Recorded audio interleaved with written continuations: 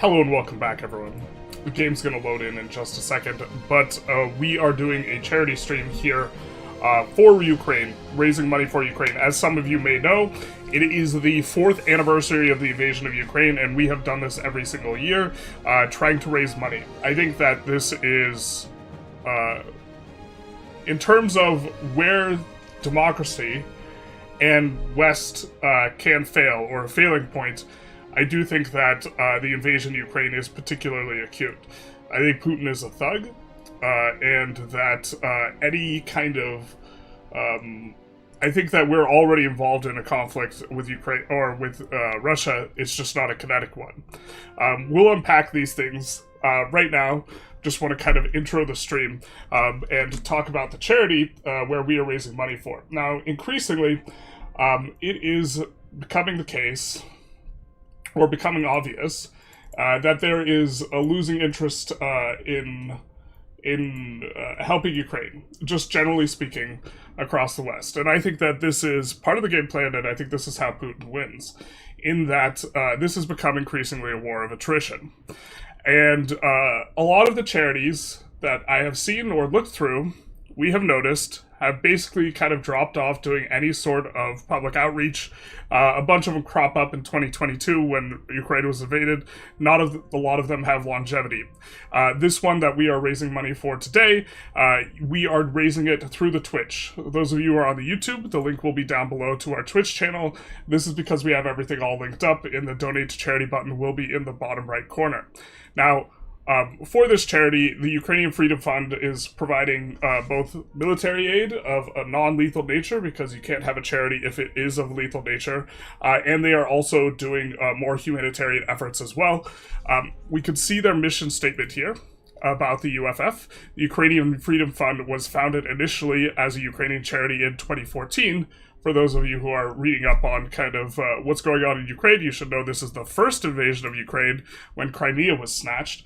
Of course, this was Putin, as he is, said that this was freedom fighters initially, or this type of thing, and it's not Russian military. And later in a documentary, he just blatantly comes out and says, hey, yo, we snatched Crimea. And so you can't believe anything that comes from his mouth, but just as an anecdote, we'll get more into that later. But in 2014, in response to Russia's initial invasion of Ukraine following the ouster of Yanukovych during the Revolution of Dignity, we supplied non-lethal equipment to our units that had been stripped of assets by the pro-Russia regime, working to transform donations into equipment to the hands of frontline battalions within 24 hours of receipt. UFF then helped to lead the volunteers which stopped Russian aggression when Kiev was in chaos. I think it's important to note, and we will note this repeatedly, that as far as I understand, and someone can correct me if I'm mistaken in this, the United States has stopped aid to Ukraine, and this is not stopping sale of military equipment to Europe to give it to Ukraine, but the United States in 2025, I do not believe, had an aid package to Ukraine. And so without assistance, outside assistance, Ukraine will not be able to defend herself because they do not have the ability to procure enough military equipment. But, and which is why I think that this is important. People becoming complacent or forgetting about Ukraine or this type of thing is one of the ways in which Ukraine can fail here. And admittedly, the past year, politically speaking, I have been more focused on internal things. Thank you guys for the follows. Much appreciated. We want to get through this here, though. Reactivated in response to Russia's full-scale invasion of 2022, UFF has been committed to stimulating volunteerism across civil society, giving the government time to make necessary changes to its national security structure. Citizens supporting defenders have been critical in making up the shortfall in national security, logistics, and administration structures. Since the invasion in February 2022, we get the first ambulance of the stream. Collected and operated over 4.5 million from global donors. I do believe their donation count is quite a bit higher since they last updated this. Arranged specialized training in the armed forces of Ukraine. Fostered collaboration NATO commands for efficient aid deployment. Supported Ukraine's territorial defense forces with crucial information dissemination. Provided essential resources, including vehicles, drones for search and rescue purposes, and medical supplies. Yeah. Drones for search and rescue purposes. Sponsored military medical training and aid delivery missions, supplied protective gear, generators, and internet connectivity solutions, and re-registered itself as a this code charity, which allows you to use it as a deduction. Recognized by organizations and endorsed by key Ukrainian authorities, including the National Security and Defense Council of Ukraine, Ministry of Defense, the National Guard of Ukraine, the EU Ukraine Business Council, and the U.S. Ukraine Business Council, the European Business Associations, and many others. Okay. They have been active. You can see even on their website, and we will be reading through some of this stuff that they have recent publications of stuff that they are doing, things that they are engaged in. We will be reading through some of this every hour on the hour, and I think that we will kind of run back some of the slideshow that we had made previously, which is... let's see, on Putin, specifically utilizing the book Gary Kasparov's Winter is Coming. Although I was not able to find the book, I thought I had put it aside with many of my other books that I've been reading on Russian-US relations / the invasion of Ukraine. I have read both sides of it. We see a lot of stuff coming in, but I was not able to find this book. Fortunately, I do remember the last time we did this, and the time before that, and so I think that I will be able to cover some of the information or recall enough that I do not need Kasparov's book. In particular, we'll talk about the Nord-Ost hostage theater, which is hostage crisis, which is not in here in this presentation, as well as the Beslan School hostage crisis. So, with that said, what we will be doing in order to keep people engaged as we try and raise money for Ukraine is, of course, we will be playing against Kiev in EU5, so that this is an EU5 stream, as we raise money for Ukraine. Hopefully, I think we have done a sufficient intro, also expecting a lot of Russian trolls to drop through the chat, and so we will be engaging with them and trying to the extent that I am capable, I will try to engage in productive discourse that can be done. I think that this is... we will see and have seen in the past a lot of people drop in and try and delegitimize the defense of Ukraine, argue that it is Russia that is the victim, and all these types of things. I might not be able to keep up with everyone in chat. I will do my best. And so, just going to skim through some of these. I'm from Kiev. Welcome to the stream. I love that you're doing this. Hope you can offer support and funding. Yes, I don't know if I said it. I will be matching with my YouTube the first $1,670.29, which is the amount that I made in YouTube. On January, I will be matching in the donations. US says, there we go. We get a rev, vroom, vroom. I believe that is, that's going to startle me every time. Let's get to our channel dashboard here. Thank you for the resubscription, Debbie Savage. Much appreciated. What does Putin dragging mean? Dragging these nuts? Basically, I think that I've tried to do these types of streams being more information-oriented. It seems that people are generally more engaged if I'm just ripping on Putin, more so than trying to be information-oriented about the threat to the West, this type of thing. Little bit green men could not have been part of the Russian army. Exactly. They weren't until they were. They weren't until it was time to brag. The U.S. has a state, but not every American has stopped. Yeah, but the U.S. government generally provides pretty big ones. Oof, politics, this is not it. This is not it, Chief. Unfortunately, this is... welcome to reality, in that, politics, okay, so there's two things. One is, by the title of the stream, this is obviously politics, and if you don't want to engage with it, you can just not click on the stream. And two, politics to some degree is unavoidable. I think that this issue is sufficiently important that I don't care if I alienate some of my audience that thinks that Russia is justified in invading Ukraine. And I also think that if I could convince anyone, to the extent that I can do something, which I do feel powerless in some sense, to affect change. To the extent that I can do something, me having a platform gives me the ability to, and I think I would be morally remiss if I did not. This is kind of the only issue I am really publicly apparent on, because I think it's transparently obvious. That's, yeah, etc.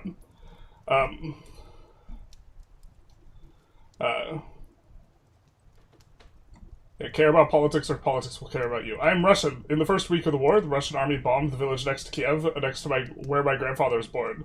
So, are we occupying Kursk to get the ball rolling? Okay. Slavic Ukraine, basically. No politics in my politics simulator game. Yeah, another thing. Although I guess we could learn how to play.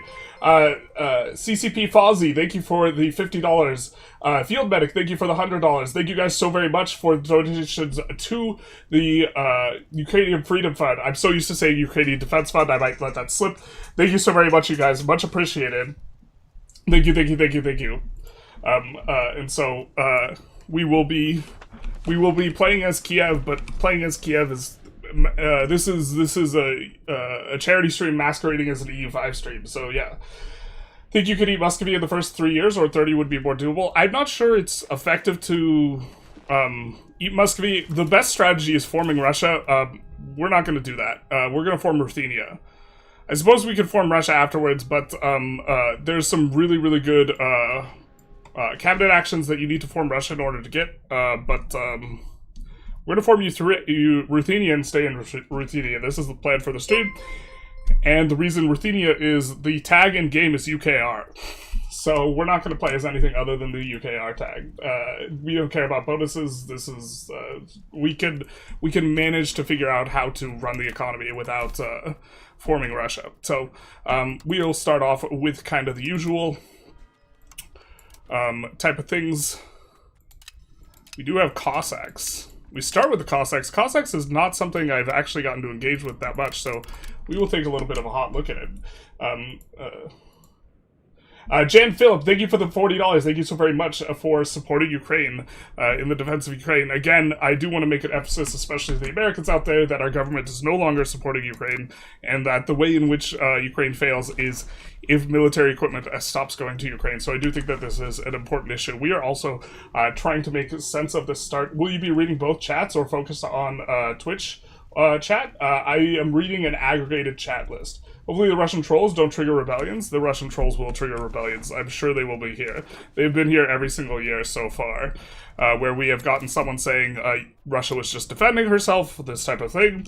I think discussing with these people is important. Hopefully I am up to the task to the extent that I can do it productively. Looks like we start with 2 cities.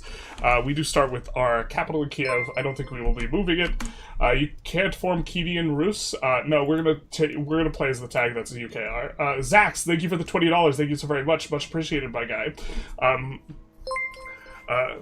Thank you for helping to support the defense of Ukraine. Hi from Poland, the most faithful ally of Poland. Poland is certainly the ally of Poland, but yeah, I do see the correction there in Ukraine. So, let's see. Do we have any forts? The first thing that every man must do is delete all of her forts. Of course, this is not what you want to do if you're getting invaded by Russia, but we are spending a lot on forts. I think that this is the biggest leak for new players, not understanding that you just need to delete every single thing. Except for in the capital, we will not delete the fort there, but we will delete every fort in Stockade because we were spending 7 ducats on maintenance when raised, and now we're spending 1/10 of that, and now we have a positive margin. US not supplying any military goods. They're selling them to Europeans who are buying them for the Ukrainians. So it's a little bit complicated. Well, no, it's actually very simple. The US is only engaging in supplying weapons to Ukraine for profit now. And so, yeah. Vimbiet, thank you for the follow, much appreciated. We do have a hype train going. Hype for Ukraine rather than the channel. Please, if you are going to, it is definitely preferable that you donate to Ukraine rather than the channel or anything like this. So, with that said, let's check our, let's get our stuff set up here for... Call an ambulance, but not for us. Hopefully for Putin, except for don't call one for him. We'll set up lumber, sand, masonry, this type of stuff in the outliner.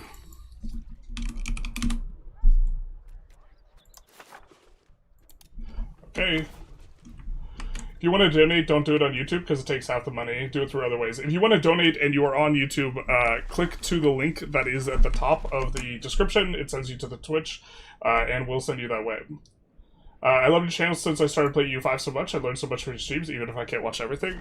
Watching everything would be like a full-time job because there's a lot of stuff to be watched. Okay. I do think... What's our dev look like? We do have over 20 devs, so the fine cloth is probably okay. What's our province here? Our province here does have a little bit of this. So do we have our discount, our collapse? We do have our price collapse, so that'll probably be okay. We have... not an enormous amount of money. Do we have any crowd characters? We do not have any crowd characters. Let's check out our value. Or do we have anything special of note here? Not really. We do want to check out the Cossacks. Block tribesman promotions. I don't think we want to block tribesman promotions.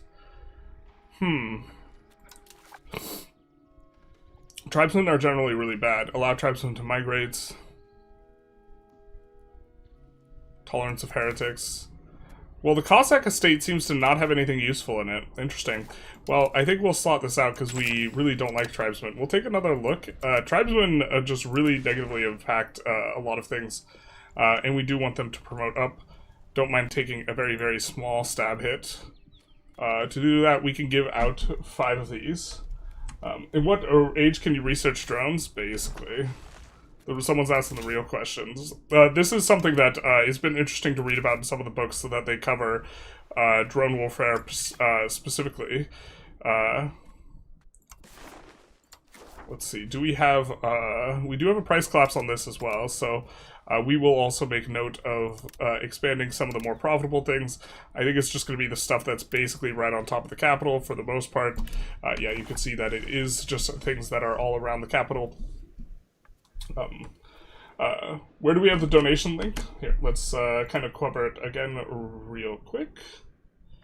We do have on our Twitch page, it will be in the bottom right corner here, there will be this donate to charity button that is available for those of you who want to contribute to the defense of Ukraine and assistance in Ukraine. It looks like they do both humanitarian and military-oriented funding. Lambert, thank you for the $5. Welcome to the stream. Much appreciated, my guy. Vimba, thank you for the $5. Much appreciated. Thank you so very much for helping to support Ukraine. Slava Ukraina, basically. No normal content for Cossacks. They are a combo of culture and state buffs for small in the future. Will we hunt orcs today? If by orcs you mean Putin, yes. We are trying to get some things set up. We do want to push values, so let's check out our values. We are trending towards serfdom. I think that that's probably good, although I think it's mixed. We eventually want to push naval. It's not important right now because we're landlocked. And let's see, we're dragging away from innovative. That's fine. We're going towards decentralization. Also fine. Aristocracy, plutocracy is an interesting one because I do think republic is best. That will take quite a bit of time to push, though. So I think that communalism and spiritualist are maybe the ways to go at this juncture. Try to think if there's a different way where we want to do this. And so since I think we want to flip a republic, and I think flipping a republic would be on theme, I think that us going for avoiding trying to give out noble privileges is probably going to be important. Albonius, thank you for the $25 to helping support Ukraine. Much appreciated, my guy.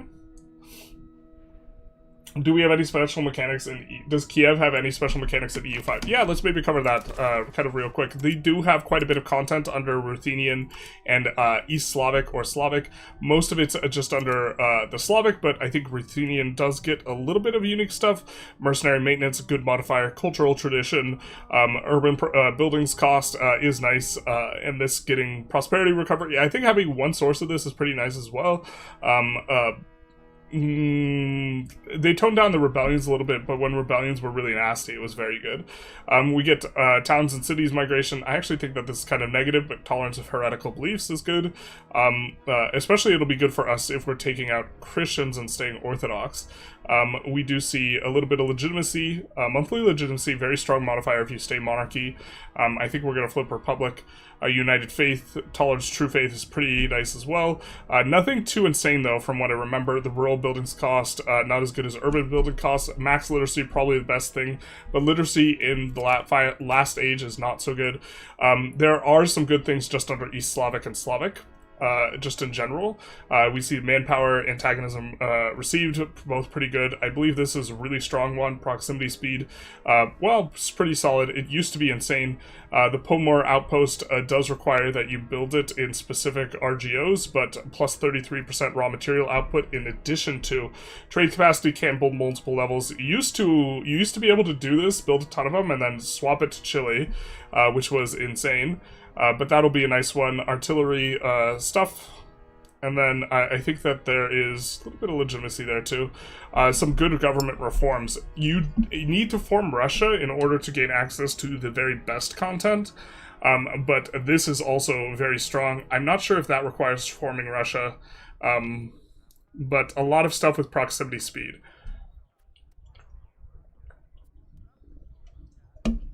Okay. And then, do we have access to this estate privilege right now? Oop. So, in Spanish it's spelled Kiev. Well, Russia spells it Kiev. Ukrainian spelled it, or Russian spell it K-I-E-V. The Ukrainians spell it K-Y-I-V.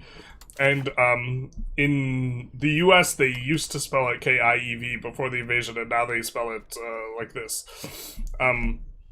Okay, so this seems not the way to go these days, where you're trying to tax the nobility. This is actually kind of a nice one.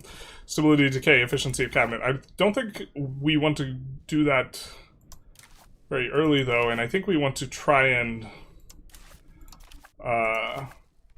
I think what we're going to try and do is try and push for Republic as quickly as possible. So, that means giving out some things that progress us towards plutocracy. If we can. This looks like a little bit of our content. Construction speed is kind of a nice modifier, but just a satisfaction. We will probably give that out. Do we have anything else? Plutocracy? No, we do not. And so we will do that. I think we will...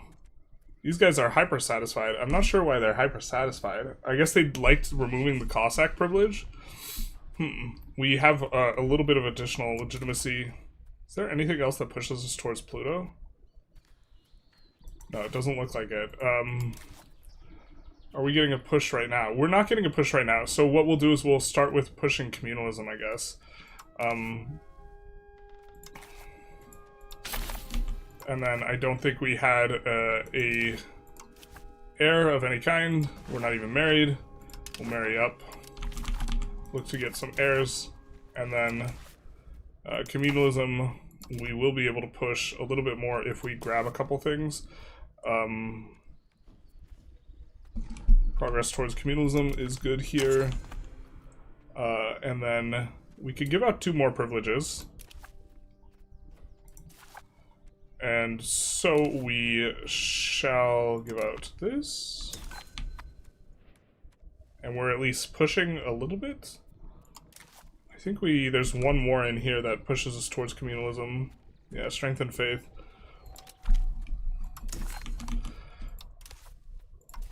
And let's appease these guys for now, because they will generally be a little bit of a thing for us. I think we'll go for... this, not sure if people want to stay Christian or not. It's maybe a little bit of a task to flip off of Christian. Blessed contact down with the dwarf in Muscovy. Big true. Release slaves in peace treaty with Golden Horde. It gives like 300,000 pops. Right now, it might not give as much.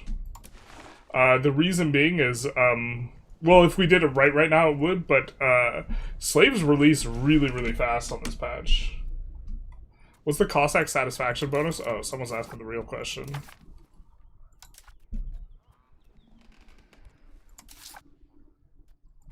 Oh.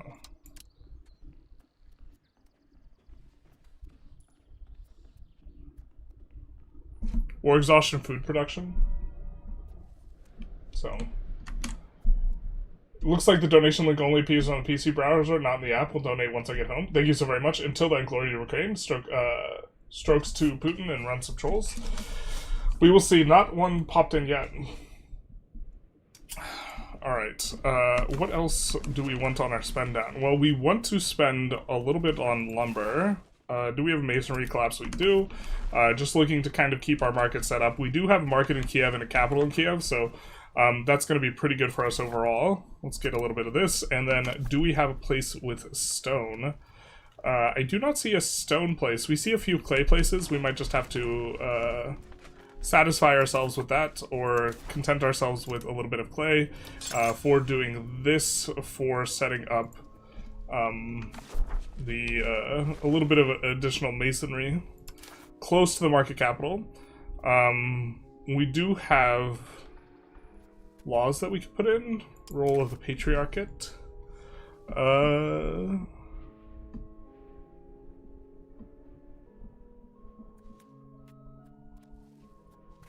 Max tax for the clergy estate. I'm not sure we need 50% max tax.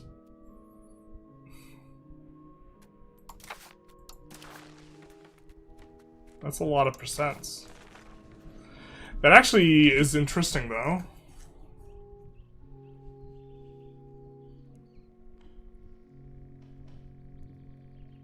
That's very interesting.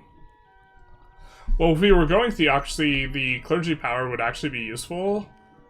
I think we're trying to go republic. But once we flipped theocracy, if you could push up a lot of clerics, this would actually be interesting for the max tax. I think we'll just go for the max tax just because, I don't know, max tax. Which republic do you want to flip? Just republic in general. Try to catch up on chat. And so... It would be a shame if something happened to Putin's maritime energy infrastructure. Would be a deep shame. Except it wouldn't. Okay. Anything else we want to expand here? We maybe double tap the amber. Or we could float the gold, not knowing exactly what's going to happen. I think I like floating the gold too. Early on, stab is not too expensive. So we'll pay for a little bit of stab. Or pay to keep it kind of a little bit above 30. We do have government reforms. What should we do here? Probably go just autocracy. Oh, we don't want, sorry, we don't want the aristocracy trend. We need plutocratic trend. So we're going trade office network plus the other one. Okay, just kidding. We will be doing that and the other one in the next years, so I think that we're all set. Who do we want to rival? Of course, well, we can't rival Muscovy. I think we'll wait and see if anyone rivals us and look to rival them back and just be off on our way a little bit here. We'll get the new markets established and this type of stuff. Created the opposite of Russian, high literacy, peaceful expansion. We could do peaceful expansion and not attack our neighbors. This is true. This might make my... involve a little bit more brain power than perhaps I'm interested in. Alright, well, I guess those are our rivals. Oh, Jesus, what is this?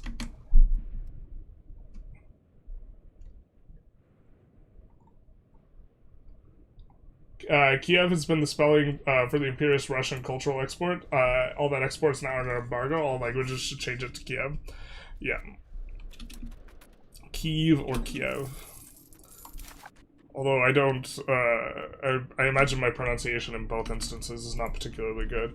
You know what we could do is actually we can build a sergeantry. I have completely forgotten that it gives local crown power, which is actually like a relevant modifier. But we'll build the sergeantry there, and then we will be able to build one unit, and we can put our king in charge of the unit.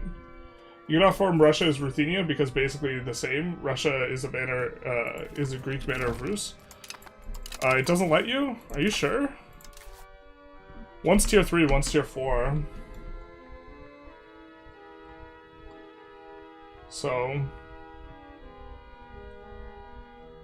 We are going to try and keep up the chat a little bit. I think we're going to try and keep the game going, but we'll just slow down the speed a little bit.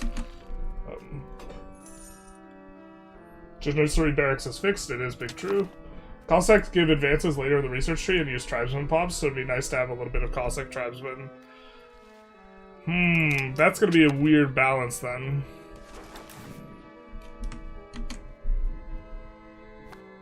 What do you think about the Reddit post I wrote yesterday concerning proximity? You were in the replies, so I assume you read it.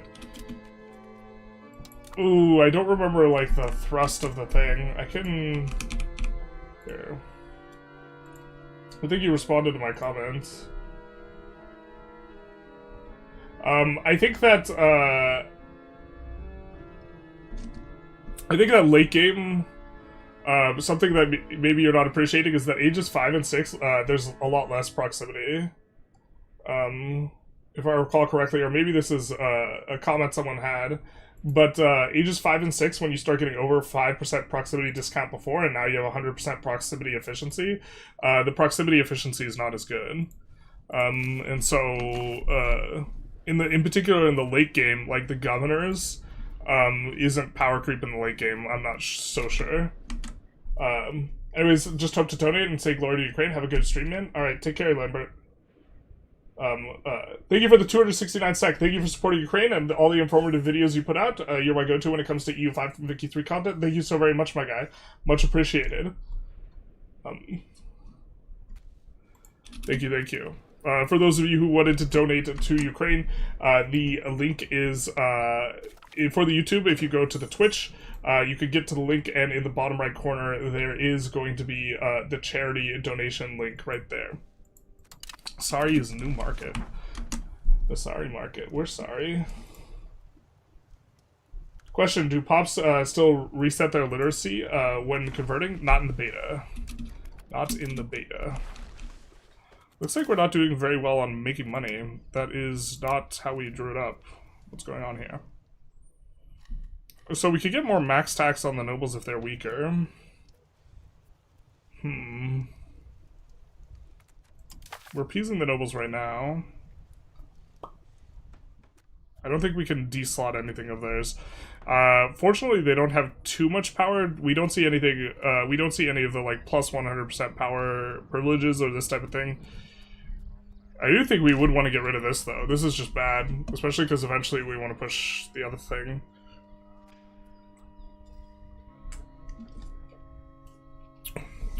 This, too, to some extent, we don't like giving them power without a trade-off in satisfaction. And so, Ari Grogi, thank you for the follow, much appreciated. Going autocracy in an anti-Putin stream? Not like this. Not like this. Maybe we have to go free subjects, eh? Maybe we have to go free subjects. Any advice on playing the Aztecs? No, I don't. I haven't played them, so I can't, I would have to try and think through it. Love your videos. Glad to see support of Ukraine. I'm from Russia, but I'm 100% on the side of Ukraine. Thank you so very much. I wish our victory, at least speedy end to the terrible war. Yeah, I mean, I definitely... Yeah, I think a lot of people who support Ukraine are, unfortunately do not have nuance in some regards to, like, the Russian people, and that they are not responsible for, like, what Putin does in a direct fashion. Unless you form Russia, but only if your capital is in Russia or the Pontic steppe, yeah. Yeah, in either case, we're not going to be forming Russia, even though it would be better. I think that we will, whoever's the most qualified person for pushing values, I think we will put them in charge. That's a very unqualified guy. We will put this guy in charge just in case we want to actually use someone else. So we're getting 0.61 towards communalism. We will probably look to, with our first war, expand west. We'll see.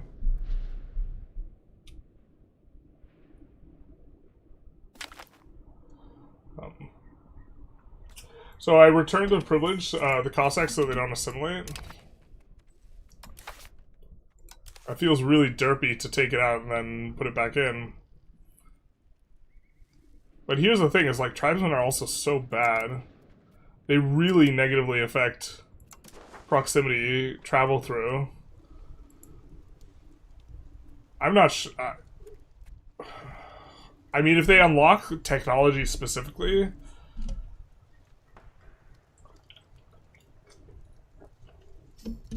ideally we'd want to just slow it down, to be honest. Sorry for the backseating. No, it's okay. Although, I imagine this will be a chat-heavy stream.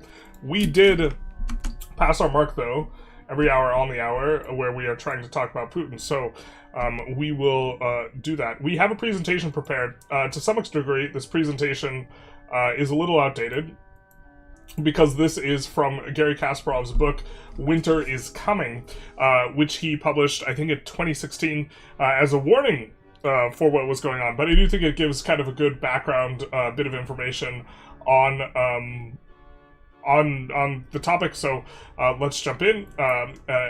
The main arguments he makes is Putin is illegitimate, Putin is evil and an enemy of democracy / freedom, and engagement and complacency from the West has allowed this. Now, to some extent, I think that the West is not as complacent. Well, it wasn't under Biden, and now we have a little bit of switching sides action from Trump, although he's not actively and publicly supporting Russia.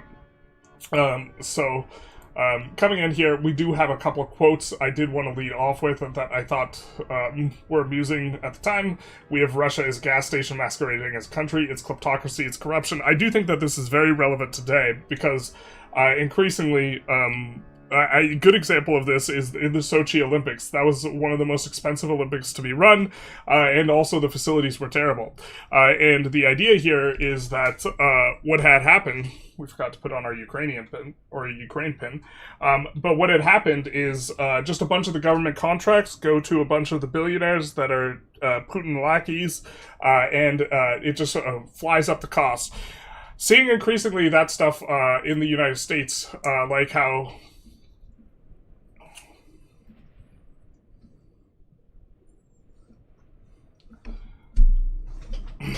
I guess that's kind of visible, not too visible.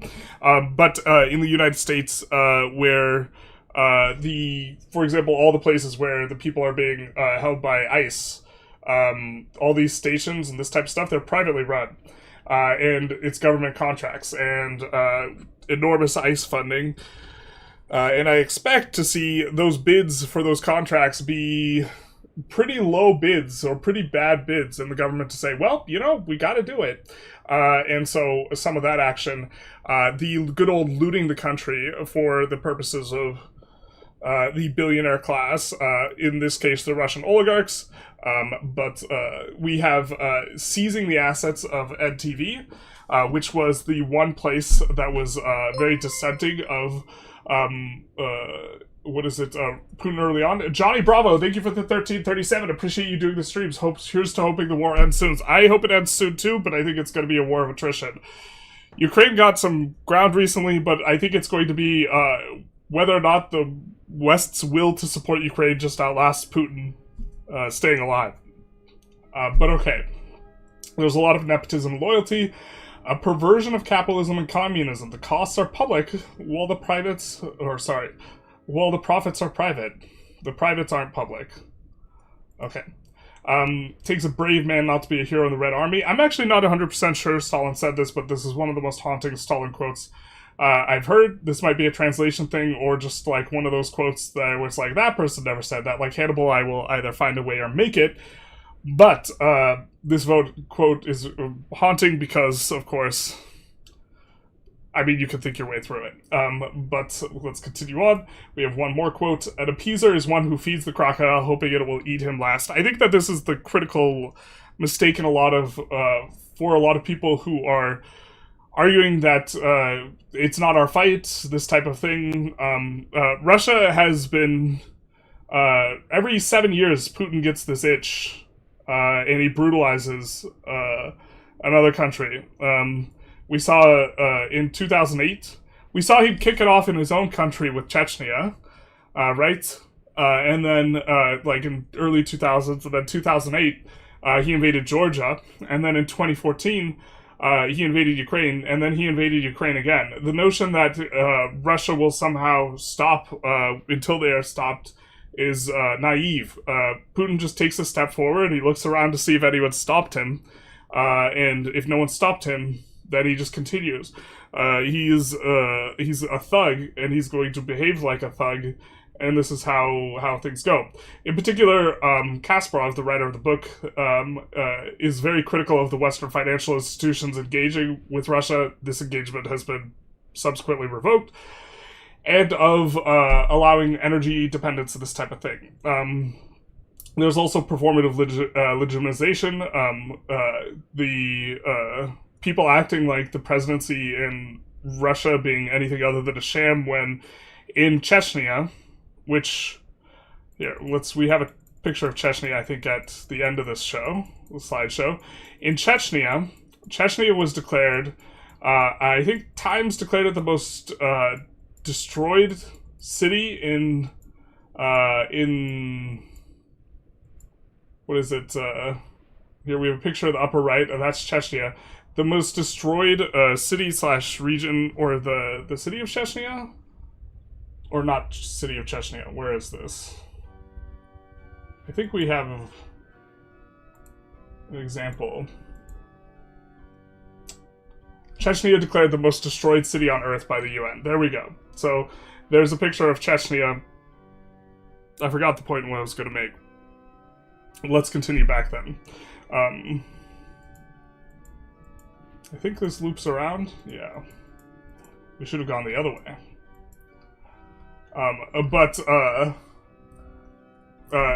People just phone up Putin and they're like, congratulations on the presidency. And Chechnya, there we go, I remember now. In Chechnya, he was getting over 90% of the vote. Maybe they just love him now, but that seems very suspect. We have the Sochi Olympics, a shout out to not watching the Olympics, and then Bush, of course, saying he loved the dude. And so let's jump back into the game and continue on. We will be back on the next hour, or try to be. I remember Georgia. I do too. Yeah. So, Cossack texts are insane. I would keep them. Interesting. But I guess we will maybe have to look at tribesmen a whole lot. We would want to keep, like, tribesmen somewhere... Actually, probably just want to constantly be colonizing in order to get the tax. But we sent the mastermind Witkov to negotiate, yeah. Hi, I'm from Ukraine, Odessa. Thank you so much for coming out to support. Definitely, thank you for being on the front lines for democracy. Or, well, I mean, like, you didn't have a choice, but I appreciate the fight. Cavalry power, discipline, manpower boost, and exploration. It's also just how they build the Olympics infrastructure, apparently, and distribute PEP. Wait, those ICE campaigns are private? Yup. $400 a day on prisons. You're like, people are like wondering why they have billions of dollars going towards these like warehouse megastructures. It's so they can house people. $400 a day. Why do you think they're trying to incarcerate all the people? It's a massive grift. They're private. I am shocked that no one is approaching it from the corruption angle in terms of the discourse. People are talking about, like, you know, the humanity of the thing and all, but, like, you're not going to convince people on the other side with that type of discourse. But you can, I mean, corruption and grift is something no one likes. Yeah. Anti-Ukraine, pro-Russia sentiment became popular on the American right because Biden supported Ukraine, liberal order, and needs to fight back. Well, I don't think that's that. I don't think that's that in its entirety. I think the massive Russian propaganda campaign in the West, in order to destabilize nations, is a big part of that as well. The public discourse has been co-opted by the trolls.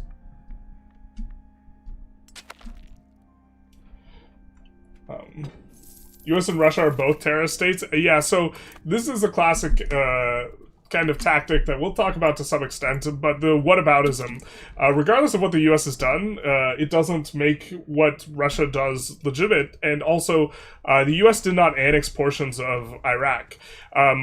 This is what they teach in Russian schools, though. They teach a lot about the Native Americans in Russian schools, which, you know, they should teach more about the Native Americans in US schools, but it's a classic deflection, like, kind of argument tactic, because if you can't defend, like, the indefensible, you just say, but what about this guy?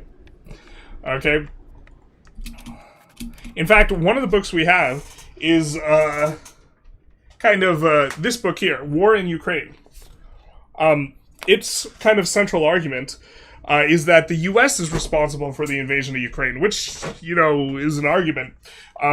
And the way that it makes this argument is by constantly appealing to Iraq and talking about Iraq. Well, that's a different topic, right? Your book is called The War in Ukraine. It's not, why is the war in Iraq relevant to Ukraine? Why it's also Russia is very obviously the aggressor here, and the very thin line of connection that you have with what was it, Victoria Newman, and her comment about Yanukovych, or this type of thing, and saying that the U.S. was the cause of the color revolution in Ukraine, booting out Yanukovych when the majority of Ukrainians hate him it's absurd. The city of Grozny? Okay. Putin, more like Putin. Welcome, Tarkus. Welcome, welcome. The sergeantry will be important, because this is effectively going to give us 25% crown power. Churchill did Chamberlain so dirty when he was rapidly rearming? Yeah, I mean, I think Chamberlain did Chamberlain dirty to some degree, too. The truth hurts. Privilege block all tribesmen promotion is so strange.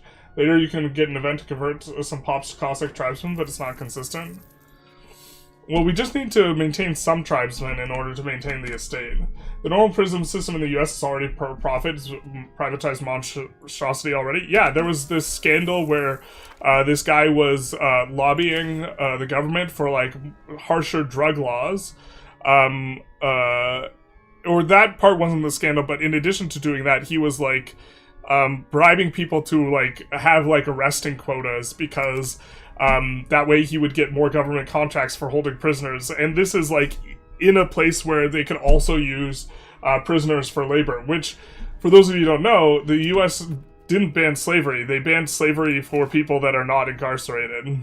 So people who are incarcerated, you can force them to engage in labor in the U.S., and yeah, it's a vibe.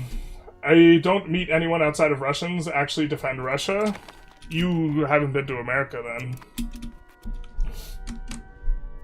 Yeah. Pro-Russia discourse was already placed prior to 2022 invasions, but amplified and ingrained through MAGA ecosystem, turned into a partisan issue. Yeah.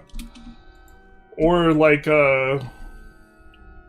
we need to save our military equipment for our enemies type of thing is just like the most absurd piece of pretzel logic. This is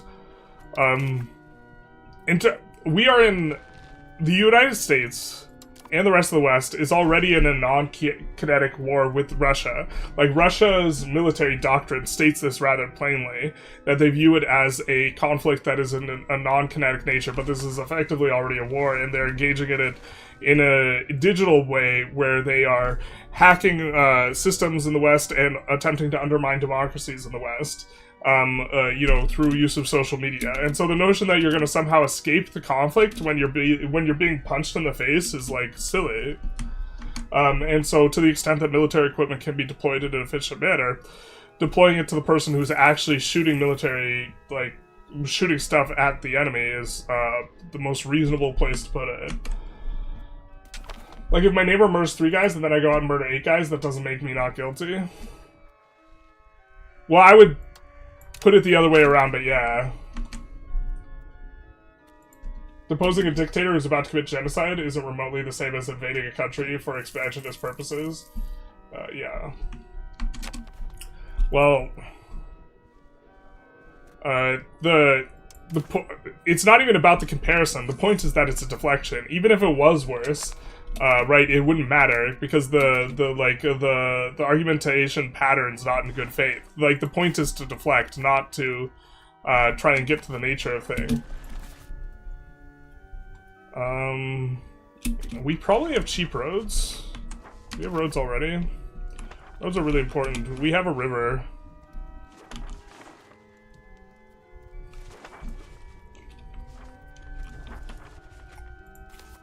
I don't think it connects here. So that's probably a decent segment. But our estates will build that. Vinx Zero, thank you for the follow, much appreciated. Private concentration camps is really something. Yeah, I mean, just regular prisons, it's already disgusting, and I think that I think there's just a clear conflict of interest having those things private. You shouldn't have detainment of individuals private because this will cause people to lobby for higher incarceration rates, and I think that there's a reason why the United States has the highest incarceration rate, basically, in the developed world. It's because there's for-profit, yeah. It's insane to me that the 13th Amendment has the word accept in it. Yeah. It do be a lad.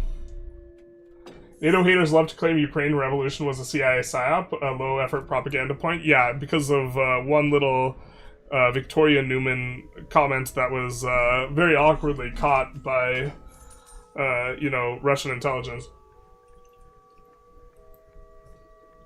I think it's Victoria Newman. It is a big fat stretch, but that's how confirmation bias works. You just give anyone to let... if someone doesn't want to engage in critical thinking, if you just give them any sort of branch to hang on to, then they'll just grasp onto it.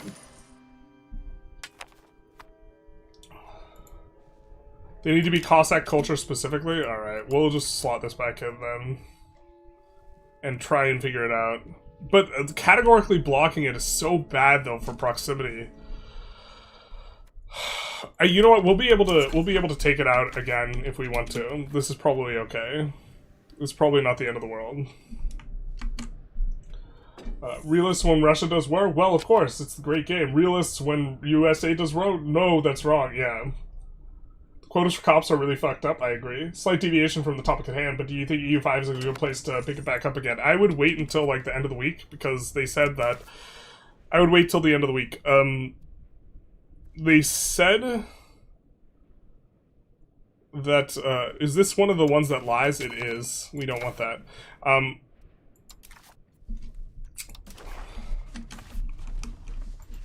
They said that they would, late February was going to be when they would deploy the patch. And so, to the extent that you can wait for late February, it looks like we can't win war against our neighbors, or it's unlikely. We could do this, but I don't know if that does weird stuff with the Moldova formation thing, so I think we'll just leave it alone and just try and change our laws. In particular, we'll just go for whatever gives us the most support. We're not going to pass the thing anyways, so I don't think... Just host... Yeah, neither of these are very good. Okay. I guess this one's slightly better. We'll go for law changes. We will go to burger mining controlled operations, and then we will see what we could do. Favor the elites for distribution of power.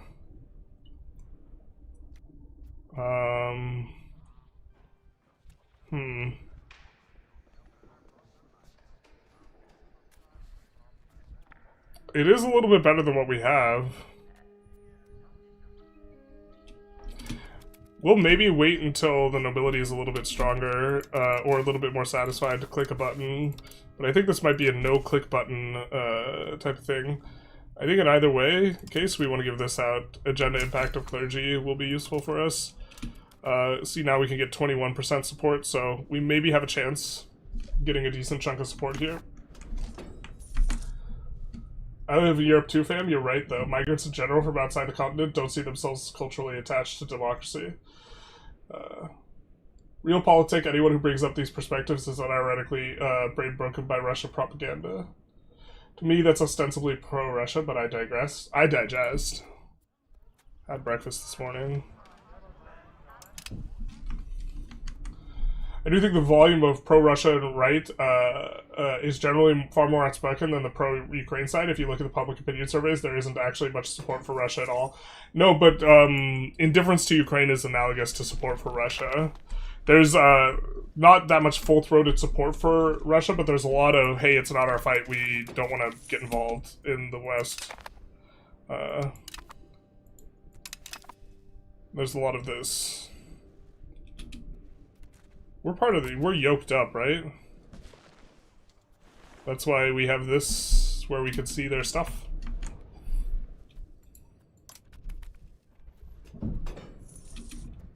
Weird that we don't start with guitar yoke pinned.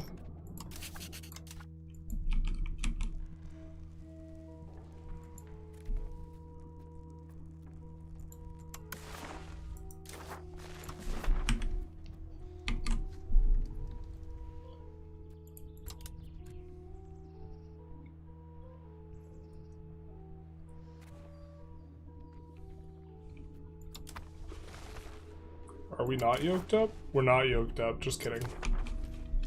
Why do we see all of their stuff when we're not involved in a war with them? Does the G in MAGA stand for gravel? Well, so here's the thing, is like, in terms of like a meta... This is very lucky for us to roll this. I do think that the West needs to try and just generally be less polarized, so I usually don't like ripping on MAGA too much. Even though, like, I disagree with a lot of the positions. It's just, in terms of discourse that's useful, to the extent that, someone on the right might change their mind about Ukraine and decide that it's a non-issue to it being an issue, me attacking MAGA as a group isn't productive. Me attacking specifically, something that is... like how there's obvious grift and corruption in regards to the detainment facilities being for profit. Like that's something I think that they is a more efficient area of ingress. Which, like, trying to pay attention to discourse like that is hard because, like, there's times where you, like, see something and you're like, oh, this is stupid and absurd. But, yeah. I think we'll go favor the... No, we have to do favor the wealthy for the Pluto trend. Yeah. And so we have unlocked quite a bit of plutocracy trend, so we can start pushing the other way. Do we have anything that's giving an aristocracy trend? I think we do. So we have to try and get rid of it. I think that's this. And this, yeah. We could roll a parliament that makes it cheaper for us to get rid of that. Some USA equipment was destroyed at greater monetary costs rather than being sent to Ukraine, literally paying extra to not help Ukraine. Yeah, that's absurd. That's crazy. Prisoners lose their right to vote and become slaves, while prisons are economically incentivized to make as many repeat offenders as possible. Yeah, that's another thing that's just, like, tragic. We want to move towards... Is there any chance we could click another button? Probably not. Alright. How do you deal with the poor pop density in this part of the world, particularly post-pestilence? You urbanize slowly. Yeah, the truth hurts. What's making money here? Still the Tailors Guild. Anticipate the Tailors Guild probably can't support that. There's probably not enough demand in here for too much more of that. Yeah, there's not. In fact, right now we're somewhat dependent on the effect of if there's very, very low supply and demand of a good, the price will stabilize. So that's probably all we can expand. I think deflection happens through the logic of appealing to some sort of rules of international relations game power strength. Yeah, that sounds very Wittgensteinian, but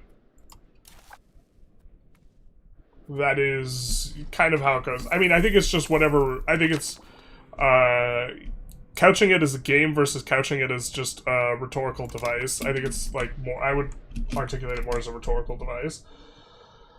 I'm a French national. My wife is Russian. I have been to Russia this summer. You need to keep in your mind that most Russians are not supporters with the war. Yeah, I try and keep the emphasis on Putin specifically. This is something I do try to keep in mind because I think that this is important. Oh, we maybe should have gone. I didn't realize that Halish was fighting. Maybe we should have taken a little bit of a closer look at this war. Didn't see who was fighting. But if they're fighting them right now, then maybe that's something we could have gone for. We're not going to have any institution possible. The new age is coming soon, so which thing do we want next? It's probably the diplomats. Even though we're not using them. Let's maybe try and cozy up to Boho and Hungary. Turkey is another neglected country that acts like Russia. They are occupying Cyprus and Syria. Yeah, I'm not a fan of the occupation of Syria. I'm not a fan of expansion in the Golan Heights. Doesn't make any sense either. I think that this is imperialist. Yep. Are you saying that Tyson Foods is to blame for high crime rates in the US?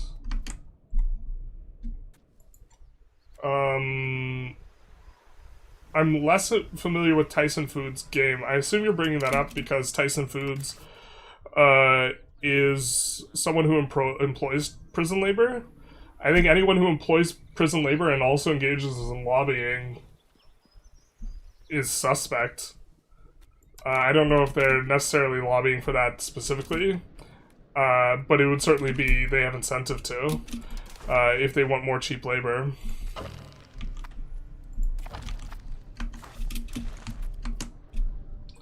Unironically, need Hillary back in the mix. Putin legitimately terrified of her. Yeah, Putin did not like Hillary one bit. I don't know if terrified's the right word, but he certainly didn't like her. Sorry, I'm behind on chat. I'm gonna try and speed up through it. Like, words like good or evil serves no purpose other than to emotionally explain how you feel. I agree to some extent. All words are useful to the extent that, like, you're engaging in rhetoric. I think the only time I use evil is in reference to Putin, though.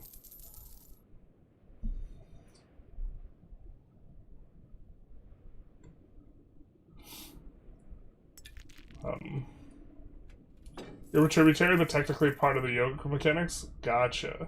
Do you think the U.S. visited Iraq for democracy or Venezuela because of the drug dealer votes, and in Ukraine also for democracy? Yeah, sure, believe it. Well, I do not approve of the kidnapping of Maduro whatsoever, regardless of, like, I don't know that much about Maduro. As far as I know, he's not, done anything to justify that. And I think that that's an act of war. So I think you really have to justify it. We're just gonna do camp followers. But this is classic, like, whataboutism deflection. It's like, so if asked the question, hey, do you think that Putin's invasion of Ukraine is legitimate? And your response is, well, the United States is, you know, like, I think you're missing the plot at the most generous interpretation and just kind of bad faith discourse otherwise. I haven't read the book you're citing, but the Iraq War is relevant to the discussion. At the time, Putin had 5 years in command and was trying to close the West. The West refused. I don't think it's relevant to answering the question, is Putin's invasion of Ukraine is legitimate? I think it's, if there's an over-under 50%, is this relevant or not? Like, in a yes or no sort of sense, which... reducing it to a binary is, like, obviously not nuanced, but the entire point is I'm trying to, like, nuance for the point of deflection is not useful nuance. The answer is no. Like, it doesn't justify... Was the U.S. justified in going into Iraq is a different question. I think that they were certainly not justified under the pretenses that they used, right? I think that if you want to say that Saddam violated the treaty of the First Gulf War, and that's why, then you have more of an argument there, but that's not the argument that was delivered to Congress, and Congress approved the war on the basis of. And if that case was the case, it would be a separate sort of discussion. To talk about something that I don't think is relevant to Ukraine, though. Which, yeah, Raspberry Twisted Tea, thank you for the 6324. Much appreciated, my guy. Thank you for helping to support the Ukrainian Freedom Fund. Much appreciated. Sorry, I will try and keep up with chat a little bit. Google fuck the EU call from US officials short after Maidan. Yeah. I'm familiar with Victoria Newman. Thanks for supporting Ukraine and educating people, journalists. Keep it up. You're welcome. Thank you for supporting as well. Do we want an alliance from them? I don't think so. I don't think we want to give up 42 ducats either. Now that we have an army, we can just put our leader in charge of it, which is going to give plus 25% crown power. It's going to help out a lot for the income. All these wars were wrong. Foreign powers interfering in international affairs is immoral. I think that is generally the case. I think the US is engaged in something to the tune of like 10 regime change wars since World War II, and maybe like 2 of them make sense or something like this. Or 2 of them were productive. What's the starting dev like in this region? About this.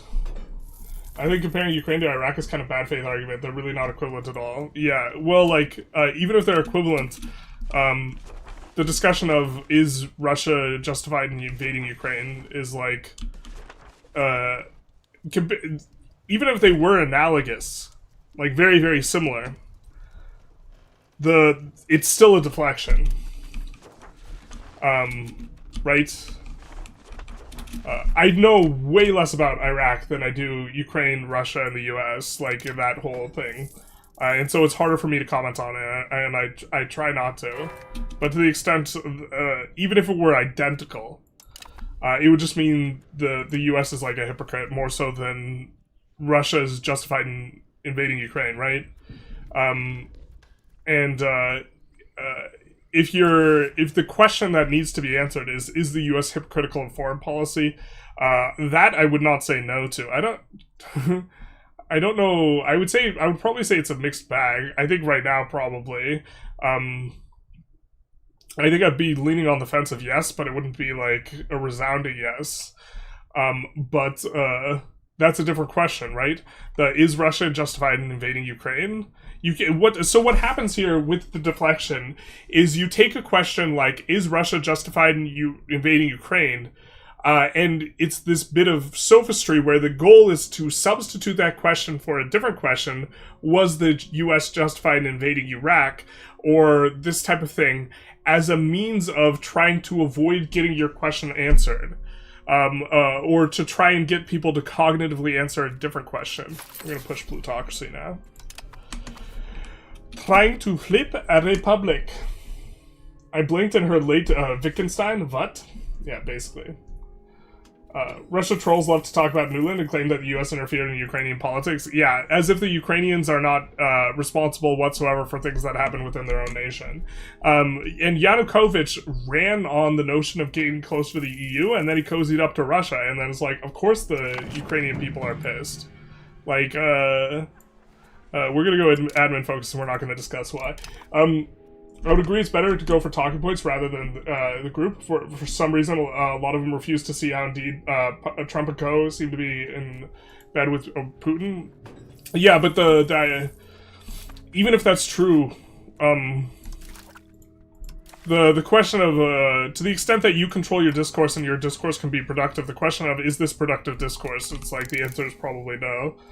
Is this fun discourse? That's a different question, and yeah. Ah, their legislative efficiency. I see. Oh, Kurt. I think we just want to beeline proc speed.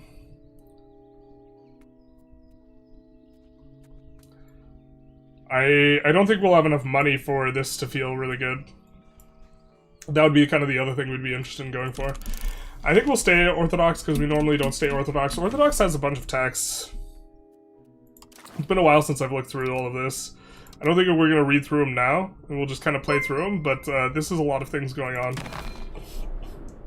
Golan Heights is really, isn't it spelled with an A? Really about access to water, really? Yeah, but the imperialism's not justified. Thank you, Cybegra Punk, for the 10 euro. Slava Ukraina. Thank you so very much, my guy. Just a bit of a reminder. I'm planning on matching the first $1,670.29 of donations. But for those of you who are interested in contributing to the Ukrainian Freedom Fund, we are raising money through the Twitch. It's in the bottom right corner, because Twitch, we have infrastructure and alerts set up, and it will go to support that charity organization. We're doing it through the Twitch. If you're on the YouTube, the link is the first thing in the description, or it should be. If it's not, that is certainly my error. I apologize, I'm behind. I get not wanting to alienate all MAGA-minded people. No, well, so it's not the MAGA-minded people, it's the people who are like the moderate Republicans. Who I don't think I would describe as MAGA. I live in an area in the US where there's like a lot of conservatives. A lot of conservatives hate Trump. They're just not very vocal about it. Yeah, welcome back to the stream, brother. Yep. Would you take on the Russian apologists to take that U.S. interfered with Ukraine's elections and presidency? Russia has justified their actions. I think it's a bunch of nonsense from Putin. I think it's the nonsense of the same quality of when Putin said the little green men that went into Crimea were not Russian military, when they were, in fact, Russian military, and then he bragged about it later in a documentary. I think it's that same kind of nonsense.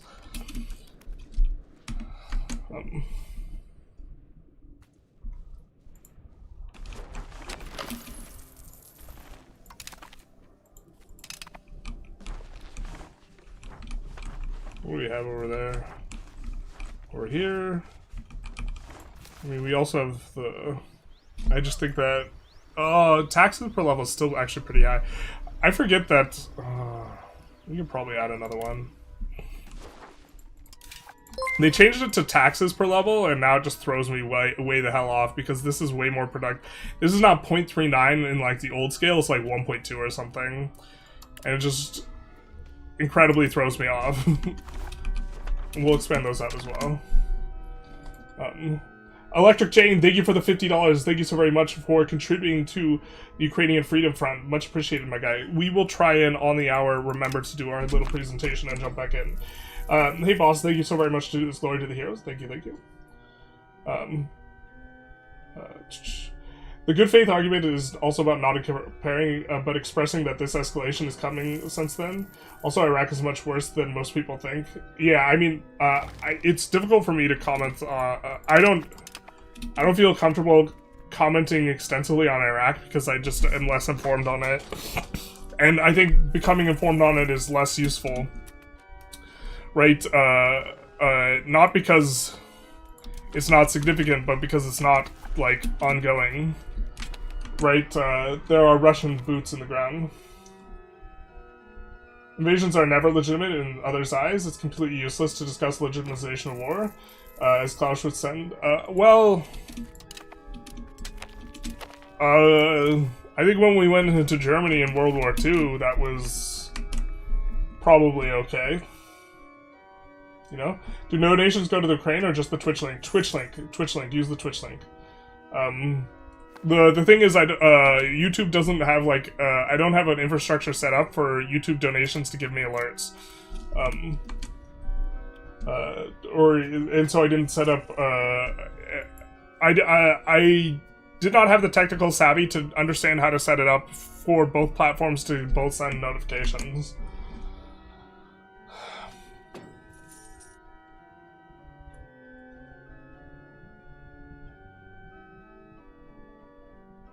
Thank you, Samigra, for the $10, for the £10. Thank you so very much. Much appreciated, my guy. Why not release the East as subjects? Did the meta change? They have to be not incorporated. You can't release cores anymore, but I'm not sure of the... Generally speaking, if I have something as cores, I generally don't like releasing it. Maybe this is a little bit of a leak, but... Kind of able to understand Russia's stance on violence considering their history. They feel hella threatened by ever-expanding NATO. I mean, NATO's a defensive alliance. I think maybe this is one of the stronger types of arguments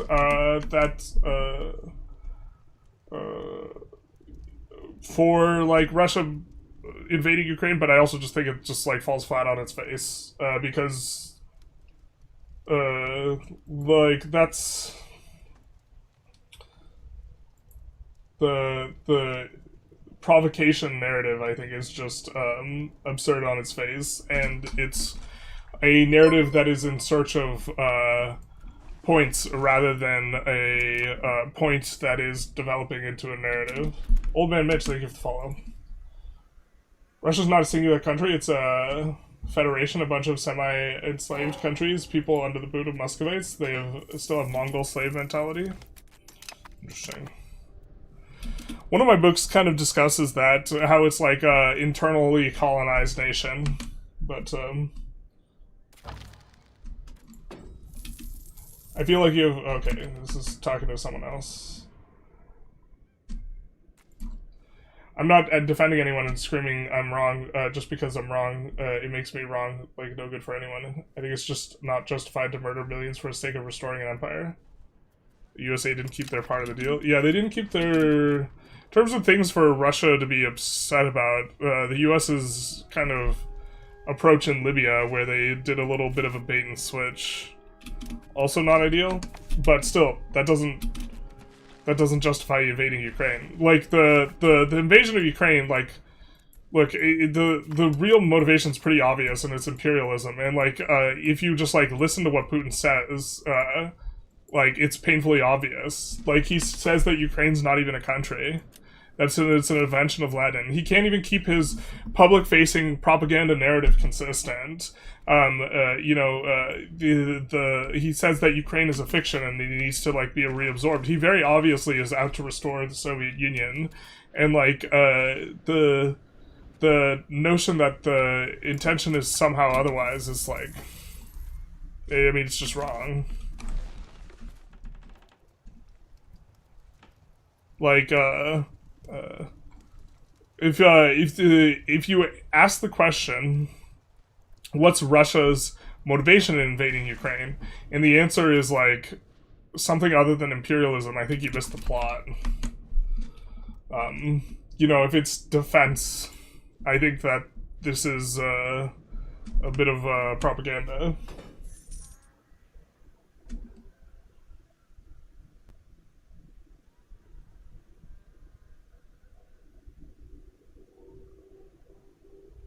Yeah, we're gonna kind of skim a little bit and try and catch up, because if something's like completely devolving, we want to be aware. EU expansion is completely justifiable considering Russian aggression towards its neighbors. Also this, they invaded Georgia. Like, if you're on the border of Russia and you see that people who share our border are getting invaded. Ukraine got invaded in 2014 by Russia, and like the notion that they like shouldn't seek out NATO is like, it's silly.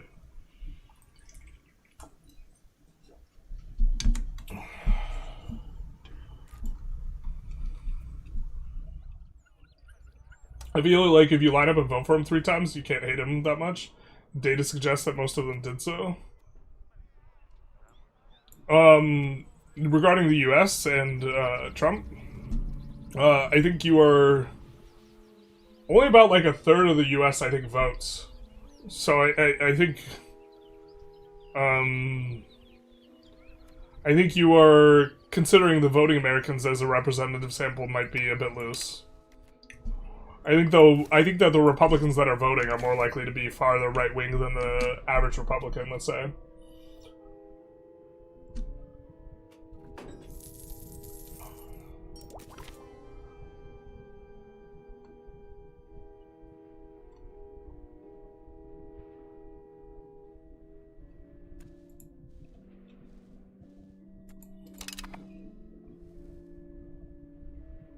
Let's see. Slava Ukraina is the slogan of the Banderites. They fought for the Nazis during World War II, and the slogan is now used by the current Ukrainian fascists. Fascist stroke preview for the stream. So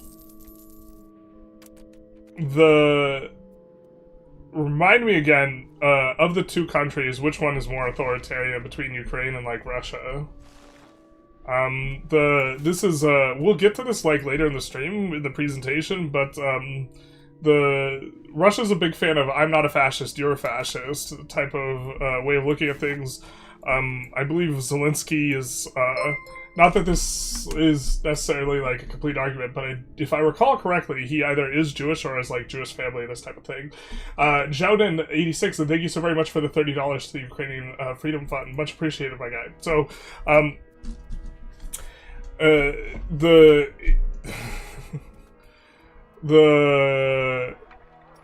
despite wherever the like initial kind of origin of the slogan is, it's obviously used now for arguing like the defense of Ukraine. This is like the same type of arguments that like Ukraine was engaged in cultural genocide because it has a national language.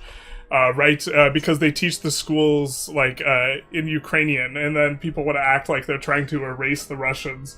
It's this huge jump of logic. Which, that's another kind of classic. That, we're just trying to save the Russians, in the East as a form of argument. But it's also very just, like, clearly imperialism. You know... Jimmy the Hat, thank you for the follow. The US was a beacon of freedom when it created, no doubt. Basically today, election basically being a choice between blue or red is really detrimental to citizens. Yeah, I mean, it's... for a while it's been like one corporate silo versus another, but that's like a different type of thing.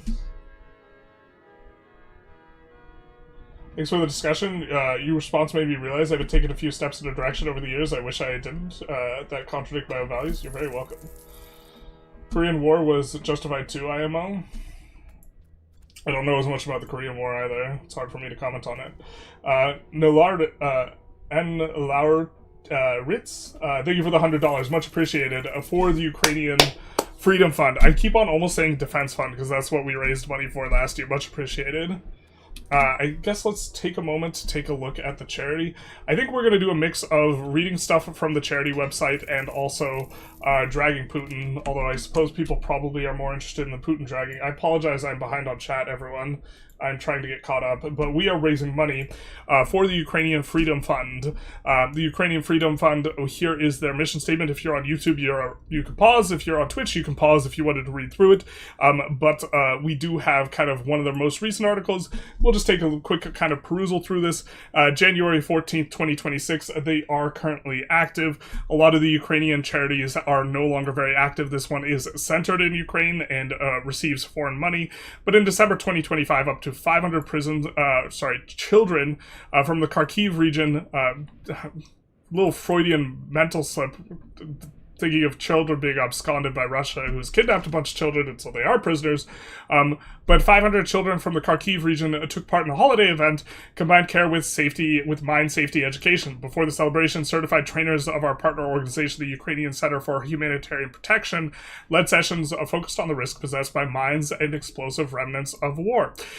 Children learned how to recognize dangerous objects, why they must never touch them, and how to act safely. Trainers demonstrated how a metal detector works, explained the role of sappers, and allowed children to interact with the equipment. Each child received notebooks of coloring books with clear mine safety rules. Now, I think that this is good. This sentence, like, to me, horrifies me. I hate a world where I think that this is a good thing, that, like, wow, I'm glad they're doing that. I would much prefer a world where it's like, wow, that seems unnecessary. Also, Poland has started putting mines on the Russian border as well. And once you mine an area, it's basically just, like, fucked.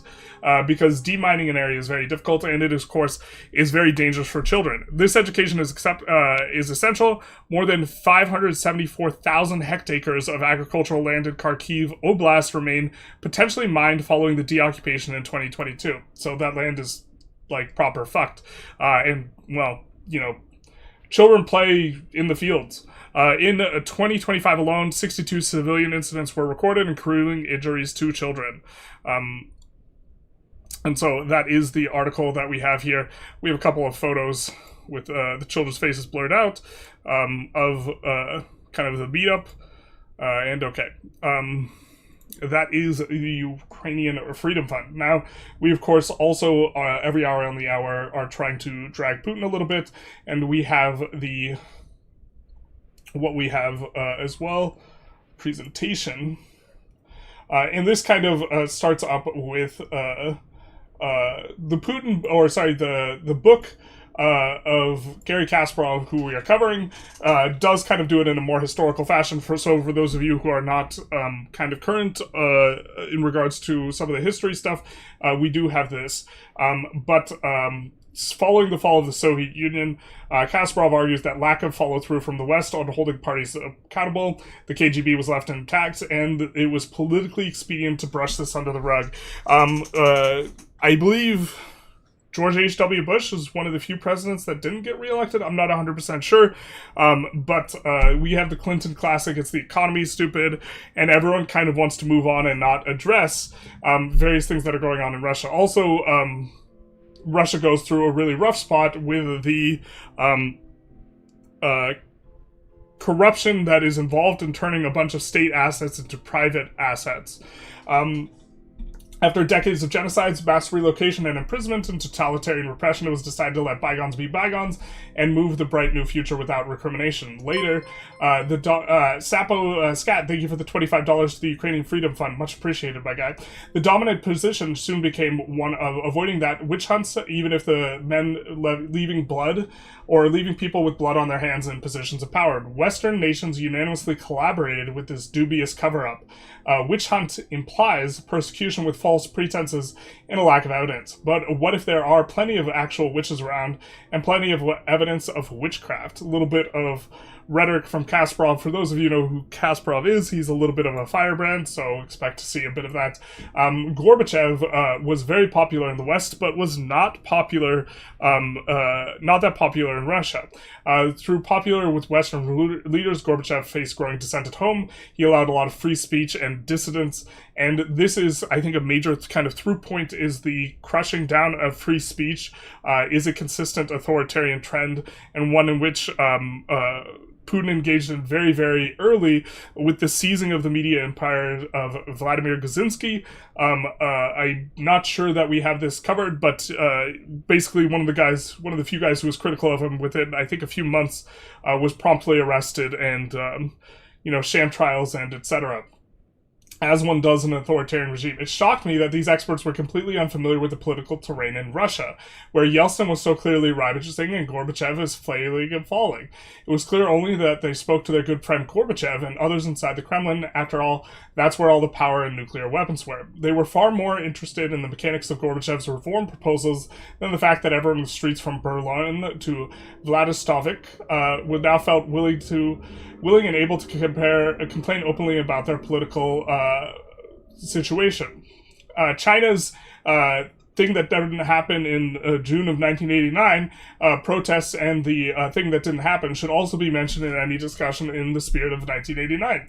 Dictators seem to learn history much better than Democrats, by the way. The Putins of the world and Gorbachev's view Gorbachev as having been too weak to hold the USSR together and take the place where the thing that didn't happen in June of 1989, the value of brutal force.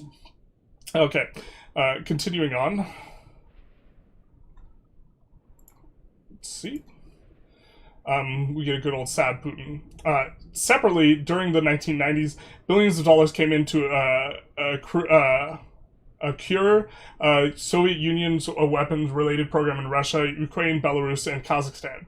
All these numbers are tedious, but it's important to counter the popular Russian victimhood myth spread by Putin's propaganda and his anti-American, anti-NATO sympathizers around the world. The story goes that Russia was humiliated by the West when the USSR collapsed, leading to resentment and mistrust. The US and the West tried to fast-track them onto democracy, and perhaps the fast track and the fast of it was a little bit of the problem. In Anatomy of Fascism, Robert Paxton includes in his concise definition the belief that one group is a victim, a sentiment that justifies any action without legal or moral limits against its enemies, both internal and external. I think that this also extends more to other issues that are happening contemporarily, but we'll leave that aside for now.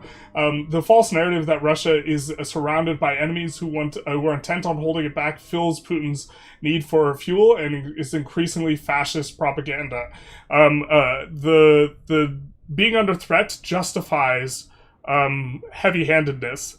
And so it is the heavy-handedness in search of the threat, which is the nature of the thing, rather than the threat which justifies heavy-handedness in terms of actuality. But continuing, the World War II fixation fits the Kremlin's desire to call all its enemies fascists, despite evidence to the contrary. Their bizarre logic goes, we defeated the fascists of World War II, and so everyone opposed us is also a fascist. And we have the humiliation myth. Part of the necessary justification for extreme measures and a hard hand, it is a form of demonizing the West. Also, this is very common in the West, is just when presented with the fascism of Putin, the counterexample is, well, the West is fascist too, and or the authoritarianism, rather. Well, the West is authoritarian too, they try and do every argument they can, the whataboutism, and then if everyone's authoritarian, that's just how it goes. It's classic, I'm not a fascist, you're a fascist.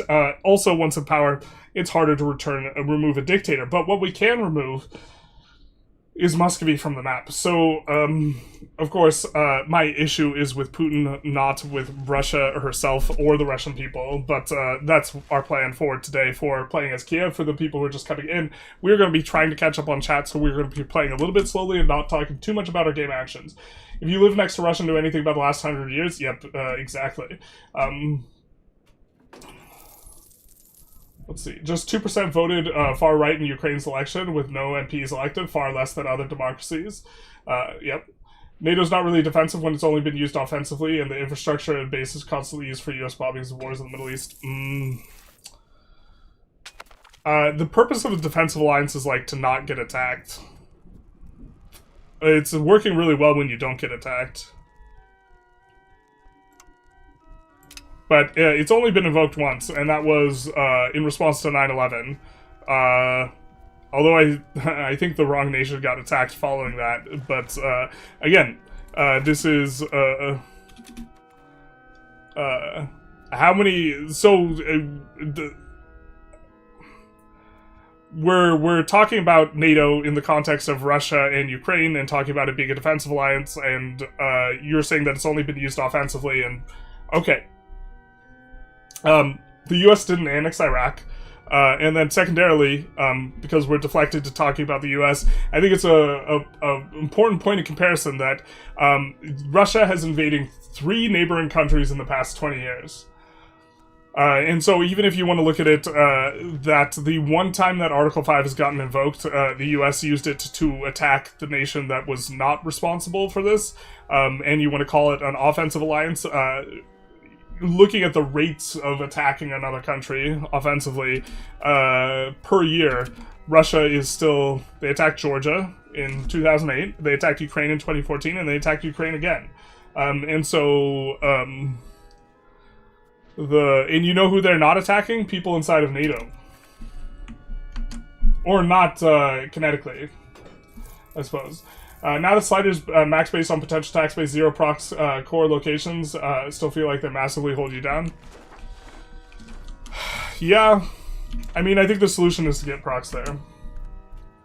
Alright, sorry, we're so far behind, I'm trying to catch up. We're going to be skimming through, I can't respond to everything.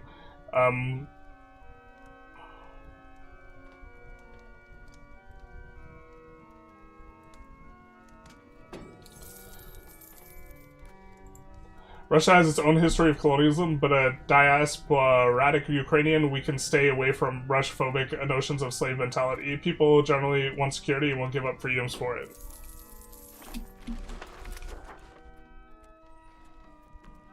Do we want diplomats? Probably not. Probably don't need them. People are becoming politically blind and inactive, to be honest. I agree. I think that, I was thinking about this yesterday because I just finished a book. I think probably I think people should be politically informed. I think headlines headlines and TikTok reels and Instagram posts are all like kind of partisan hackery, and that probably on average adults should read at least one book on like a geopolitical what's going on every 3 years, like as a minimum.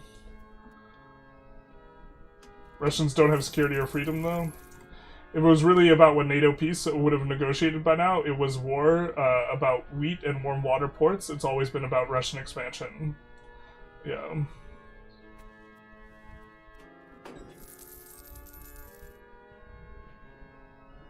Hello. Sorry, I'm trying to catch up. I'm skipping through the comments now. We are watching the Golden Horde also. Get a little bit of some stuff going on.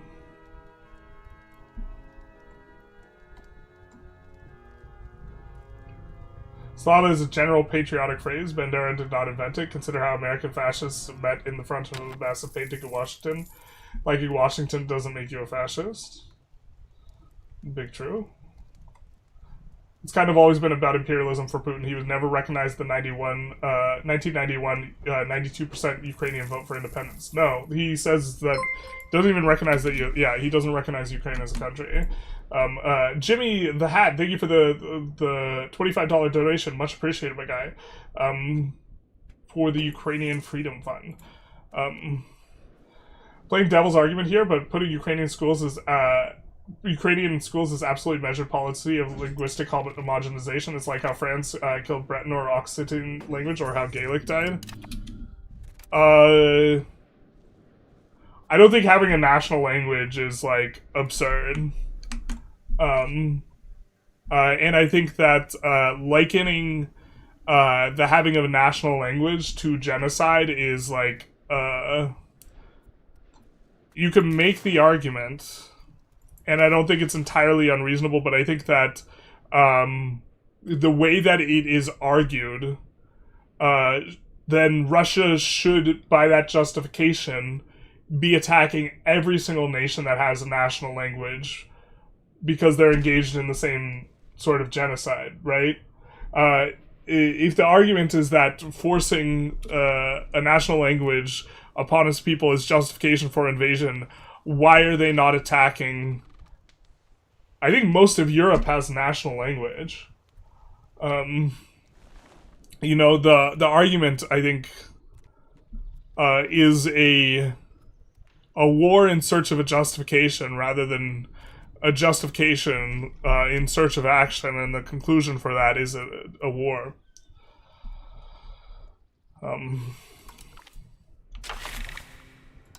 We're sponsored by a cathedral. We do want to push spiritualist up, and so this will give us a nice little bump while we try and pass something. We don't like losing research progress. This is unfortunate. There's not a way for us to get a law change without it. We do want to get off of aristocratic court, though.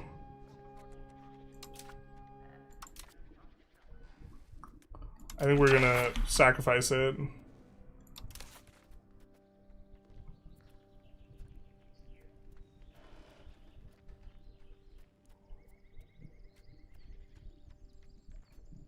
Court.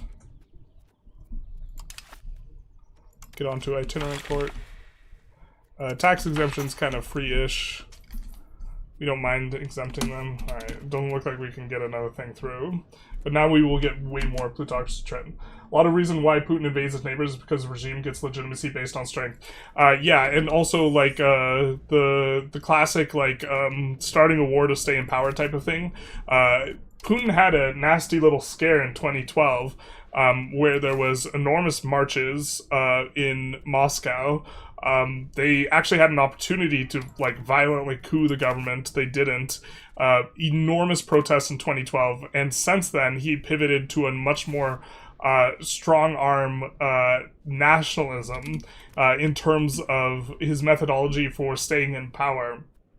This actually gets covered pretty extensively in one of the books. Trying to remember, I think it's Riding the Tiger that we had read.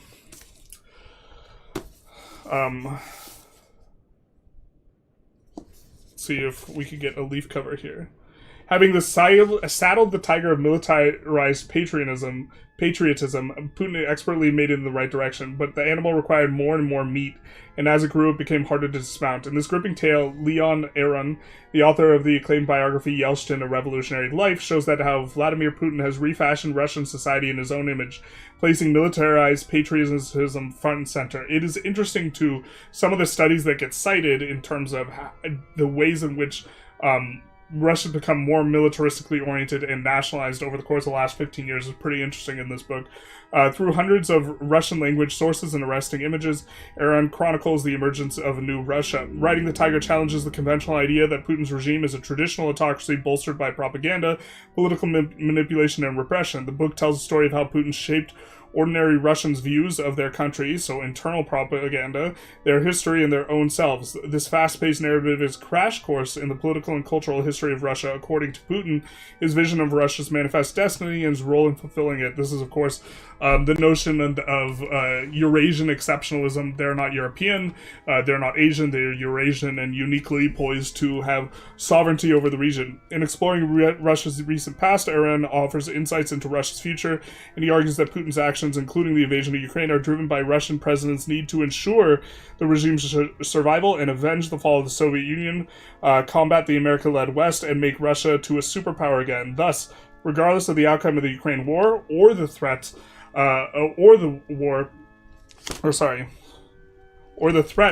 of war will remain his preferred means of holding on to power and recovering national glory. Could Putin bring the world to the brink of nuclear Armageddon in pursuit of those ends? At the close of the book, Aron offers a chillingly detailed scenario into how this crisis might play out. For those who are interested, that is Riding the Tiger by Leon Aron.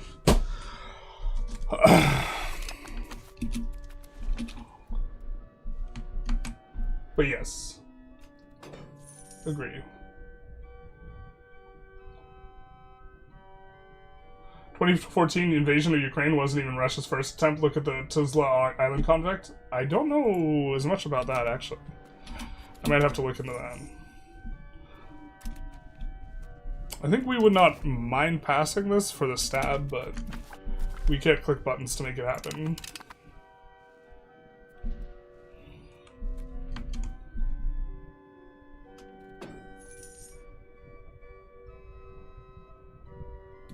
Can you address my question of who the U.S. coerced into joining NATO? This is, of course, also a good point. The U.S., it's people coming to NATO. And then all the NATO countries need to unanimously agree. Sweden and Finland, I think it was Sweden and Finland both wanted to join. And then Turkey blocked them for, like, political concessions from Sweden, I think. And so, like, the notion that, like, the U.S. is just, like, helming this like, non-consensual alliance is also, yeah. I grew up in the world after Yugoslav wars. Ads on TV were spamming semi-gore for what was happening to avoid minefield warnings. Yeah, we're behind. We're behind. Sorry, apologies, we're catching up.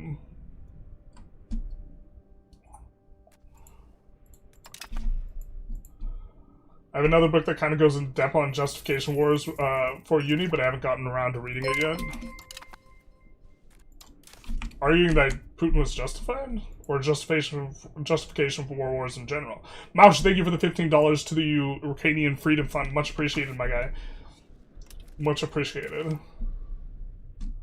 History lecture midstream. That is the stream. That is what we're doing. We are not going to be playing very fast at all, especially with the speed of chat. I'm trying to keep up with it to some degree, but it's getting away from me with having these, like, 5 to 10 minute intercessions where I don't talk about the thing and try and play the game, etc.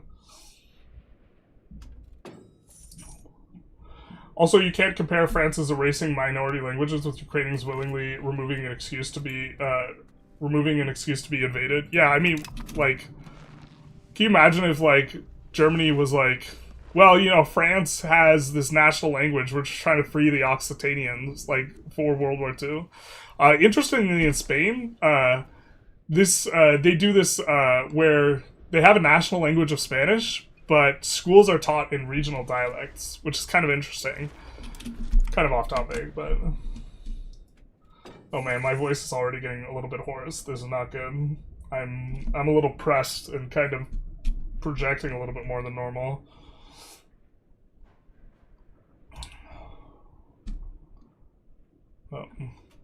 Greetings from Ukraine, sir. Thanks for the support and support and content. Blessings. Thank you for. Yeah, man. I feel a sense of guilt whenever someone who's Ukrainian comes into chat, because I think that the West in my country should be doing more, and it's a bummer that they're not. And I think that they are, as a nation, maybe not this gentleman specifically, but as a nation, they are fighting our fight for us and bleeding for us, and it's really a collective kind of responsibility.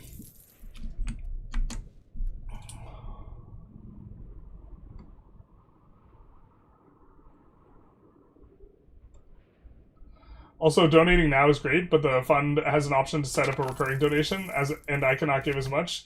I'm still recovering from debt, but look, it is not Ukrainians living in their best lives now. I'll check tomorrow if my employer matches donations. Yes, they do have a donation match program. I do not know how it works at all. I don't think we can... Oh, we have so much money. We have a lot of pop here. I guess we'll splurge for a hospital and try and spend a little bit of money and focus on the game for a hot second. Do we also have any of this? We do. Okay, that's... Do we want to build pest houses, actually? Maybe a thing. I think we want pest houses and then we'll build this afterwards. All planned. We meant to save up 600 ducats while reading chat. Apologies to the people who wanted to see good gameplay. This is not it. This is a Ukraine charity stream masquerading as an EU5 stream. I apologize to those people. I do try and have a clear title. Poland is not putting mines on the borders, preparing the needs to do so as fast as possible. I apologize if I was misinformed on that front.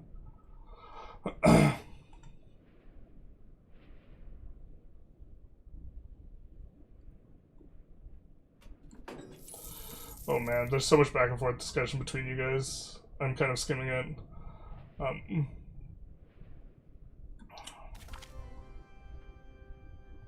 Starting a war is always the sign of a healthy economy, basically. You can be anti-Russian and still recognize the USA has used NATO allied infrastructure to bomb Syria, Libya, Iraq, etc. Longest US alliance is with Saudi Arabia. Yes. Like, you can dislike what the US has done and still, like, condemn...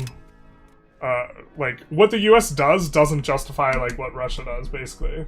There's a good video about NATO expansion called Shut Up About NATO Expansion if anyone wants to dive into it. Interesting. You'll also forget the Second Chechnya War, which was from 99 to 2009. I apologize. The problem isn't having a national language, but banning a different language. In this case, Russian was banned in Ukraine. I'm not sure that that is a good faith interpretation of what happened, but I also don't know the details. As far as I understand it, this is like narratives in the U.S. where, like, everyone who serves as a government employee has to get the COVID vaccine, and so then the narrative is, oh, the U.S. is forcing everyone to get a vaccine, and it's like, well, no, it's forcing its employees to get a vaccine. And I don't really know the full extent of the details, but if they're, like, making it so you have to speak Ukrainian in government jobs, for example, you're saying they banned Russian language in Ukraine. Does that mean they're arresting people for speaking Russian? And I don't think that's the case. I have not seen any evidence for that. If you want to, my Discord link is below. If you want to procure some sort of link that is showing the Ukraine by force arresting people for speaking the Russian language, I'd be more than happy to look into it. But I suspect this is, like, more a matter of, in a sphere where they have a justified control over the things, such as government employees, they are mandating a particular thing, which I think is fine.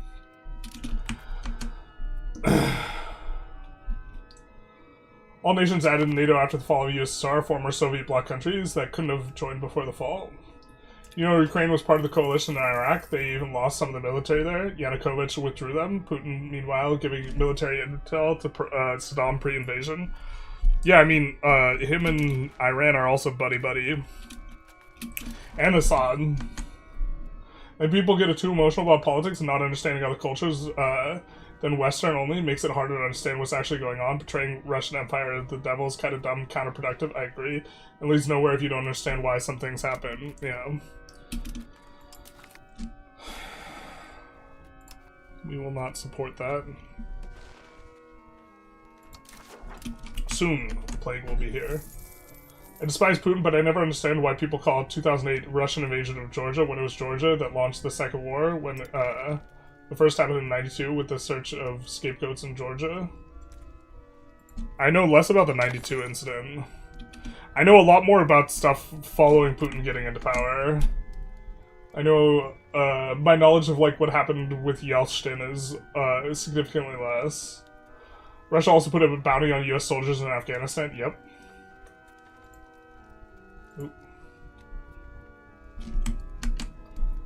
Gotta go. Always look into both sides of the conflict, baby. I have looked into both sides. I read an entire book on why it's the US's fault why Russia's invading Ukraine. I disagreed with the argument, but I think it's important to read both sides. I think that in terms of like intellectual, to the extent that people want to be, I think we're gonna go sponsor mass forgiveness for the stab in an immediate fashion and change societal values. Maxing out spiritualists is a little bit easier than maxing out communalism. We're gonna start pushing this. We're gonna wait for one more thing to spread before we go expel the sick and build a bunch of pest houses. We're gonna be really upset when the plague disappears. Yeah. It disappears. Oh, looks like sponsor mass forgiveness stays in.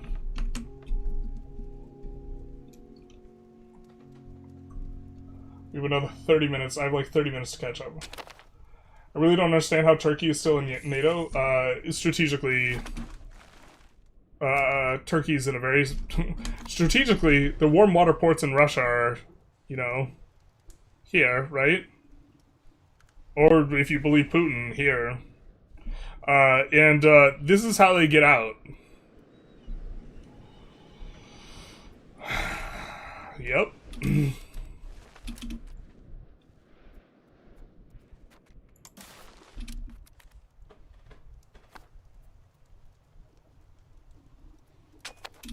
Alright, I think that's enough where we can build pest houses.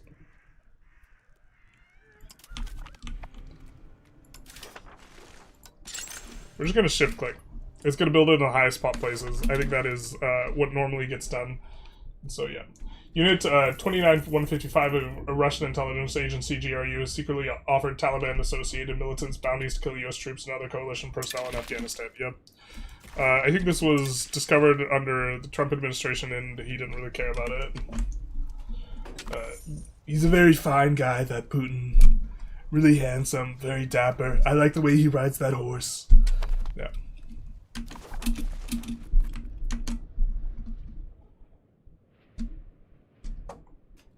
Yeah. Hey, Ipsa, sorry for not noticing it earlier. I am way behind on chat, and it just shows up the YouTube chat. And thank you for the 50 euros. Slava Ukraina, thank you so very much. I will be matching. I would prefer if people donate to the charity today. If you want to donate, you can donate through the Twitch, but I am also matching the first $1,600 or so, the same amount I made last month. And so money going to be, in fact, to some extent, will be going out there. We are raising money for the Ukrainian Freedom Fund. If you wanted to donate, the way to do it, if you are on the YouTube, is going to be going to the Twitch. The link is the number one here below, and this donate to charity button. Yeah, going to be matching the first $1,670.29, which is the YouTube revenue that I had last month. War is never justified, even if it's a moral option to choose. I don't know if I agree with that. I think war is rarely justified. But never is probably close to often. Closer to the truth than often, so. Alright, these pest houses will be good. Noble Regency, oh no. We have an heir? Or are we just taking the throne with this cat?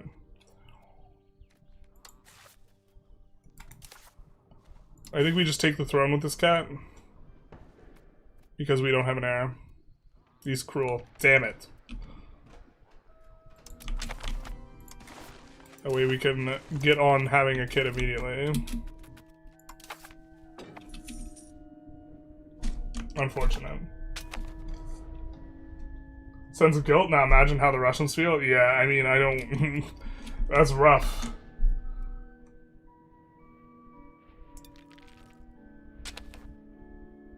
I think the argument enforcing linguistic homogeneity could prevent Russian invasion is moot since they invaded twice. Putin wants the land, he's going to invade regardless. I also think this. I think it's a pretext, not a reason. I switched to Twitch because YouTube has a 200-word limit. Womp womp. Turkey blocking NATO from doing anything and fighting with other NATO members like Hungary does with EU with Orban. How's that positive? Well... I mean, strategically, yeah. Could you talk about the violation of the 94 memorandum? I don't think the section of Kasparov's book that we're covering through goes over this, but the Ukraine agreed to give up its nukes. Under the justification or under the in exchange for security guarantees from both Russia and the US that they would not attack them. Very obviously, Russia has violated that, but I think also the Budapest Memorandum, to some degree, you can also interpret it that as an agreement to defend the nation, and from that perspective, the U.S. has also failed, because the U.S. is not directly defending Ukraine with military personnel. I'm not so sure I agree with that argument, but it's definitely one you can make.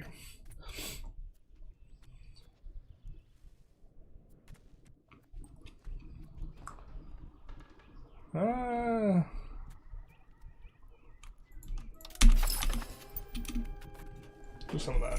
A lot of Russian justifications for the war's whataboutism. Yep. It is a classic.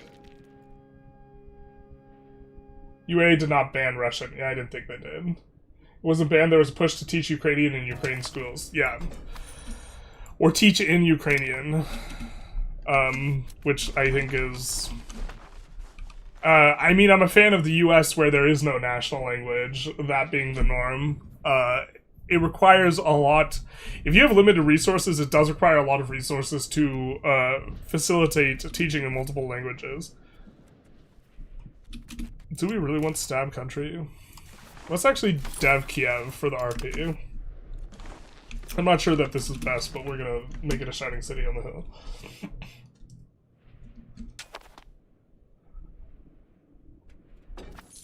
There's a big difference between banning language and promoting it. No, there is, and I am, as I said earlier, I imagine that it is a reframing of a use in government-run facilities of Ukraine as a banning of Russian, like they're taking people off the street.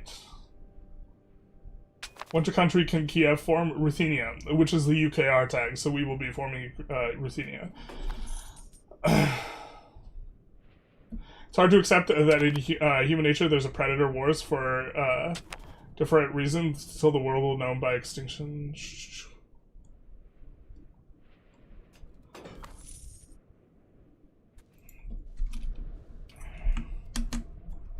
Alright. Not that I back Russia, by the way, I just don't back Ukrainian or the West. Okay.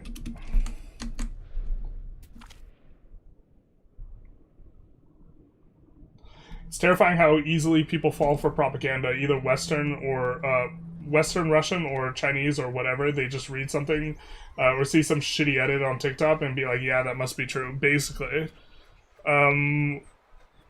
I get sent links sometimes, people sending me articles, and then I'm like, this seems suspect. And then I fact check just for like 10 minutes, and then it's just like patently absurd, and I'm just like...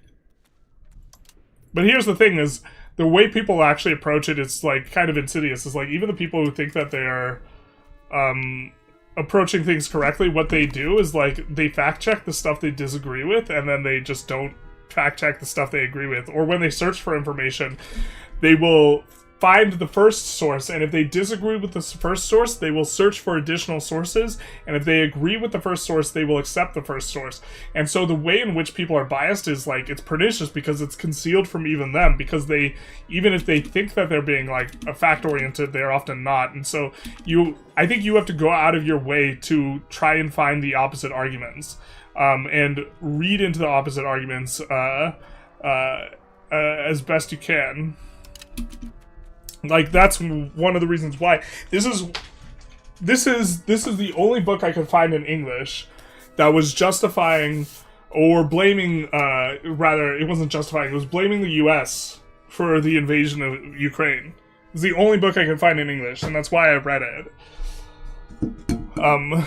Because I think it's important to know the other side of what something is, as a matter of, like, intellectual integrity.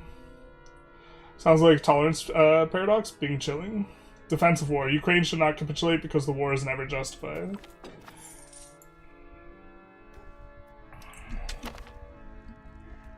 We could go free subjects for the RP.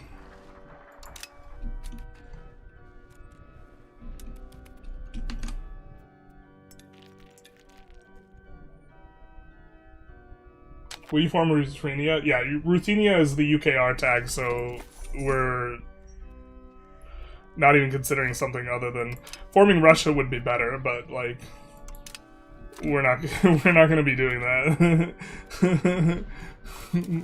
not on this stream. Is this guy gonna have a kid or what? His wife died like immediately? God. Wasn't this... Oh, I thought this was 5 legitimacy. I guess that's if you're... Whatever, we'll... Marry again. Want to have them kids. If Russia's neutralized fighting Ukraine, Turkey would no longer be needed. Europe could pressure Turkey to get out of Cyprus. Yeah, there's a lot of realpolitik, I think, in terms of how Turkey gets treated, and I haven't seen anyone wag the finger at Turkey for taking chunks of Syria, like, in the public sphere. You know what I mean? Turkey is, like, not the best actor.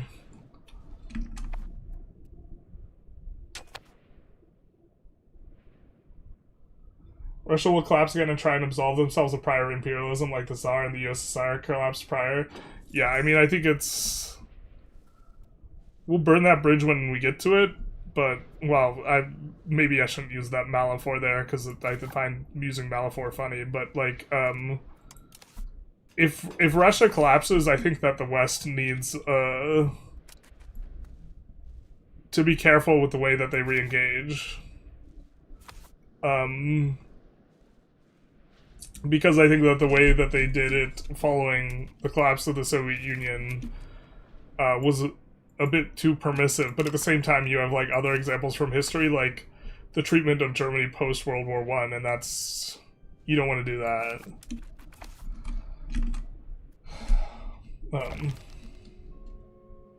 Are you signaling at Turkey? If ethics was a concern, USA would be kicked out of NATO way before Turkey.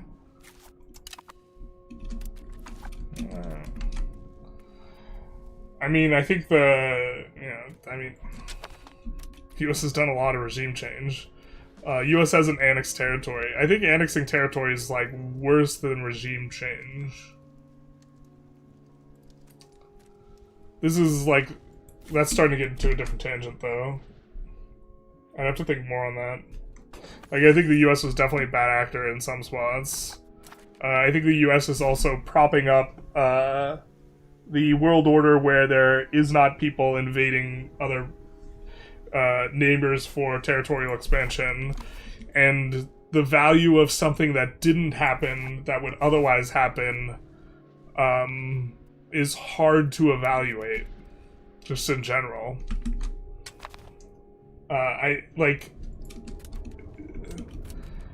Let's say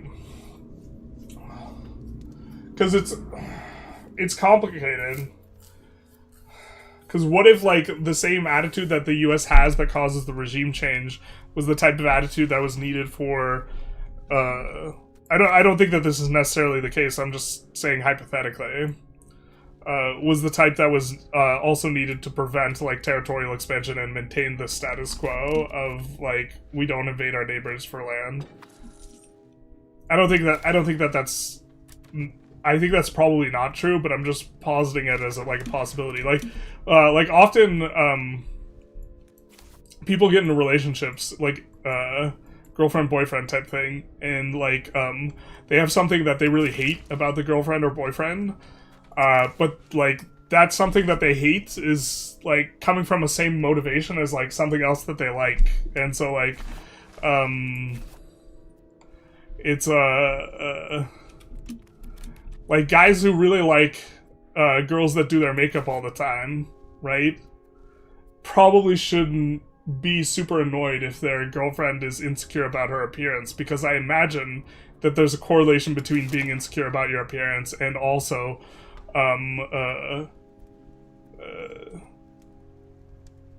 doing your makeup a lot, right? And I don't think this is true for, like, for maintaining a world order where people aren't invading other people for conquest and expanding their borders. I don't think it's necessary that that has to go hand in hand with heavy-handed regime change. I'm just positing that it's a possibility. I think it's probably not the case, but just, like, as a manner of, like, thinking.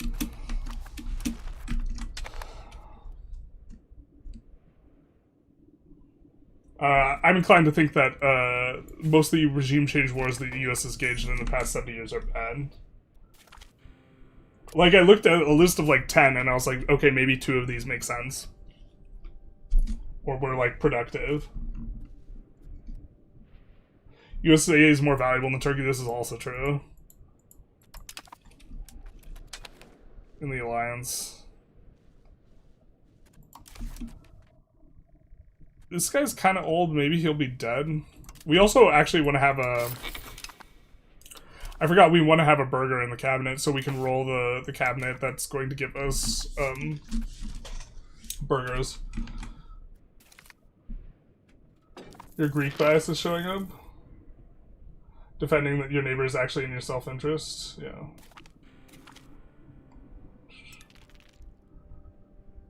I think that tangent was probably not worth me going down with the girlfriend-boyfriend thing. Alright, I'm trying to catch up.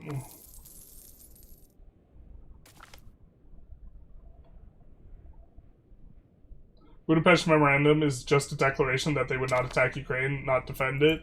Ukrainians would not imagine in '94 that Russia would attack. They thought the UK and USA that was gonna could do that. The guarantee was that they wouldn't. Get another boop.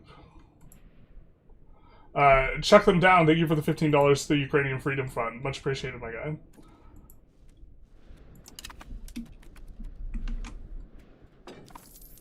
Submarine. Oh, responding with submarine in their name. I thought someone was going to make a point about subs. Yeah, most of the Russian investment in, like, a navy is nuclear subs, or subs that can launch nukes. The lack of warm weather ports being a very significant contributing factor. Why? Because it's hard to have a support like a major fleet like this.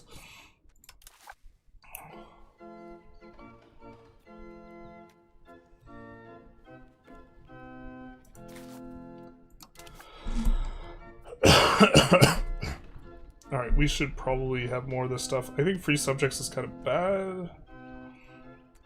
Maybe could do it for the theme. Let's do this and common militias, though.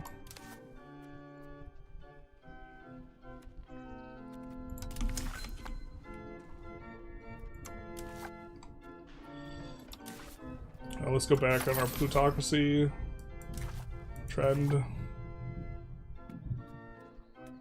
I don't think we have another thing that can push plutocracy other than deslotting. Maybe we go free subjects also just because we have more free subject stuff. I think we also have more serfdom stuff too, though. We definitely want this, though. 2% tax efficiency, sign me up. I don't think we can put in any more unless it's a noble privilege. I don't think we want to give those out. But we also did hit... What are we doing? Nice. We hit our ability to go this as well.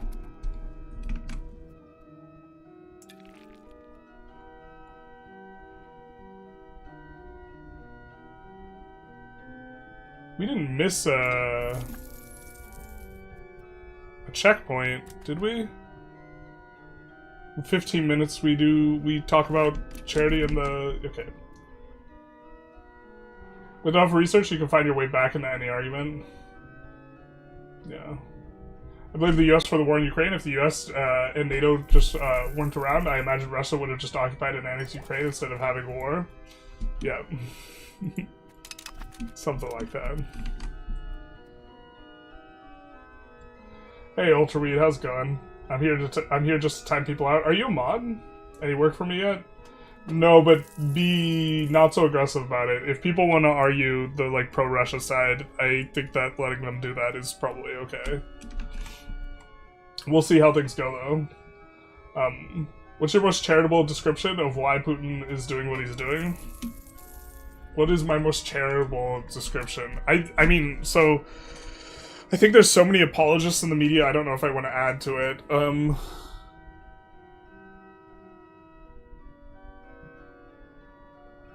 I mean, so here's the thing, is I think one of the reasons I support this is because I think it's the most clear-cut,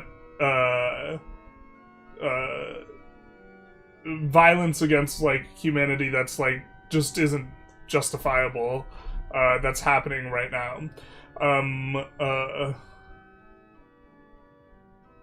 If I were to make the argument, I think I would be coming from... I think I would have to adopt a perspective that is not... Well, I think it's obvious that Putin doesn't believe a lot of the propaganda he's saying about, like, the denazification. If he did believe it, then maybe it's more justifiable, or something like this. I think I would have to adopt a mindset where I am not a humanist who believes in, like, the dignity of all people in general. Isik, thank you for the follow, much appreciated. I would have to be adopting, like, some sort of Russian perspective, and if I did that and I was doing what's best for... Actually, even what's best for the Russian people, I don't think this is what's best for the Russian people. But maybe if a perspective like that, where I view non-Russians as subhuman...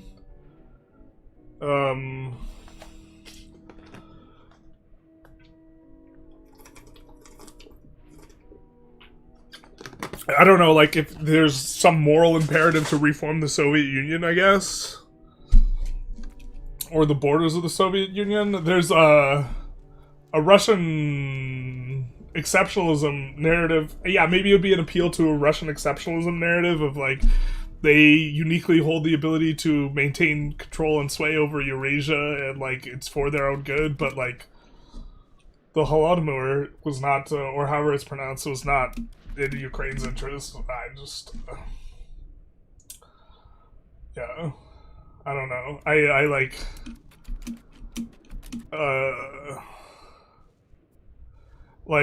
guess maybe you would approach it from the perspective of viewing the West and U.S. as an enemy that is intractable, you're going to have an issue with, and viewing the U.S. as having betrayed Russian interest in Iraq and especially in Libya, and then if you really think that the color revolution there was done by the U.S. and you think that somehow there's going to be a color revolution in Russia and invading Ukraine somehow stops that, or something like this. I think that argument sometimes gets made, and I think it's not made in good faith, but if you believed all that, I guess, maybe. So, Good luck responding to all the hot takes all day for charity. Yeah, I'm already losing my voice, and we're only like 2 hours in, so... it is true that the West exploited Russia after the USSR collapsed. The US dumped a ton of money into Russia in terms of resources going in. They helped create and legitimize the oligarchs, then helped spend it in the West. I think that blaming the US for that is maybe not... they're maybe not the base to blame, were they? Anonymous, thank you for the $10. Much appreciated. Thank you, whoever you are, for supporting the Ukrainian Freedom Fund. The U.S. Should have been, I think, less permissive in giving access to U.S. financial institutions and backing, and had more constraints on it. But not having constraints on something and being responsible for the creation of these Russian oligarchs, I just don't know if that's, yeah. Fall of USSR was treated too permissive, but the fall of Tsarist Russia was too involved. Like, I don't like to talk away a historian, but if Germany would have been pushed the Treaty of Brest-Litovsk for real, it would have looked differently. Hey, Connor. Welcome, welcome. Even if the US does worse stuff than Turkey, I think there's no way it does worse per military strength you give up. Yeah, there we go. The efficiency argument. I think that is also correct. It's my type of argument.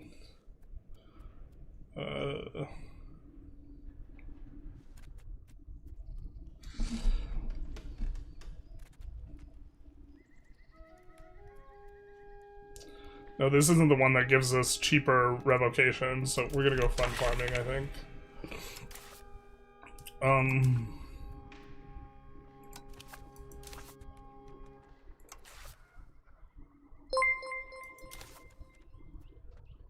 We did switch to itinerant court. I think we're mostly where we want to be.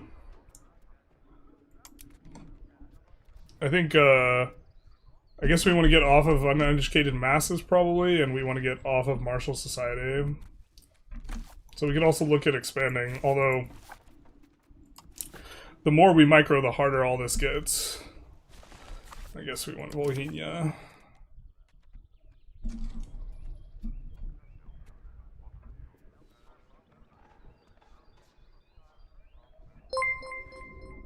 Well, that's not bad. That's good. I didn't even realize we had access to that. And yeah. We don't want to give out anything. Fabricate CV, this guy, this. As we go and talk about why we shouldn't invade your neighbors, here we go.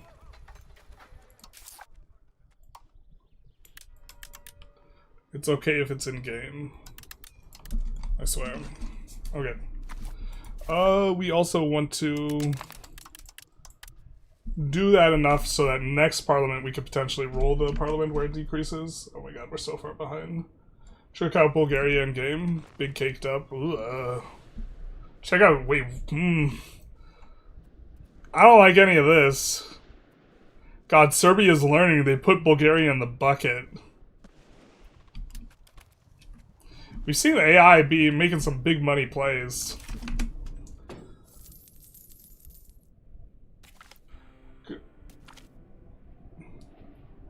Damn, dropped relationship advice right in the stream. Yeah, I mean, sometimes you have good and bad with the stuff. We won't go back into that.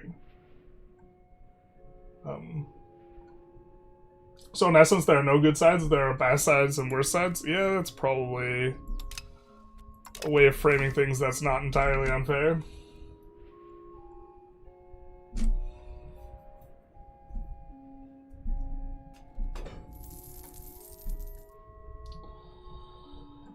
We're kind of skimming, trying to catch up. There's a monk who predicted the COVID pandemic would appear in 3 waves, that our government would put us out in our homes and then take us out.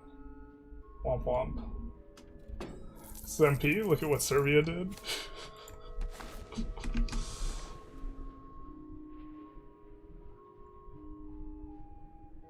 I'm sorry you stream at 720, but I can't read any text. I apologize. I need to, before I didn't used to be able to upload at a bitrate high enough, but now I might be able to.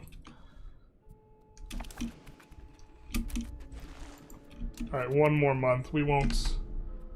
I love how insanely active this chat is. I'm struggling. I usually try and respond to everything, but it's very difficult.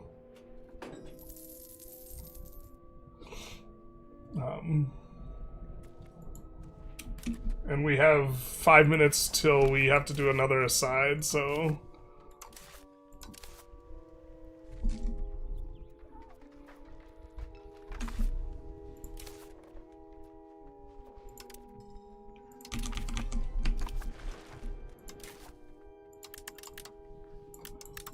I just want to get this war started before I forget that we can get it started. Are we also taxing people kind of the most we can? Not the clergy. The clergy, are they giving us that much money? They're kind of giving us some. They're also upset with us right now anyways. So this is probably fine for us to do. And we do want to push spiritualist in general. I think it's pushing on its own, but focus on protecracy. Your webcam is unfocused? Is it still unfocused? No, it's not. Okay. It was unfocused.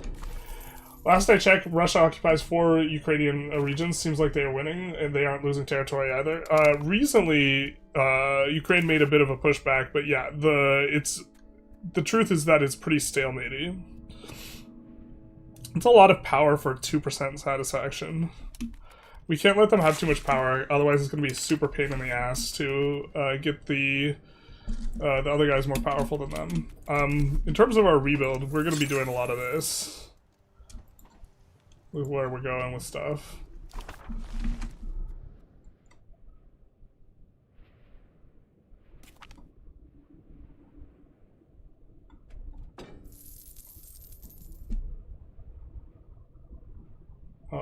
Budapest Memorandum says that signing parties will provide assistance to Ukraine. It's on point 4. There we go.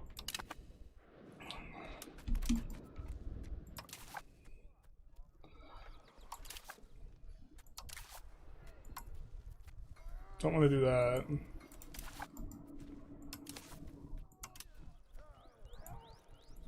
Guess we're not co-belligerating, but we still might subjugate Halish.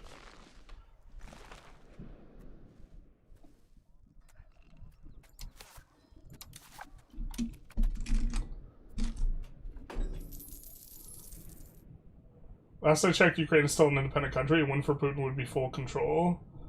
The SMO was supposed to be a 3-day regime change, remember? Yeah.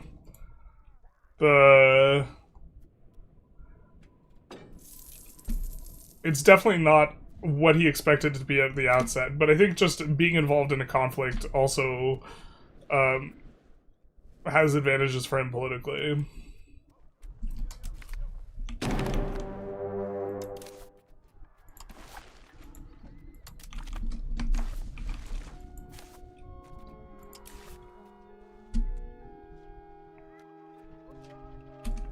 We can't afford that.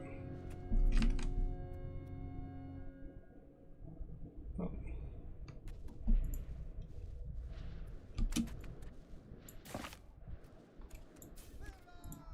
Let's get this mixed up. Put the prince in charge so he can promptly die. And I think we just want to go after armies for the most part.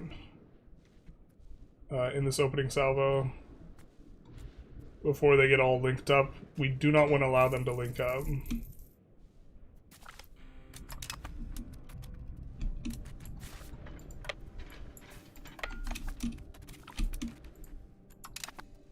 Because we just want to... That's actually going to be kind of useful for us right now.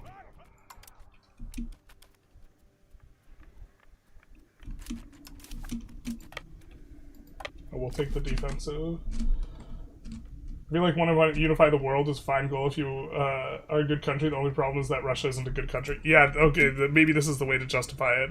Is if the world's united, there would be no more wars. The war to end all wars. There we go. Mission accomplished. We found a justification.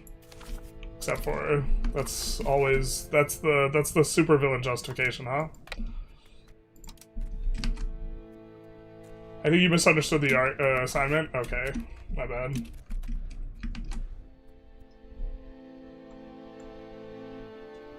Exclaim charity. The charity is we are at the point where we are going to have a bit of a side to talk about the charity as well. So if you are interested in donating, you are on YouTube. The bottom is in the right. Go to the Twitch. It is the first link down below because the infrastructure we have set up for alerts is on the Twitch. It's in the bottom right corner for donate to charity. It is the Ukrainian Freedom Fund. If you want to pause and take a look at their mission statement, it is right here, and you can take a little bit of a read. We are going over one of their things that they have done, somewhat recently, and dragging Putin every hour on the hour. So let's jump into $242 Saves a Life by Yana Belash. And again, just want to emphasize that these are relatively recent. The last one was something in December. A lot of these charities for Ukraine started up in 2022, and now they just like don't output anything in this type of thing. But this one is centered in Ukraine. And okay, dear UFF friends and supporters, our end of the year review culminated in a 2-week meeting with all the training and education directors from the Ministry of Defense, Independent Services, and Operational Commands Institutes, 23 senior advisors giving feedback and submitting requests for 2026. Here we have some pictures of their meeting. This, of course, we cannot read because I do not read Ukrainian. I assume that this is a translation. But okay, several plaques. What we've learned in 2025, instructors sponsored by our Train and Assist education program so far taught 41 classes in Kiev, Zhytomyr, Ravine, Dnipro, Mykolaiv, Kharkiv, and Odessa, engaging 1577 students across the country. Apologies for all pronunciations being bad. Independent analysis by the Ukrainian officers of units that have undergone this education have experienced a reduction in casualties of 30% by enabling quicker, more effective, and better coordinated decision-making across organizational structures. These classes have been for battalion, brigade, and recently corps headquarters on leadership and decision-making. Based on the average size of the units combined spent time at the front, we conservatively estimate that organizations totaling 21,000 plus, in reality hundreds of thousands, but some larger units have not had the time or the front or to fully adapt what has been learned. 30% would equate to 6,300 soldiers whose lives have been saved. Based on our expenses to develop this education, every $242 invested is saving a life. Okay, change of mindset. We view our education as an effort in changing mindset. Ukraine's national security leadership retains a lot of Soviet doctrine and stovepipe thinking. Now educators are working with senior leadership to change that.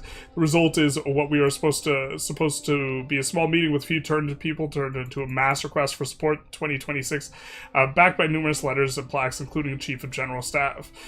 Here we have a letter from him and this type of thing. Over the past 3 years, we've earned support and confidence of the Ministry of Defense. Over 50 retired American officers are ready to keep coming to support Ukraine. We hope to sponsor over 80 2 to 3 week courses in 2026 and transform Ukraine's operational leadership to Western standards. We have instructors ready. We need funding. Please help us to conduct this life-saving education. So that is what we have cooked up from them. And of course, we are continuing our Putin dragging leaning on the book Winter is Coming from Gary Kasparov, who wrote it in 2016 as a warning for why Putin is a thug and this type of thing. And so we will jump back into this, and currently we're going through the early parts, which is setting up, talking about Putin, more so talking about the West in general, the lost decade or forgetting the Cold War. So this is the early 1990s through early 2000s in terms of the history. We have Clinton and good old George Bush, or at least one of them. Victory in the Cold War provided the United States and the rest of the free world with ideological supremacy. Winners of this Cold War stopped taking it seriously, and there's this recurring theme of looking back and thinking less of Putin. When he was in office, this happened with Bush, this happened with Obama, and generally speaking, I think that both of them handled it poorly. Really would have... I think things might have gone differently if we had McCain in 2008. But continuing on, this all seems obvious and inevitable today, but the ideology of communism was a serious challenge many decades in nearly every country in the world. If the United States does not lead, there will be no leadership. It is our greatest challenge to learn this from the bloodiest century in history. Well, now Europe's doing some of the leading here, huh? If we fail to live up to our responsibilities, if we shirk from the role, which we can only assume, if we retreat from our obligation in the world into indifference, we will one day pay the highest price again for our neglect and our short-sightedness. This is a speech from Bush. Bravo, the passage approaches the urgency and clarity of Reagan, if not for the charisma. Unfortunately, bang bang, shots fired, classic Kasparov. Unfortunately, Bush said these inspiring words in his 1998 book with Scowcroft, and not while he was in office. In reference to Putin. This is the other Bush. And it was politically expedient to not kick dust. Say stuff like, it's the economy, stupid. The American electorate turned its back on foreign policy in the blink of an eye following the fall of the Berlin Wall and the Soviet Union. Bush was certainly no Winston Churchill, but the way he was turned out of office after the end of the Cold War echoes the British voters quickly turning against Churchill after he led the nation to victory in World War II. Although not the biggest fan of Churchill.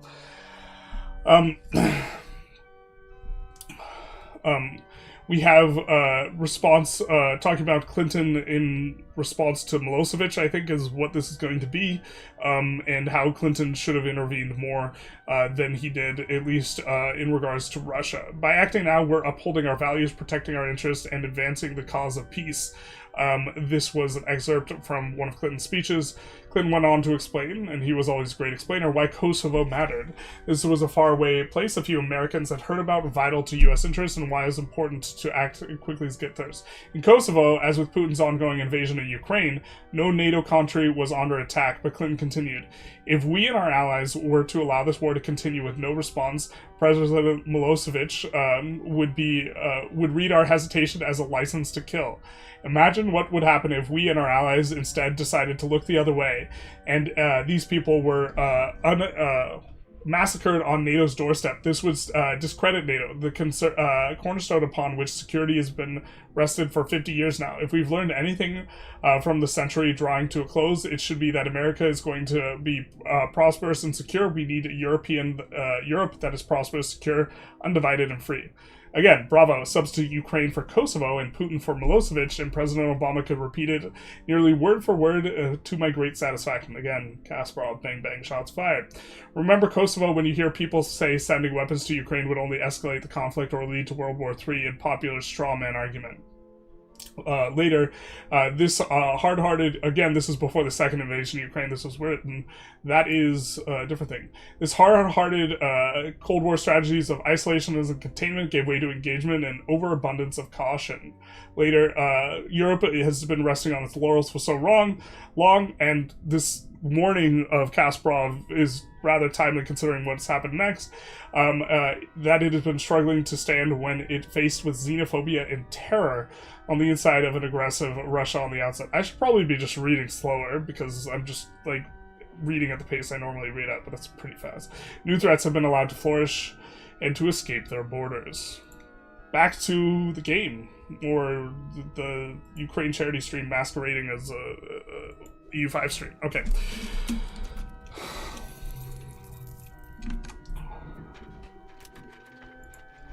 Connor is memeing, surely. Surely not. Connor's about efficiency here. Alright. I recommend Clausewitz's On War. For the continuation of politics by other means type of narrative. Does Volhynia not have a fort? Where is the forts at? There's 2 forts in this war. Alright.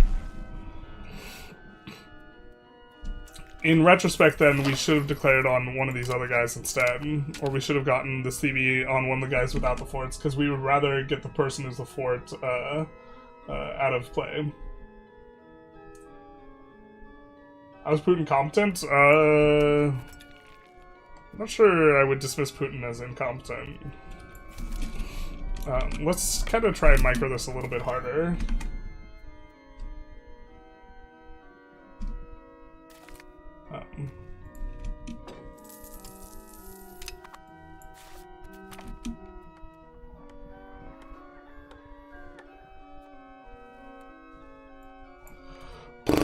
Okay.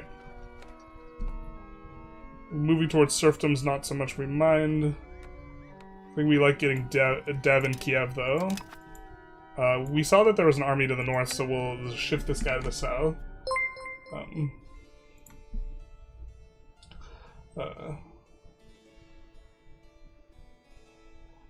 Muster Max, thank you for the Prime subscription. Much appreciated, my guy.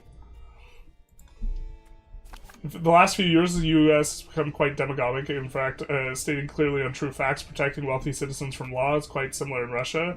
Yeah, I'm not pleased with a lot of what's happened the past year. And the kleptocratic patterns, it's not lost on me. Some similarities and overlap. We're just going to retreat from this fight. I think that we can get a better casualty rate with this here. The 50s onward, yeah.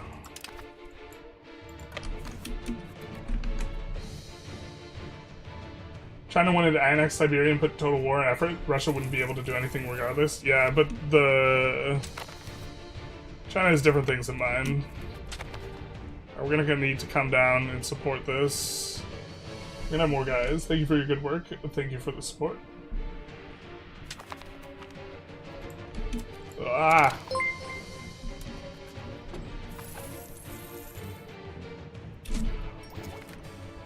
Okay, we need to focus on too many things right now.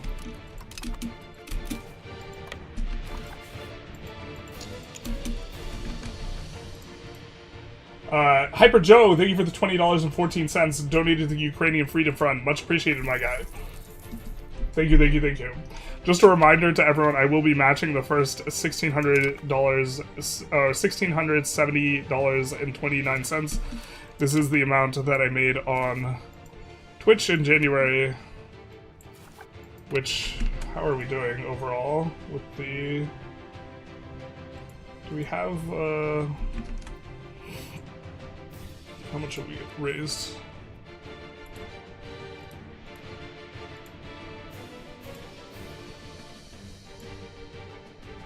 We are currently at $628 raised. Thank you to everyone who's contributed, and also everyone who's just supporting by watching, and also supporting by spreading the word and these types of things as well. You don't necessarily have to give money to give support.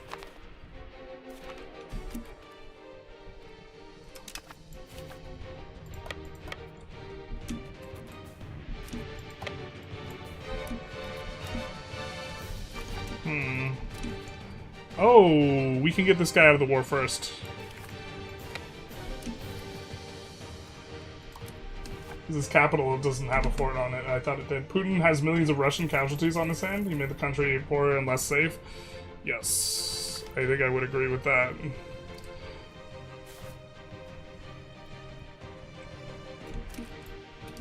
I would not say he's incompetent, though.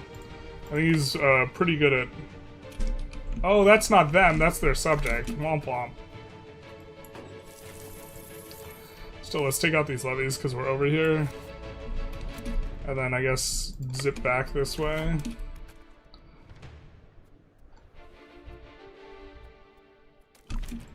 I guess we could maybe...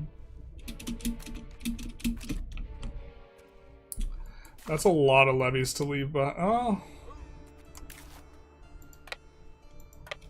Maybe this is a way to do this? They don't have enough to deal with that 500 stack. So maybe we can just leave that behind. Maybe we should leave behind another.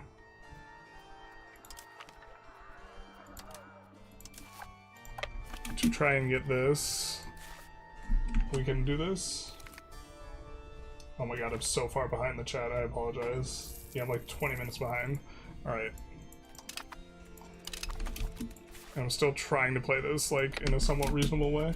Thank you for the response. I'm enjoying hearing the discussion. I feel like allowing bad ideas to have their day in court within reason is great for learning and thinking. I think so too. I think it's complicated though, because like, it's definitely complicated because right now, like, there's a lot of flooding the zone with false things, and also, like, if you repeat a false thing, like, enough times, then everyone believes it.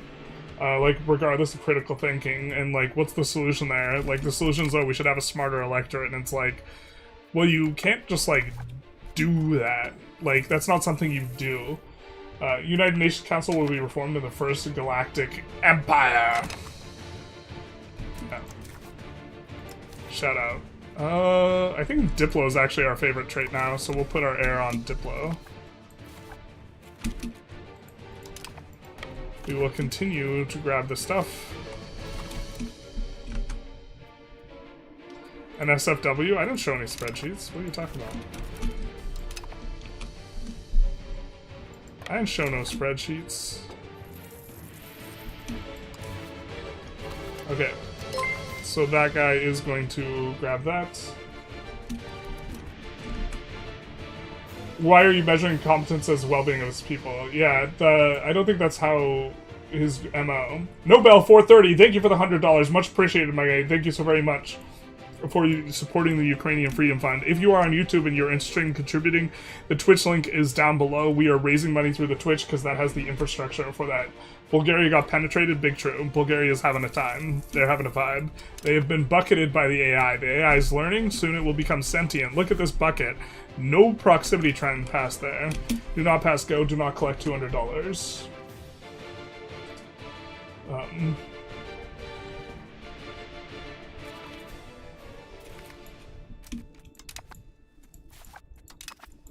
Let's actually link up here.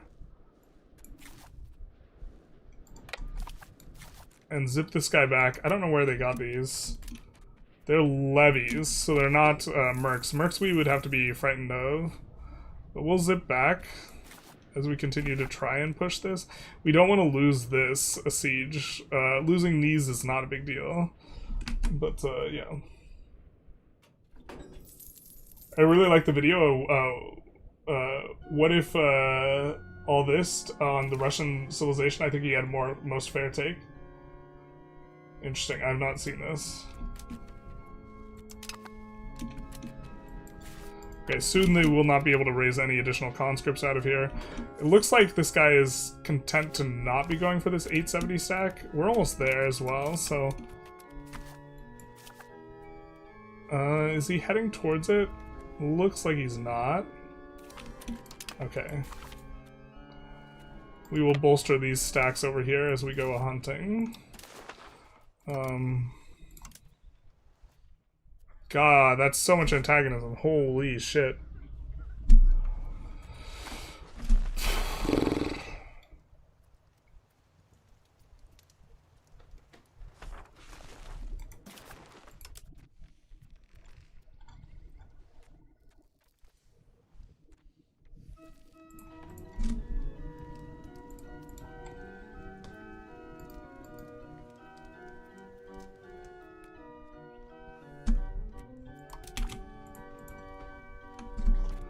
I think we want a lot of money too, and maps. So we'll look to get a full occupation for money, maps, and etc.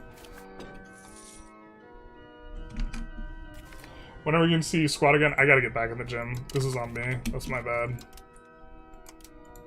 I've been busy with other things. I wish I had prepped more for this stream as well, to be honest. In terms of the geopolitical focus, I've honestly been more focused on what's going on in my country the past year, which is probably not a good thing. Or they're both important. I don't know what to do.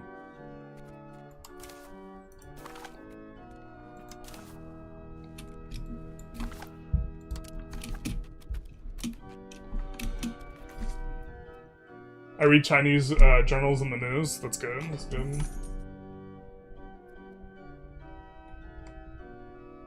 We're like 20 minutes behind, so I'm gonna start skipping over a lot of this really aggressively.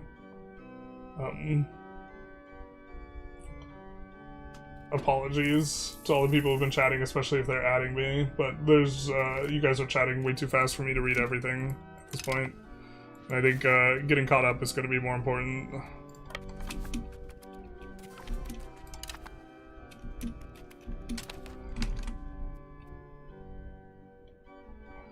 I live in Poland, I know history, I know Ukrainians before the war, I know how Ukrainians firsthand. What's the argument? Democracy is not absolute. There's no democracy in Russia. Zelensky won in quite fair elections. It was not absolute. Yeah, for me, the Chechnya winning over, or Putin winning over 90% of the vote after, like, brutalizing Chechnya, and he wins it in, like, Chechnyan rural areas, like, is, like, very obvious. election rigging going on, or like a circumstance which I cannot fathom, like in terms of my mind. Like I just can't make sense of it, and I think the latter is more likely. Is Ukraine a formula or a no? Well, yes and no. The Ruthenia is a formable, and Euthrenia's tag is UKR.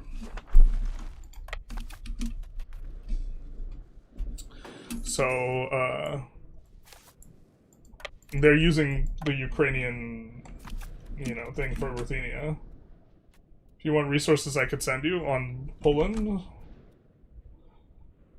Super famous paper showing that China was lying about its population based on then lightning and claimed GDP. Interesting. Manpower hasn't proven to be the decisive issue in Ukraine. Material's been a lot more important. Yeah, like drones, this type of thing. The charity that we are raising money for does send drones for, I assume, surveillance missions, but surveillance missions.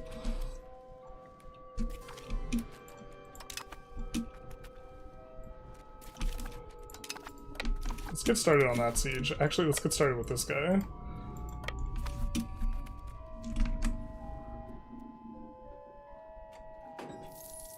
Going in support of Ukraine right now. Big nice.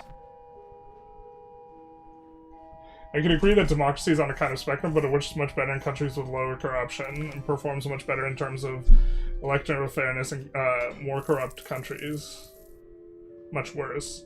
You know what's interesting is that the correlation between corruption and being a democracy itself is not that high. I think I agree with what you said, but the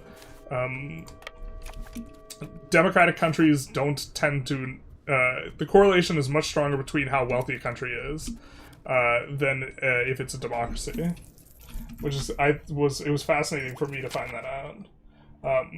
Generally speaking, people get more politically involved and less tolerant of corruption as the nation gets wealthier. Although I don't think U.S. is doing too hot right now, so there's that. There's a reason we have generally in there. Okay, I think that we will just not kind of concern ourselves too much with what we're taking maps of. Surely we just take all the maps. They're almost fully occupied, so...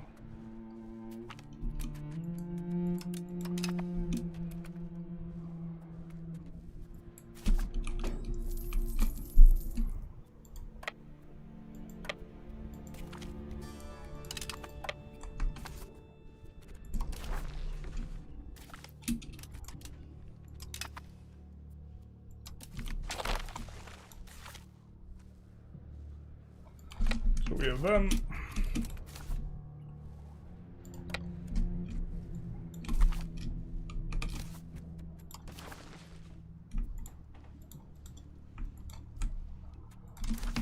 Carbon siege those areas.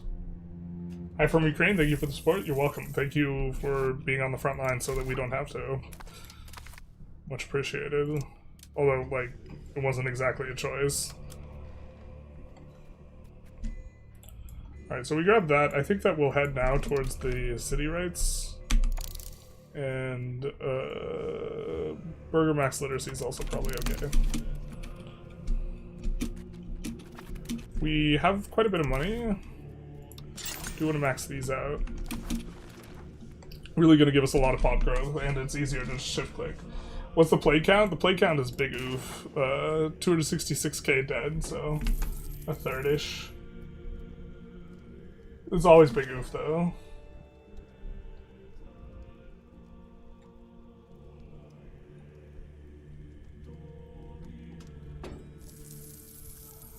Some Ukrainian refugees that work with me never spoke Ukrainian, but were never discriminated because they spoke Russian. That didn't help them protect them from robbing their house in the Kherson region. They were Russian-speaking people that Russia claimed they wanted to defend, but they had nothing. They couldn't lift their hands to and live in Poland. Yeah, I don't think it's about liberation, especially when you look at what happened in Bucha. which I would show on stream, but I can't show on stream, if you know what I mean.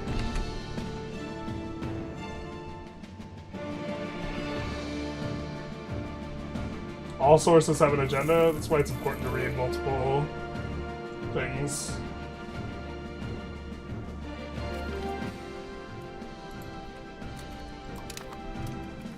As these occupations come in, we will move everyone on to sieging this down.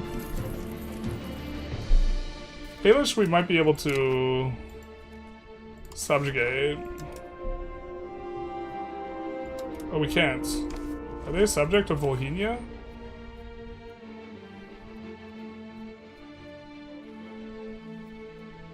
Tributary. So it means we can't subjugate them. Oh, this guy's probably a trib too. But this is who we had the initial war goal on. I guess Parliament approved province is like a good way to get a lot of antag though.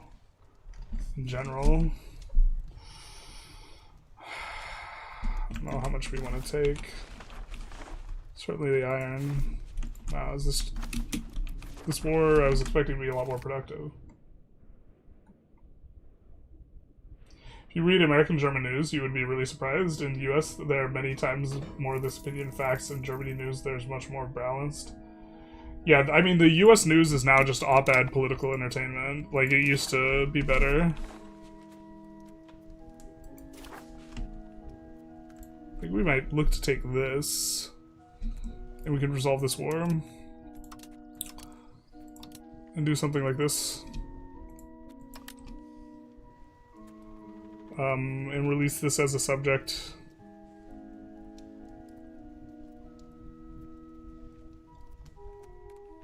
Poland might want to fight us over it though. The AI conquest desire tends to be like radiating from their capital. And Hungary actually has an interest in that. So maybe it's better that we take Lviv. And just avoid the headache. Or maybe even this. It's a much bigger chunk. What's the antag situation? I think we could tolerate that. We should have put this on though.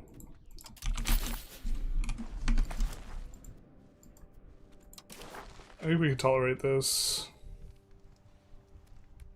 And this is the most we want to take, and this lets us get out of the war faster. Oh, please don't be the guy. Alright.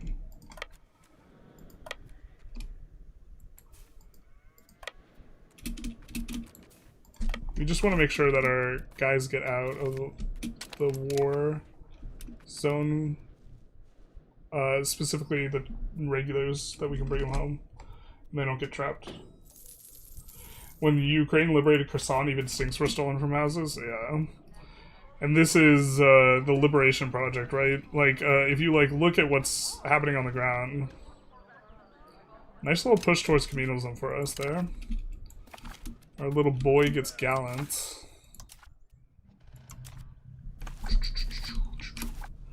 Start moving this guy back, and then grab the rest of our peace deal. I think we would kind of like probably something where we get to connect everything, so we'd be looking at like this.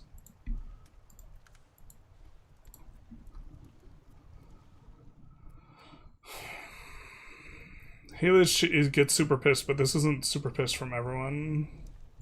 I mean, at a certain point, maybe it just makes more sense to just full annex.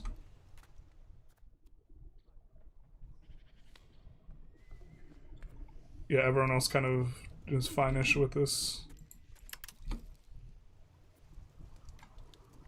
And then we're gonna have, with Cherniv, a good subject release. I think this is probably okay.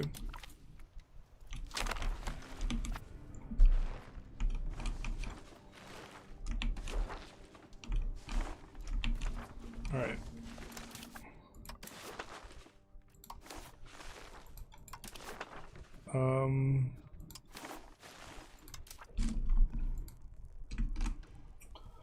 I don't belong to Twitch, so I will donate direct. Thank you for the stream for the support. If you don't need to be part of Twitch to donate through the link that is on Twitch. If you donate to me directly, YouTube will take a cut. If you just donate directly to the charity, you get to make it as a tax deduction. And so that's also probably preferable for you as well.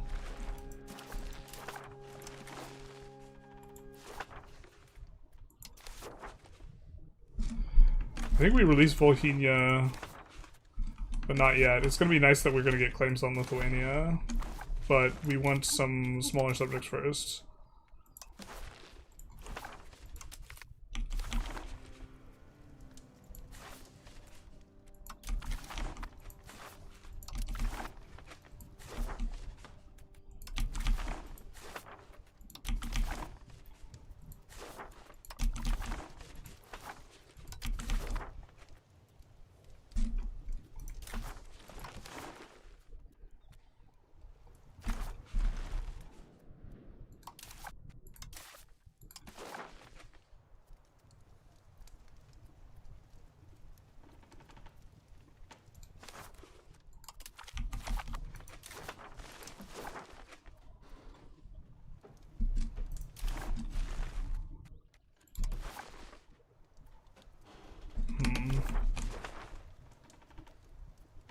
Alright.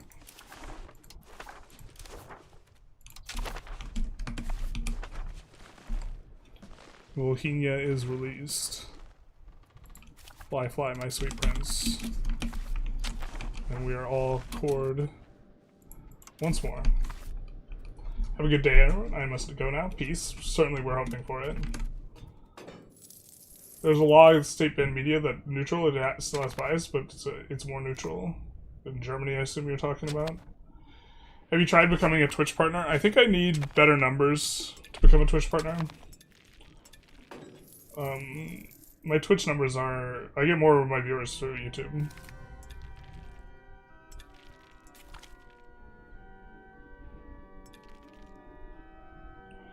We are 30 minutes away from our Putin dragging. Trying to do this every hour on the hour. Currently at the start of going through portions of the book by Gary Kasparov, Winter is Coming. Let's do this. We actually should park it on top of the Amber. Gives a slight amount of extra control instead of having it in the capital. It's like pretty minor, but it is a little bit better. I think Volhynian we will be able to convert reasonably well, so we don't need to culture, or we will be able to accept reasonably well, so we don't need to culture, do weird things.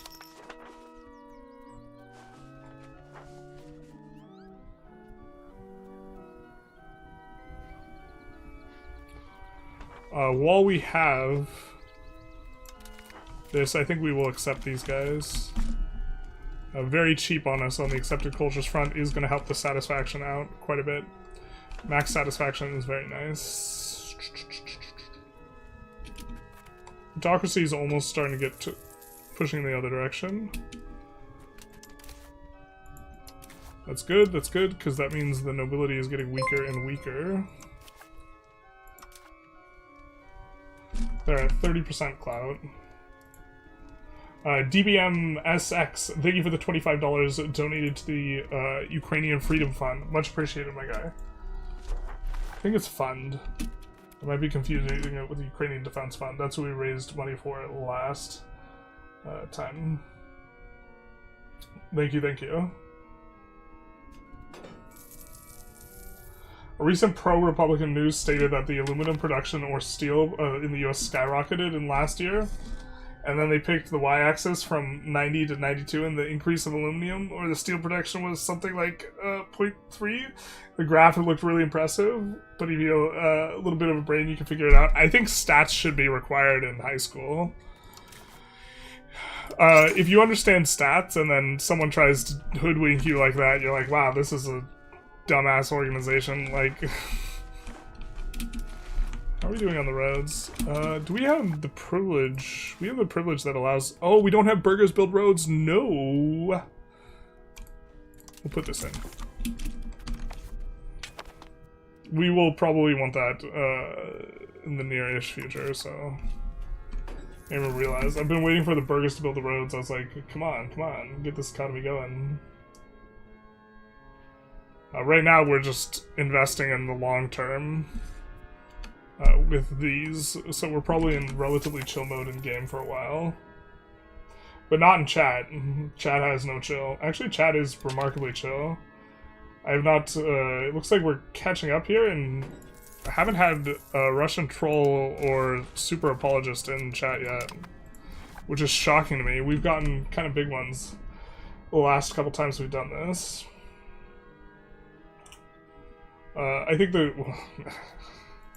maybe it's less important to push narratives in the US these days, I guess. Maybe the mission's already been accomplished. You can see that we're getting a lot less support now.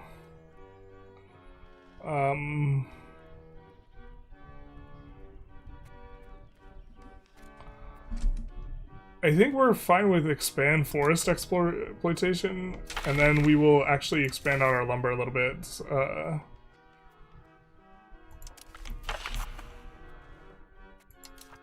We could go for a CB. Let's check our ANTAG. Our ANTAG is not too bad.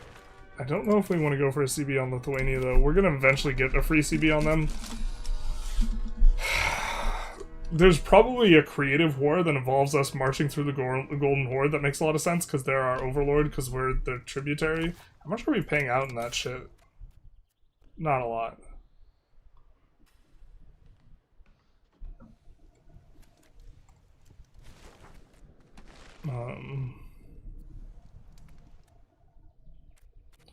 Let's rake them into back a little bit, because we just want to be able to, next Parliament, roll the good stuff.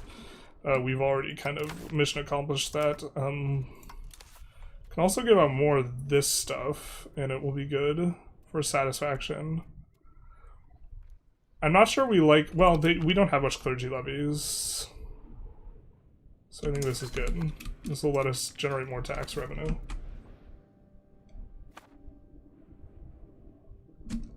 If you think about it, green energy is militarily the safest option since you don't have to import anything. I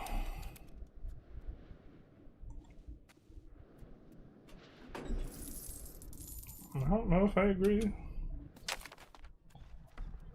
Recently read a book on global warming. It talks a little bit about how inefficient they are. Sturge, thank you for the follow, much appreciated. I think being able to... The most efficient thing would be like some sort of decentralized system, and a highly decentralized system would have probably be burning fossil fuels. The most efficient is like nuclear. Fizzle, thank you for the follow, much appreciated. Summon the apologists. I mean, we don't need to summon the apologists. I'm just surprised.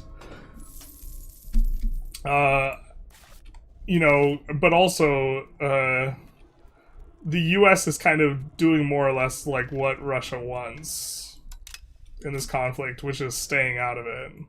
We see a couple of roads from the burgers now that we've slopped that in. I guess we should have had that earlier. Continuing to add these. These are giving 1% pop growth, which is like an insane amount. And will really help us to recover here. We've had some Russian apologists. No. I mean, we've had some like fence sitters more than Russian apologists. I think Russians ran out of money to fund the bots. I mean, I'm just surprised. I didn't schedule this stream way far in advance. That maybe is also a contributing factor, because in the past I've scheduled it really far in advance. No Mahmoud, how fantastic. Yeah, I mean, maybe it's just him. I'm not convinced he's actually working for the Russian government as he's claimed. I do suspect he's... Oh, we forgot that we wanted to add lumber. That's fine. I suspect that he is Russian and Russian sympathetic, but I don't know if he's... I seem like... Brother, if I'm a target for, like, Russian trolls, that it runs deep then, right? Like, because I imagine that'd be really low priority.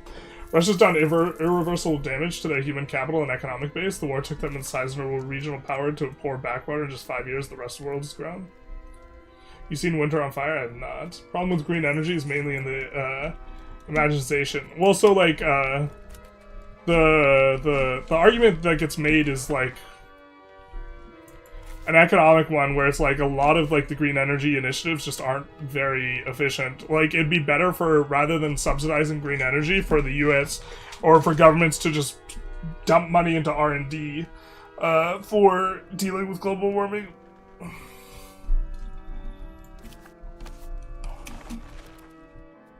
Have you played American Native Tribes? I've not. Guys, as a Russian, I think this war is a mistake, but I can't be pro-Ukrainian. Yeah, so this is more of the people who are like, I think what the guy earlier was describing as like pro-Russian aren't really like pro-Russia. They're just like middle of the fence, like closer to neutral, like shouldn't support Ukraine, which is like different than like being pro-Russia, Russia apologist. US is doing spheres of influence again, fucking over Cuba and argue of Venezuela while letting Russia fuck over Ukraine. I 100% agree. I think that kidnapping Maduro is an act of war, largely because it is an act of war. If someone kidnapped Trump, I think that we should be in there, like, immediately, and, I don't think it's any different, yeah. I mean, I'm not a fan of Trump, just to be as abundantly clear as possible, but the idea is that the kidnapping of a sovereign leader of a nation, or kidnapping of a leader of a sovereign nation is just, like, it's an act of war. The only reason Venezuela's not declaring it a war is just because, like, because of the implication. No, because they would, like, they don't want to, like, the US, I think it's, like, trying to goad them into calling it a war, and then they just, like, well, if it's a war... If it's a war you want, then a war you'll have, like, type of thing.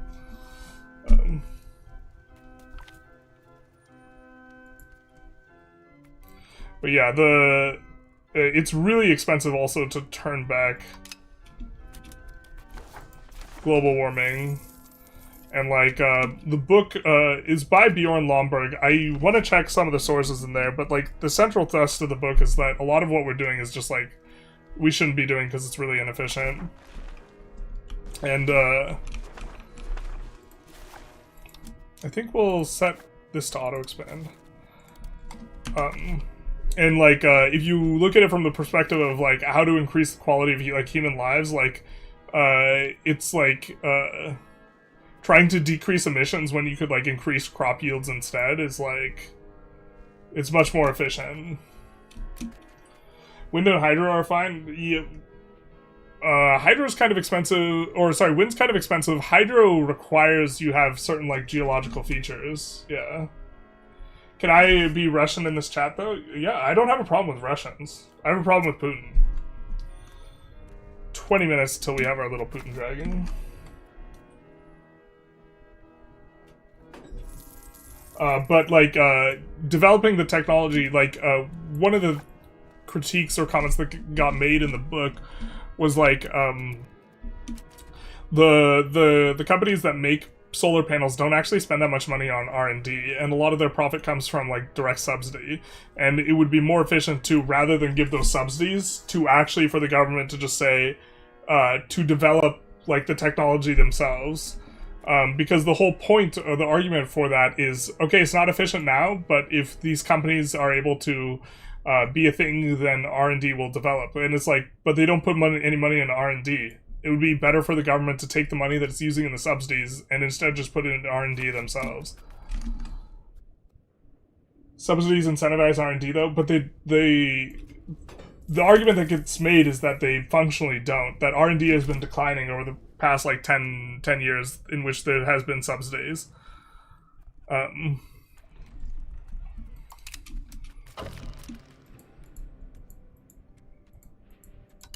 We don't need this anymore. Okay, I know Bjorn, he's excellent. Yeah, Bjorn's all about efficiency. He's like, brother, why are you sending desks to those children in Africa when you could be sending them, like, the multivitamins? Well, you idiot hack, you just like the story of the desk. Actually, this is just me, because I don't like, There's a news pundit on MSNBC. He has this desk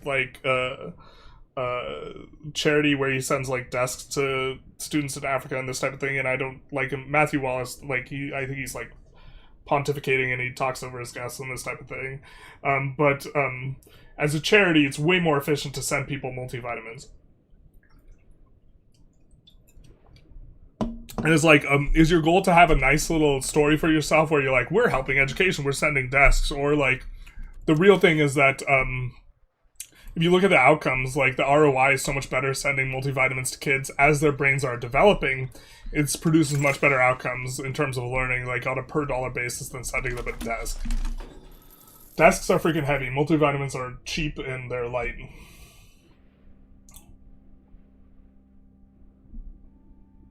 There's no good and bad, guys. For me, there's no difference between Russia and Ukraine. Russian can't be against... Well, I mean, like... One of those countries has troops in the other one's... inside the other one's borders, and the other doesn't. So I know, the equivalency, I'm not sure. Geothermal and water power are like the best, most reliable, but river is always flowing and the earth is always heating. They're pretty consistent. They're like also just like if you developed a mechanism for storing power better, right? All of the problem with wind and solar is that they are inconsistent and storing power is really inefficient. If you just develop a technology for storing power better, then those get so much better. So you should just try and develop the technology. They're not mutually exclusive. You can lower emissions at the same time. They are mutually exclusive. You have a finite amount of money, right? Money that you spend in one way is money you lose in another. Things that you do for lowering emissions have a cost. You can track everything in terms of dollars. Everything has an opportunity cost. It is expensive to reduce emissions. It's really expensive to reduce emissions. It's not free. Masonry's coming down. Nuclear is the best energy? Yeah. Best thing that can happen is Russia lose the war. The Kremlin driving Russia headlong into conflict with nuclear powers, supporting Beijing. If you care about Russia, you should oppose Putin. Yeah, I mean, I think that this probably ends when Putin dies, or when the West decides they don't feel like supporting Ukraine anymore, which I think is a war of attrition now. Because both sides, Russia has come a long way in terms of, people like to make fun of Russia's military at the start of the conflict, but Russia's military has come a long way in the ensuing years. I think while it's inefficient, they are more efficient than fossil fuels, are they not? Not as far as I know. One of the better ways to reduce emissions is actually to increase the natural gas use. Like, this is way more, like, shifting people from coal to natural gas is actually incredibly efficient at reducing emissions, but people don't like that as a solution.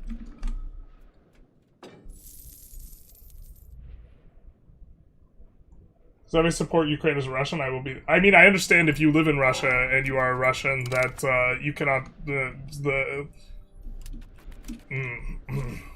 Yeah, I understand that.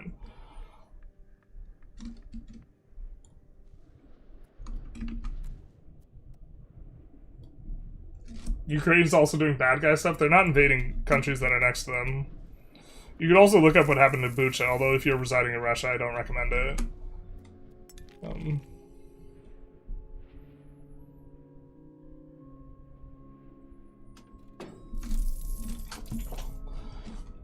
Is not true. We need all hands on deck to fight global warming. We invest in renewables, nuclear, energy-saving R&D. So the R&D is efficient. Bjorn Lomborg's entire argument is that a lot of what we're doing is really inefficient. His argument is not that it's not an issue, but also, like, just increasing the GDP of developing nations is also really effective at reducing human suffering as well. And it is extremely expensive on GDP growth when you make a developing nation reduce their emissions. And so if your goal is to increase or decrease net human suffering, humans, not burning fossil fuels to decrease emissions and then dying because it's too cold in the winter is a vibe. Like, and if you reduce everything to like costs so that everything can be properly comparable, a lot of the interventions are just incredibly inefficient on a cost basis. And so you should do the most efficient things that you can, and also try and reduce impact from a lot of things that are more efficient are reducing the impact of global warming. So like building housing that is more resilient to negative effects from global warming and this type of stuff, and adaptive technologies. This stuff tends to be more efficient because than trying to reduce emissions, like on a per dollar basis.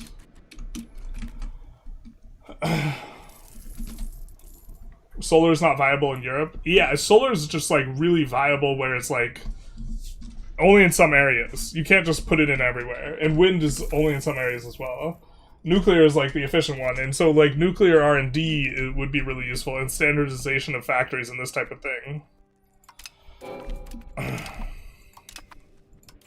Do we have religion buttons we can click? I don't think we're in control of the patriarchate, so I don't think we get to click the buttons.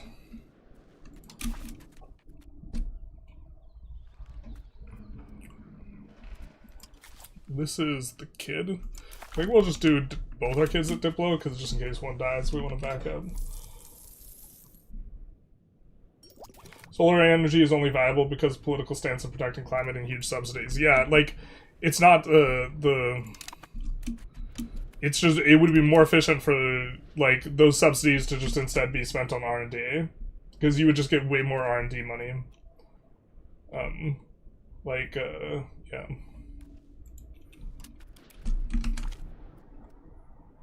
Return on solar is 5% annually. Oil and gas are 15%. It's already already profitable to go green, especially at the current cost in storage. Developing technologies for storage is also like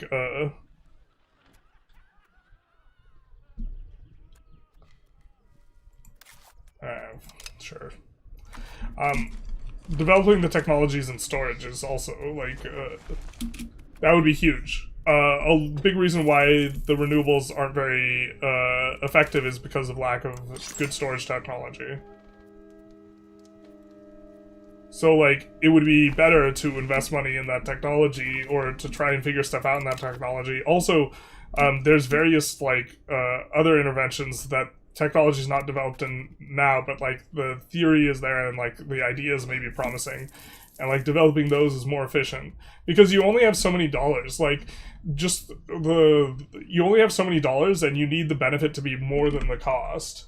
Like, if the cost to society in terms of, like, dollars, which includes cost of life and also, like, starvation, like, put into, like, dollar terms, because this is the only way you can do this type of evaluation. If the cost to society of, like, reducing emissions is, like, more expensive, than the effects of global warming, then it's like not an effective intervention. And so you have to have to care about like what's efficient. Multivitamins for the kids. Multivitamins for the kids. Also, Putin is completely unjustified in the invasion of Ukraine. To be more on topic. Classic whataboutism. Did it invade your country and tries to erase your culture from the map? Yeah.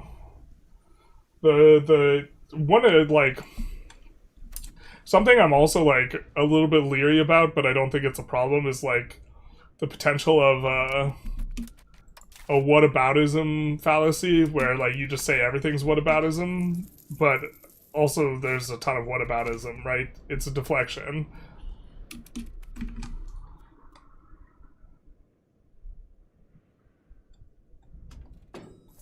Why not simply print more money? Are we stupid? Yeah, basically. Well, this is another thing, is the US specifically, which not everyone in the chat lives in the US, but the US is like, I don't know how long we could keep this up. Roads on kind of our most significant area is or bridges are gonna help a lot early on, and the estate now building some roads is also gonna be nice.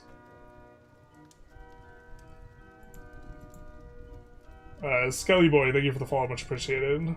We're about 7 minutes away from our hourly Putin Dragon. I think coal is already unprofitable in a lot of places because the gas is so cheap. Yeah, this is gas becoming. There was like a technology shift in fracking to some extent. Fracking actually helped reduce emissions by a lot because fracking was efficient and it reduced dependence on coal a lot, and it made coal not make as much sense.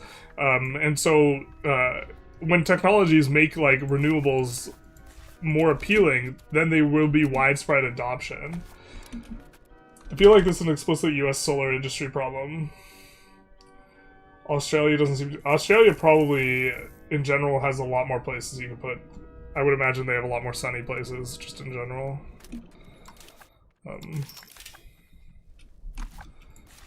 I think we are probably pretty keen to just let the Amber Auto expand.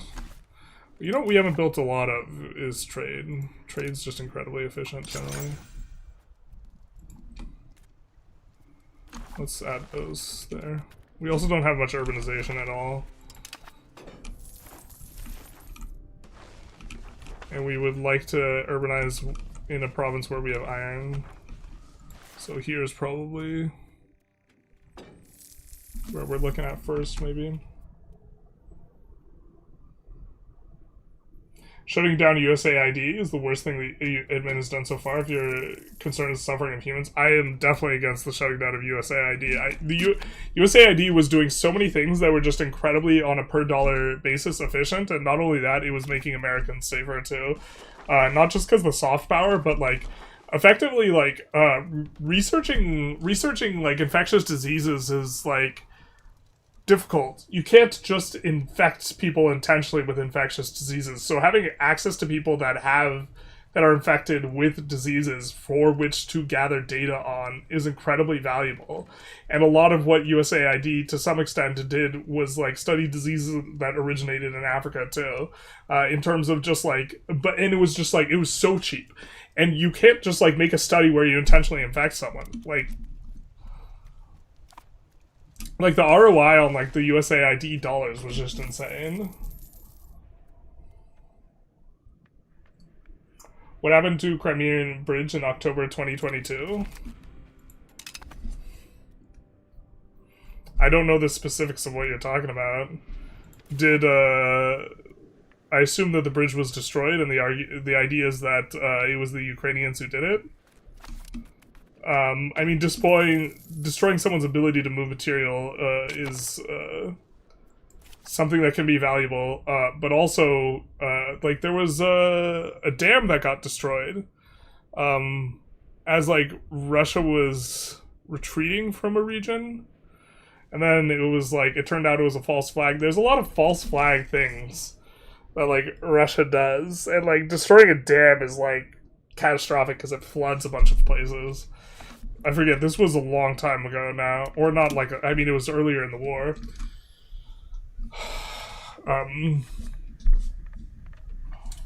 But, yeah, I mean, destroying bridges so people can't move tanks is somewhat reasonable.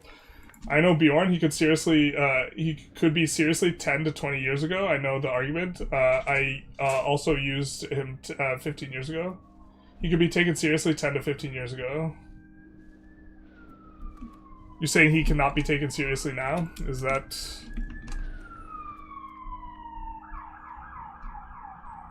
Like, African countries starting to develop with solar, and now that it's become cheaper, and nuclear has really high upfront costs. And nuclear is not standardized, it is another issue.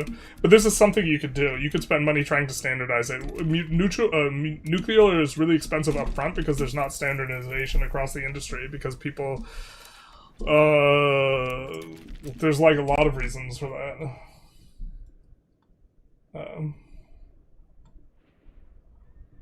Solar are now cost-effective without subsidies. Okay, so we could take the subsidies and instead put them in R&D. Because the companies don't reliably put money into R&D, as it has been reported from what I've been able to read. Are we still...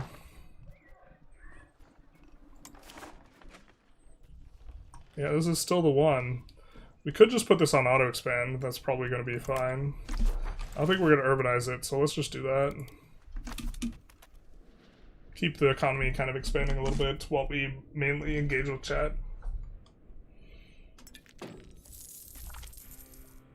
Nuclear's not feasible if you're too small. That makes sense. Unless you have like some sort of thing where you're buying energy from another country, but that's like maybe problematic.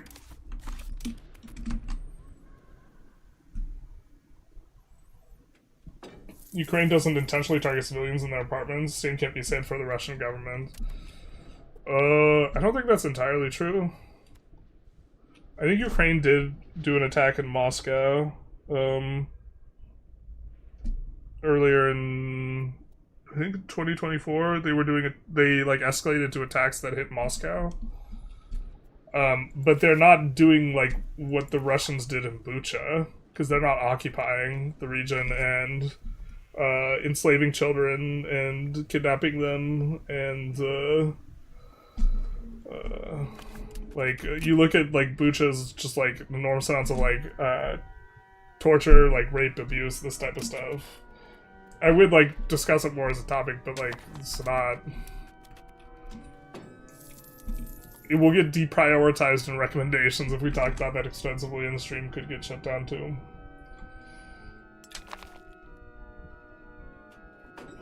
We are at the hour mark, so we will talk a little bit about the things. The charity we are raising money for, Ukrainian Freedom Fund, I believe is the name of the charity. Let's take a jump into here. We have raised so far $755. You can go to the Twitch. If you're on the YouTube, this donate to charity button here will allow you to donate to this. We are raising money for the Ukrainian Freedom Fund. For this is our mission statement. If you wanted to pause and take a little bit of a gander, we will take a read of another one of the articles that they had put out. That one was from November. This one was from last December. We have just kind of read through some of the work they're doing in terms of bringing out outside. The last one we read was bringing in outside sources for trading. That was resulting in some good outcomes. Here is another article from Yana from October of 2025. Dear UFF friends and supporters, General David McKieran, a retired 4-star U.S. Army general and member of the Ukrainian Freedom Fund Advisory Board, shares his perspective on Ukraine's ongoing resistance against Russian aggression, the country's military transformation, and the role of Western allies in ensuring victory. In an exclusive interview with OBOZ.UA, General McKieran, a former commander of the U.S. 3rd Army, U.S. General Command, ARCENT, and coalition founding forces during Operation Iraqi Freedom, discussed how Ukraine can overcome its most pressing challenges and what lessons from modern warfare apply here today. This is a war like David Goliath, said McKieran. Ukraine has far fewer resources, but through innovation and determination, it continues to hold off a much larger enemy. Drones are very interesting because they allow very strong information on the battlefield. This was in a book we were kind of recently reading, how drone warfare has kind of been revolutionized. But he's in his command center and he's looking at this thing. Okay, fair enough. Key insights from the interview: Ukraine's main advantage lies in its morale and leadership, but not numbers. The country must develop commanders who take initiative and responsibility, breaking free from Soviet-style hierarchy. Western partners should provide consistent support, including training, advisory programs, and long-term cooperation. Integrating Ukraine's defense industry with Western technologies will be crucial for sustainability. True security guarantees from the West combine military, economic, and diplomatic measure, not words alone. McKieran also emphasized that NATO's unity remain critical. Europe's security must remain a loud cry outside and a U.S. priority. If Putin isn't stopped in Ukraine, he won't stop at Ukraine. Yeah, he didn't stop in Georgia, and he didn't stop with Crimea. If you could like to read the full interview here, it is available here, so you could go to Ukrainian Freedom Fund's website if you are interested. At UFF Guidance and Military Advisors, including McKieran, we organize educational sessions to help Ukrainian defenders adopt U.S. and NATO standards of leadership, planning, and command.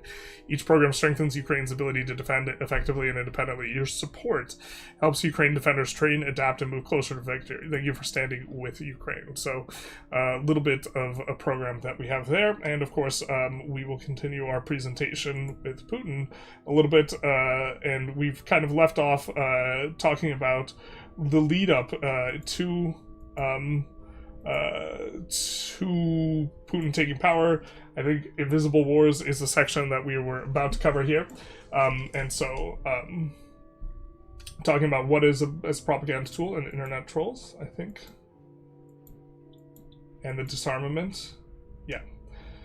So, the next chapter is when Putin takes power, but this is a critique of the West not kind of taking responsibility for ensuring and just disengaging in regards to Russia. FSB or the Kremlin was allowed to survive completely intact, and it came back in the form of FSB. But okay. I found, and it's hard, American population is not a popular topic of discussion in the United States.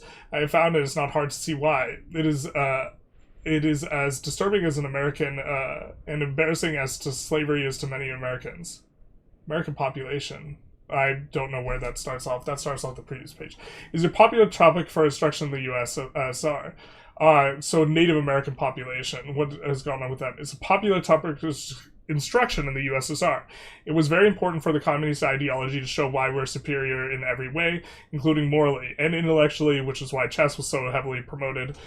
Fortunately for me, this is written by Garry Kasparov, who was the world chess champion for about 20 years, or longer, depending on how you look at it. Soviet propaganda was an expert in whataboutism, a term coined to describe how Soviet leaders would respond to criticism of Soviet massacres, forced deportations, and gulags with a what about how the Americans treated the Native Americans and the slaves, or something similar.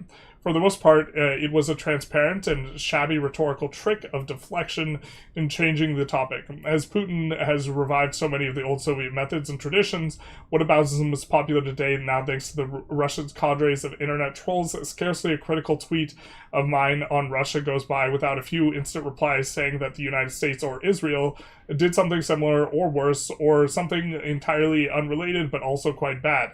This technique is always popular with the leaders of supporters of autocracies because they have no reason, they have no answers for their own crimes.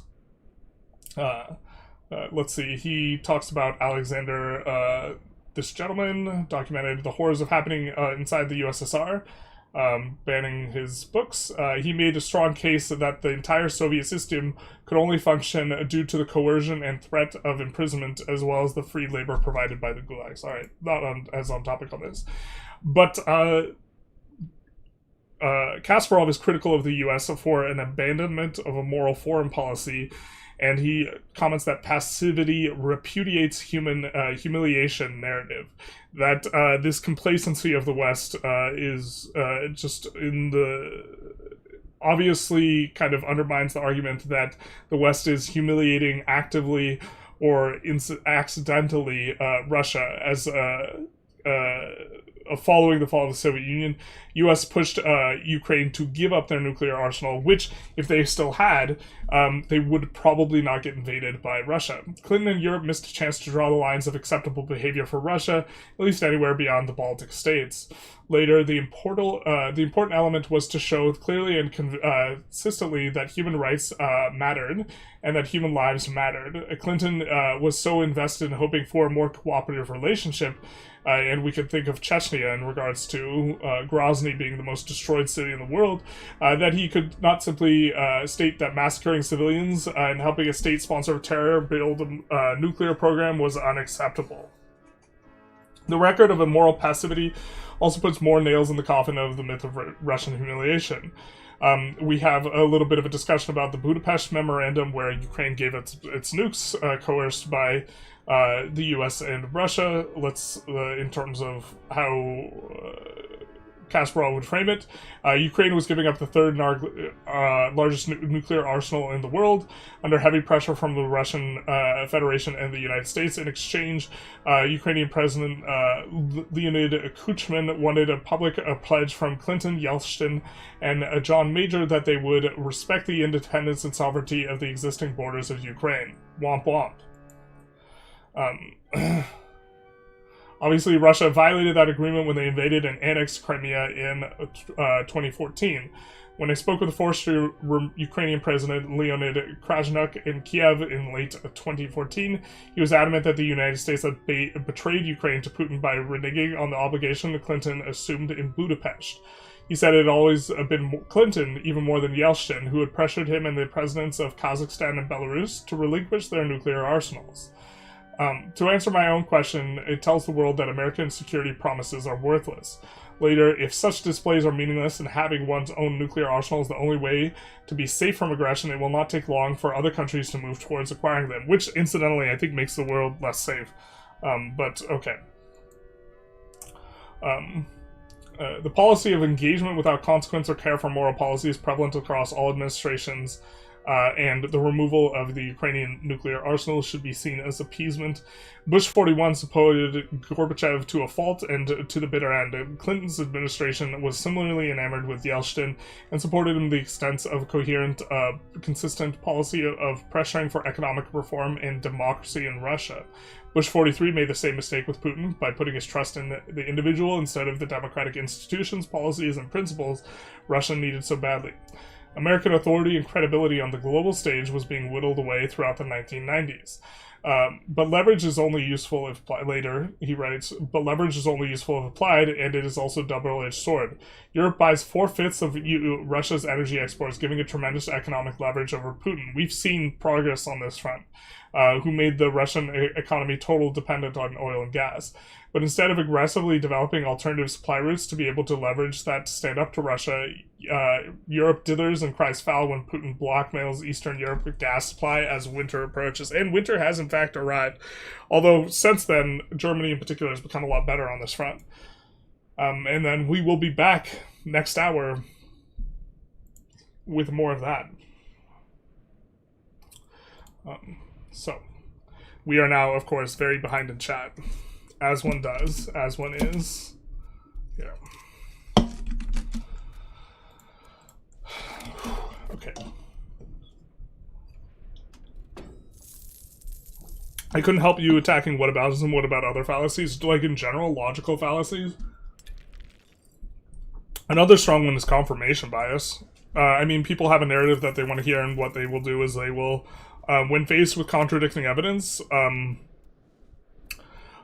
if it's, or if they find an argument that supports, or piece of evidence that supports what they think, they will not look for further evidence, and they'll be like, okay, good. And when they find something that does not comport with their worldview, they will continue to search for more evidence until they find something. And so this pattern is particularly pernicious because you can generally find evidence that supports most worldviews from most perspectives, and so it allows people to kind of pick and choose their evidence rather than having a fidelity to the evidence while simultaneously thinking they have a fidelity to the evidence, which is why it's a fallacy. Yeah. But, yeah, I'm going to skip over some of this kind of discussion on renewables. Put generals in charge of the U.S. budget 2026. I don't know if I want that.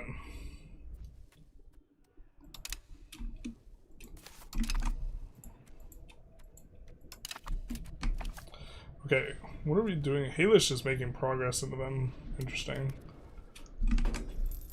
Storing power is a limitation on solar. If not for that, it would easily be the cheapest form of energy. Yeah, solar would be way better if you could store it. Isn't fracking very polluting, though? Yeah, it has negative externalities, but boy is it efficient. Yeah. It's complicated. We're gonna skip over some of this energy stuff. USAID was funding some stupid stuff, but to shut it down completely was absurd. Yeah, I mean, you can have an audit of what you're doing and try and spend the money more efficiently. I think that that's the solution, rather than shutting it down. We ought to be building Dyson spheres, basically. Bridge was destroyed by equipping the guy's truck with explosives and driving. Some civilians died. The little chunk of that bridge. Yeah, I mean, I think that strategically, like, destroying bridges makes sense. I don't know as much about the details of what happened. That is connected, okay. I would have to look at the bridge incident to, like, respond about it very specifically, I fear. I remember something vaguely about a guy intentionally blowing up the bridge to prevent the advance of the tank column, which I think is, like, tactically relevant. I think that that's a little bit different than, like, destroying a dam, or, like, I think what is it? Chernobyl, I don't know, Chernobyl looking like it gets semi-targeted is just like insane. I think that the containment structure got breached, if I recall correctly. But like, yeah, 40% of U.S. Corn acres go to ethanol for driving. Switching land solar would produce 40% of the problem. Well, I think ethanol is really inefficient. The U.S. shouldn't be subsidizing that. I think that has a lot to do with the corn lobby. When I was a business major, I actually did multiple things on this. This will push us 10 towards Pluto. Unfortunately, we would love to roll this later, but we roll it now.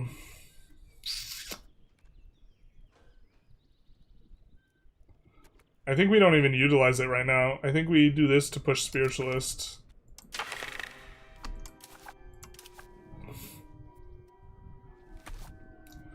And that just helps to push this up a little bit more.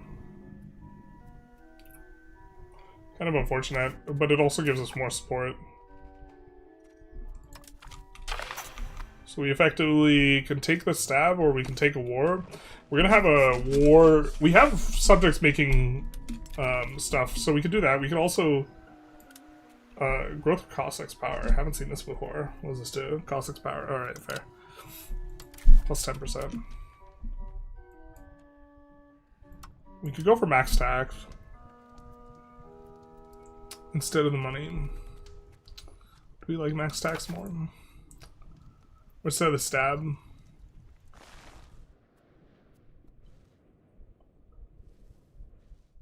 Oh, I think we get more money from max taxes than we do from the reduction in stab.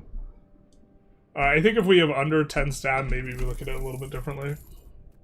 Or actually, other way around. Stab's worth more. Huh. Maybe we should have done the other option. Stab is worth... stab is more expensive the more bit you have. But also, you really don't want to be negative stab, and we're not going to be negative stab when we take the 7 stab hit from failing to pass. I think it's avoiding negative stab is like the most significant thing. We are also going to be able to push... We're going to have to deslot these eventually. Oh, maybe we want stab because we know we want to deslot this-ish. Let's actually start paying more for stab. We probably wanted stab. And we're paying more for stab because we know we're going to take like a minus 40 stab hit. And so we actually want to develop it up. We'll pay 2 ducats for stability. We have a lot of money as well. Let's urbanize this, maybe. Just checking if we don't have some mega populated place, but we don't. So yeah, we'll go for this here.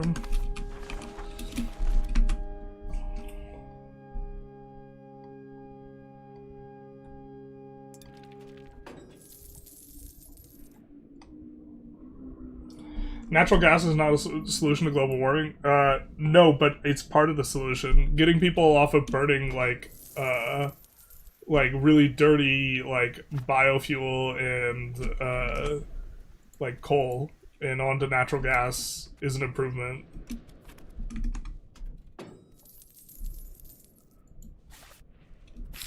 Like the thing is look, it's not efficient, or it's not the most. If you're taking a village and you're putting it on the grid, giving it solar is not an efficient approach to this. To like put it like just connection to a grid with like natural gas is more efficient, like per dollar, when you don't have energy whatsoever. Ukraine tried to assassinate Dugin, didn't they? Alexander Dugin? Yeah. I don't know. I mean, not a fan of Dugin. Dugin, it's very, like, public-facing. If people are interested in looking up Alexander Dugin, he writes about intentionally trying to destabilize the West from within as a primary, like, strategy, and, like, Putin obviously, like, respects and, like, references Dugin and this type of stuff, so,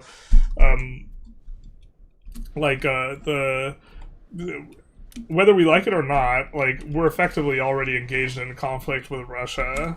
It's just not kinetic. Like, we're not shooting stuff at each other, but they are actively trying to destabilize our country through hacking and various, like, social media, like, troll farm operations. Ukrainian attack wasn't a terrorist attack, it was a logistical strike. The intent wasn't to scare civilians. Yeah, it was to prevent the tank column from crossing over the river. But a driver and some civilians died? Yeah, but that doesn't make it the attack, the intent of the attack to terrorize civilians. This is correct.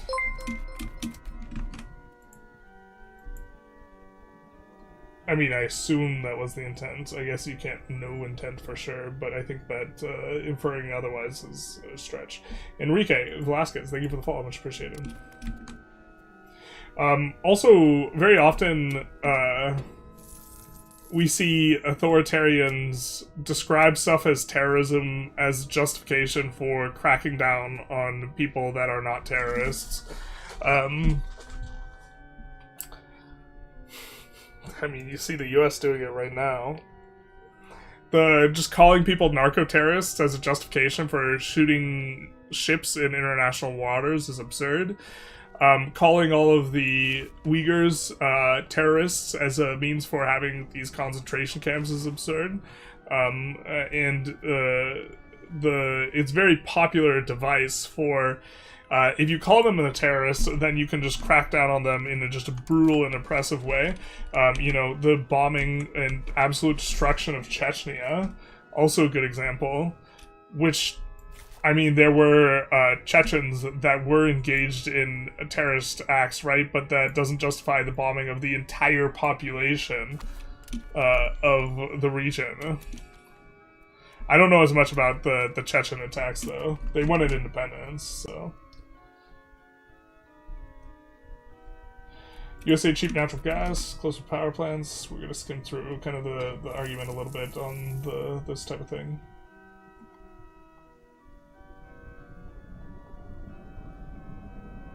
The Kakova Dam, I think. Yeah, this was... I don't remember it as well.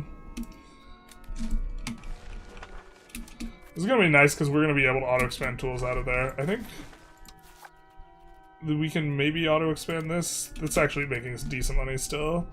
And auto-expands will make it so we don't have to necessarily play as tight.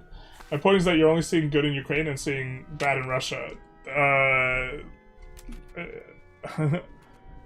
think you're suffering under a misconception that I am a huge, like, Ukraine stan in, like, all circumstances always. Like, Ukraine had very, very significant corruption issues leading the war. I think corruption's been reduced because of the war.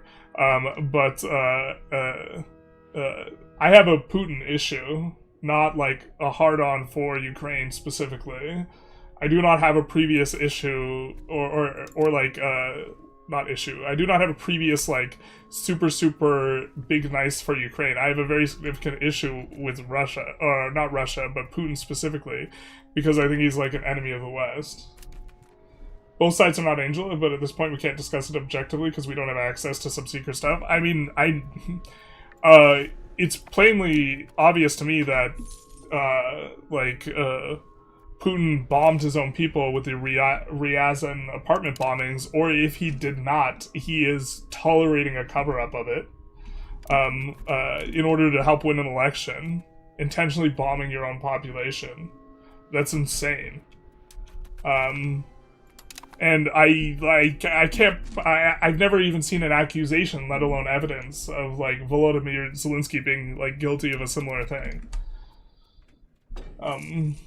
And you don't need access to secret stuff. Who is it? Litvinenko, I think? The whistleblower was, like, assassinated. I mean, like, everyone falls out a window. Like, shout out to journalists pronouncing Budapest correctly. Well, I'm gonna mispronounce a lot of things. Like, Putin is, like, a thug that doesn't really properly care about his own people. We have a full price collapse on this, but roads are going to get built here either way, I think, by the estate. We also have access to coal, so bog iron smelters will be a lot better for us. We don't have access to too many wetlands, but we do have some.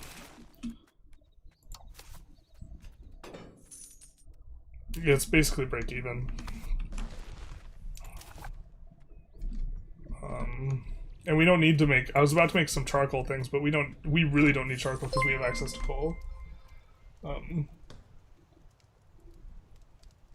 I see the bots that are activated. I'm not sure he's a bot, but... Zero, thank you for the follow. I think that a lot of people are, yeah, operating in information bubbles. Non-biased information to that. Europe is no longer buying Russian energy in bulk. Yeah, they've become much better about this. Can you still get the Cossack events in Kiev? I'm not sure. We have access to the estate, so I assume so.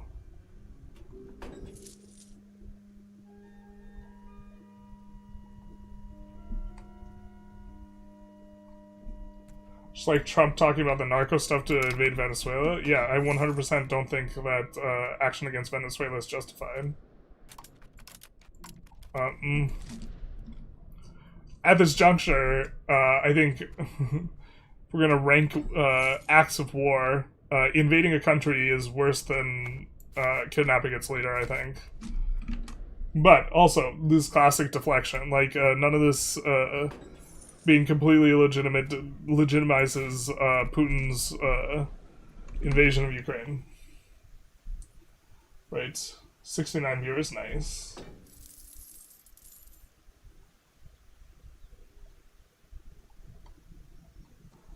Yeah. We're skimming through people talking about drugs a little bit. Because... Wait, why are everyone talking about drugs?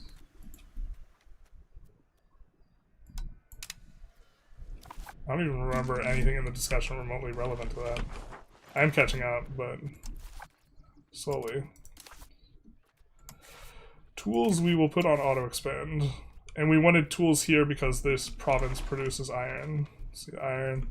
There's the province.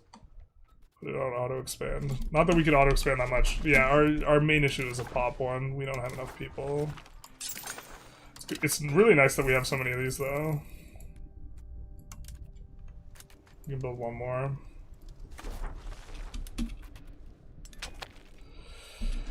Oh, we'd love to get slavery. I guess we could flip... I don't think there's a way for us to flip Norse. Blame Putin for dividing the world into two camps, pro-Ukrainian and pro-Russian. But as a Russian, I could do nothing, and I can't do nothing, and I can't be pro-Ukrainian.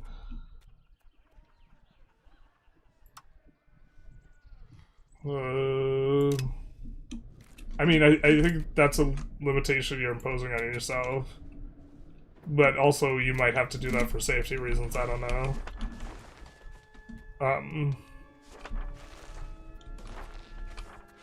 Hey, there's Chernobyl. I thought Chernobyl was further up here. My geography is not that good, I guess. Like, I absolutely don't think that the kidnapping of Maduro is okay. Or if, like, US wanted to invade Greenland, that would be okay.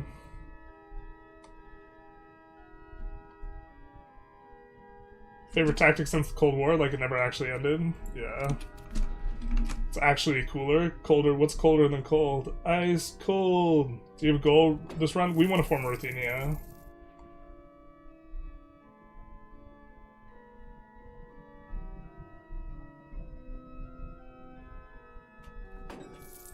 So...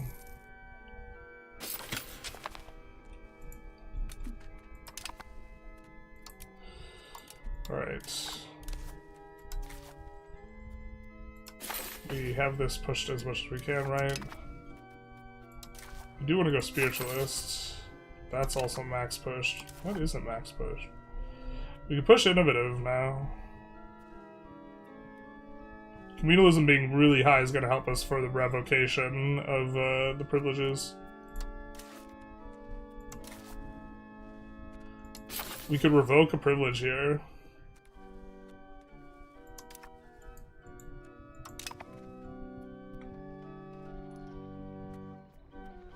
This one gives more power to the nobles, so this one would be better to revoke first. I kind of want to try and flip Republic a little bit aggressively, so we're going to revoke it now. I think it's a little bit premature, because I think taking the stab hit's, like, probably not worth. But we'll just pay the max for stab.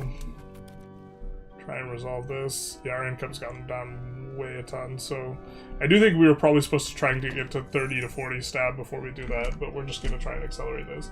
Executive in the US has to do this to have any means of being able to do the actions in Venezuela. They objectively an act of war. Don't constitution that the Constitution technically doesn't allow for the president to unilaterally do. However, calling them terrorists implies national emergency and defense, and therefore it becomes legal. Yeah, I understand the logic. I just don't think it. Yeah, you're just calling them terrorists so you can do something that's an act of war and act like it's justified. What's the teamer count now? I don't know. Is there a way for us to check this? I don't see teamer anyway. Golden Horde just keeps getting rocked though. From this perspective, Zelensky can stop the war by preventing his own. Zelensky, I mean, like it's not like Zelensky... Well, actually, they did push into the north a little bit from that one area, but Russia's occupying Ukraine. The person who can end this war anytime they want it by just, like, leaving is Putin. To prevent the killing of his own people, but why he's still willing to fight, even if his chances are zero in a long-term perspective. I don't think that's true. I think it's a stalemate.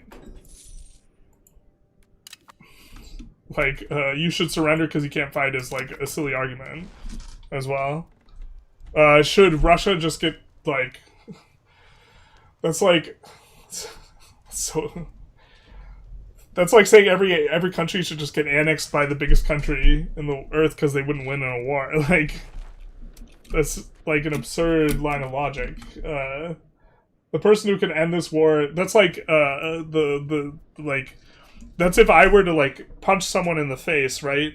And tell them that they could stop having the pain of suffering from getting punched in the face if they would just die already.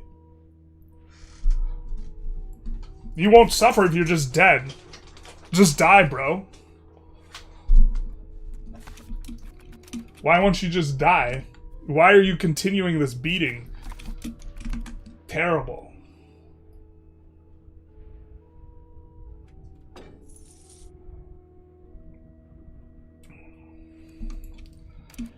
Kidnapping a president or leader will still erode the country's independence, with coming leaders being more subservient. Yeah, or like basically acting under duress, right?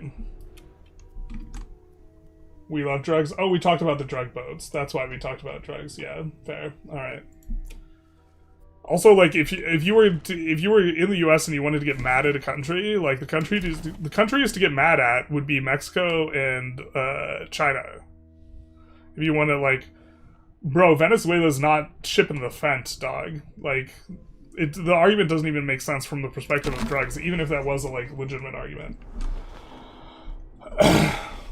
The belief is that part of Ukraine will be given to Russia. Russia will come back for more eventually. Yeah, they already came back for more. They, like, they already took Crimea and they're back for more. Like, it's, this doesn't end unless they get annexed. Functionally. Or the belief that just, like, having a ceasefire is to the benefit of, like, a ceasefire without leaving or security guarantees is just to the benefit of Putin. Why are you going spiritualist? Increases demand. The clergy demand more goods. Stims up the economy a bit. Why am I Kiev run? One of my main hurdles was lack of gold and silver from minting. Did they change it? I think it's easier just to import and export stuff in general. Our minting's going fine, I think.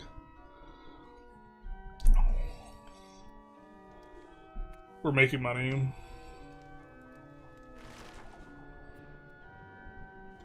Yeah, our most expensive thing is... Oh, we don't need our Diplocider. What are we doing? What am I doing? I apologize, chat. I apologize for my moral failures. great as though they may be, I hope you can forgive me.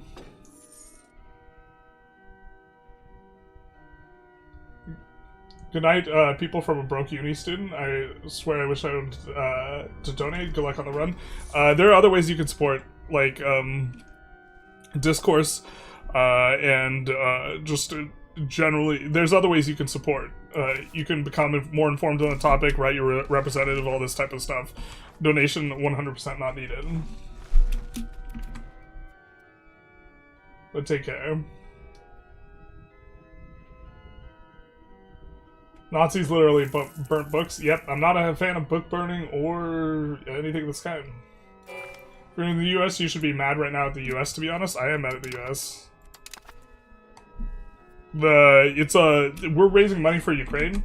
For those of you who are interested in donating, if you're on the YouTube, the link for the donation is on the Twitch. We are raising it through the Twitch because we have the infrastructure set up for that. The link is in the bottom right corner. You can click the button and donate. We have so far raised $600. We might need to refresh the page. I think we've raised more than $600 unless someone refunded some of the thing. I don't know if that's how that works. Okay. But I was going to make a secondary point, but we are raising money. If you wanted to contribute, it is up in there.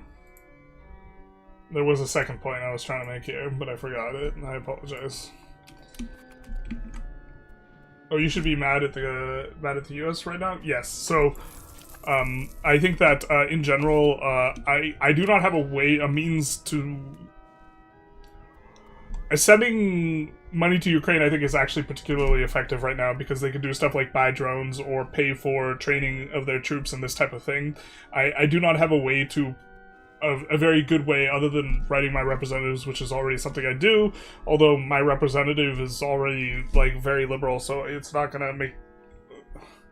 I don't have a good way of effecting change on the Venezuela front. I think that a lot more can be done in regards to Ukraine. Yeah.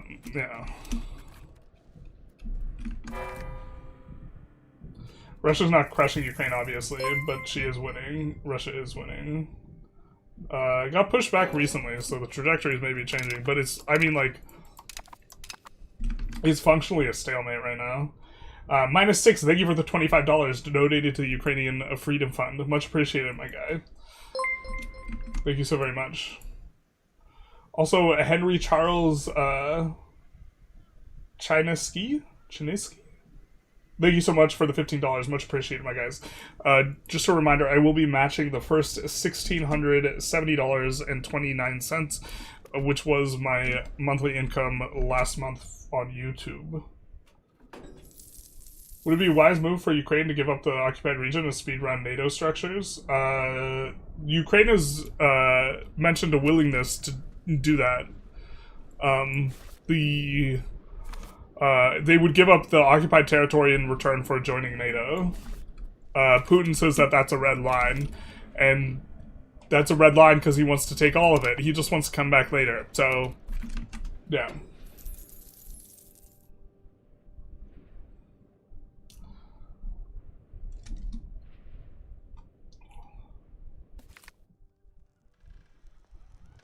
There's talks about U.S. About joining NATO. Literal U.S. military secret service, Ukrainian training Ukrainian military preparing for war 7+ years before.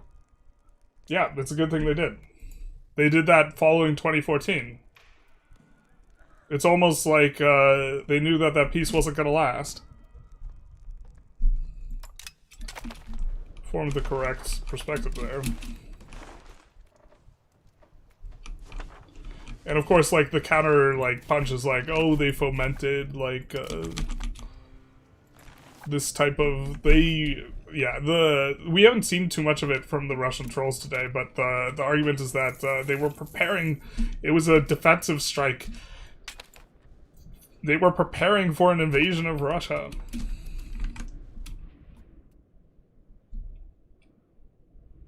Russia and Europe have completely disregarded general population, the pursuit of profits of the few. All that well and good, but rivers don't work, so how do you play Ukraine? Are all the rivers in Ukraine broken? That one's working. That's working.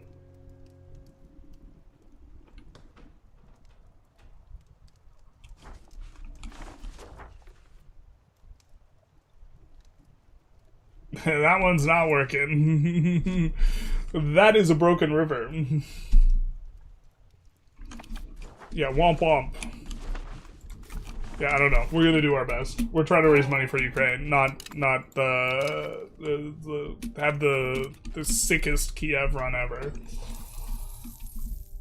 Although that does mean we want a road there. Let's take a look at Arillo's family. Pop growth, nice. That's a lot of pop growth. We do have quite a bit. Yeah, we already have a road there though. Just looking where we have location wealth. We ideally want to connect it via road. We connected the iron. The other thing is, like, our state will eventually pick up that slack, I think. Just urbanizing more might make more sense. Where do we have a lot of pops? We just don't have a lot of pops. Oh god, it's pain. My kingdom for some slavery.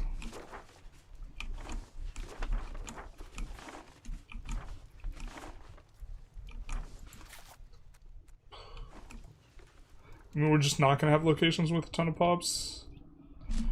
What are we doing? The food storage is probably really good for us right now. Yeah. It effectively gives flat population growth, so that means if you're really low pop, food storage is a really strong modifier. And then we have more money, so what we could do is we could go for farming villages. And market villages in areas where we have good RGOs. Let's do that. But we're not planning on upgrading them.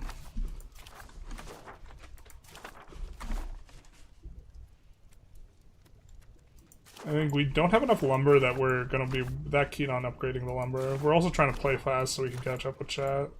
Maybe something like that. And then farming villages give a lot of food storage. They give plus 100 food. And so this will help with our pop growth as well.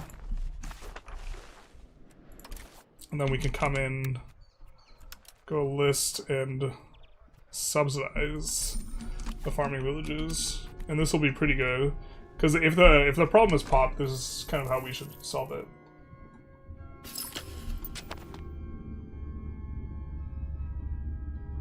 It's actually disgusting that more Americans aren't outraged by the government sanctioning their neighbor Canada for refusing to abandon their sovereignty.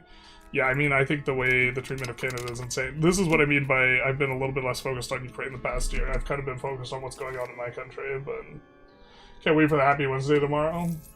So, yeah.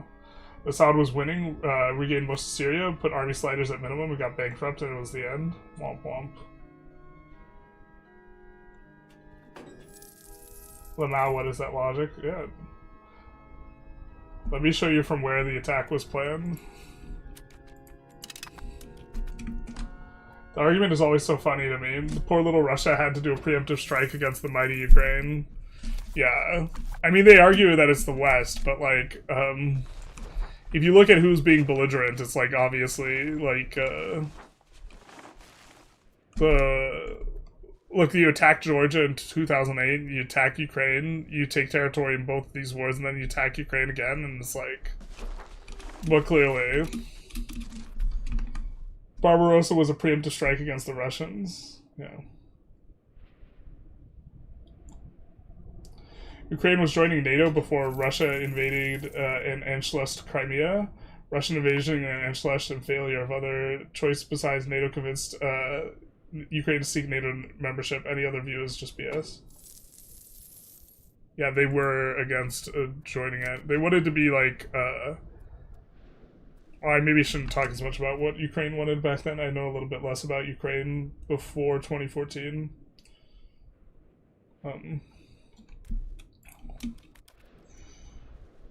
But this will help our pop growth quite a bit. Oh, sorry, wrong thing. Cheap food is helpful. Available free land is a big one for us as well. Large food storage is what we're looking to get more of. Growing families also helping us out a lot. Would love to see some gameplay. Jesus. I like this. I'm trying to raise money, man. Jesus. Feels bad. Oh, we would love a burger. We're gonna eat this. Try and roll up a burger. We roll 2 burgers, so we clicked too much. But we want to click this before we click the parliament button, so we can roll the parliaments. Because we can no longer push plutocracy. So getting +10 would be nice. We're gonna keep doing it in Kiev. We don't roll the parliament, unfortunate. We rolled the 1 for the clergy, support a clerical cabinet. Which will help us to push spiritualist. Sure, we can get on board with that. And so we'll try and pass this. We also just generally want the dev as well. Are these guys not in parliament because they're too pissed? Weird. Okay. Well, I guess we'll just pass this parliament and then be done with it. And let's appease these guys. And we maybe give out...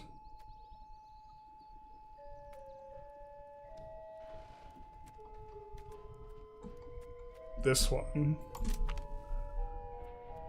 Stability decay is something that's kind of nice, and this will make them a lot happier. So it'll get rid of the insurgents. We don't want to pop the rebel.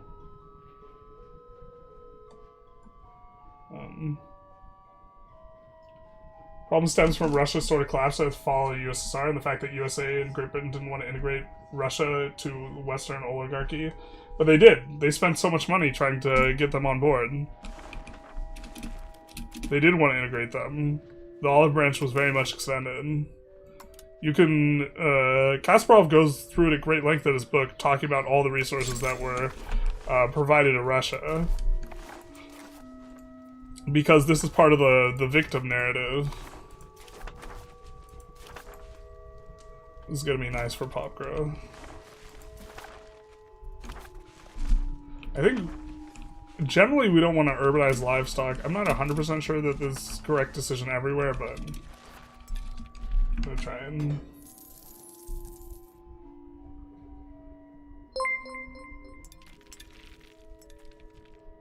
More chat reading?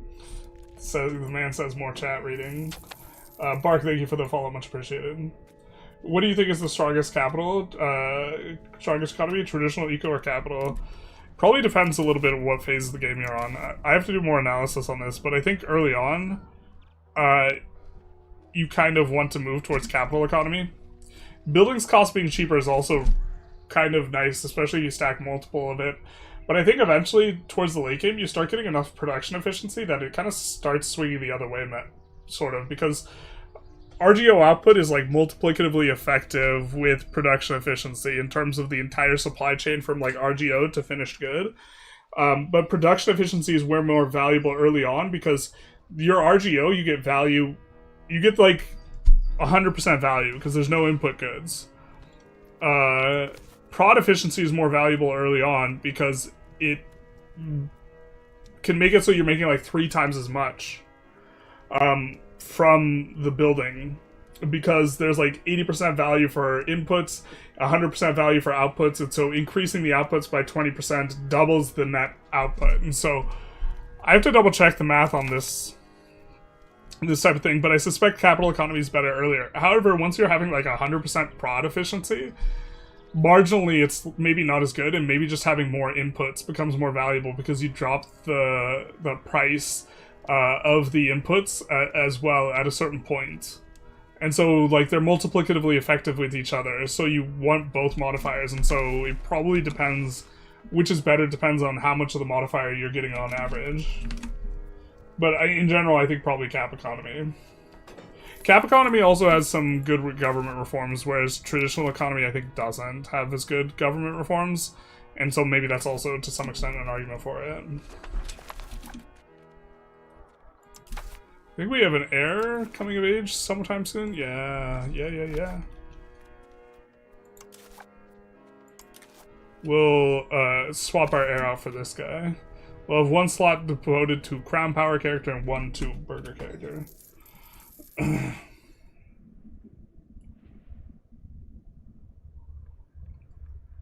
We got some discussion about comparing the Anschluss to Crimea.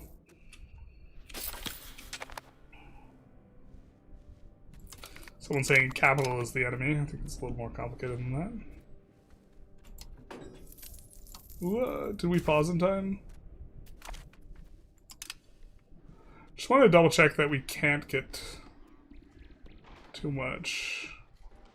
Yeah, I don't think this is worth the satisfaction hit. I don't think there's a world where we're getting 35% here. We could decide that we don't need to pass support a clerical cabinet, but I think we want the stab. We want the stab because we want to revoke another privilege of these guys.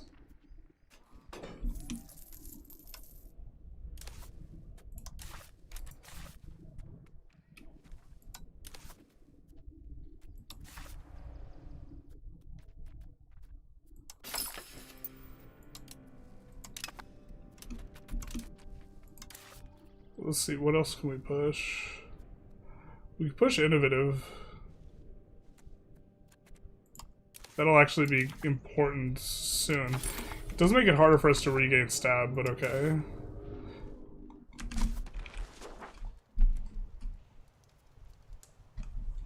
We're starting to get some spread, so we'll go for the institution spread.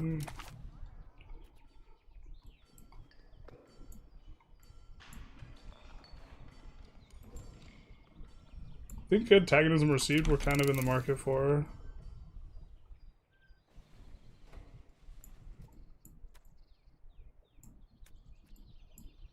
Just looking around to see if we have anything special. Probably this. Getting some stab investment. Reasonable.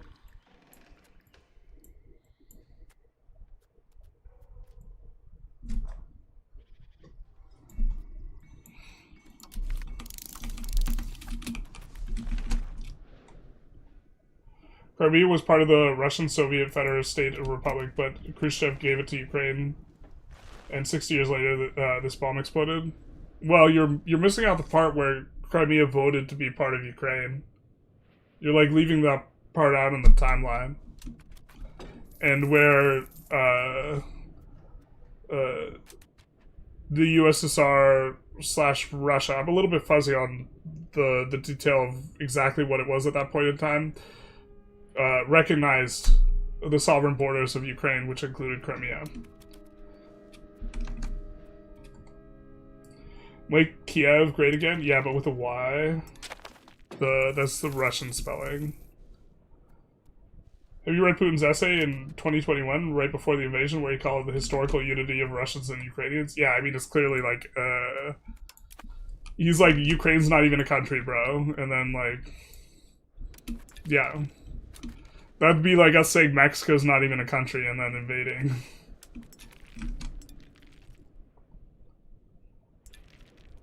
English only, please, Lex. I can't moderate. I can't moderate Cyrillic because I don't read it.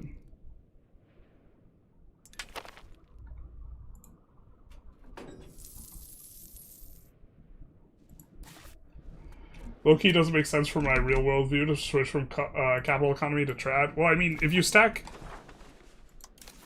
Just to make it like an absurd example, if you had 1,000% production efficiency already, this would just be dog shit. I mean, it'd be just the building cost, right? I just don't know what the numbers look like in terms of the threshold, but I think that it's possible that you're actually supposed to go... You're supposed to zigzag and go cap economy back to trad.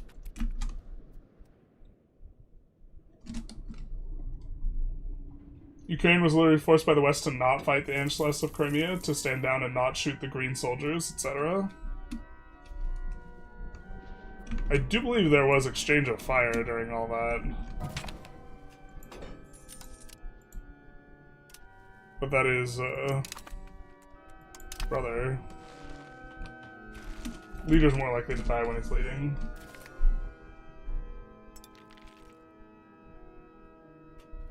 Not to speak that some countries in NATO said Ukraine that they can't join just to not anger Russia. I mean, this was the main idea why they wouldn't let him in, yeah. They didn't want to upset the thug. Maybe we just actually push this the rest of the way. I think I like that.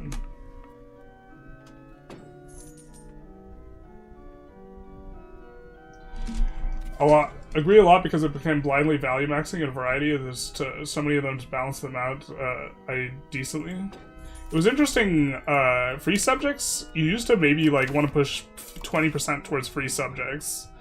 I thought that as a metagame was kind of like interesting. We have a little bit of serfdom trend, we could probably try and get some more. Maybe not right now. I think serfdom's probably better, but we'll kind of circle back. Because I think in order to push that, we're going to have to give out things to the nobles.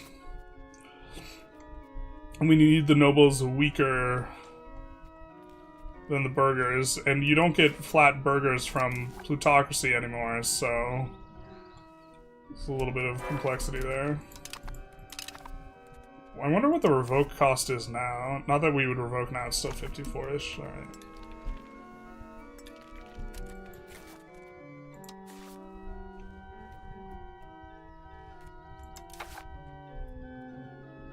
I don't think we're going to put the Crown Power character in charge here.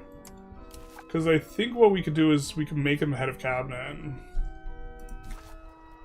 instead.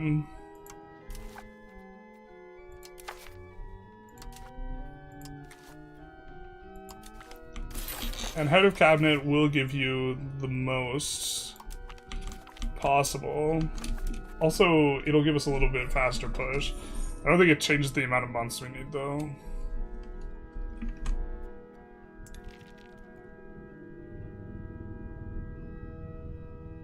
Well, I'll do that. Your analysis on capital trad is that capital's early, trad later. I expect correlation between the either to be less powerful, more or less powerful, and how these historically trended. Well, I mean,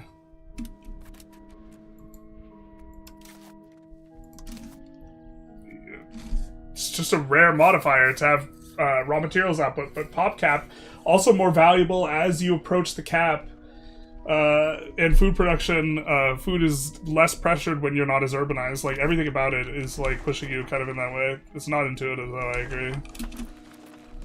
We're looking at maybe a place to urbanize. Masonry's expensive.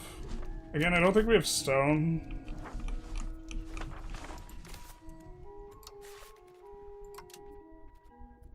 But we are increasing masonry demand by spamming granaries, so... We're only plus 0.02 on it, so that's not going to pull down the price that much. Greetings from the crane. Hello, hello.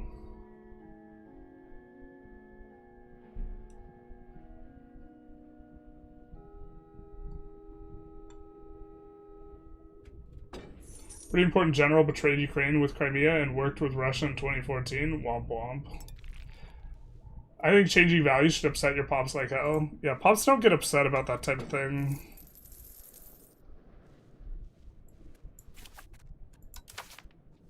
I mean, yeah, there's a lot of things in terms of politics and stuff that I think Victoria 3 does really well that, like, I always kind of want to see. So when the Red Revolution started, Crimea was passed from hand to hand of Reds and Whites, but when the Reds won, they included the Russian part of USSR.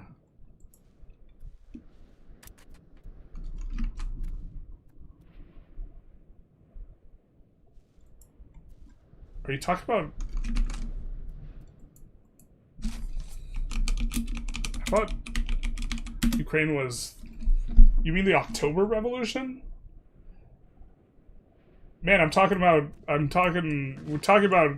dissolution of the Soviet Union and the passing. Let's say Orange Revolution, if I recall correctly, the color revolution that was named for Ukraine was orange. When will you do a biz run when the DLC drops? Yeah.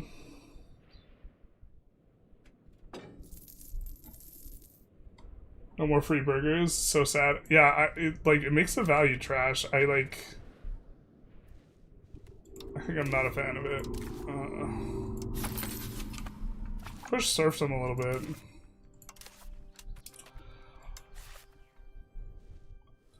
We're like keen on getting enough stab that pulling the reform feels good, so that maybe we just pull it now. If we pull it now, we can push plutocracy a little bit further. We can already push it a little bit further because our cabinet member is a little bit better. Maybe we push it and then pull the thing. God, that's gonna feel bad. This guy's got any traits? No. Royal marriage, please? Anyone? Bueller? Alright, guess not. Marry a noble, though. She's young enough. Young enough to still have kids. I'm just thinking right now of putting him in charge of this. The thing is, he's more likely to die, but it also gives us crown power. I think we're pretty close to 25%, or we're over it. So we're kind of okay. We don't need to put him in charge. And this also leaves us the option of putting a burger guy in charge. Well, we could do that now if we wanted to, but we have to get the burgers more powerful than the nobles. So let's just put a burger guy in charge now.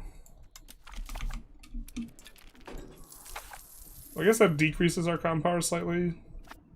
See it up this to 10%. We're gonna need to make more burger pops, unfortunately. How much are we getting per trade? A little under a ducat, so that's a pretty good margin.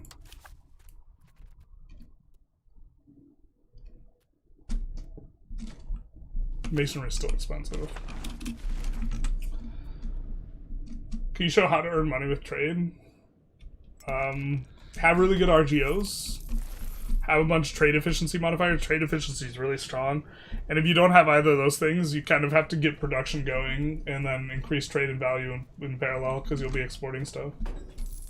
You're prioritizing plutocracy to weaken the nobles. I want to flip Republic. I thought if we're going to have an anti-authoritarian stream, Republic maybe makes sense. Otherwise, maybe theocracy would make more sense for them. I'm not sure. I think Republic in general is just actually way stronger. It's just a huge pain in the ass to flip Republic relative to the other ones. But I think we still get there. A big part of it is we have to kind of like push the stab a lot early.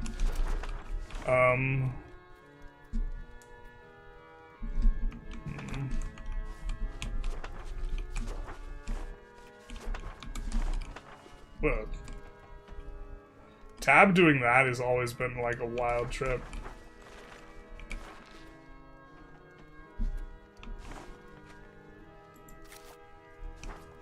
I don't like fruit. Is this on a river? No, it's not. Just thinking of urbanizing something.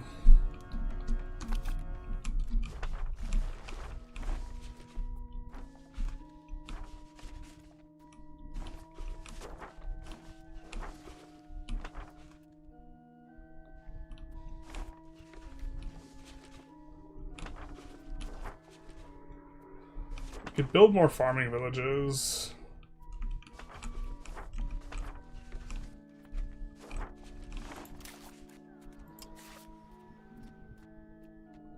Spinners Guilds are doing okay here. Tannery we're kind of into.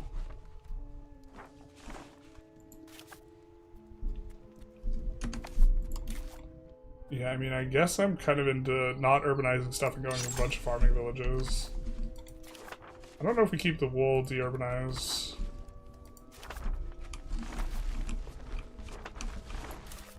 Looks like we kind of have cheap enough. It's not fully collapsed, but we'll just go with the marketplaces. Market villages also give food cap. So I think we're into this.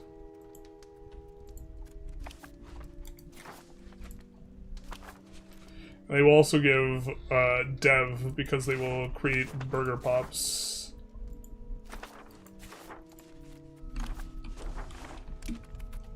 So all in all, that would be pretty good. We do hit our hour mark though.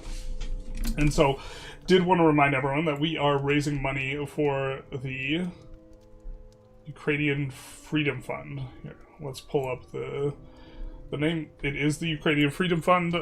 We are every hour on the hour talking about that briefly. Here is the mission statement if you wanted to pause and take a little bit of a gander. But we have been reading articles. Last one was about getting consultants to help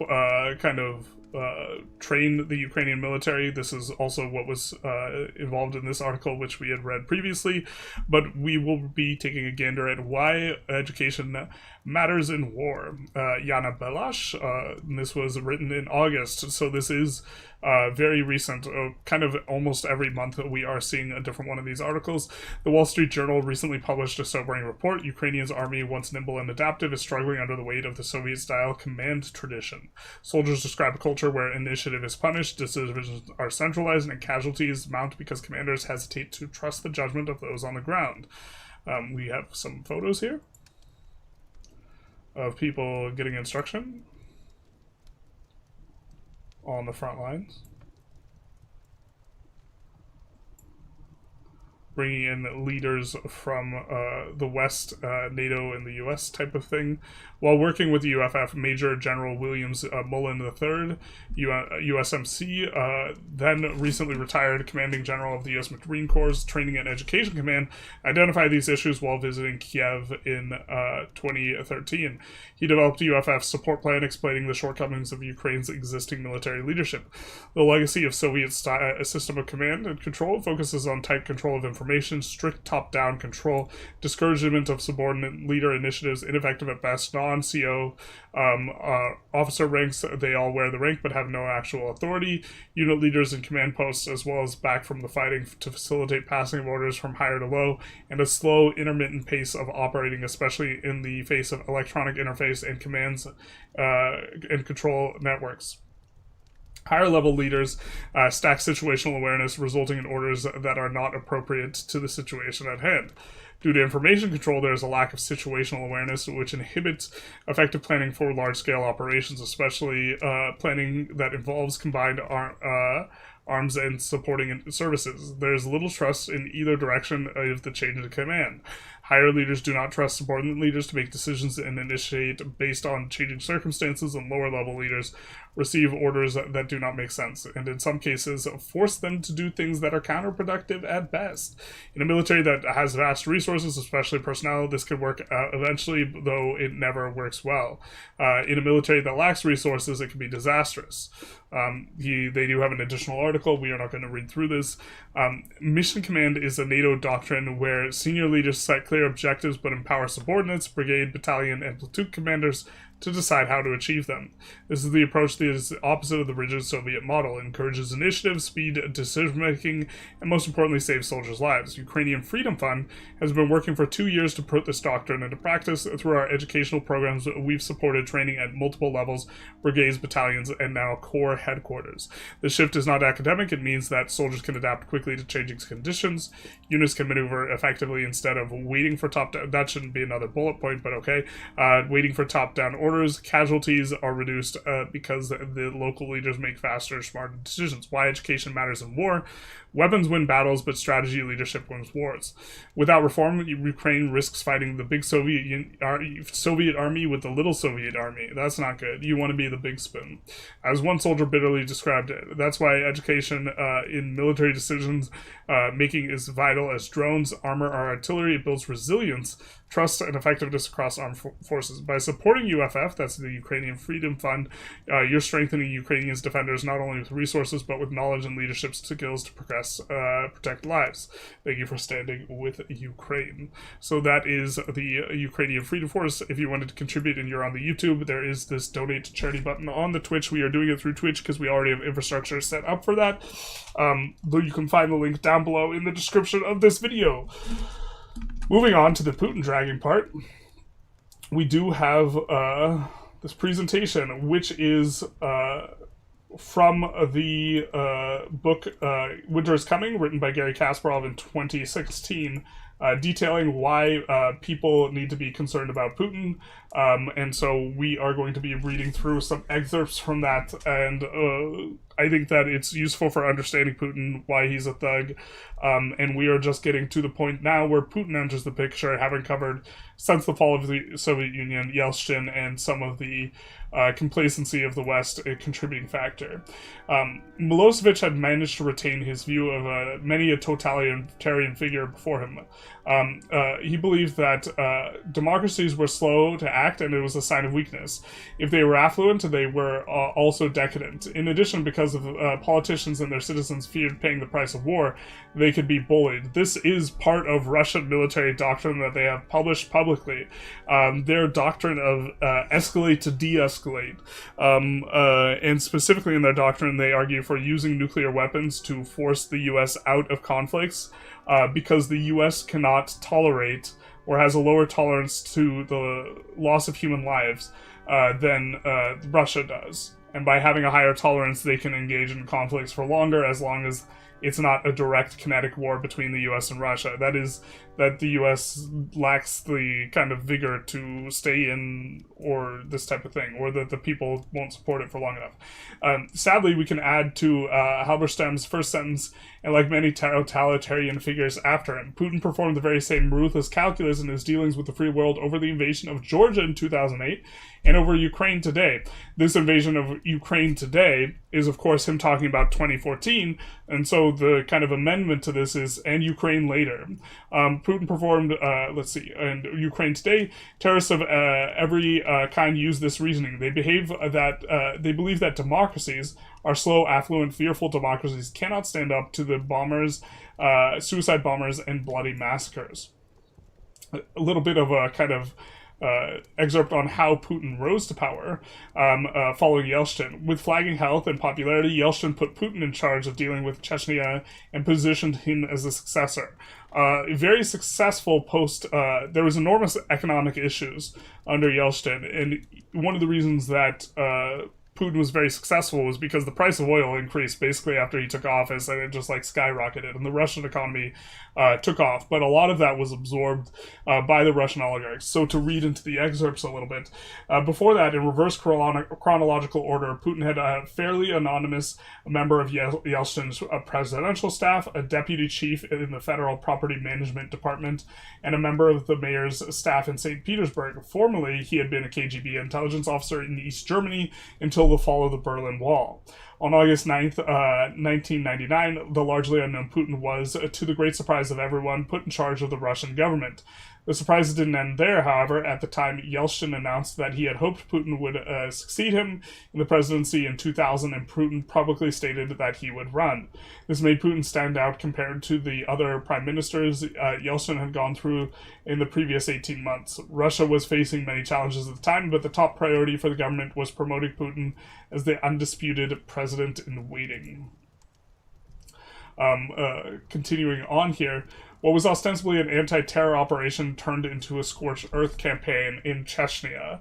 The campaign in Chechnya had a predictable effect on the other campaign, the one for president. To deny this would be to deny the obvious. The war, for all of its ugliness, was popular among Russians, and every reformer like Anatoly Chubay tended to toe the patriotic line by supporting the war effort. For a very brief moment, even Oda attitude was quite sympathetic to the government's actions.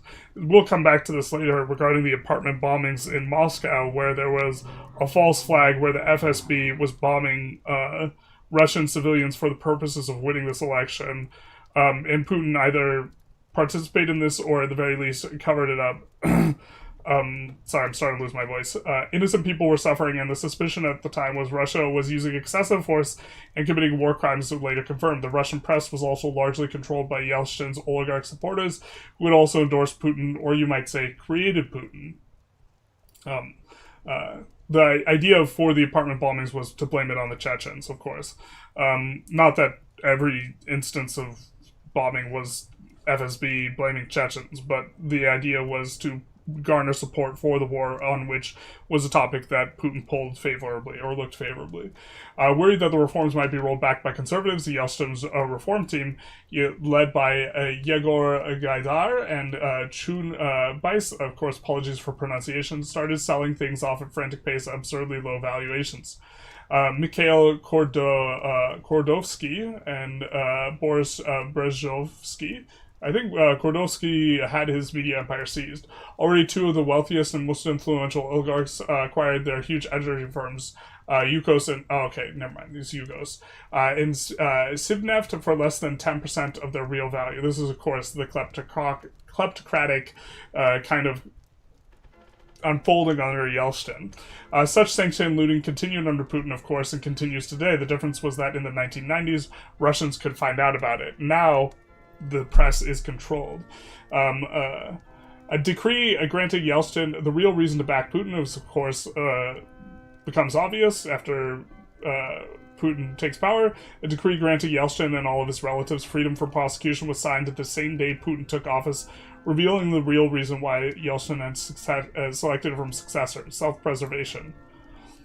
And then next up we'll have the apartment bombings, but we will be back to playing Kiev for now and trying to catch up with chat and probably failing not like this. Although we do have... Actually, we are probably reaching the point where a war with these guys makes sense. We're a little bit stronger.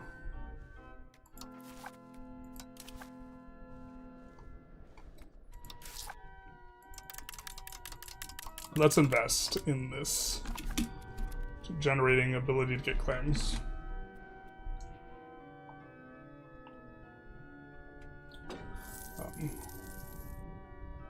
Value should be much deeper than some privileges slash chair pushing the value. It should be institutional basis of the country. Yeah, I think the system could be more complex. You know, I think we're gonna YOLO revoke when we get that up there. Oh, we should have done the other estate. That was my bad. Well, we are appeasing them now. That'll be fine. Whoever knew appeasement was so effective. Not like this.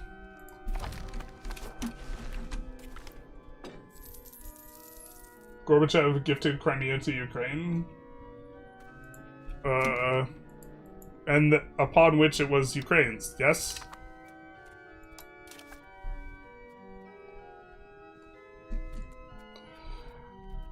I mean, the type of argument that is involved there is just the belief that every single former Soviet state should just be part of the Soviet Union, and Russia has a legitimate claim to annex all of them, which I just, I think that that's wrong.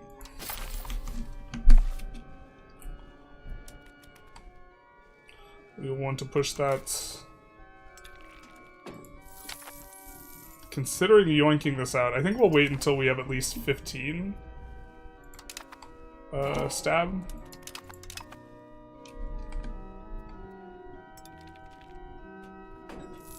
Let's see dynamic values. Timothy Snyder is drawing a parallel that we are on a timeline where the Czechoslovaks fought instead of accepting the Munich.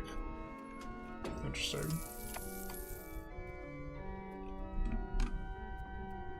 Cultural regional value criticisms feel eerily similar to criticisms of mission trees in EU4 as somewhat a railroading play for respective nations. I feel like we push the exact same values every single run, and I'd like to see a little bit more variation. But I'm not sure you create variation by just making the two values equal. I think that this is like kind of a pipe dream. I don't think it's really possible to make them like just pure equal. I think what you can do is instead like sequencing and timing and make it so that to the degree that countries have unique content that pushes them in direction, give them content that pushes them away from the norm. Like, gives them massive trends towards things that are not the norm, I guess. I see most of your playthrough, you're pushing very hard to move away from monarchies. They're just not very good. Everything else is just better. Monarchies, you have to pay for your government power. You have to pay for the stab slider. Other countries, you don't. And this gets really expensive once you become a GP, and even more expensive as you acquire, hegemonies. It's not very expensive for us right now, though, but there aren't disasters for theocracies or plutocracies. Or, sorry, republics.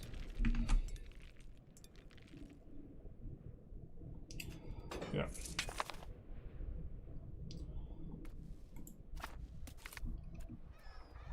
A little bit of heresy action.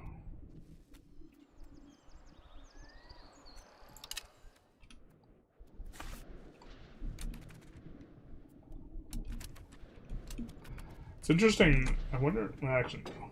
Ukrainian industry now fights Russians instead of helping them like the Czechoslovaks were supposed to. Czechoslovak industry was key part of German tank production to do the Blitzkrieg in France. Interesting. I'm gonna try and catch up a little bit. Ukraine is a pawn in the U.S.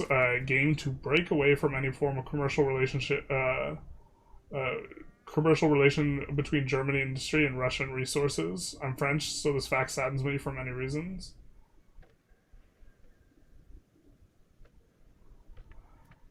I don't think that there's like a grand agenda to destroy Russia's economy, except to the extent of now they are a bad actor on an international stage, and the idea is to sanction the shit out of them.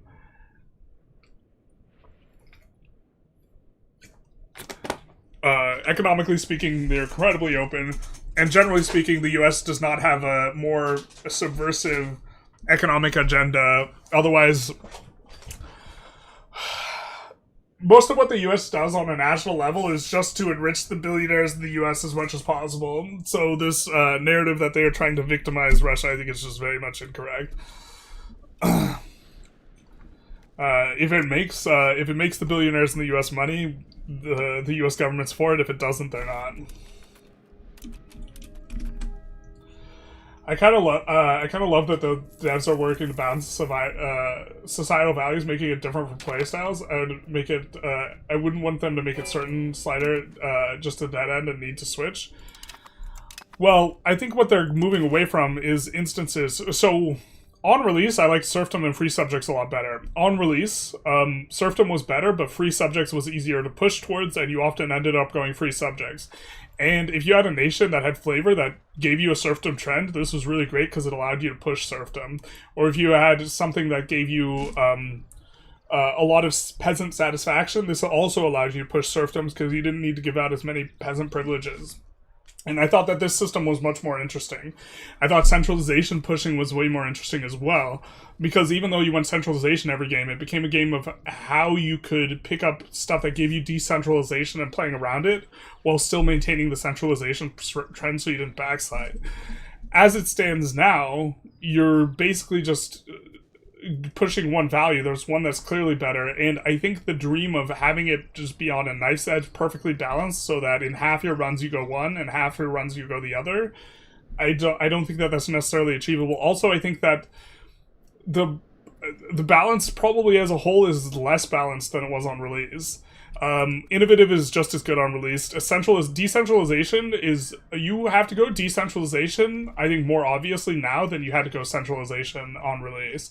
I think Humanist was better on release. Or actually, I thought Humanist was better, but Spiritualist was probably just always better. And now Plutocracy, 80% of the value got axed because it doesn't give potential burgers. It's so much worse than Aristocracy.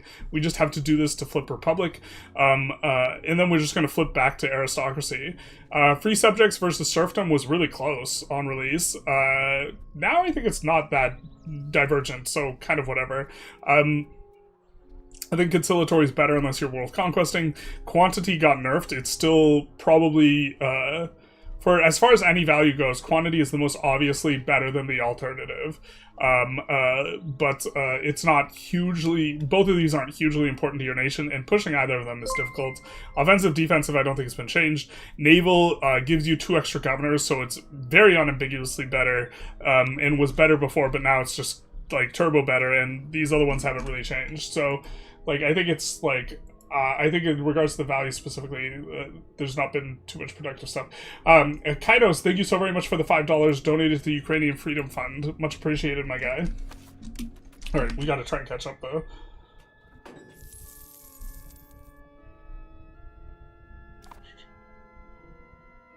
Let's see. Although generally I would prefer for today you guys not tip me. I see you discussing the tips in chat. Just give to the charity instead. That works for me.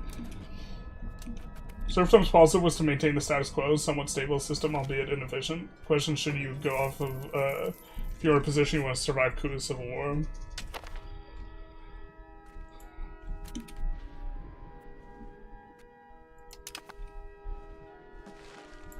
How are we doing here?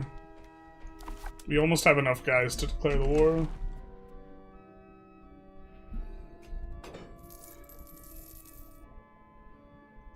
Sounds exactly how Hitler thought the US would perform in World War II. He called it a bourgeoisie republic that was decadent and weak-willed. Well, to be fair to Hitler, which is a clause I hate saying, the US was a little... They dragged their feet getting into that.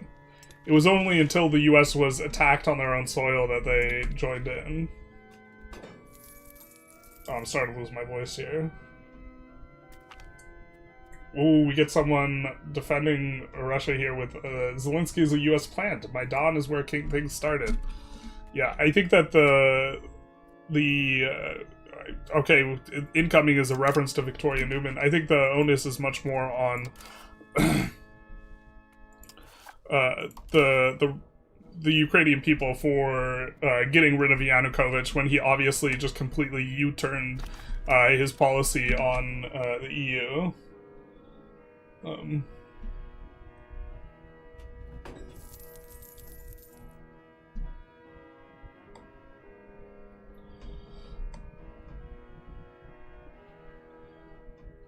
kind of skimming through the chat. I'm 3 hours behind. Keep it up, Generalist Gaming. Down with fascism. Yeah, I mean, I'm behind on the thing. What's going on Twitch?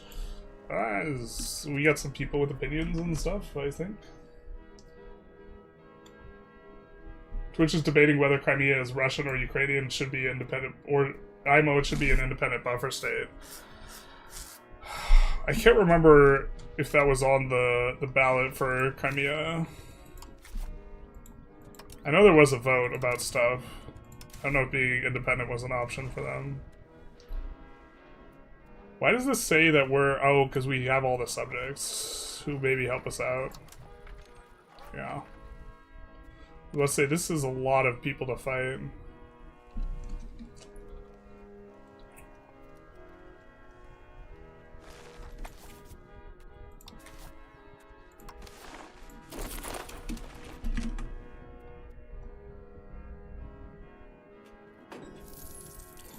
No source of information told me that. I'm drunk and extrapolating. But it's very possible that Zelensky is a US plant. It's a wild as hell conclusion to jump to.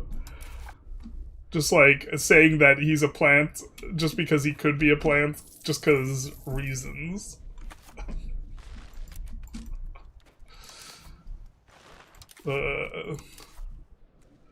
But I know that Putin is a thug, and that the invasion of Ukraine is not justified. And I think even if Zelensky were a plant, which I don't think he is, that doesn't mean that the invasion of Ukraine was not justified. Or it doesn't mean that the invasion of Ukraine was justified. Sorry, I inserted a not in there. Didn't mean to do that.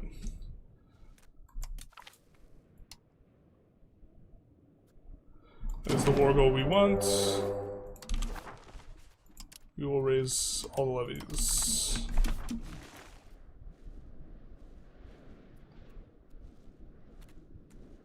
In addition to having this new unit produced.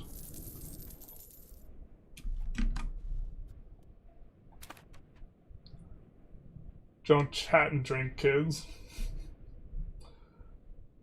I guess the majority of Ukrainian people are also plants. Yeah, this is the one that always gets me, is the plant, the protesters are all plants, and it's like, my brother, you think there's 100,000 plants?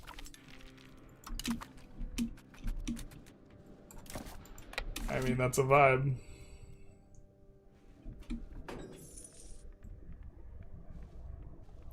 Should have maybe dismantled before it.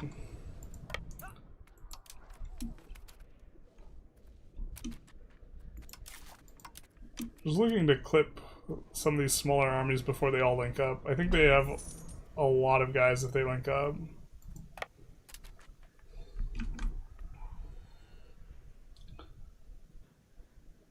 Wow, that needs to be patched. Puts the monarchies at a significant disadvantage. Yeah, I think if you give a disaster to like the other two, that monarchy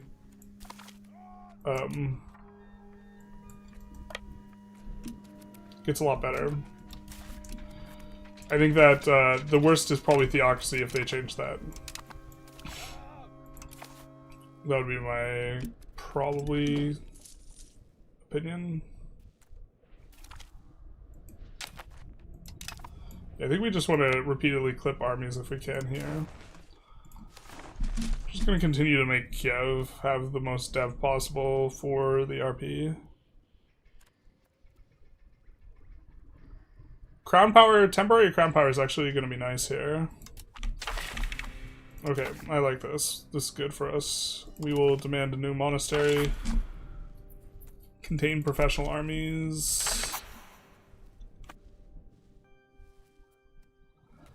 I think that's all we can do. We'll peel a month.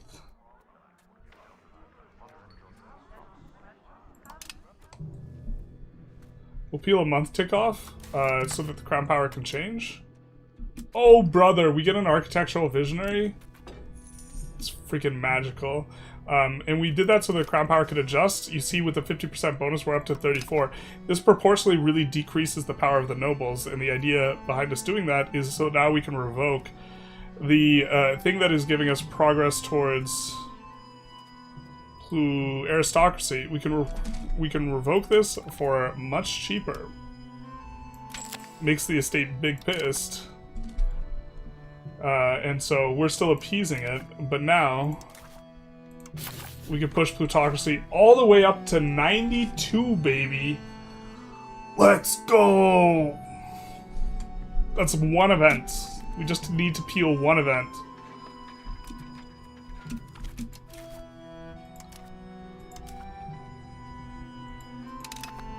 That's it.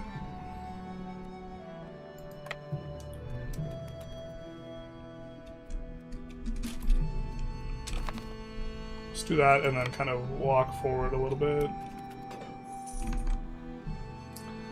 I like Playmaker's recent video of self-limiting its factors of vassals and going centralization.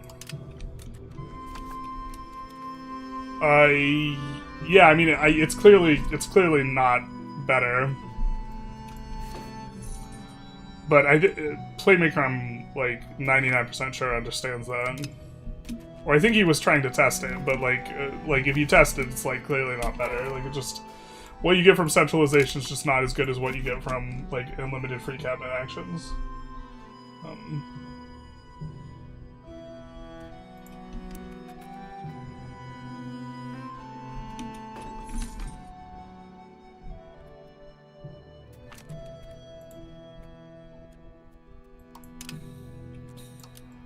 I think that means we want to float around 2% inflation, so we can up that a little bit.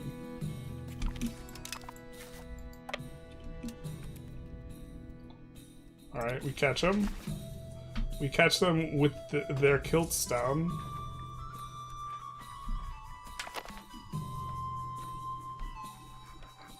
Someone's commenting about seeing repeated all the standard Russian propaganda. You do kind of see it repeated. I think we win this, but just in case. No, it looks like we don't. Take it on the chin. Go after this. Bro, but coming here from YouTube chat is insane. Y'all cray-kay. We're getting into it. Our stab is negative, but not too bad.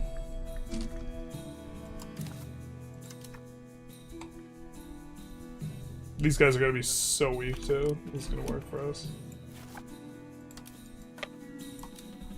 Is that enough to siege it? I'm not sure. We're just trying to get rid of their armies here. Yeah, it looks like it is. Czechs actually made very nice tanks. They have lots of them. Talk about World War II. My World War II knowledge is not as good.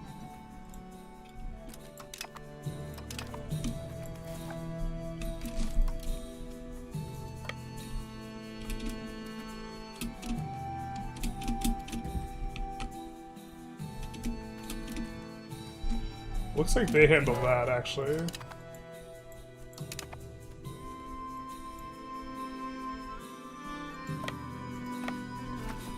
Looks like we could probably get this done quickly. We should have looked at...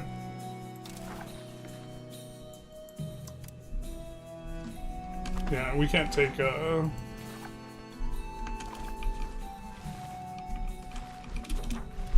we can't annex them, I don't think. Or we can't subjugate them because they're a subject already. Damn it. I think we'll just split in half. I think we have a big enough army that we can split in half. And still win fights.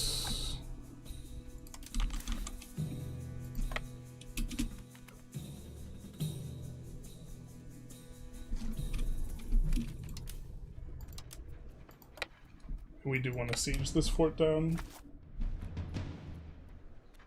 So how the hell do you justify the claim that Ukraine is a US puppet to sabotage EU relations? You do it because it's a convenient argument to make.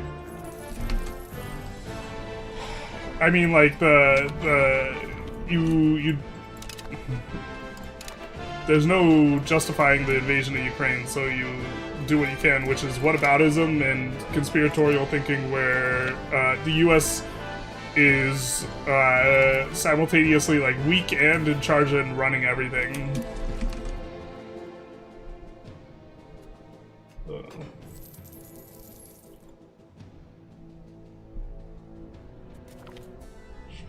I think when people are kind of engaging each other rather than me, we might kind of skim over that as much. Unpopular opinion, but Crimea was 70% Russian before invasion and would have voted to vote just Russia in a fair referendum. That might be true. I can't comment on that as much. That doesn't justify invasion of another country, though. In the United States, Texit is a popular movement in Texas. And I don't know if they would vote to become independent, Texas. Probably depends on who's in power, who's president. A little bit of short-term thinking there, but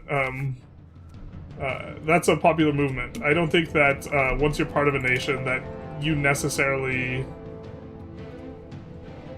voting to leave it automatically means that you get to, like, leave the country. Because then you could just have, like, sovereign citizen types be like, I vote for my house to leave the United States. Or, like, smaller and smaller principalities or municipalities or, like, what have you, or this type of thing. But if you have already done a vote... It's complicated, though. Because, the justification for a rule, I think, is also preferable when it's done based on the consensus of the people, but letting individual people leave because they want to leave is not something that I think you could do. And okay, don't let individuals leave. Well, what about a city block? What about a city? What about, you know, it just gets etc. down the line. And at what point would it be justified? I don't know. Also, we don't also have a poll where they voted to, like, be part of Russia or something like this. I was in Crimea in 2012 and 2020. I also don't know how that poll would go. You're just asserting this and I'm not contesting it because I don't really know. I was in Crimea in 2012 and 2020 and nothing changed except the Russian rubles. Okay. It is immoral to consider referendums when a state is actively colonized the conquered area. Large parts of Latvia and Estonia are Russian majority through colonialism. I think this makes it more complicated. Because the people who are living there, it's not... Well, it depends on how they got there, but for a lot of them, it's not their fault they're there. Really. They, like, sought out economic opportunities and this type of thing, and, like... I think it's complicated. Alright, can you split up and do this type of thing? What's not complicated, I think, is that Russia is not justified in the invasion of Ukraine. Like, kind of independent of these things.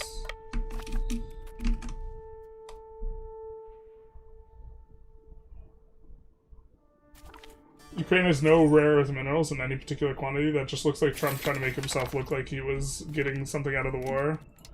Yeah, I mean, yeah. Trump just wants to look like he negotiates everything and gets credit for everything always. You know what'd be the funniest thing ever, though, is the woman who gave Trump her Nobel Prize. It'd be hilarious if she won it again this year for avoiding conflict by giving Trump the Nobel Prize. That would be the funniest person to give the Nobel Prize to. Just run it back.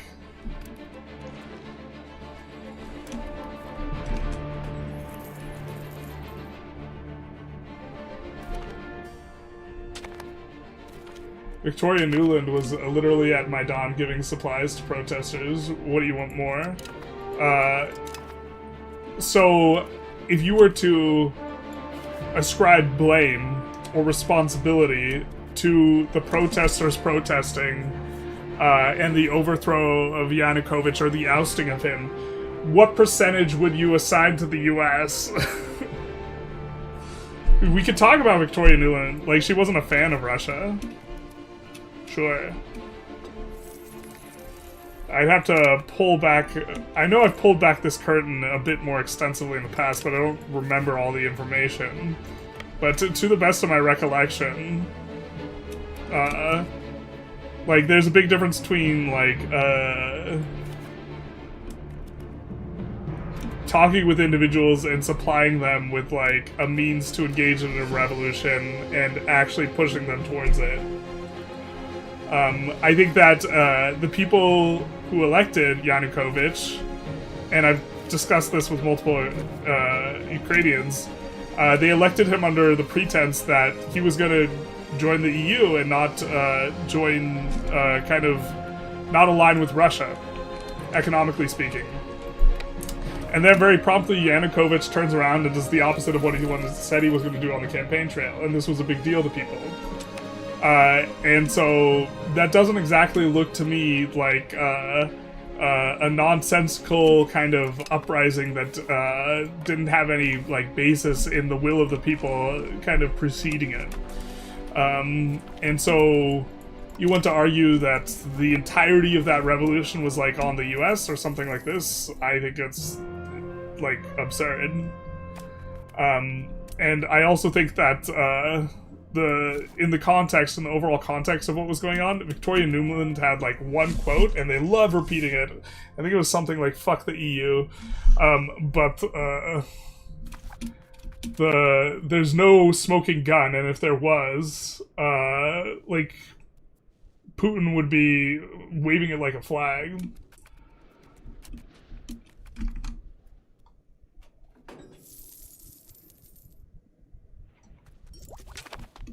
It's just like Victoria Nuland was there, or I'm not even sure if she was physically there.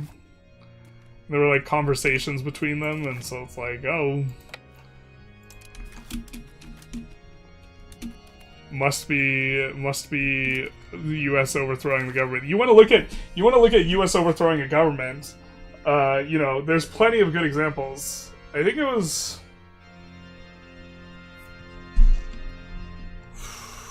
Oh man, I'm blanking on which country was Pinochet, but like the CIA got naughty with that one, huh? Like, but for Ukraine, +5. There's our Pluto, locked in. We have enough to swap on over. If we have more power now for the burgers than we do the other ones. Which, okay, we do have more burger privileges we want to give out. I don't know if we want that right now.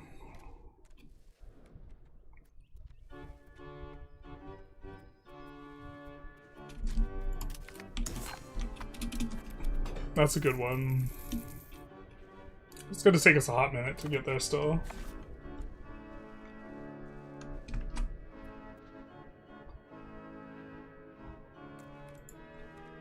This is the economy patch of the big 1.1? Laughable paradox? Wait, what?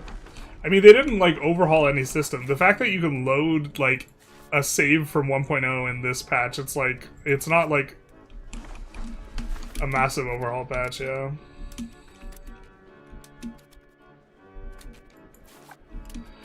I'm like, right now I'm like, my brain is as if we're still playing the other campaign. where occupying itself has a lot of value. Or in and of itself has a lot of value. Because we take slaves. Neurons activated over the architectural genius, basically. Alright, we're gonna kind of peruse through this a little bit faster. We got another 15 minutes till the next checkpoint, so...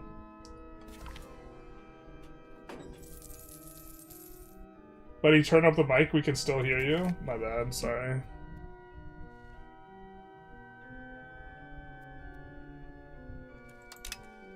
Turn up the music.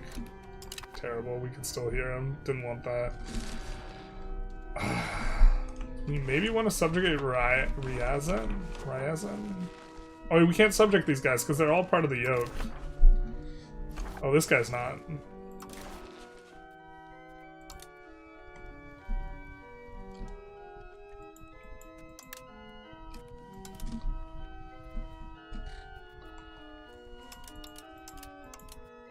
I think we'll take slightly less just to take another map.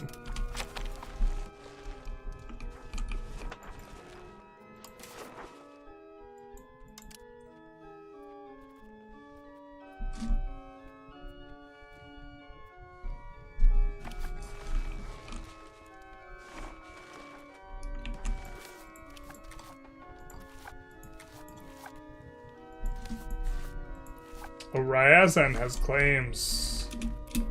We want that swiggity swooty. We're coming for those claims. Alright.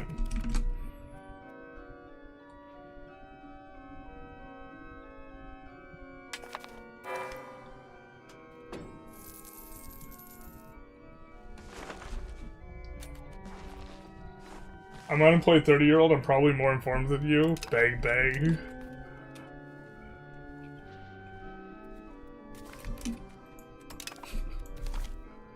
I mean, I think that a lot of people who have time on their hands choose not to be informed, basically. So I'm not sure how good a metric that is. Getting legitimacy here, so we're gonna take a quick look.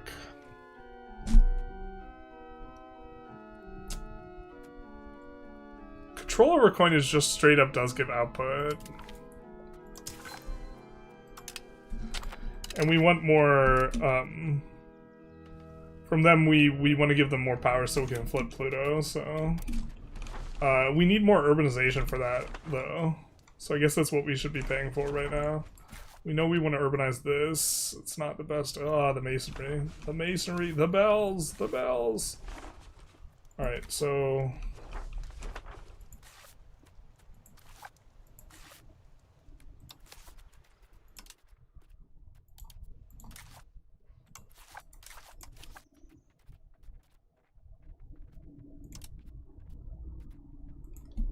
We're doing it in a province that has clay. Unfortunately, we don't have any stone provinces, but...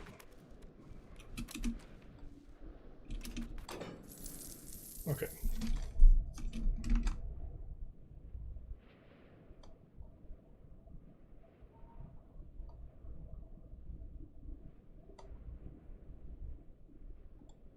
Someone's saying misapplying Exodus.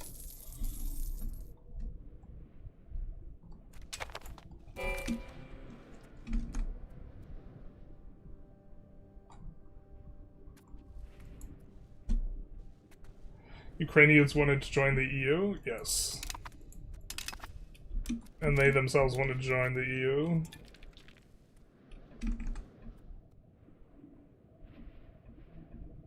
Quotes irrelevant is another thing. Well, I mean, people like to bring it up a lot. I agree that it's not necessarily relevant. I understand the moral foundation for Western philosophy based on Christianity. Also... like 17th century French philosophers. Kind of both. We're gonna split this and... Nope, we're gonna split this. Actually, we can't beat that. We can't beat the guys that are mobilizing. With 0. But we need to take this.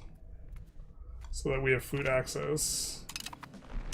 Or actually just... Can Can we get Golden Horde to give us food access for free?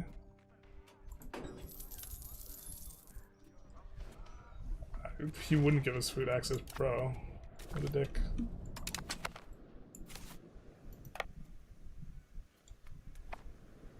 We still don't have enough food even with that. Ugh. What the Oh, wait, what happened?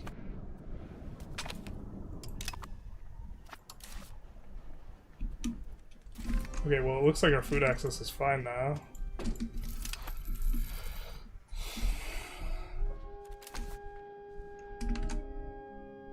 Chile for Pinochet, thank you. Like, the US provided weapons and means to assassinate in general. Like, that's a proper coup, right? Or not coup, but Peru. Peru and Chile. Well, it can't be both. I thought it was Chile, but I wasn't sure. Russian intelligence agencies of the domestic front also attempt to jump at the shadows, seeing the CIA everywhere. Yeah. Like, Ukraine is allowed to, like, have protests on their own.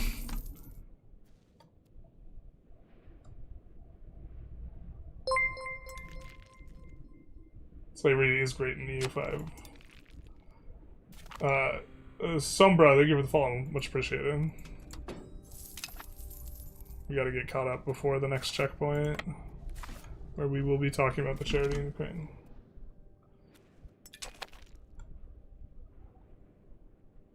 Crazy to join a stream and start a convo on a completely random subject, not even close to what's going on. Who's joining the random one?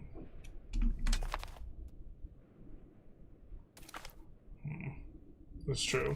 You're on an EU5 stream talking about religion and gay marriage. It's not a normal comment. I mean, to some degree, you could argue it's relevant considering Russia's stance on gay marriage and the fact that this is a charity stream for raising money for Ukraine or something like this. I don't know. We are going to separate peace you and vassalize you. Yay. Fiefdoms actually... This is something... So hear me out, chat.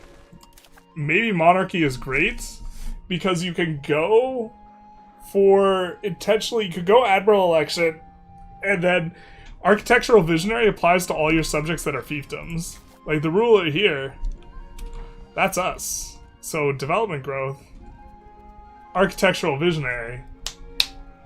Let's go, baby.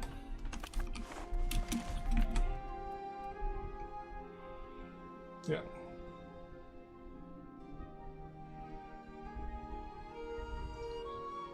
Chat is arguing with each other. Samuel, thank you for the $10 Canadian. Much appreciated, my guy. Thank you, thank you. In general, I would prefer donations to Ukraine, but we're also going to be giving money to Ukraine once we hit our benchmark. We're at the end of the stream. Thamales, thank you for the follow. Much appreciated. We are going to be matching up to the first $1,670.29.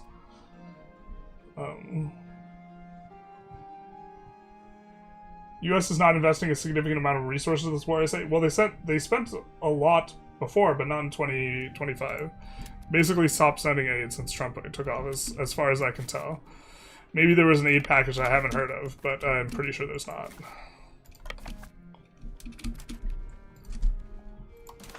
All right, so this we want to take all the maps. Possible. And subjugate them. And I guess we want fiefdom to give them that tasty development growth.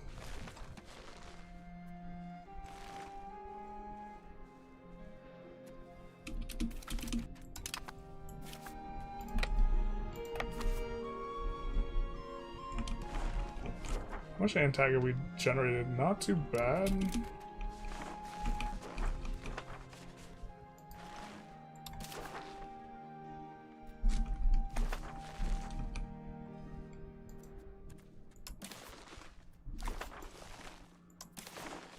If we annex Vladimir, we would get their subjects. Often this is kind of cheaper on the antagonism. And then could release a couple subjects ourselves. Smolensk, I think, is independent.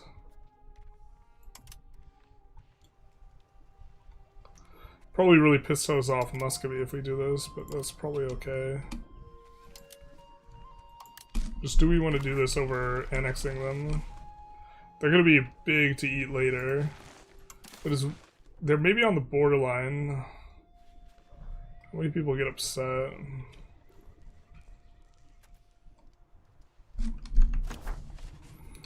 This allows us to keep guys like Lithuania out of the coalition.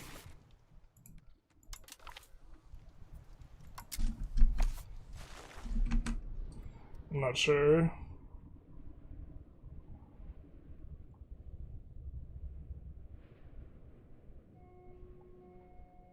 Yeah, with the US is sending equipment, but it's only because it's being paid for. Had to work for a couple hours. Have the trolls showed up yet? Kind of. I'm not 100% sure. I don't really want to foist the designation of troll onto people who have a different perspective like too aggressively. There are people that seem more Russia sympathetic than not, I think. But no one who's like, clearly Ukraine belongs to Russia or something like this.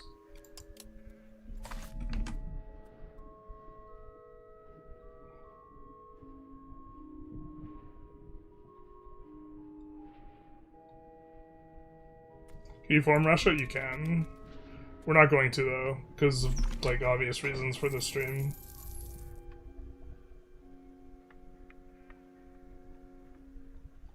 Can the West continue supporting Ukraine? But will the question is not can they, but will they? Yes.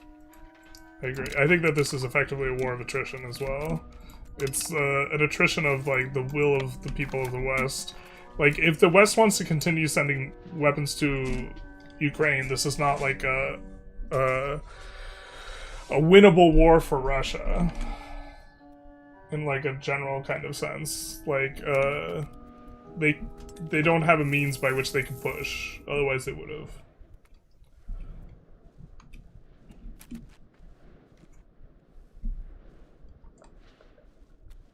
We were thinking of Smolensk.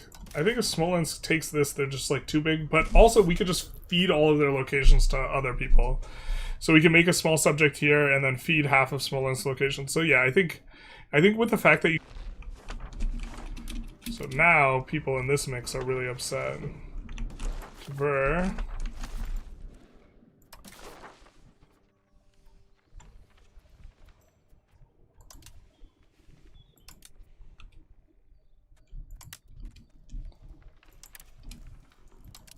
We will do this, take some maps. War reparations in cash. We'll get them eventually here. I guess we'll just go for the bag. We have dip cap. But we're gonna need more.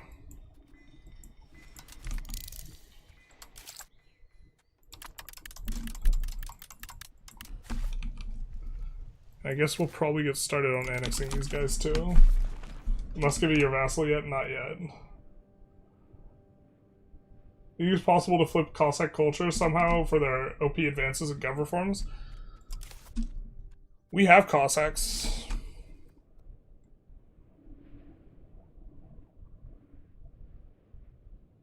I'm not sure.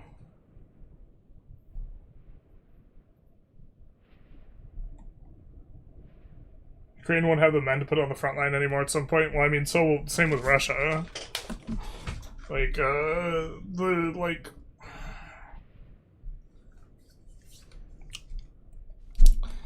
Like, Russia's been trying to win the war. And they can't. As far as most of the reporting I've been able to find on it, the issue that Ukraine has is more based on material than it is with men. But, like,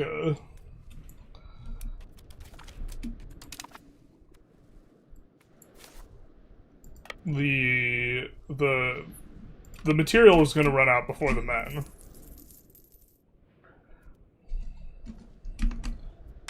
And, like, Russia, to some extent, like, also has, like... Russia is, like, churned through a lot of people, too. And while they have more people, like, they are engaged in an offensive war. So that's a bit more difficult to muster. It makes sense when you consider how few soldiers there are, given area drones work as a force multiplier. Yeah, I mean, it's very drone intensive. So, like, I think that this is, as far as I can tell, having read books that cover the tactics but are not on the tactics, it's more about getting the equipment. Like, they're going to, having the stuff is more important. Let's do this.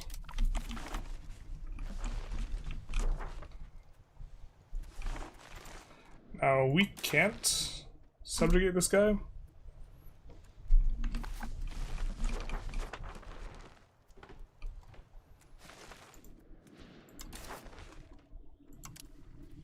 I think we will just avoid generating more antagonism then. Not take any land. Just take war reps.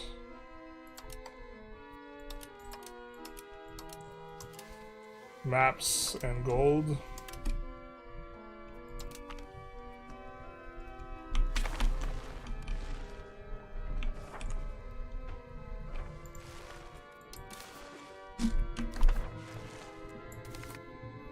Let's get everyone back. Do want to make sure that we can get all our troops back, but I think we have a land connection all the way back. We do have a land connection all the way back. We're not gonna get trapped, so go for this. Make him a fiefdom.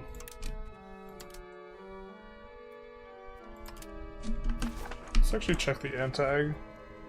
Looks like we're in okay shape. We don't want to get Novgorod, Lithuania, Hungary, or Poland in the mix with us. I guess we should have checked a little bit closer.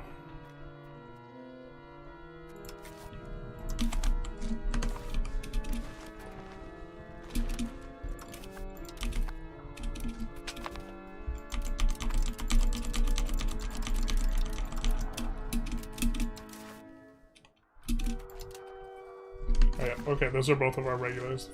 Fair enough.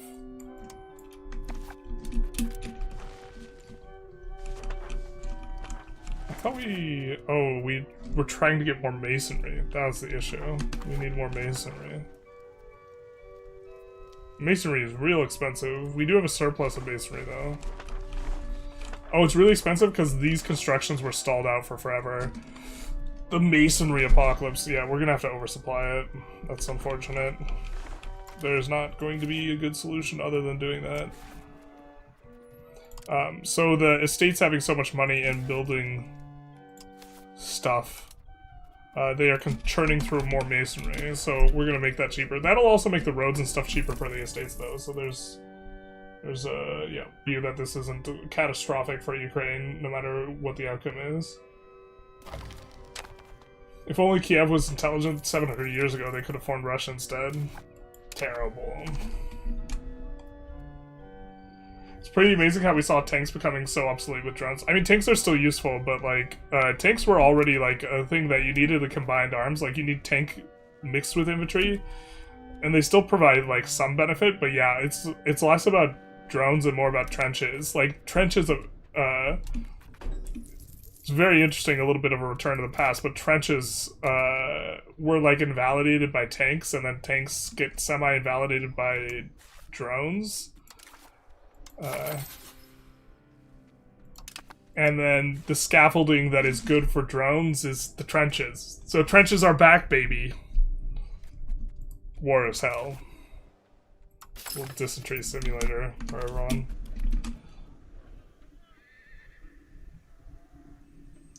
But, Cossack as a culture, not as an estate. Oh, okay.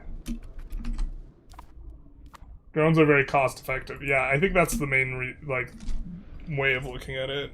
Like, tanks are still effective, but on a per dollar basis, it's all about drones. Sorry, I have a snack here. Or I have some M&Ms. And I'm hungry.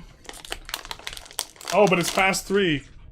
Every hour on the hour, we're going to be talking about the charity. So let's do this. We are going to be, we are raising money for... if you are on the YouTube, you do need to go through the Twitch. We are raising money through the Twitch. You can click the link. It should be the first link below to go to our Twitch. And down below at this kind of juncture is going to be the donate to charity button. We are raising money for the Ukrainian Freedom Fund, which is going to provide a large part of his military aid. I do think there's some humanitarian aid as well. You want to see their mission statement, they have it here. But we are reading one of their articles every hour on the hour and then talking about Putin a little bit. We have talked about mine safety for education and various bits about using military training from Western experts, retired Western experts, and teaching and training up people in Ukraine. And so we will read through this article. Yana Baelish, again, back with us. It looks like that's their only contributor that they have in terms of author. Baku Nobu, thank you for the $50. Much appreciated, my guy. I will be matching up to the first $1,670.29, which was my monthly yield from YouTube in January, up to that in donations if people want to contribute. Sees more than anything. Up to a 30% decrease in killed and wounded, according to one independent study. There's not supposed to be a period there, but okay.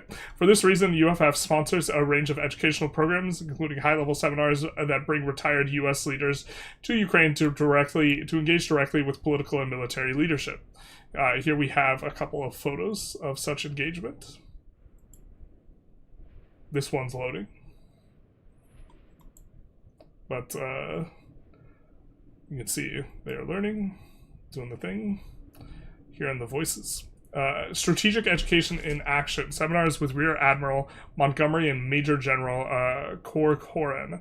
Recently, Rear Admiral Montgomery and Major General Charles Corcoran visited Ukraine and took part in Kiev Mohola Business School Strategic Leadership Program and Kiev Polytechnic Institute. They also participated in seminars with the General Staff, also known as Monty or Corky. They emphasized the importance of joint principles, demonstrating how coordinated staff planning at all levels increases organizational effectiveness and resource efficiency. In this practice, it saves money, equipment, and most importantly, lives. Trust and ethics in military leadership. UFF recognizes how easy it is for senior leaders to view soldiers' lives as just another commodity. That's why we prioritize education programs that promote trust, ethics, and accountability for leadership. Our initiatives empower decision makers with the mindset and tools to minimize losses while achieving strategic success. Joint operations, defining a Western military standard. Joint operations involve participation from multiple branches of the armed forces, Army, Navy, Air Force, maximizing the core principles of war, objective, unity of effort, economy of force, unity of command, and offensive action. Successful joint operation depends on synchronized military doctrines across all services and support functions. Unified training for joint headquarters staffs, maximal interoperability and standardization of systems, applications of maneuver, warfare, and mission command, empowering the local commanders to act independently within the framework of their all intent. These principles enable precision, speed, and effectiveness against larger force. Defense planning, integrating the Euro-Atlantic standards. So just as a point of emphasis, bringing experts to Ukraine to help train the military personnel here is something that this charity is doing. The shift to Western-style defense requires Ukraine to reform its planning systems using program project management approach. This is essential as defense spending is increased a tenfold within the last 4 years, largely due to partner support and transition from Soviet to Western equipment. Sustainable defense planning must prepare for long-term operational and life cycle costs, encourage alignment with available resources, and there's deep reforms across all sectors: political, legal, economic, and military. Countries with the former Soviet bloc typically need 6 to 8 years to align with NATO standards. Newer democracies move faster due to already mature government structures. What's accomplished by UFF as of July 30, 2025, we are starting with the most recent and working our way back through here. 1,900 personnel trading, including 36 flag officers and general staffs, 400 brigade, corps, brigade, and battalion staff officers, 250 cadre military academies, 960 cadets, the future leadership of Ukraine. Why it works. 2025 independent Ukrainian case study revealed the following effects of or life-saving impact of the UFF's training: 30% reduction in casualties among UFF's trained units, improved coordination and faster decision-making under fire, empowered junior leadership with clarity and purpose, and officers reporting cultural awakening. For the first time I was trusted to think, and that saved my men. Another general remarked bluntly, this old system is killing people. Training is how we survive. UF is providing it. Again, if you want to support, you could go onto their website, Ukrainian Freedom Fund, and you can also go onto our Twitch. The link is down below if you're on YouTube, and this donate to charity button to kind of join it up in the Ukrainian Freedom Fund. Now, with that said, we are, of course, dragging Putin as well, and I think that we are on the chapter of the apartment bombings in terms of our presentation, which we have made previously. Where is it? There it is. It's under presentation. Putin. Time to talk about Putin. So we gotta go back in our slides, of course get sad-face Putin, but Born in Blood, a chapter. This is from the book Winter is Coming by Gary Kasparov, written in 2016 to warn about Putin, and now, you know, we have Putin. And so, but they had him before. Chechnya, absolutely brutalized in terms of how it was kind of put down. Chechnya declared the most destroyed city on earth. I think that's supposed to be Grozny, so when I made this presentation, womp womp, that should be Grozny. Apartment bombings by Chechen separatists fuel war support and Putin's popularity. However, not all the bombing operations were created equal. Some of them were created by the FSB. When it was over, Grozny would be described by the visiting journalists as looking worse than Berlin in 1945. Not a single building was undamaged, earning Grozny the dubious title of the most destroyed city on earth by the United Nations in 2003. What happened there was a clear, obvious, and unbelievable worldwide betrayal of humanitarian values. Moving forward, a big thing is that Yeltsin had terrible approval rating, and this was a popular issue. And it was an issue that Putin, like the strongman thug that he is, looked strong on because he was part of the FSB. He worked in Berlin, this type of thing. But the public loves the tough guy Putin kind of, we're gonna kill them in their shit houses type of comment. But okay, continuing and reading through this, after years of looting the capital flight, it was getting harder and harder to scapegoat the West for how badly things were going. Yeltsin's approval rating was dismal once again, another reason he and his oligarchs were eager to find fresh face to show to the Russian people. The apartment bombings that terrorized the Russian in September convinced even those who thought Russia should have let Chechnya go its own way in 1991 that the Chechens deserved everything they got. Laying sieges to a hospital, bombing the families of soldiers, these were inhumane acts, so the gloves were off. The public cheered Putin as their new gladiator, enjoyed the rough, even profane language occasionally used when talking about those who would threaten Russia. We will find the terrorists anywhere, he once said, and we will find them in their shit houses, and we will wipe them out in their shit houses. I mean, to be fair, I like to wipe in the shit house as well. This was a real transformation for a boring backroom business bureaucrat aided by the hasty publication of campaign-ready biography that emphasized his deprived, difficult childhood and tough guy credentials over anything that might prepare him for being a political reformer. He was not a career politician before this. This was no accident. The advantage of being faceless was that Yeltsin's chief backer and master conspirator, Boris Berezovsky, could apply whatever face he needed. We were forced to contemplate just how far Yeltsin, Putin, and their backers might go to guarantee Putin's election on the night of September 27th, when the local police of the Ryazan Interpol found what would have been the fifth apartment bombing of the month. Alerted by a resident, the police were too late to catch the Chemical analysis on the scene the next morning detected to be the same military-grade hexagen explosives used in all the previous bombings. The next evening, on the 23rd, Putin made a televised statement praising local law enforcement and the alert citizens who had been called for averting a catastrophe. He also spoke briefly on the ongoing strikes against Grozny. There was nothing to contradict the day's dramatic news that a terrorist attack had been foiled in Ryazan. The next day, however, something interestingly happened. The FSB director, Nikolai Patrushchev, issued a statement saying that the planting of the bomb in Ryazan had been a training exercise to test the vigilance of the local security forces and residents. He said that there had been no explosives and that the sugar bags had been full of sugar, not hexagen. This fantastical story was required because law enforcement and the FSB office in Ryazan had already detected and exposed extensive FBI involvement in the attempted bombing. Suspicious phone intercepts on the night of the bombing were traced back to FSB headquarters in Moscow.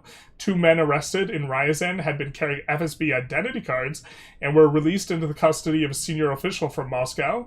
Petrovchev was obviously trying to cover his agency's tracks, but there were too many giant holes in his story. Just to invoke the most obvious contradiction available at the time, if the bags were full of sugar, why did the substance test to hexagen on the scene, and why did the FSB rapidly take the bags away to Moscow for further testing if they knew it was sugar? More and more evidence and inconsistencies accumulated, enough to turn a nightmarish conspiracy theory about agents within Russia's government mass murdering people for political purposes into a case of those very hard to refute on the facts. It was revealed, for example, that some of the soldiers had earlier stumbled onto large sugar bags full of a strange substance in a nearby base, which turned out to be hexagen. A deep investigation and analysis of the case was turned into a devastating book by former FSB agent, FSB being the successor to the KGB, agent Alexander Litvinenko, called Blowing Up Russia. The same Litvinenko who would become a fierce Putin critic was assassinated in London in 2006 with a radioactive substance, polonium-2010. An independent FSB investigator on the case, Mikhail Trapashkin, was arrested before the hearings and jailed for 4 years. In 2000, Duma twice rejected calls for a parliamentary investigation of what happened in Ryazan. All evidence and internal documents related were sealed on grounds of secrecy for around 25 years. For next 75, is that 75? 75, that's a lot more. While I admit the proceedings possessing a healthy paranoia developed by people born in totalitarian states, this all seems like an overreaction over 3 bags of sugar. And then later, similarly, although huge discrepancies in the official story on Ryazan were reported in the West, nobody wanted to hear the truth. This is a typical pattern of convenient cowardice.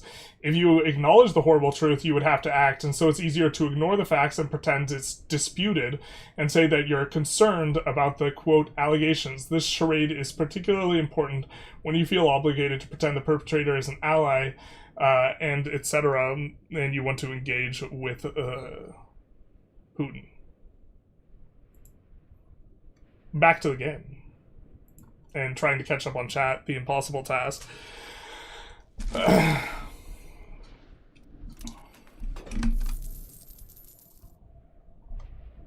Tanks are a must for offensive, concentrated fighting with the opposite, whereas drones excel. That's fair.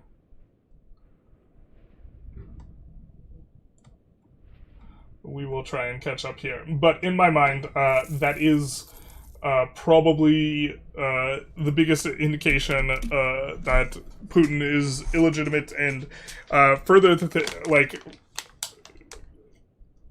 kind of stresses the argument that he's not even doing what's good in the good, or attempting to do what's in the best interest of the Russian people. Even if you grant that he is horrible and this invasion is unjustified and this type of thing on a humanitarian level, or on a global consideration type of level, but it's in the interest of Russia. Even if you grant that, Putin doesn't act in the interest of Russians.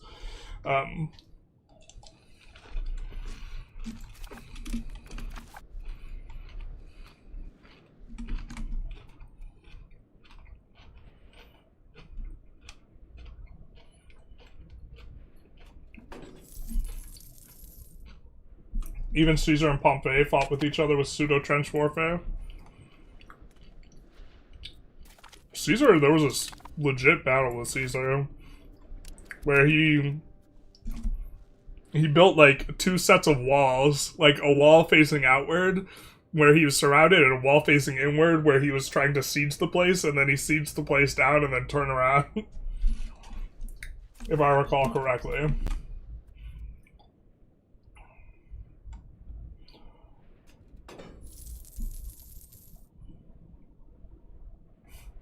From what I read, there are a couple of ethos convincing Arab guys to get the Russian passport, but they get conscripted like idiots for it. KXW. I mean, that's a vibe. Masonry is still waiting for this price to come down.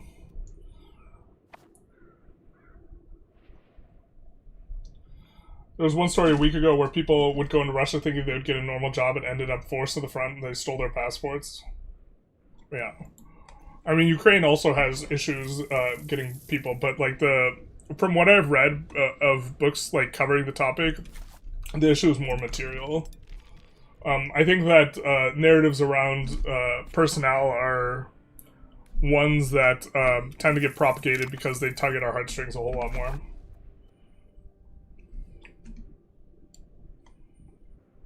In general, this is what I suspect, not being an expert on it. What's Trump's stance on the war these days? Trump's stance on the war is, have you seen the Dow? It's over 50,000. That's his stance on the war. Thank you for coming to, yeah. Alright. Sponsor the Cathedral will allow us to push Spiritualist. I think we're kind of okay with that.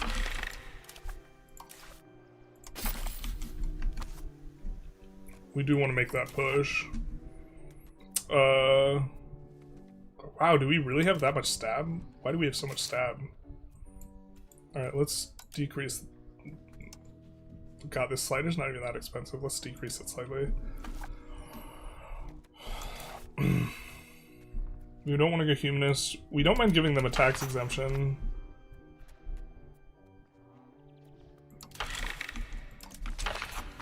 This looks pretty good. We'll just take the extra money.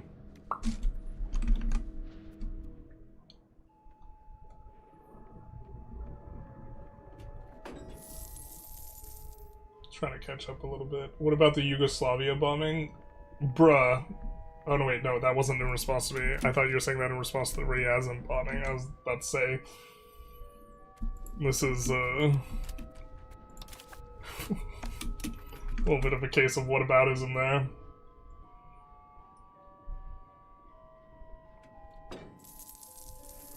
But we are catching up on the chat. We have Putin at home, not like this. I don't think the public likes offensive wars, they don't. At a certain point, like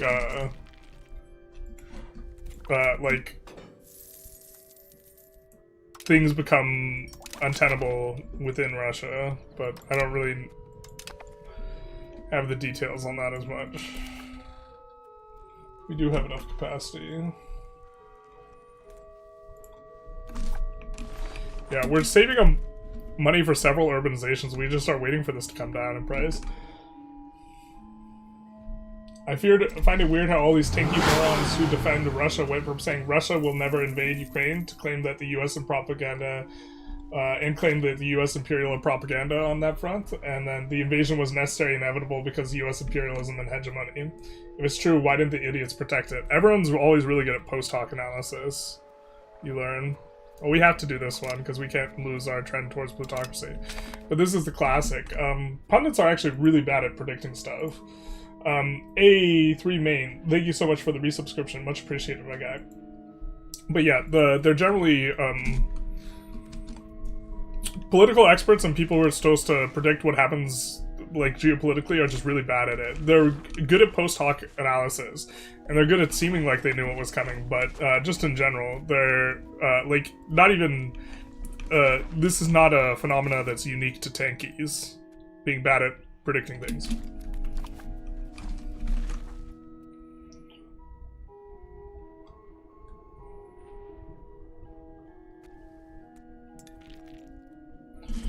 If the goal for Russia was to end U.S. hegemony by invading Ukraine for some reason, then it's quite silly that they didn't say that instead. Say Lenin made up Ukraine. Yeah, I remember that the day of, or like the day after. I remember that the first week of invasion, Putin saying that Lenin was a fiction made up, or Putin saying that Ukraine was a fiction made up by Lenin. Not Lenin was a fiction. Although maybe he would say Lenin was a fiction. He was all a dream. I mean, he wouldn't. And like, if you like, I don't know. I feel like I discuss things with a lot of people who have like not actually like taken care to like look into like stuff that Putin said, because he says a lot of stuff about like destiny of like the Russia like supremacy over Eurasia and like Russian exceptionalism, this type of stuff, and like if you're in a part of a global community, that should spook you to have a member like that. Yeah, I do go absolutely feral for architectural visionary. I don't think we're doing too much, we're not revoking anymore from them, so I think what we're going to do... Oh, do we really get this in the last act? Bro. I hope the game's like naturally paused. Can we do this?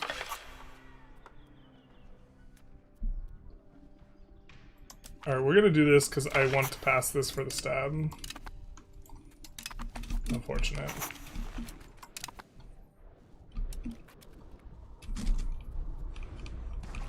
Also, Cathedral there wouldn't be bad.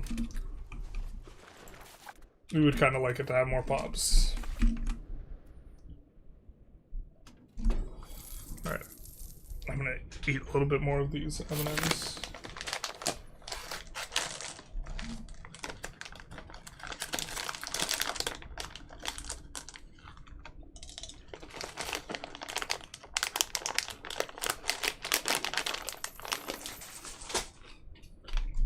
Okay.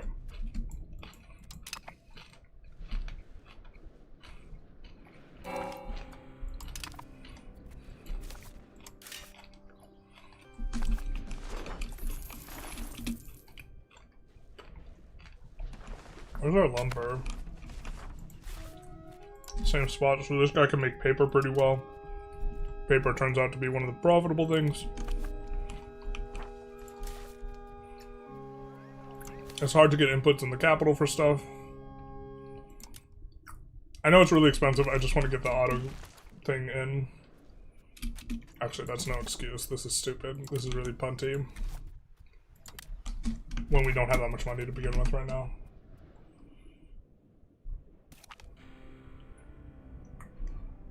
For me as Russian, I think our economy is cooked because of this war, and I think the war was inevitable. We should prepare better. I don't think the war was inevitable. I think I think the odds of NATO invading Russia were very close to zero.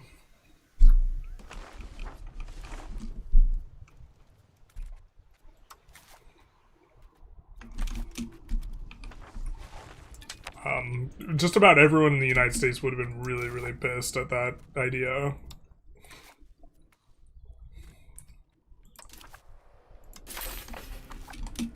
There's like zero political desire from the population for that type of thing.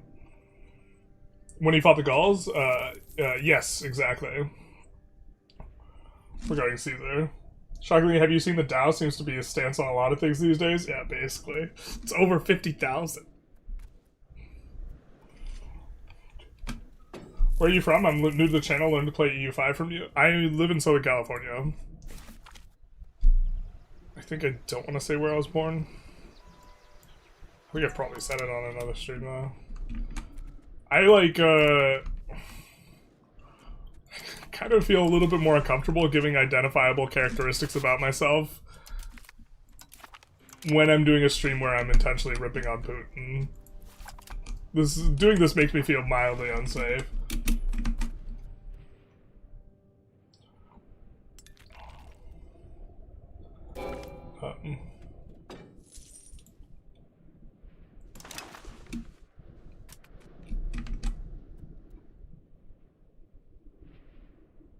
I think it was inevitable because Putin was getting old and strongman. Putin wants to see as the guy bringing Russia back to glory. Well, that's like, I don't think that's inevitable. That's like preventable. It was inevitable that he invade Ukraine because he wanted to do it. God damn. It's inevitable I'm gonna have some more of these M&Ms because I want to have some more of these M&Ms. It couldn't have been stopped. Nobody could have prevented this. A senseless slaughter of those poor peanuts covered in chocolate.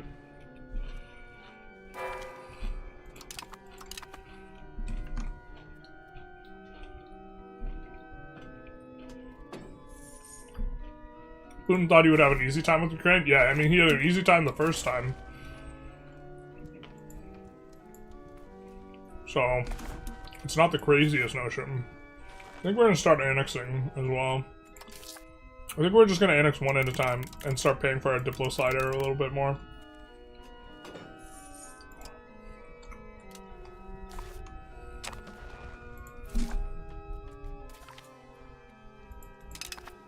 We don't necessarily have to super pay for it because we're not... We don't need to get this through super quick, but... We will eventually have claims on Muscovy here. Is Lenin in the room with us right now? Basically. It's fake Lenin. Sorry if I'm speaking too much, it's fine. You're good.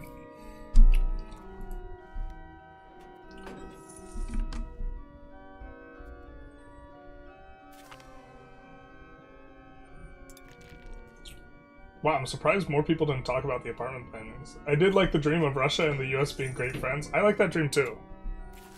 You know what I really like? I like the fucking peace dividend. I like when boys don't have to die in the fucking mud. That's what I like. If everyone gets along, then people don't need to spend money on military and they can actually spend money on making people's lives better. But we can't have that apparently. Apparently we can't have nice things. Instead, fucking boys have to die in the mud because people are... It's just like, it's all so unnecessary.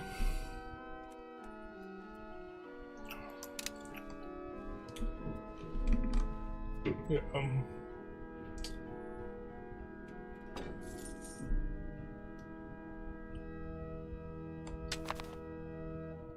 It's the Kremlin. Yeah, the Kremlin doesn't unhold anything. I wasn't hungry, but now I want snacks. It's all General's fault. The fact that you wanted snacks, it was inevitable. It couldn't be stopped.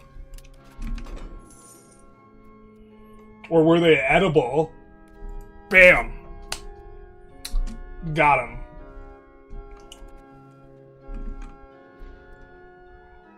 Let me think, bro. There's a ton of treaties. There's the... I remember when they signed a ceasefire, and within, like, 6 hours, like, with Ukraine, within, like, 6 hours, Ukrainian city was bombed.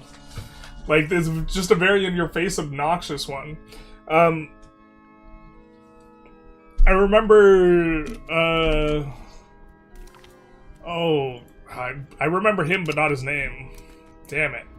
The opposition leader before Navalny was shot dead in front of the Kremlin, and then, like, within an hour, Putin declared, we obviously didn't shoot him. Obviously they were, it was a provocation of, people who don't like me attempting to make me look bad. Anyways, this investigation's shut, and then he sends flowers to the dude's wife. The body's, like, not even cold at that point. Wait until Dominion 6 streams to dox yourself? Yeah, basically. Don't drink any strange tea. I mean, I have no intention at this point of hurting myself, nor do I like to peruse the ledges on balconies that are above several stories. Nah, you'll be fine. Just look at Lambert. He rips on Putin daily.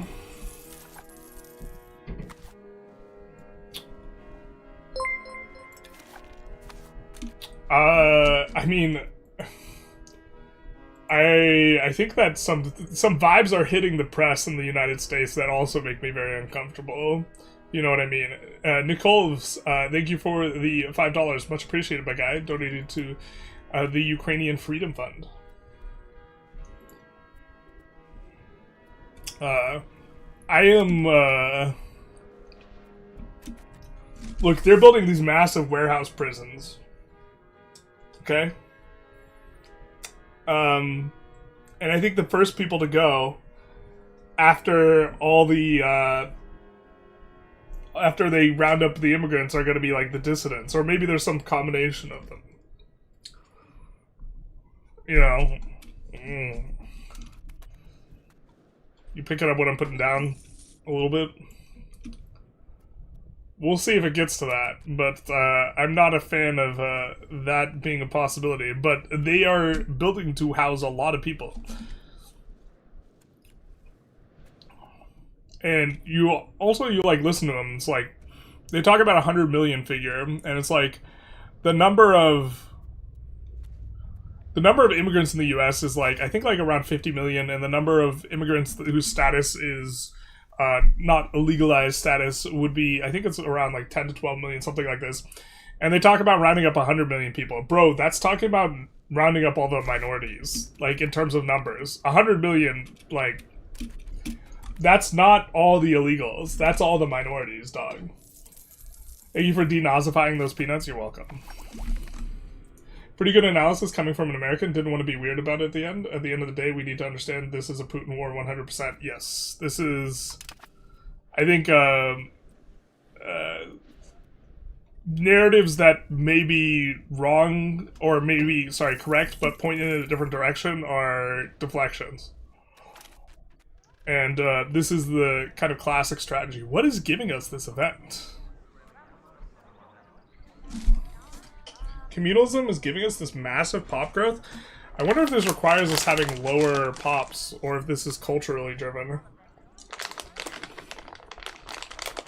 Dominic Toretto says, I approve of this. Okay. That's a lot of pop growth.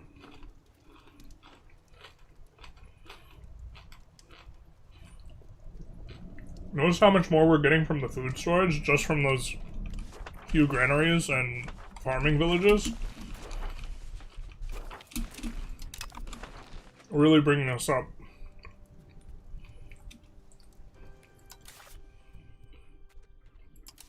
Are we getting close? No, we're still not close. We need to get the burgers more powerful. That price has collapsed though, so let's get our build on. So we can make a city there. The idea is that it's in the same province as the iron, but also with amber and wool is pretty nice too.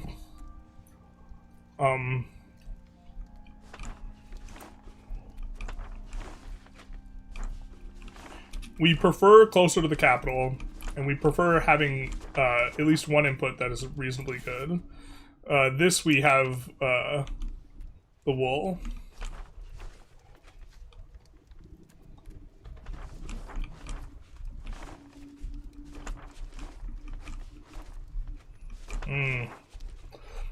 The immediate land we started off with is just like, doesn't feel like great.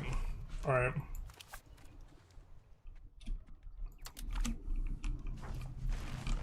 Fiber crops are kind of an okay good to have. And this will allow us to have more granaries and trade marketplaces.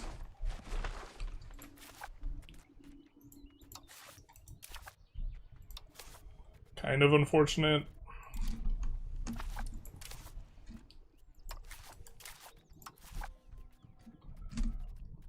I think we'll also add libraries, because we probably should have, the second we saw, yeah, a little bit of a leak. Sorry, the play is a little bit loose. But we should have added a library just as soon as we got institution spread. In Kiev here.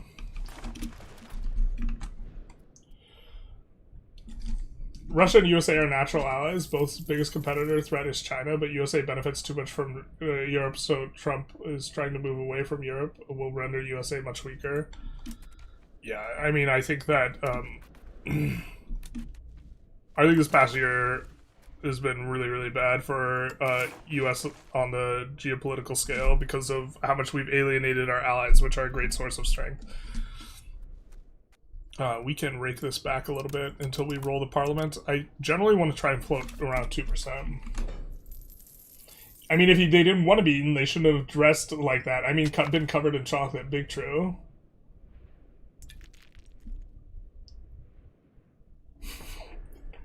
I love these M&M jokes.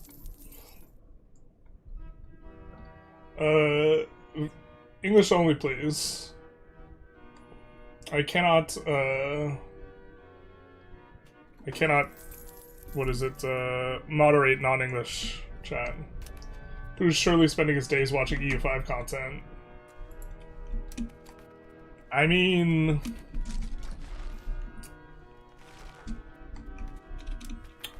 Nah, I bet he'd watch more Hoey. He could easily chat GPT this. Everyone in Russia only wants to escape their homeland and move to St. Petersburg or Moscow and every other part of the colony where everything is much worse than in the capital. Yeah, womp womp. The conscripts got pulled from, like, the rural areas first, especially where the minorities are. Gotta buy the hat soon, General. Big fan of EU5 content. Sorry if you answer this, but why don't you do big multiplayer games? I'm not necessarily against it. Organizing them is kind of a little bit of a hassle. In the past, I've done some multiplayer games, but, like, I was kind of frustrated, on, like, two fronts, generally speaking. One is, like, interpersonal conflict, and, like, people, like, can't play nice with each other, and it's, like, just a little bit annoying. And then two, and so, like, I just have to mediate that. And then two, we were doing 3v3v3s, which, like, really requires that people show up on time and, like, actually show up, and, like, having difficulty, like, organizing that was a little bit stressful. But honestly, the multiplayer where it's a little bit more casual is probably just better. Where people don't show up, it's not a big deal. Do they actually say 100 million people? Yup. I'm pretty sure that's a Christy Gnome quote, is about 100 million people. It's like, brother, that's not even all the immigrants. That's more than all the immigrants. That's all the minorities. Like, you're including US citizens in that figure.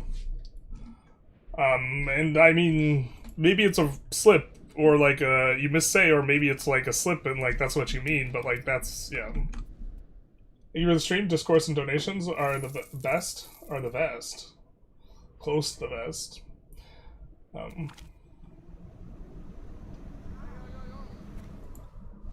Yeah, I need to take a little bit of a...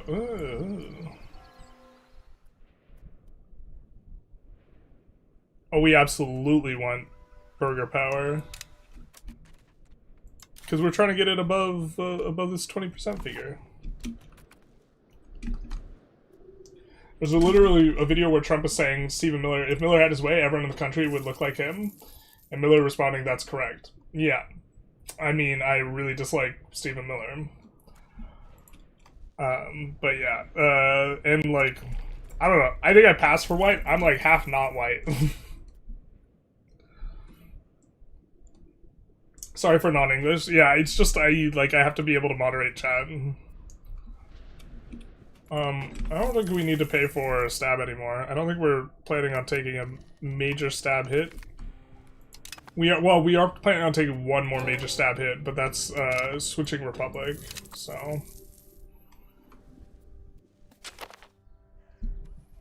Well, that's crazy. It's 1/3 of the population? Yeah, it's fucking nuts. And so, it's nuts. It's either two perspectives are nuts. One, they're so misinformed on what they're talking about that they think 100 million is the figure and that somehow this isn't like 1/3 of the US and they haven't even thought of the number. Or two, they actually want to get rid of all the minorities. I don't think for the rest of my life I'll forget the rhetoric of the Trump administration has established towards us. It'll take multiple generations to fix relations. Oh yeah, I mean like, the one round of the Trump administration, I think you could maybe be like, that's a fluke, America learned their lesson, etc. But like, when round 2 comes around, you're like, fuck that.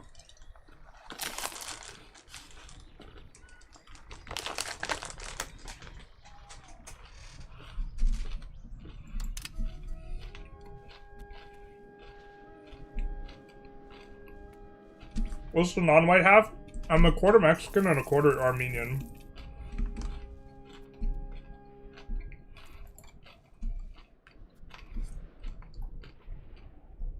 Which, like, to the racist, or, like, in terms of, like, race theory and this type of thing, generally, if you're any, or how should I put this? The United States has never had a president that wasn't white. And I know what you might be thinking, but what about Obama? Obama was half white. Obama was white. Okay? The way that people think about race is such that if you have any non-white or any substantive non-white, you are not white. And so, by virtue of me being half white and half not, you know, I would not count as white, even if I appear to be white. From, let's call it the purist perspective.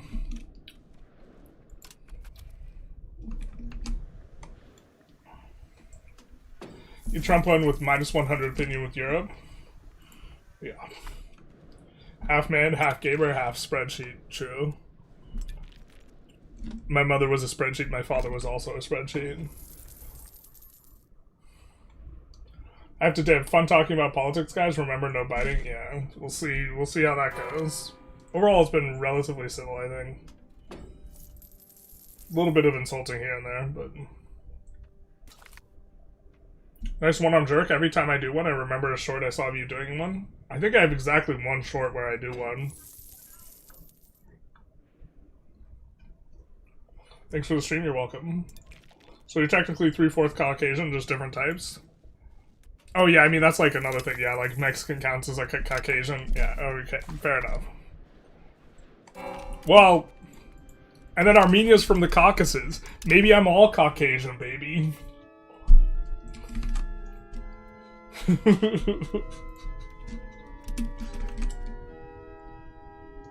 I'm from Russia, and I want to just thank you for not forgetting about Ukraine. Thank you, thank you. Armenians are white, Mexicans are half white. You're being ridiculous. Brother, my grandfather was not. He was Armenian. He was very dark. He looked more Middle Eastern than, like, anything you would characterize as white. Isn't Trump half orange? Big true. My first game with EU5 was Kiev, and it's a really cool start with all the rivers. It is cool with all the rivers. Some of them are not working properly right now, but that's okay. Funny how American racism is down to skin color. In Europe, it's much stricter. Yeah, Europe refined the game. Americans are... It's 100% skin color, basically.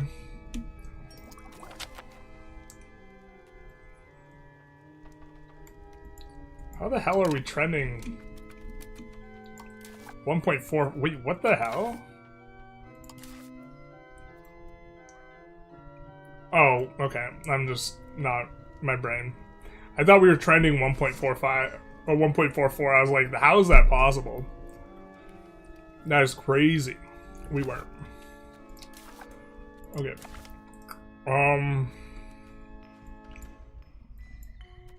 Do need to pick some stuff up. Monthly legitimacy is not going to be that important. Rada economy is not that useful. We're flipping off of some of this. I think we're expand material time is not like insanely bad.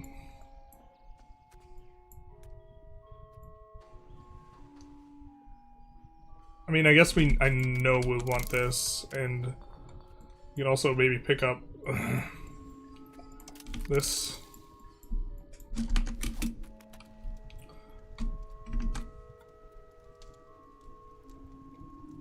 Basically, when people mean when they say white is WASP, white Anglo-Saxon Protestant. Well, I mean, okay, for a lot of the people, I want to phrase this in a way that doesn't sound racist. For a lot of the people who, for whom they subscribe to the WASP, people are the people who matter. And they are one of us type things. Different white races have been promoted. Like I think the Italians, for example, have been promoted just generally in terms of like the bigotry in the U.S. Like one of us, this type of thing. You're Armenian? Yes.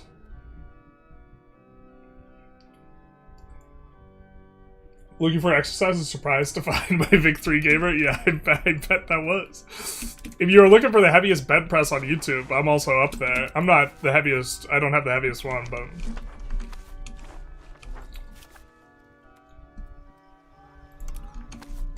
Let's grab some of that. So right now we're about increasing the burger count, right? And we also want to get more institution spread. So I think we're gonna... What's the issue here? Is this a holdup that we can resolve? It's partially masonry.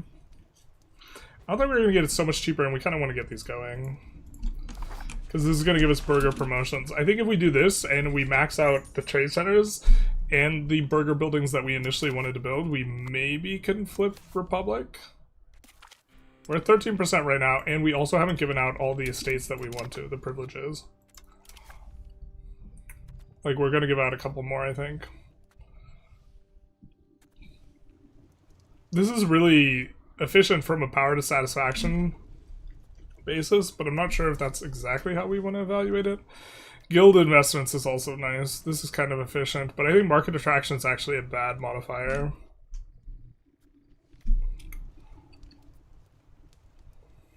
Or mixed bag modifier, let's call it.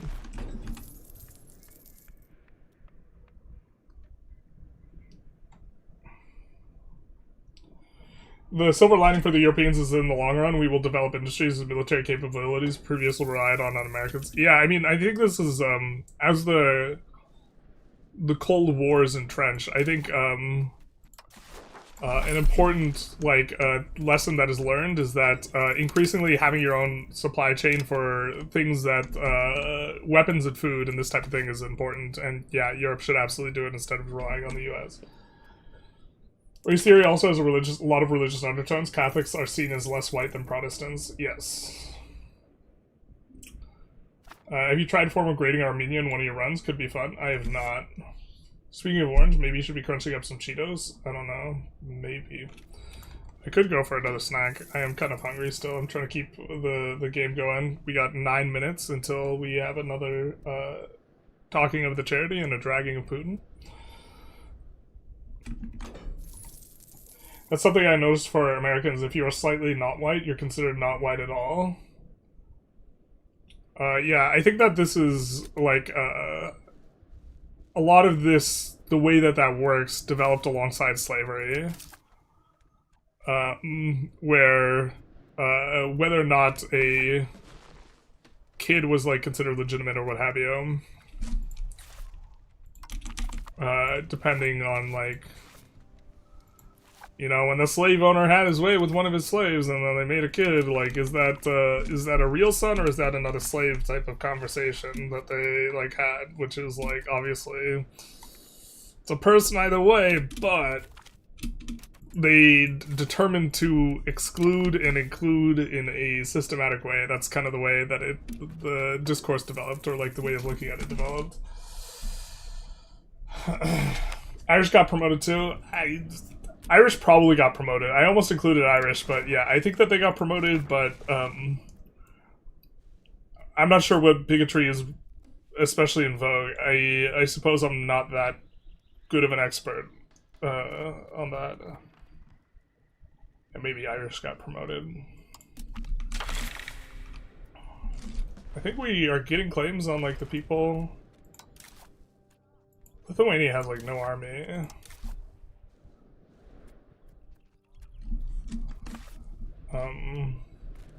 So I think we're in the mode where I don't think we want to change any of our laws, really. Oh, I guess we want to get off martial society. Yeah, okay, fair enough.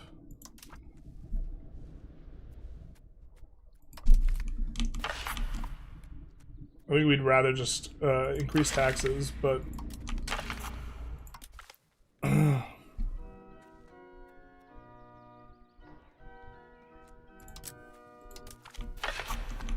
Yeah, I think this works for us. What movement should I do if I want to glow glutes for the sleuths, but can't barbell squat because of hip issues? I mean,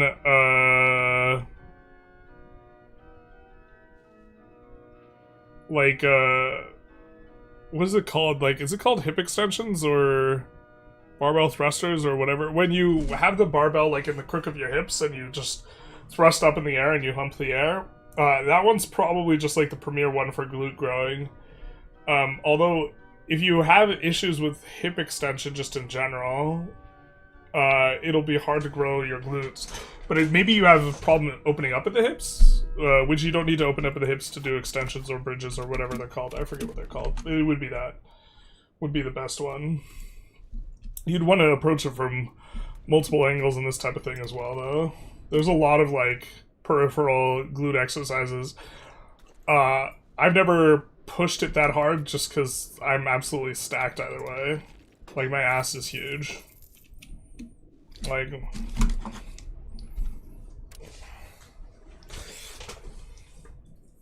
it's probably going to be bigger than a measuring tape.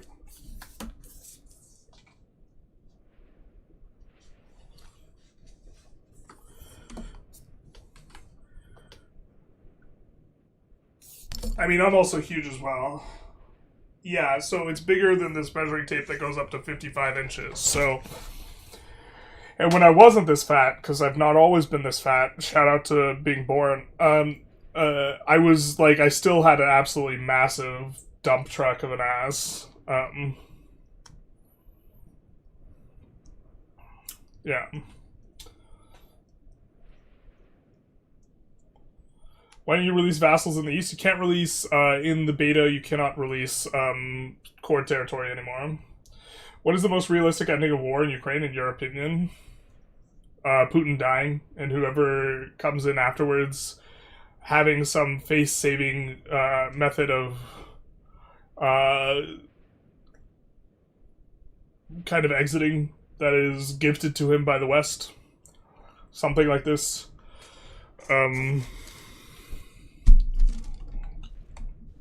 I suppose Zelensky doing it, I think that that's most probable. I think the second most probable is that the West stops aiding Ukraine and Ukraine just gets taken.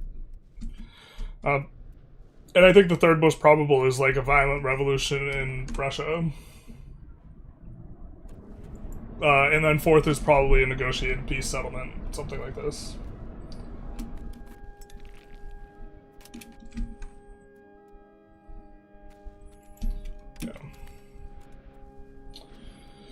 Yeah, my ass being huge was more impressive when, like, my waist wasn't, like, also massive. Do you know how trade efficiency affects market value? Don't think it affects the price of... I don't think it affects market value. Like, at all. What it does is it, for every single one of your trades, it makes it so that you get more value on that trade is a percentage equal to the market price in the market that is receiving the goods. So we get 7.5% extra of this 3.75, which is insane. It should be based on the margin and it should be 4 to 5 times the size. But this means you can have trades that lose money and be made profitable by the modifier. I yearn for the liberal peace of the 90s. I feel like French Revolution. Yeah, I mean, I would have loved to have been an adult in the 90s. I think if I could choose any era, it would be the 90s.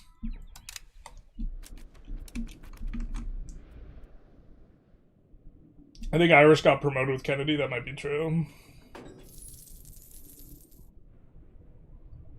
There's genuine fear-mongering that Kennedy would sell out the US to the Pope. That's crazy. That's crazy work.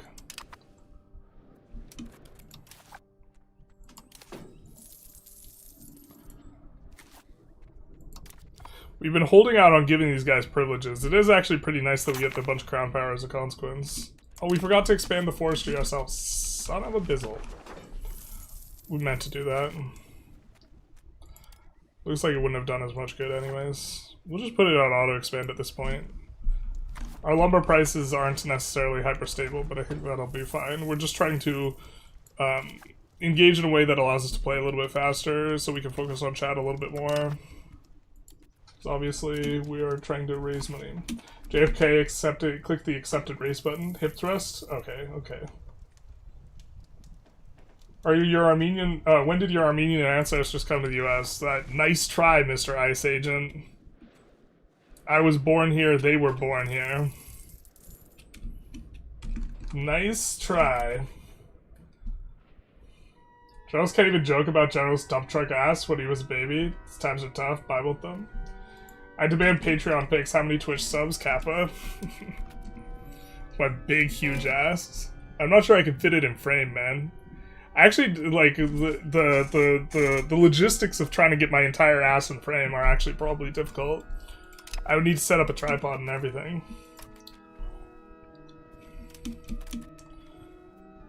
We were thinking about starting a war with Lithuania here. What's our end tag look like?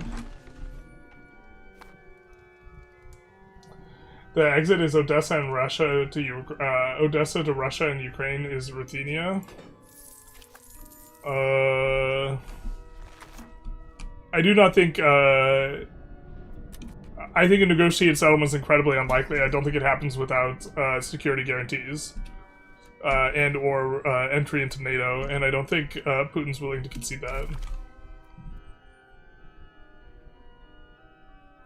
The West would never stop aid. Okay, if some of the Western countries already have stopped aid. Germany, France, and Great Britain have really picked up the slack. But if Germany, France, and Great Britain all pulled out, I don't think there would be enough aid to sustain the war effort. So. She should only reduce the trade route costs or transport costs, not generate money from thin air. Well, I think it should apply on the margin and just be way bigger. I'm ahead. Good night. Good night. Take care. Being a minority in the 60s and 70s sounds awful, man. Yeah. I agree.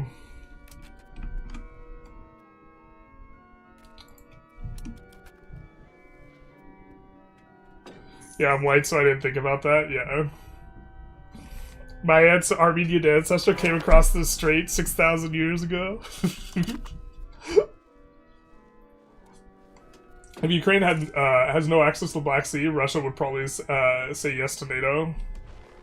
I don't think it's about that. I think it's about the imperialism and like the dream and the mission and this type of thing.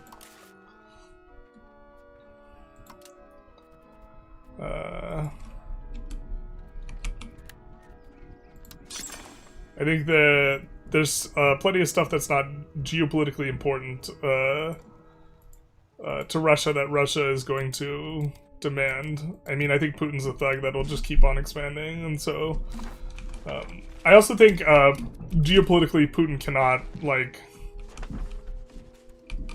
he would be incredibly unpopular if he just like went home with nothing, right?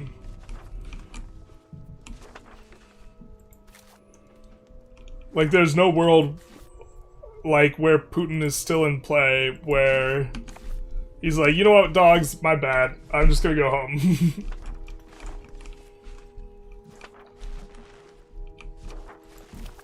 This and this are probably good urbanizations. This has more pops. So let's go for that. Marketplaces are kind of the lazy auto-expand, maybe. Let's also put tools in there.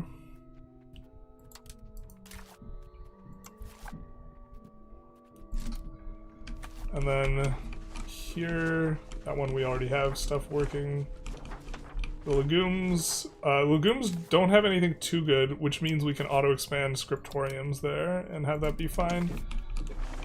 And then this place does have fine cloth and cloth. Looks like that is doing a little bit better. Just trying to set these up so that we don't necessarily have to concentrate that much. Imperialism is about access to ports. It's about map on... No. So my career as a person who makes map games, map game content has shown me that it's really just about paint on the map. Paint on the map. You could give Russia all of this and then just have this thin line on the coast that said Ukraine, and Putin would be like, look at me. Yeah. I don't think Putin would be like Hitler. I mean, I would probably compare more to Stalin, but like,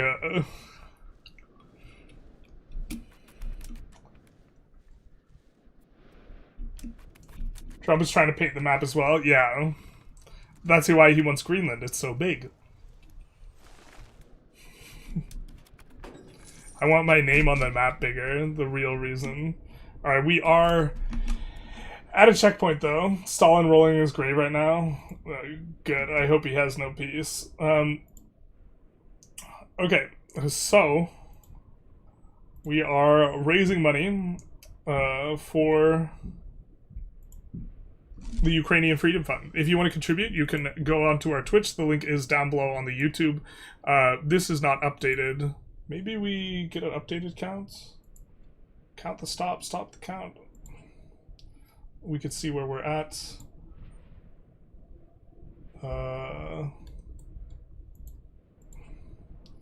We could see where we're at.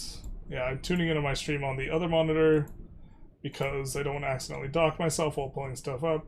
We are at $853.38 currently. I will match the first $1,600 or $1,670.29.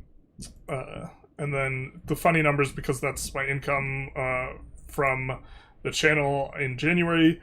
And then here is a blurb about it. If you want to pause, you can read it. We have been reading one article from them every hour on the hour, and so now we will move on and talk about Ukraine's mine danger. 26% at risk. God, that sucks. But we have been talking about how they bring leadership programs, bringing in people from the West to teach the Ukrainian military about leadership and also mine safety education for children, and I suppose we will be reading more about mines here today. April 4th marks the International Day for Mine Awareness and Assistance of Mine Action, a day that holds particular significance for Ukraine. As we observe this important date, Ukrainian Freedom Fund is proud to announce our strategic partner with the Ukrainian Center for Humanitarian Protection to address one of Ukraine's most pressing post-war challenges, which is that there's going to be tons of mines there exposed to possible mining. Sorry, my voice is starting to go. But we do have a little bit of some photos of the presentation. Approximately 15,000 or 156,000 square kilometers of Ukrainian territory, about 26% of the country's total area, is now considered to be potentially dangerous due to explosive ordnance contamination. To put this in perspective, this is larger than the state of Florida. The economic toll is staggering. According to the study by Tony Blair Institute conducted with the Ukraine's Ministry of Economy, mines and explosive remnants cause annual losses of around 11.2 billion, equivalent to 5.6% of Ukraine's pre-war GDP. Four regions, Chernihiv, apologies for pronunciation, Sumy, Mykolaiv, and Kharkiv have all lost 20% of their regional GDP due to areas mined, with local authorities losing more than 1.1 billion in local taxes. The World Bank estimates nearly 35 billion will be needed to completely demine Ukrainian territory. However, the investment would pay for itself in less than 3.5 years after clearance through revitalized agriculture, infrastructure, and economic activity. Although, to some degree, it's probably... If you miss one and then little Timmy goes running out in the fields, kablooey, and this is how tragedy happens. The UFF partnership with Ukrainian Center for Humanitarian Protection, founded in 2017. The aforementioned group is a certified mine action operator specializing in informing populations about mine risks. Their work focuses on protecting civilians from war remnants through awareness campaigns and educational programs. We got to read about one of those a little bit later, or what had happened back in December.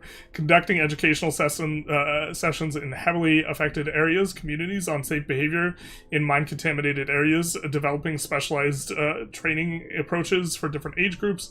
You can see the age groups here, and supporting awareness initiatives in regions where active combat has occurred, distributing educational materials about explosive hazards, and assisting coordination between international determining organizations and local communities. This collaboration comes at a critical time as Ukraine's government launches new initiatives to accelerate demining efforts. We got to get rid of the mines. Not the types of mines we send the children to, but the other types of mines where we don't send the children to. Okay. As far as our presentation goes, this is as far as the presentation goes. There are more subsequent chapters, but in particular, there's two incidences that I think are maybe worth talking about. I wish I had the book, because I was not able to find the book, and I wish I had it because then I would be able to pull a bunch of quotes that I have highlighted and like dog-eared or this type of thing. But one that's worth talking about is the Moscow theater hostage crisis. And we'll read the summary here and then talk about why this is significant. But in particular, this is another strong indication that Putin does not care about the Russian people. Which I think is important for understanding why Putin is a problem, because he's not just an enemy of the West, he's also an enemy of humanity writ large, but this is just the complete lack of a care of human life. The Moscow theater crisis, also known as the 2002 Nordost siege, was the seizure of the crowded Dubrovka theater in Moscow by Chechen terrorists in the 23rd October 2002, resulting in the taking of 900 hostages. The attackers, these guys, led to be claimed allegiance to the Islamist separatist movement in Chechnya. They demanded the withdrawal of Russian forces from Chechnya to end the Second Chechen War. This crisis was resolved when Russian security services released sleeping gas in the building. Yeah, sleeping gas. Is this really giving a link to... Yeah, there's a link to the critical, or the agent. This killed a bunch of people. The Moscow hostage crisis chemical agent, the gas chemical that was used, causing the deaths of all 40 hostage takers and 132 of the 912 hostage, many nationalities, has never been identified by Russian authorities, nor has it been conclusively identified by an independent source. Sleeping gas. And so, in order to, prevent them from taking the hostages, you just kill them all. If the hostages are dead, they can't be taken. 132 hostages died, largely due to the effects of the gas. Due to the layout of the theater, special forces would have to fight through 30 meters of corridor and advance up a well-defended staircase before they could reach the hall in which the hostages are held. The attackers had numerous explosives, with the most powerful in the center of the auditorium. Operators from the FSB, Alpha, and etc., supported by Russian Russian Internal Affairs, MVD, acronym of course being different because it's in Russian, pumped a chemical agent in the building, and the system began the rescue operation. Importantly, the detail is that the terrorists did not shoot all of their hostages once the assault began. The identity of the gas was not disclosed at the time, although it was believed to be a fentanyl derivative. That's interesting. I didn't realize that one. A study published in 2002 concluded that it could have been a mixture of carfentanil and remifentanil, or however this is pronounced. The same pointed out the case in 2011 European Court of the Human Rights. The Russian government stated that the aerosol used was a mixture of a fentanyl derivative and a compound chemical with a narcotic action. All right, fair. But very callously basically kills everyone in order to respond to the hostage crisis as a mechanism. Now, the next one we'll talk about in an hour, but I think it is considerably worse in that did basically the same thing with the school filled with children. And so, yeah, but that will be in the next hour. So let's get back to the game. Thank you for the follow. Kangol FM. Oh, was I on the wrong thing? Empress Gardens, thank you also for the donation, $4.20. Sorry, I had the wrong overlay, which did not show your thing popping up. Thank you so very much for supporting. Much appreciated. So I think we're on the right thing, the right output. I choose the wrong thing that didn't show chat.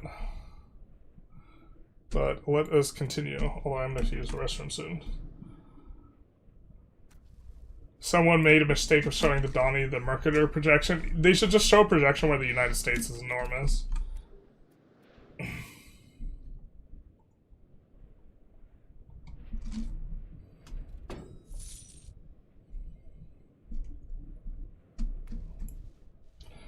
Russia's formalized alliance with them and called to aid. A slightly more destructive mutual trust than France saying they're a friend of Armenia. Ukraine is spiritually South American? What?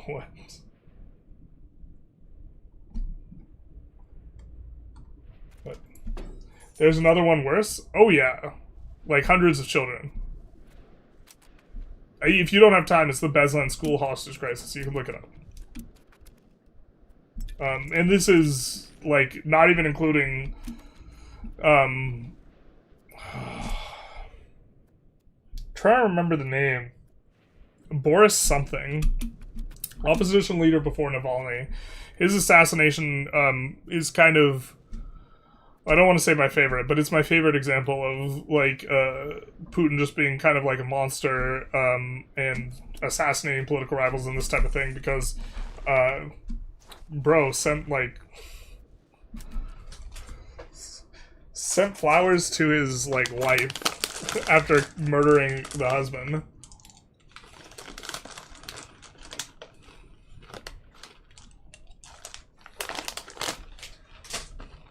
So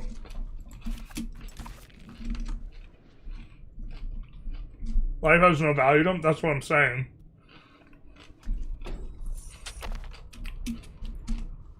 Like, even if your perspective is you're Russian and you're an imperialist and you want to expand the borders, Putin is still a thug that doesn't care about other Russians.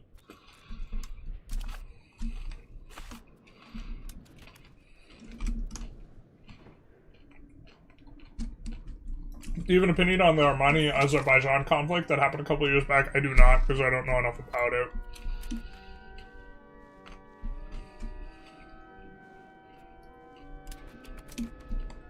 I mean, I know that one of the reasons I'm upset with Israel has to do with them providing weapons to the Azerbaijani for that. My understanding is that it was brutal, but I really don't know that much in terms of the details.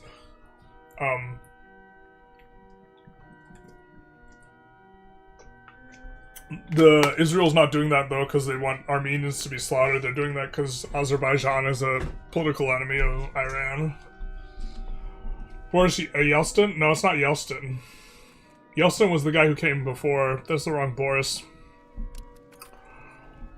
Boris Yeltsin was the guy who was in charge before Putin. That's the only name I can think of. It wasn't Boris, though. Or it wasn't that Boris.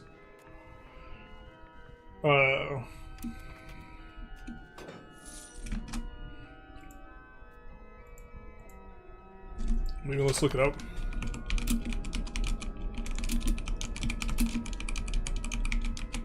We can maybe talk about that next one. Nemtsov. Boris Nemtsov. Yeah. Nemtsov, yeah, exactly. Litvinenko's also, like, a striking assassination. I mean, like, the assassinating of political dissidents and rivals and seizing of media companies. Like, the first thing he did, like, when he got into office was seized, I think it was Guzinski's media company. Yeah.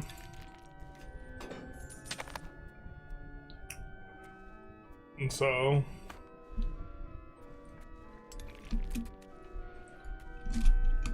do we want to de-urbanize anything? There's nothing to de-urbanize. Let's take a quick look. We're at 15% and 19%, so we're coming along.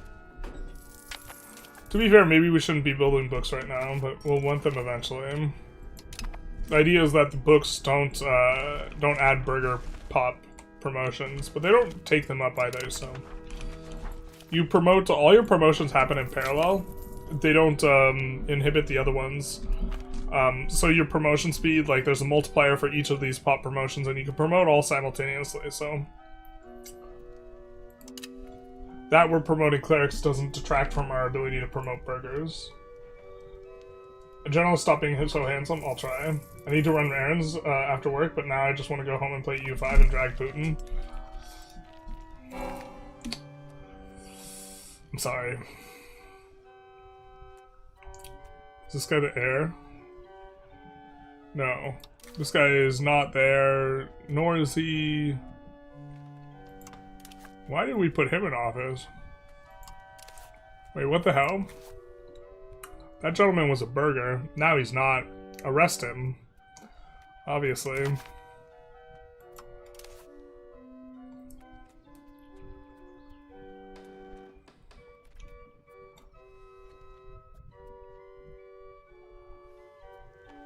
We don't need this to push innovative and the other thing. I think this might be actually not a very good one. But this one helps us to push. We're just gonna slot in that and something here maybe.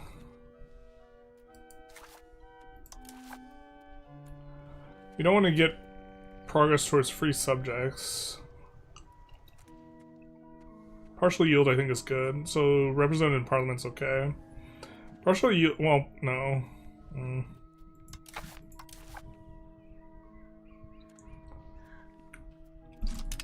don't know, maybe we will push free subjects. We have some unit content that makes us want to, like, do it.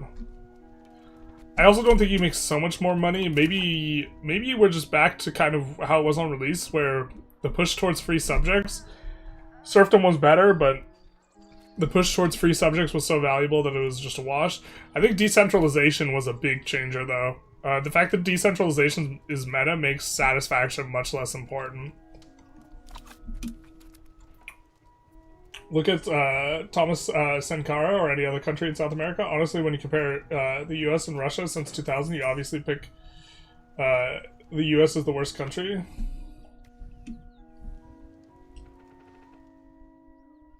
I think that's crazy. That works for France too? Are US worse than France? That might be true.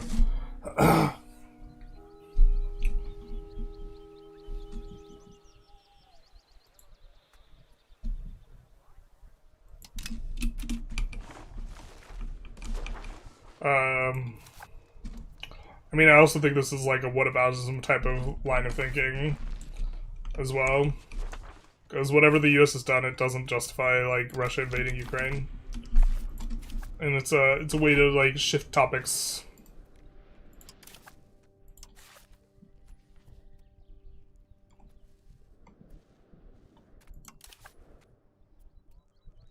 Why is this so much?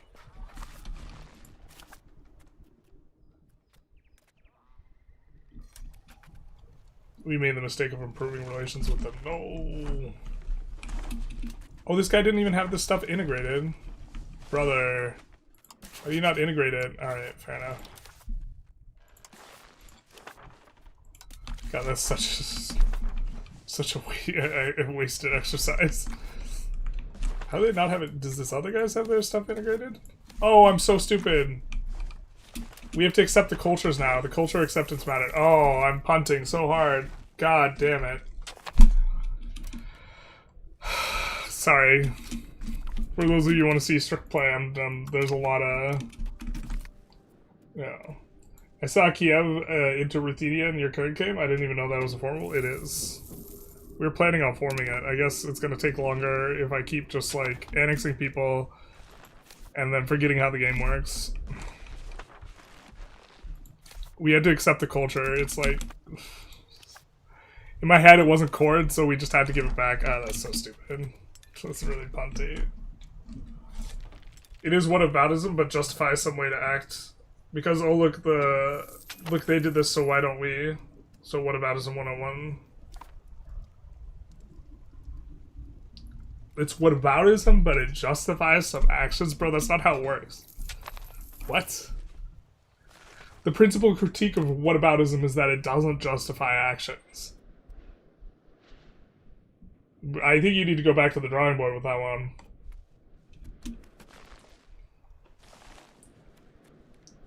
Did Timur ever do anything? Yeah. You think what Russia's doing right now is bad? What about Timur? Of course it is. Someone did it. No, bro, that's not how it works. Someone else doing something doesn't make it moral. That's the most absurd argument. Someone murdered their neighbor. Can I murder my neighbor? Like, what the hell? You leave little Timmy alone. What about Timmy? Timmy killed more people.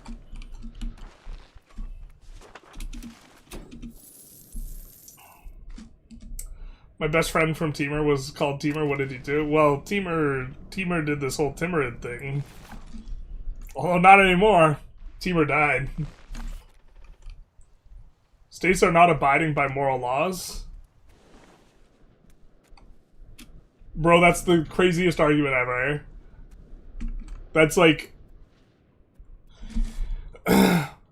You're basically saying that justification doesn't exist.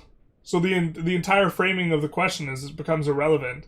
If you can do anything by virtue of anyone having done it before, then everything is justified on the basis of states. That's basically just saying morality is irrelevant towards politics. Which, okay, you could take that stance, but then having the discussion of is this justified or is this moral or is this okay is like, it's an absurdity. You're rejecting the very thing upon like the... Bro, you like...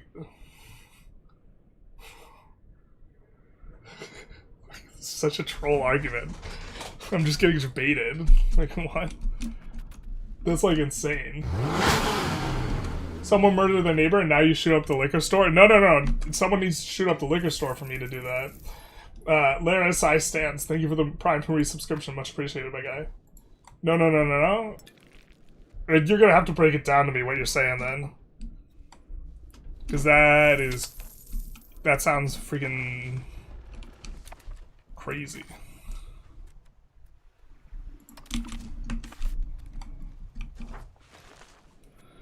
We get libraries down everywhere, or continue to if we can. This will also improve our little book economy. 18 versus 17, we're almost there. Unhinged Twitch chat room on whatabisms somehow makes YouTube chat look civil, basically. Morality is temporary? Morality is not temporary. What the fuck? You maybe say it's context driven.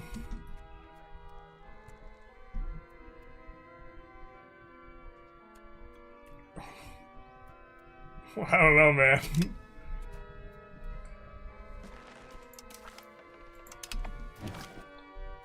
Have a nice week. Thank you, and bye. Yeah. Take care. Yeah, I'm beginning to suspect. A little bit of a different tone and tenor, but that's crazy.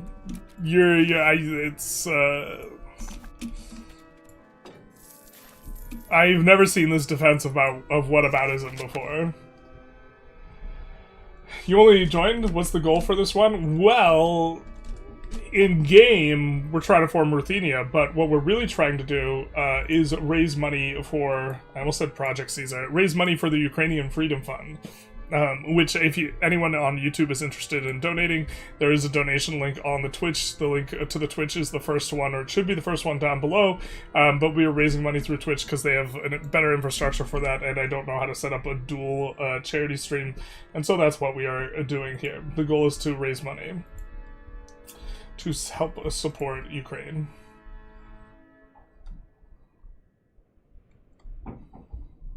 Yeah, saying it's temporary is like also just sounds incredibly arbitrary because like how long is temporary?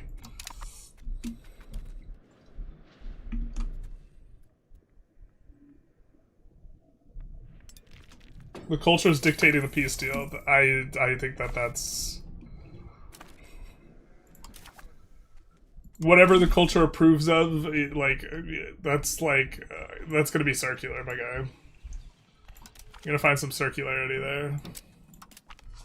We'll just grab this because I don't want to forget. Institutions are starting to come in though. Laris I Stance, thank you for the $15. Much appreciated, my guy. Thank you so very much for helping to support Ukraine. I'm 30 years old and unemployed, so you think I know? I think I know more. Not even Europeans. Was that who said that earlier? Was that you? It was quite the phrasing. It means morality is subjective, but that doesn't excuse apathy. I mean, if morality is subjective, then the thing isn't doing the whataboutism. It's arguing why it's moral and just to invade. Right? No, but I mean, like, I'm thinking this guy's a troll. Napoleon Bonaparte. Fantastic name. Thank you for the follow.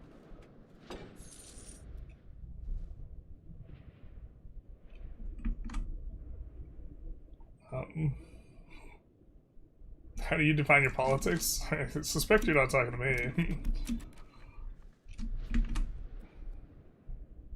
When you only have cannibalistic tribes about you, you would have different stances about a peace deal.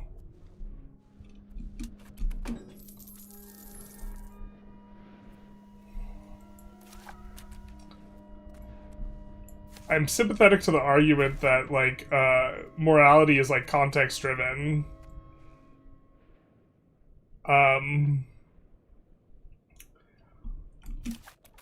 But we have, like, an international community with international community standards, and Russia has stuff that they said they were going to do, which includes respecting the sovereign territory of Ukraine. So I don't think the context in which Russia is residing, is one in which you can justify the invasion of Ukraine.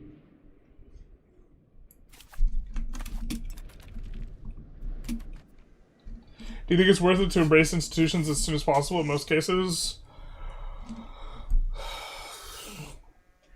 It's better earlier on. I would say. Do we have any kids soon? Yeah, we do. So we'll wait for our crown character.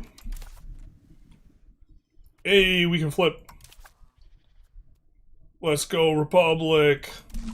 Let's go, let's go.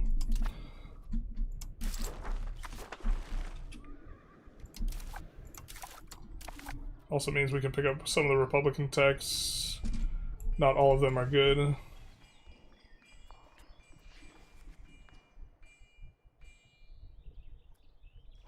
Oh, and this is content for us.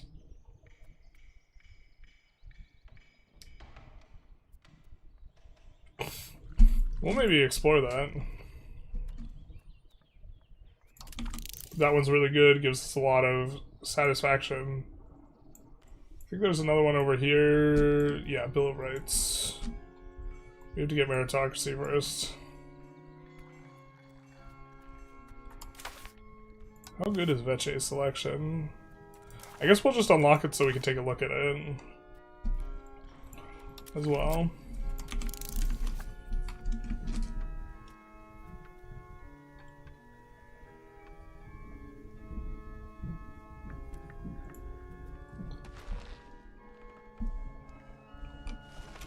I don't argue that Russians are wrong in invading Ukraine. The West had to. The West invaded Ukraine?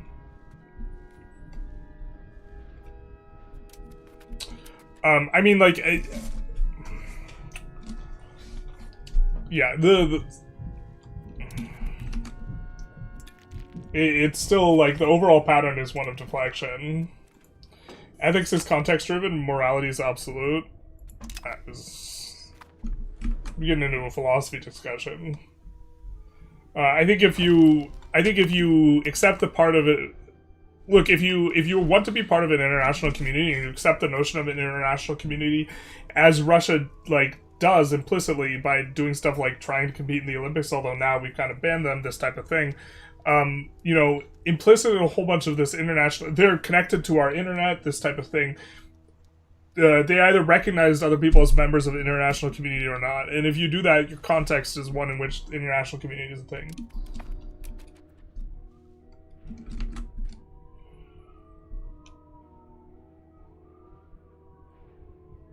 Yeah.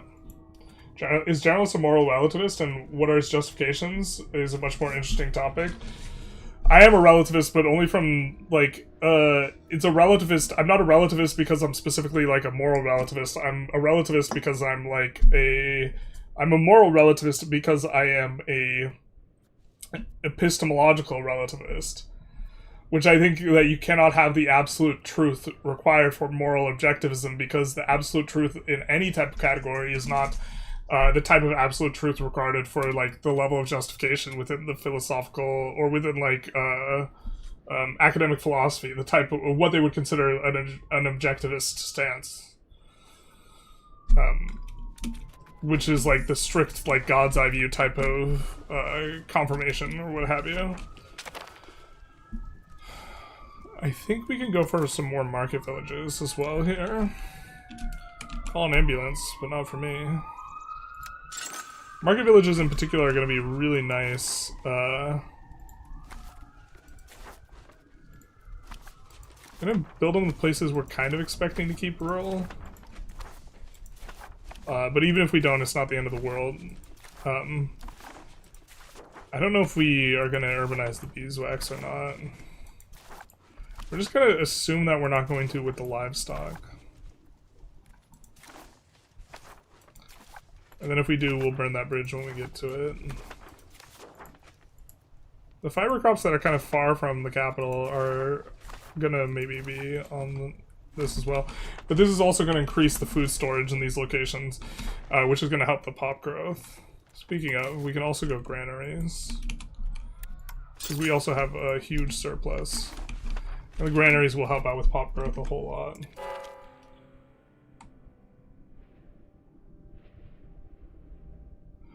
General's trying to find the different polite ways to not call his Twitch chatter a psychopath. Well, I said that his perspective, like, was crazy. I generally don't like to insult people, though. Like, the like, someone else did it, so it's moral, like, argument is just, like, it's craziness.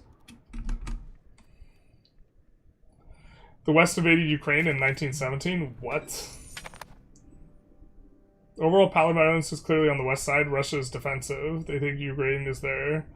Leban's Strom. I don't think that this is true. I think that this is the argument that gets made as a justification. I think it's like a cheap and shabby argument. Like the if you watch enough of Putin and enough of him talking about stuff, he like opens up the week of invading Ukraine by saying that Ukraine's a fiction and it needs to be like is invented by Lenin, and which is just saying like they don't have a justification for existence. He was not consistently and like relentlessly being like, yeah, you know what, we're afraid and like this type of thing, and they were on the defensive. Like saying that you're on the defensive and you are the victim, this entire victim narrative is just propaganda used to justify an action that cannot be justified.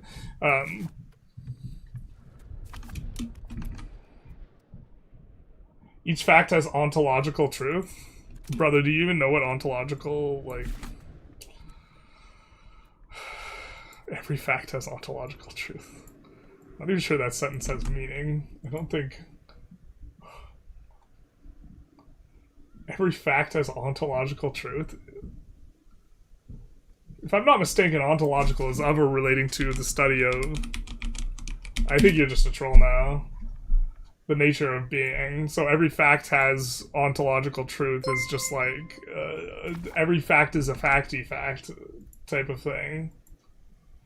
Napoleon blown apart. Thank you for the $100 donated to the Ukrainian Freedom Fund. Much appreciated, my guy. Thank you so very much. Yeah,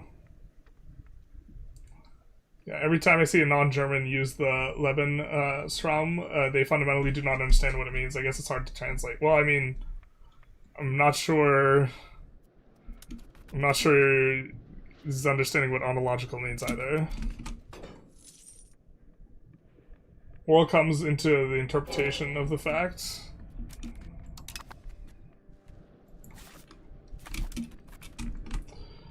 When we talk about morality killing, we tend to say killing people is immoral. We tend to say that murdering people is immoral, but almost all cultures have two different words for killing. One where the killing is justified, one where it's not. Or one where it's not, where it's ambiguous. Where murder, for example, is unjustified and killing is sometimes justifiable. the Ten Commandments often kind of get like somewhat mistranslated, if I recall correctly, because they use like the Hebrew or whatever word that like is more like "thou shalt not murder," not "thou shalt not kill." Moral relativism stems from a lack of understanding what perfect morality is. Just trying to I think that a moral objectivist position requires the existence of the possibility of absolute truth. I think absolute truth just in general is not possible, and so this makes moral objectivism not possible. And so my objection lies not within the realm of like academic discourse as it relates to morality, but instead it is squarely in the fact it's like an epistemological or of or related to the nature of knowledge. It's an epistemological situation. Yeah.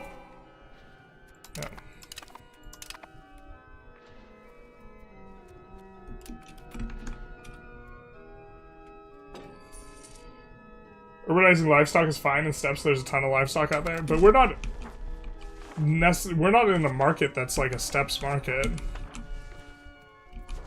The problem is not necessarily the lack of livestock. The point is that this is our better 8+ food RGO relative to wheat.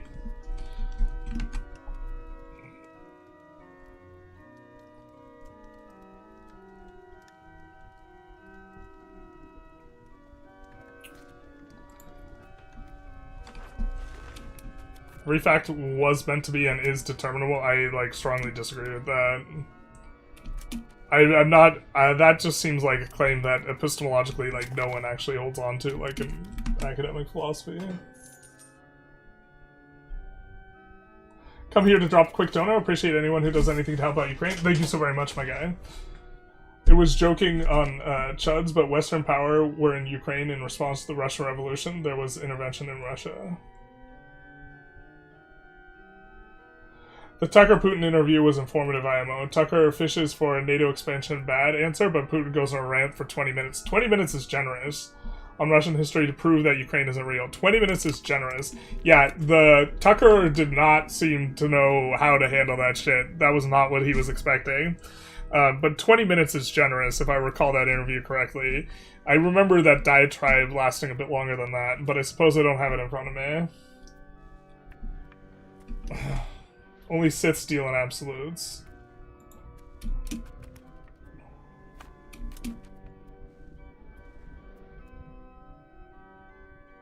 UK plus France plus US invaded the USSR at the beginning.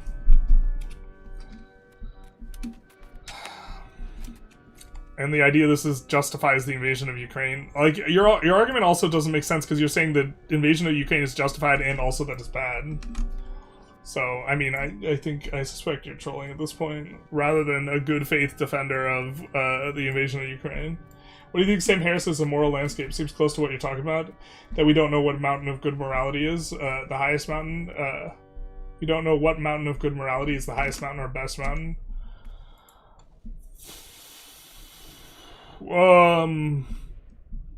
I think Sam Harris is closer to like an absolutist than me.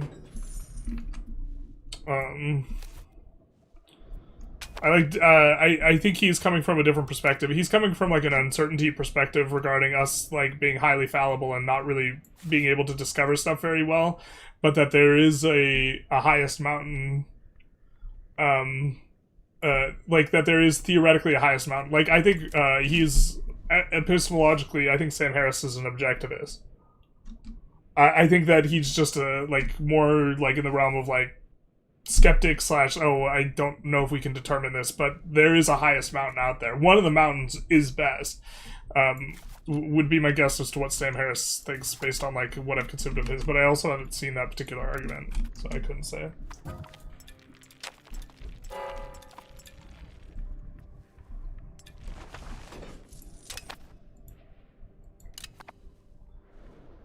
Wait, I just got it. Isn't it only cis deal in absolutes? An absolute? Yes. It is. Little touch of irony there. Little tongue-in-cheek action. It is, in fact. Furs are probably going to be pretty productive. What's our trade look like? Chat has slowed down considerably, so we can actually try and play a little bit tighter here. Margins aren't too bad. Why is our market so big? Jesus.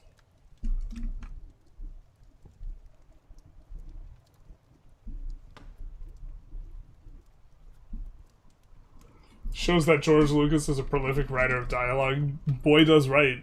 The man fucks. I mean, writes. Yeah.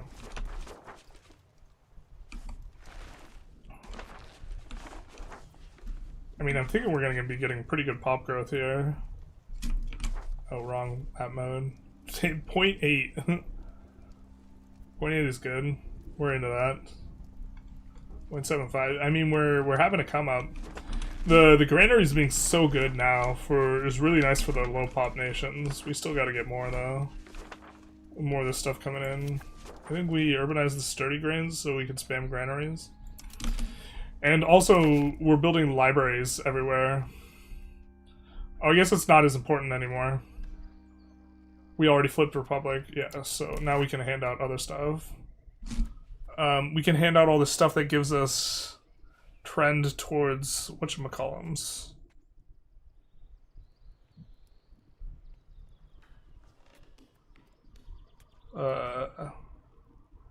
Serfdom. I think we want to allow them to expand out the RGO. And nobility-controlled serfdom also increases pop growth. By decreasing the peasant and labor consumption, you increase the amount of months you have of food you have, which is the metric by which it's determined.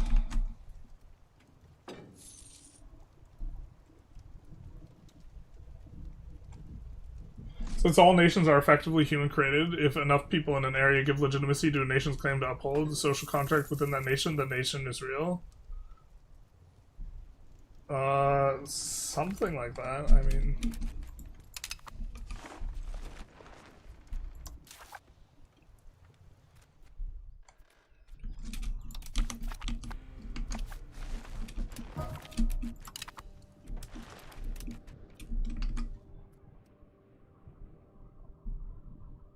God damn, just started my first game as Daviet, and they have crazy amount of tribes, and Daviet, like, goes hard now. As AI. 122,000 tribes, and Jesus, very sorry. You just see the world beyond your country's imperialism, that's normal propaganda. I think you, like, I think you have a poor perspective of, like, my perception of the US's behavior over the past, like, 150 years. And, like, I think that if you cannot appreciate how the big form of Russian propaganda is deflection and how that is germane and relevant to a Ukraine charity stream wanting to stay on topic and being pretty aggressive about calling people out for whataboutism, then I think you've, like, missed the point. You've missed, like, the punctuation mark. The stream's not about defending the US. It's about trying to get support for Ukraine. And alongside that is the notion that every attempt to paint Putin as the proper monster he is going to be met with deflection, because that is the means by which the invasion is legitimized, to not necessarily produce like, oh, this is a justified invasion, but instead, oh, everyone does it, so it's fine. Type of thing, to induce indifference so that people do not want to support Ukraine. This is very much a very obvious tactic. And I think if you can't see that that tactic is going to happen and is going to be something that I am going to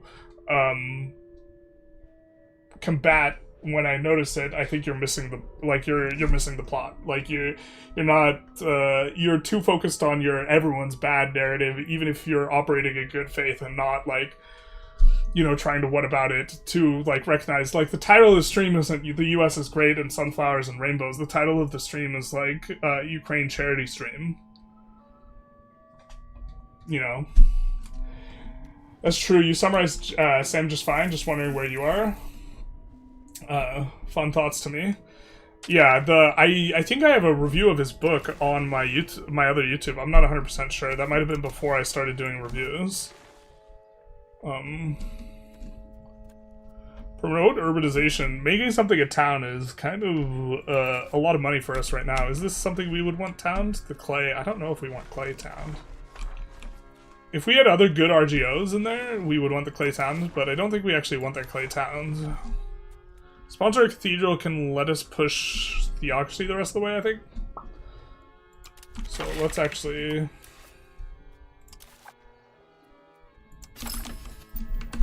Like, I understand that deflection is one of the main purposes of defense, though.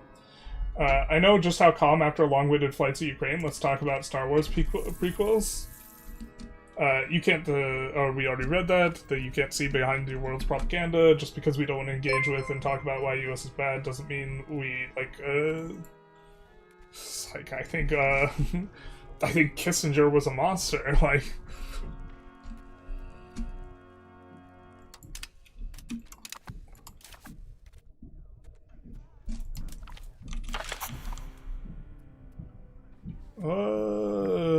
We're kind of okay containing professional armies. We don't necessarily need to pass this, but I think we are going to go for the additional taxes. Oh, and the additional taxes, like when you hit it, they loves doing this where it doesn't actually bring it up. Yeah, it looks like it's successful here, but... we do want to give out more privileges so that we can tax these guys more. How pissed? The clergy's kind of pissed. I don't think we have another thing that we want to give the clergy, other than maybe expansionist zealotry. Oh, sorry. Maintain clerical... What are we doing? Of course there's something. There's the big kahuna. There is the big nice. Which gives us additional... Wait, where is it? This one. Ton of power to them, but 5% tax efficiency. Let's go. Wow, we're so good at this game. We flipped Republic, and now we're just gonna pop off. Beautiful. That's gonna give a lot more satisfaction. Let us tax at a higher rate.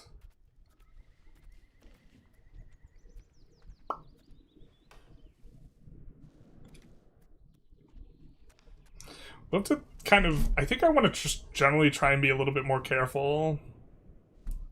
I think that this one, from a perspective of power to satisfaction ratio. Oh, also, what are we doing here? What are we doing here? Didn't get the memo. We don't need to pay for that ish anymore. Are you going to form Russia? No, we can't form Russia on the Ukrainian charity stream when there's a tag that's UKR. Ruthenia's UKR. I just can't form Russia. Like, there's not a world where, like, trying to raise money for Ukraine and we can form Russia. I just can't do it. I wasn't talking to you, General Scamming. I apologize then. Sorry. There's a lot to focus on. We are approaching our next thing. You have a second channel for book stuff? What's it called? Generalist Ideas. There's also a Generalist Strength channel for lifting. The Generalist bit, it obviously doesn't refer to my game selection. There's no American Revolution. The Anglo-Saxon elites made it up so they could have an army to defend the trade routes. What? I'll have to tell that to the Founding Fathers.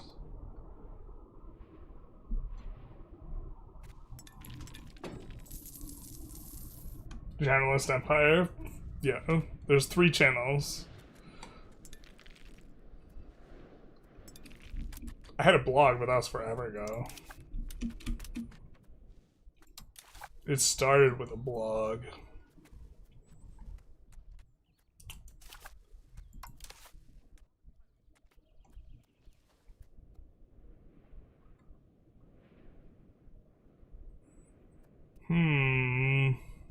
Trade efficiency is so good.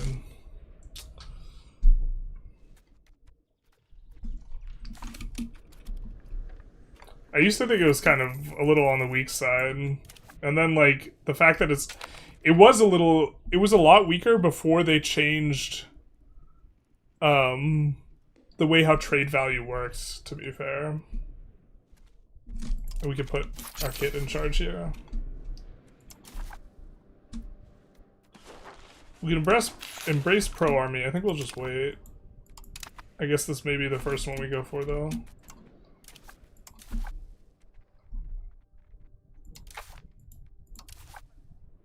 I think we are pushing innovative as well. Ooh, looks like we're gaining complacency. I feel like complacency, like, effectively scaling with the dip slider is kind of a little bit weird.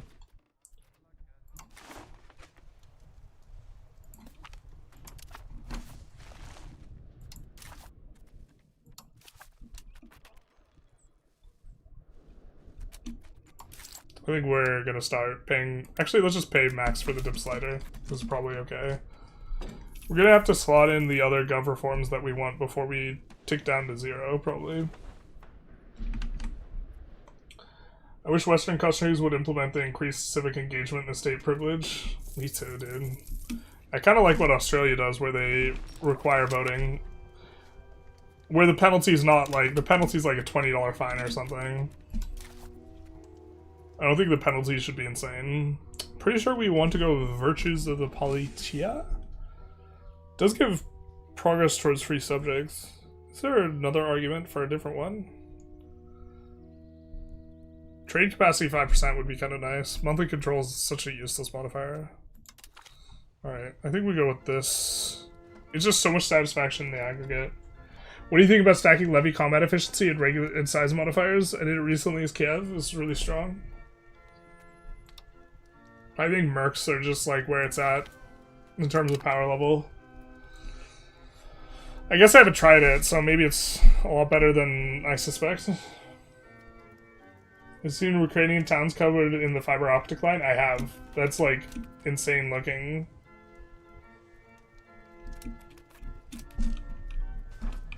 Obviously voting is important, but honestly, with more people part of clubs and political parties, I wish there was more than 2 political parties. It's like the corporate hacks or the corporate hacks in the US.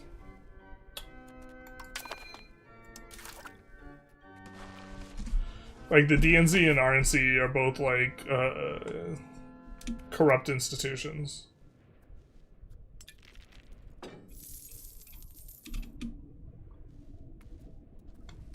But yeah, we will be able to like start annexing people at a nicer rate here, I think. And we'll probably feed chunks of this guy to whatever we cook over there, so that can get things done a little bit better.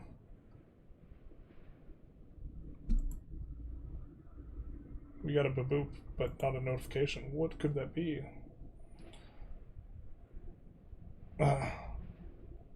Field Medic, thank you for another $50 donated to Ukraine. Mushov of Curry, thank you for the $15. Much appreciated, my guys. Thank you guys so very much for helping to support Ukraine in the defense of their nation.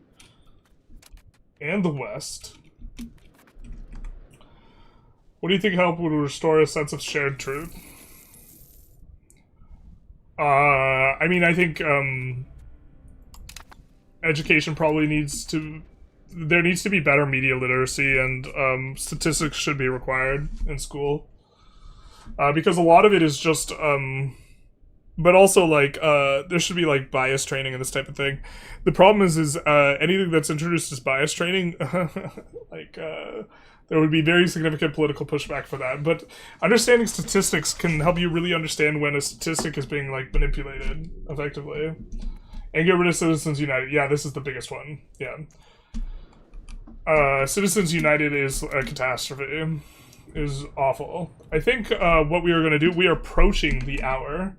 And what we will do here is, I need to use the restroom, so I think we will come on over a little bit prematurely to the Ukrainian Freedom Fund, which we are raising money for. We've raised about, I think, close to $1,000 now at the time of this utterance.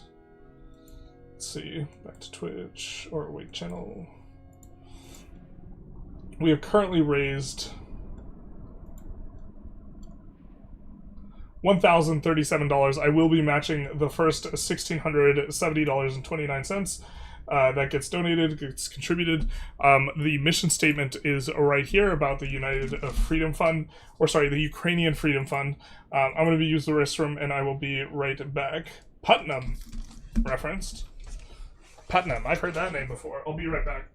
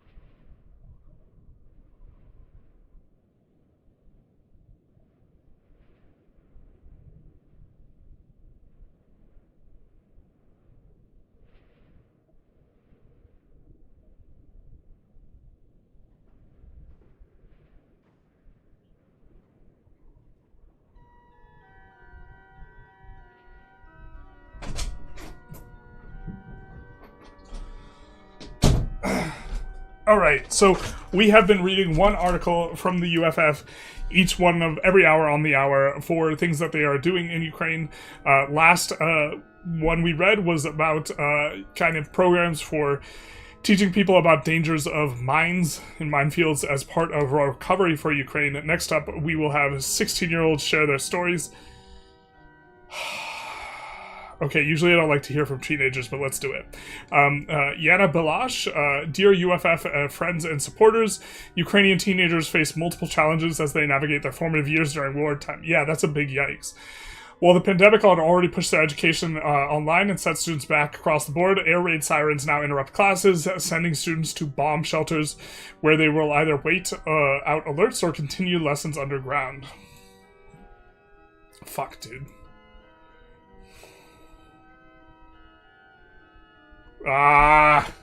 Seeing faces hurts so bad. This one won't load, so... Son of a bitch. Okay. I dream of peace and calm in my country, first and foremost, and in the world, says Sophie. Anna, I dream about the end of the war and ability to live a peaceful life, happy like before. And Bodhan, or Bodan, I dream of living a normal life without war. Yeah. So now... for basically a little bit under a third of these kids' lives, they have been living in a country where there is war. Okay. Education under fire. Ukraine's education system was somewhat prepared for remote learning due to COVID adaptations. However, war brings unique challenges that remote learning can't solve beyond the risks of attempting to live everyday life in a war zone. For many students, this fractured learning environment creates gaps in knowledge. Some schools operate on alternating weeks because shelters can't accommodate all the students simultaneously, growing up too fast. I mean, big true. With many parents serving on the front lines, teenagers shoulder new responsibilities and emotional burdens. The daily worry about loved ones' safety creates constant background stress that affects everything from concentration to sleep, career planning in a wartime economy. Economic uncertainty forces Ukrainian teens to approach their career planning with remarkable pragmatism. Unlike their peers elsewhere, they aren't just following passions, they're analyzing job, security, and wartime relevance. Finding motivation means everything. Perhaps the most remarkable is how these teens maintain motivation despite daily uncertainty. Fuck, man. Their responses reveal remarkable insight on how to find inspiration and hope.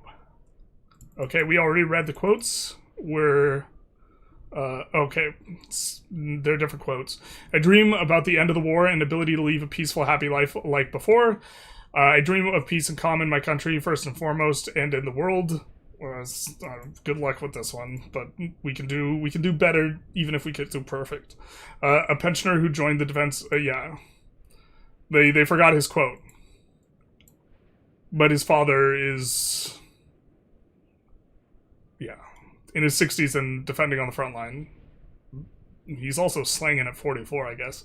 But, okay, in their words on education, everyday alarms sound during the educational process, and many lessons simply pass by. Teachers help us to forget the alarm by conducting lessons in the basement. The schoolwork works 1 week on, 1 week off because shelters don't have enough space for everyone. In these times, learning is ineffective and difficult due to learning and alarms, or distance learning alarms. It has been very hard for me to catch up with school material, so I only do what I have resources on and the knowledge for. That siren is, of course, outside. On parents at war. After my father went to the front, every day I wait for news for him. Every day...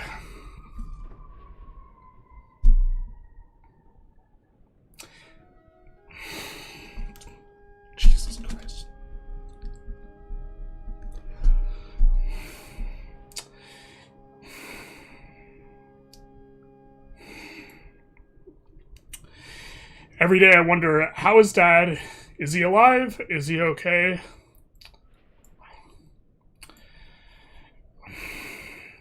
It became empty and perhaps quiet at home without him. I see him rarely, but I go to visit him on the front lines whenever possible. After my father went to serve, a lot changed. I hardly saw him during the first few years of the war, with rare exceptions. Okay, career planning.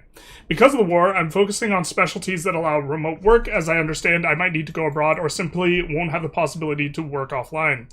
I plan to become a journalist or go into pedagogy. I would also like to help to rehabilitate military personnel in their psychological state, but I'm haunted by the thought that I won't be able to handle the emotional burden. Yikes. It's very difficult for me to decide on a profession in the future since the number of opportunities has changed during the war. But I'm thinking now about how to become a culturologist to preserve popular Ukrainian cultural heritage. I dream of an end of the war. I want to go outside as soon as possible and meet my father with words about peace now that everything's over, on fighting motivation. Every time I remember the price at which I'm given the opportunity to study and how many military lives stand behind my present day, I begin to take it more seriously. Despite the difficult situation in my country, I'm motivated about university to make an entrance contribution to my homeland. What inspires me most not to give up hope is our people who, despite everything, have always fought and persevered. And you can, of course, support Ukraine's future generation. These teams represent Ukraine's future, a generation that has learned resilience, adaptability, and wisdom beyond their years. Through evacuation assistance, educational support, and community programs, that we work to create conditions where they can continue learning despite the war's challenges. Together, we can ensure that they have an opportunity to realize their dreams and live in a peaceful Ukraine. So, raising money for those who are coming in, we are doing it through the infrastructure on Twitch. If you're on the YouTube, you can find the donate to charity button in the bottom right corner, and on the Twitch, the link should be down below as the first link. Again, the mission statement is here, but we will be not jumping back in the game because we are going to talk about talking about kids. We're going to talk about the Beslan hostage school crisis.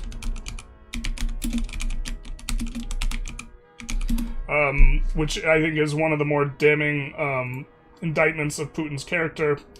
Beslan school siege. The Beslan school siege, also referred to as the Beslan school hostage crisis or the Beslan massacre, was a terrorist attack that occurred from 1st September 2004 to the 3rd. It lasted 3 days and involved the imprisonment of more than 1,100 hostages, including 777 children, ending with the death of 367 people, 186 of them children, as well as 31 of the attackers. It is considered the deadliest school shooting in history. The crisis began when a group of armed terrorists occupied on the #1 school in the town of Beslan, North Ossetia, an autonomous republic in the North Caucasus, on September 1st. The hostage takers were members of the Ryad Us Salihin, sent by the Chechen warlord Samil Baislev, who demanded that Russia withdraw and recognize the independence of Chechnya. On the third day of the standoff, Russian security forces stormed the building. An important bit to note is one of the journalists, a woman who was ready to negotiate with the Chechens, and the Chechens were willing to negotiate with her. She was poisoned on her plane on the way to the Beslan. The event had security personnel and repercussions for Russia, leading to a series of federal government reforms consolidating power in the Kremlin. So he used this as a power grab opportunity and strengthening the powers of the president of Russia. Criticism of the Russian government management of the crisis have persisted, including allegations of disinformation and censorship in the news media, as well as questions about journalistic freedoms, negotiations with the terrorists, allocations of responsibility for the eventual outcome, and the use of excessive force. The long story short is the Russian security forces firebombed the school with all the hostages and people in it, opening fire, shooting incinerators onto the roof, and then would not allow any aid to come in and let all of it burn down. Storming by the Russian forces. I suppose we could read through this. Part of the sports hall that was demolished by explosions, allowing some hostages to escape. The militants opened fire, and the military returned fire. A number of people were killed in the crossfire. Russian officials say militants shot hostages as they ran, and that the military fired back. The government asserted that once the shooting started, the troops had no sources but to storm the building. However, some accounts of the town's residents have contradicted the official version of events. A police lieutenant whose wife and daughter died in the school said, "I heard a command saying, 'Stop shooting,' while other troops in the radio said, 'Attack.'" After the fighting began, oil company president Mikhail, an ethnic English, phoned the hostage takers, said, "You tricked us." In the response, 5 hours later, he and his interlocutor reportedly had their last conversation, during which the man said, "The blame is yours and the Kremlin's." But the violence was started by the security organization of the Russians. You can look it up more. I wish I had the book that we have been referencing, because I'm more familiar with the articles on that. But their investigation was quashed, and this was used as a means of consolidating power rather than, obviously, this is a travesty. And it was used in a politically expedient way, and the FSB didn't really answer for effectively the massacre of a bunch of children. But let's get back in the game and catch up with the chat. Okay. Putnam wrote a book, Bowling Alone, where he argues that America has undergone a fall in civil engagement since the 50s, with a lot of people not engaging in local communities, which leads to them not trusting the neighbors to process democracy. That sounds about right. Crazy how the founding fathers hated the political parties so much, but designed Congress tailored to two-party system. They were great, but gosh, what an oversight. A lot of the founding fathers were like in their early 20s, were like super young and stuff. I think it can be very easy to get stuff wrong, but people in your 20s are kind of what you need when you're having a revolution. Or like, revolutions don't tend to be conducted by older people. 24-hour stream. We're gonna go 12 hours, which is the longest that YouTube allows. Which is what we do every year that Russia continues to occupy Ukraine. Yeah.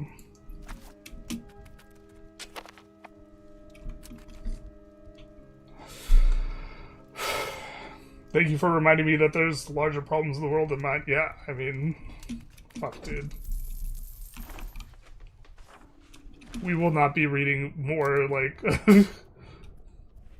stuff from Ukrainian children. Or, well, we actually just will do it. It's, yeah. It's fine. God, fucking...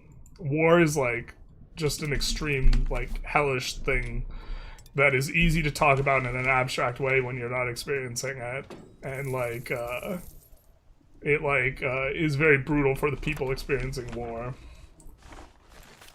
And it's so fucking unnecessary.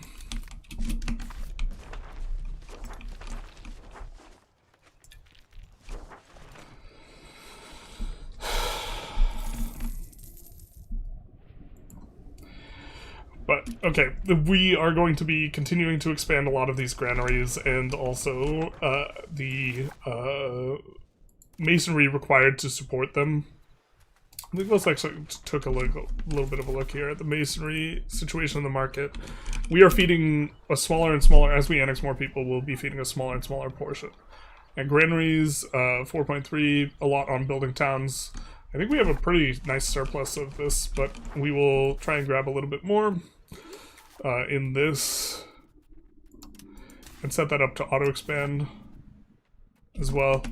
So just try and get these up in the province. So now every single location within this province is auto-expanding the masonry, which is good because they have clay, so they can use the clay. You seem like a nice dude. Almost had me balling. I mean, bro, it's a struggle. Like, I don't know. Like, it's fucking obviously it's worse if you're in Ukraine and you're getting invaded. Just reading that fucking hurts. Yeah, I don't. It's just like.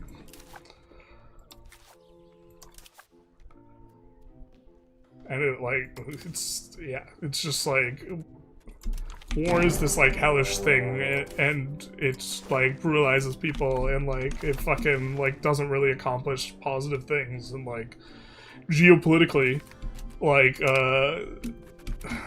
we've had a good run, I guess, since World War II. Like, not a perfect run, certainly not.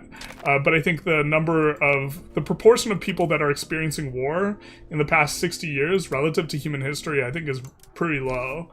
And it, like, it sucks that, like, this, like, doesn't look like the end of it or this type of thing, but, like, the beginning of it.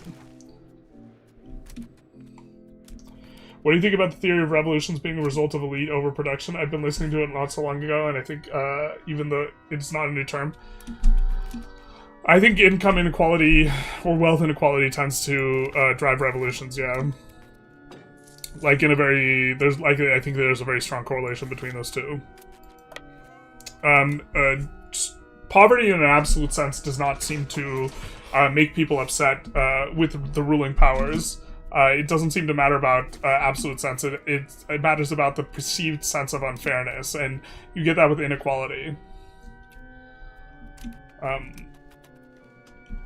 Like, I believe very strongly in, like, meritocracy, but I think that capitalism is pretty bad at awarding to people the value of their labor.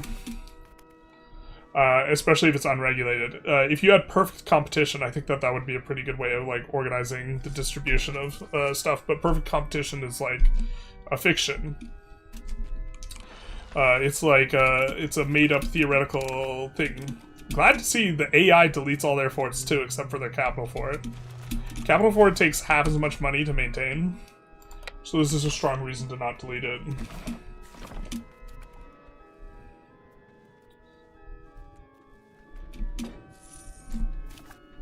Yeah, just don't go ignoring that, bro. Putin's speech, Munich, 2007, have you seen it? Have you heard about it? He explains pretty well why this war started. I'm familiar with the speech. I'm not sure if I've read it. I think that would... if you're trying to say that Putin was justified because of the Munich speech, I strongly disagree. Munich speech, he was the first kind of instance, for those of you who are less familiar, where he kind of about-faced on more of the Western-facing attitudes that Russia had leading up to that point in 2007. He's like, nah, fuck the West, y'all, type of thing. I think this might be a gross oversimplification. I don't necessarily... I'm not 100% sure or confident in that portrayal of that Munich speech, but just for the overall vibes, for people who are trying to get an understanding, you can look into it and get a better understanding. Slava Ukraina, thanks for the stream and the cause, journalist. You're very welcome. Thank you for supporting the cause as well. Unregulated capitalism devolves into feudalism, IMO? Kind of. Feudalism is like kind of almost describing a separate thing because resources and ownership have become divorced from land, and feudalism really describes a thing where they're having to do with land. And I think there's a substantive difference between like it being land driven versus capital driven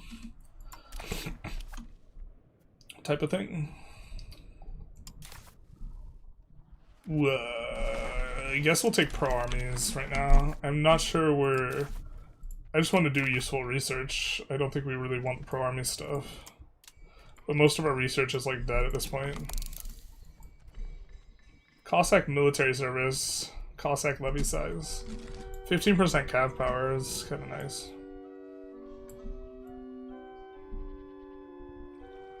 Maybe we'll just go for that. And then we can go cavalrymen. Kind of tempted to just go armories though.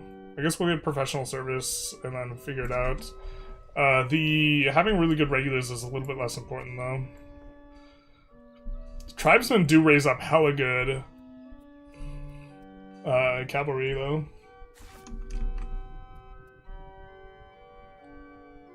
No, not only, but it gives you his reasoning. I'm familiar with his reasoning. I'm familiar with the Russian like propaganda lines and like this type of stuff. He argues that the West is expanding, that Russia is a victim, that Russia's been brutalized by the West and this type of stuff. I don't think that that argument is like rooted in fact.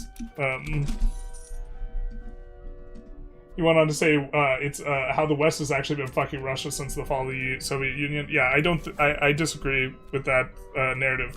If I had Kasparov's book, I'd pull it out, because Kasparov goes out of his way to kind of dispel this notion and talk about all the aid that was sent following the fall of the Soviet Union, the aid that was sent for Russia. But what happens is that Yeltsin and later Putin proceed to like loot Russia and then blame capitalism for it, blame the West for by and large everything. But the notion that the West has sat down and gone out of its way to humiliate Russia is just a fiction that Putin likes to propagate,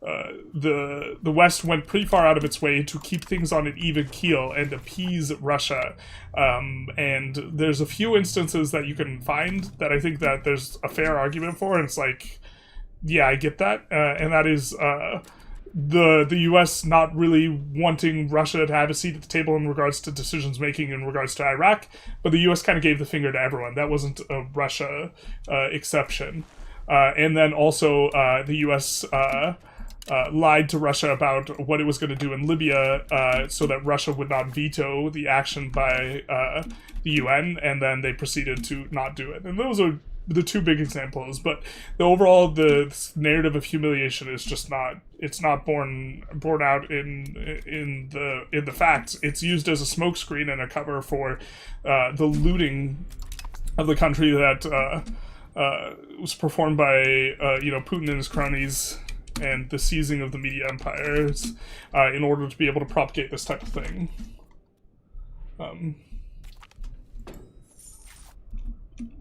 I think more often revolutions tend to happen where exceptionally poor conditions occur. Obviously, elite overproduction led to more of this, but it's not mass starvation and lack of work for the poor that drives revolutions, with the caveat that many exceptions to this. I think inequality is a pretty important element. I don't think that necessarily starving leads to revs, but I believe you're right by the theories actually says high class. I guess I would have to study the revolutions a little bit more. Yeltsin was just an alcoholic who lost all control of the country, and Putin had to undo that. That's why he became an autocrat. I think he became a thug because he wanted to be a thug.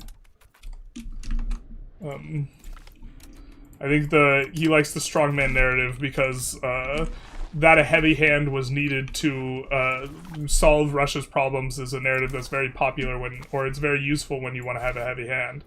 I think it was Vladimir Kaczynski. We didn't even go through the Putin dragging, but I don't have a different. Maybe we could. I think it was Vladimir Kaczynski. The seizing of his media empire.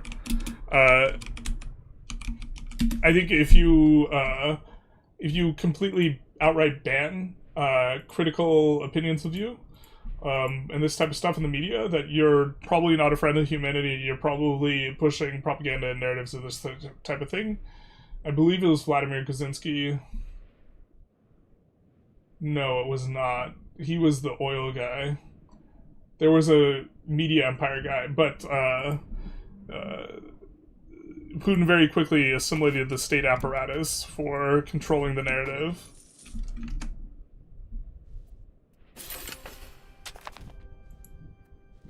Who else is 4 years into their 2-week special military op? Yeah, the truth hurts. It's easier to go through coup d'etats when it comes to that. The rhetoric of the West was a bad guy. We don't need them. It wasn't all the post-communist nations. I know for a fact it happened in Romania, done by a guy who was schooled in Moscow.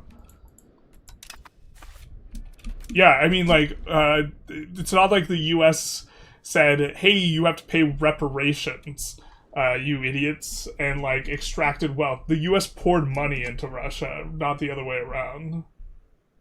Paradox nerf forts and make them cheaper. I wish you could build lower tier forts. I don't like this ish where I can't build stockades. I would love to be able to stockade up stuff. Like, not get the fog of war, but get it so that they can't control the entire province, this type of stuff. Or not get the... I think someone suggested something I thought was pretty interesting, was that the zone of control be instead just like a sticky zone where it just reduces movement speed by a whole lot and doesn't stop you. I thought that was an interesting idea.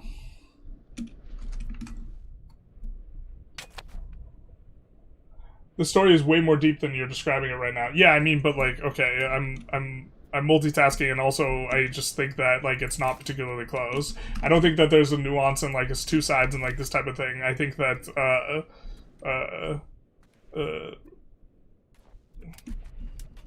I don't think I think the argument's just not strong that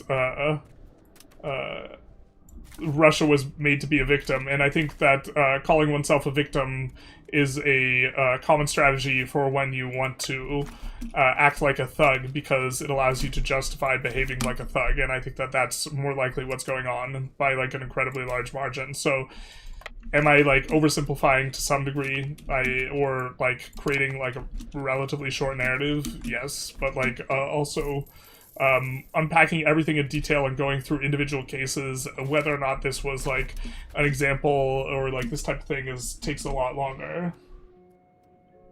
Russia was trying to enter the WTO and they've been unrightfully denied. Well, entering the World Trade Organization when you have not been a member of trade is a little bit difficult.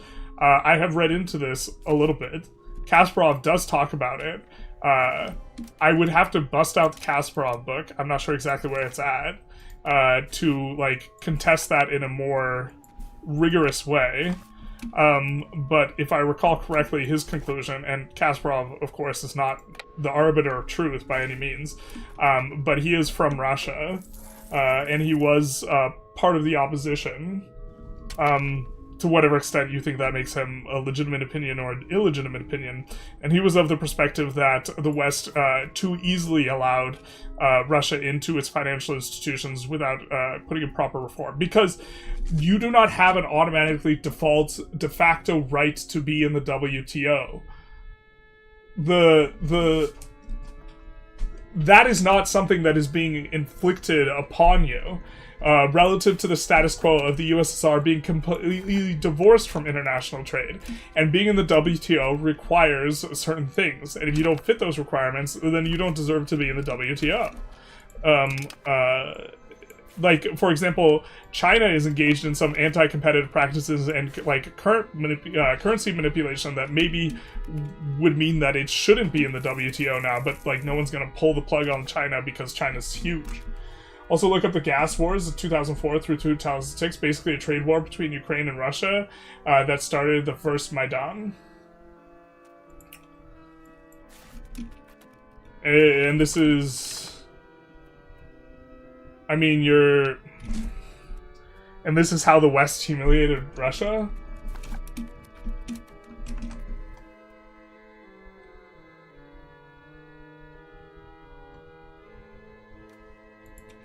Even the most charitable interpretation, let's see. Even in the most charitable interpretation of what you're bringing up, it doesn't sound that deep. Yeah. I mean, like, you have to be a good actor on the world stage to be part of the WTO. Or, ostensibly. Like, that's the idea. I think that, China likes manipulating the currency a little bit too much for that, but...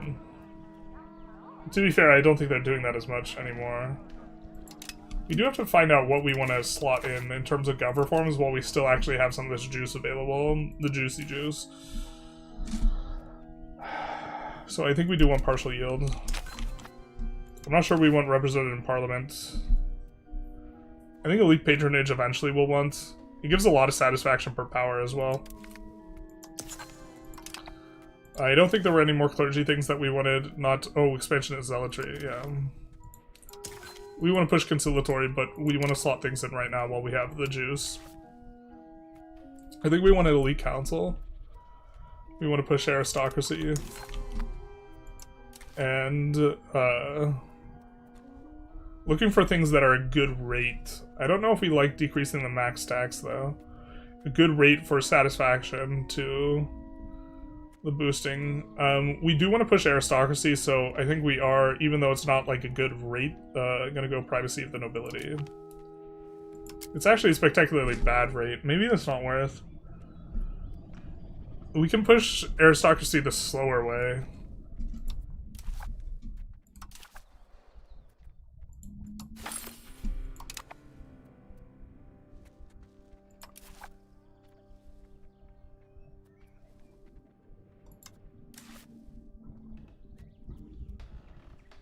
Being on max plutocracy is not that bad, though.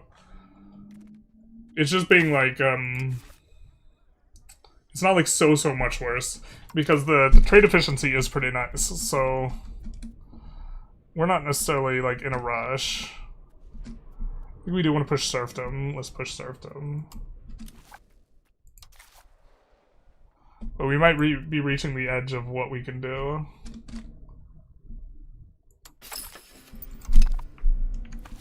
Hello, generals. Love your videos. Hello, hello. Trade conflict. Gotta invade my neighbors.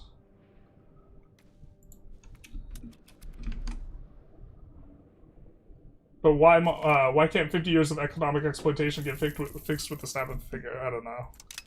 I wish it could. Not saying Russia's the victim here, just saying that a country with geopolitical and economic interest, which was long ignored by the West. I don't think the West ignored Russia, but like they did not treat Russia like they treated the Soviet Union. Russia was also not the Soviet Union anymore. And if they wanted the same level of like respect on an international scale as the Soviet Union got, that's just not like, that doesn't make sense to do. Like, if there's a pie of attention that the US could geopolitically ascribe to other nations, and maybe like 60% of its attention was on the Soviet Union before, you're not going to see 60% on Russia.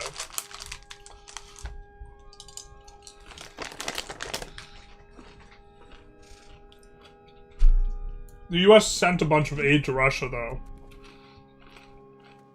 And I think that it doesn't necessarily have a moral obligation to send a bunch of aid to Russia. They did that to help them reform and become a democracy and become a trading nation and join the international community. I think Russia was given that opportunity.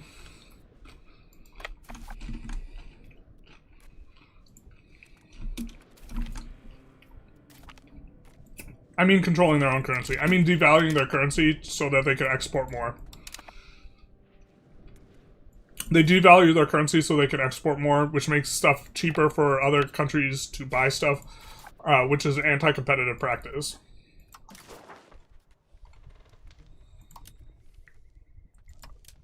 Can we vassalize Lithuania? No.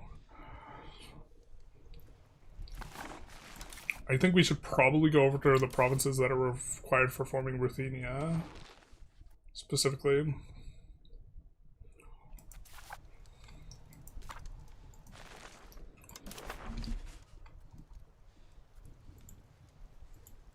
We'll go with these.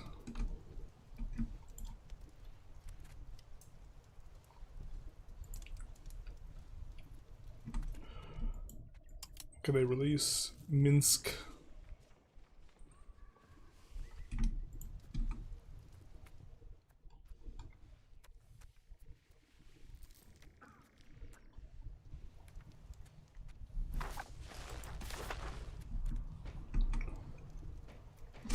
I think we'll look to eventually just full annex them.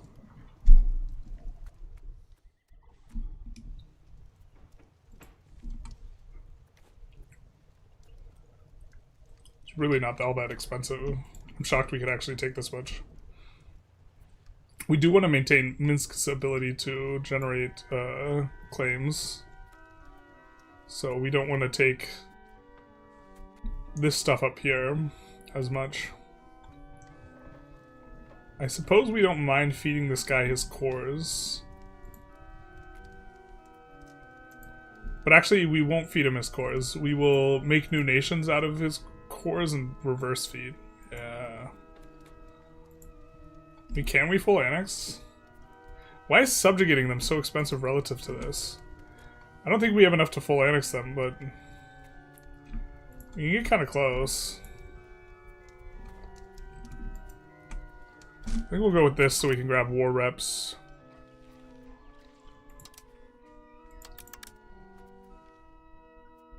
That's not a lot of antagonism at all.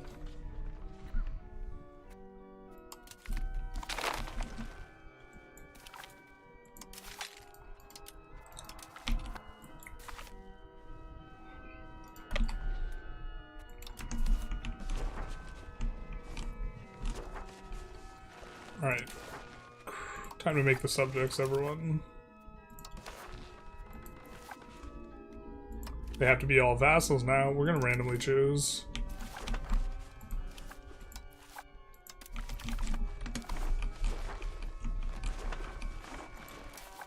And from these guys, we're going to feed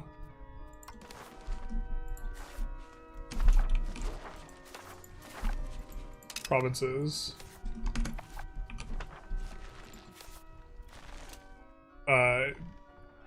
Making them a lot more bite-sized is going to be helpful.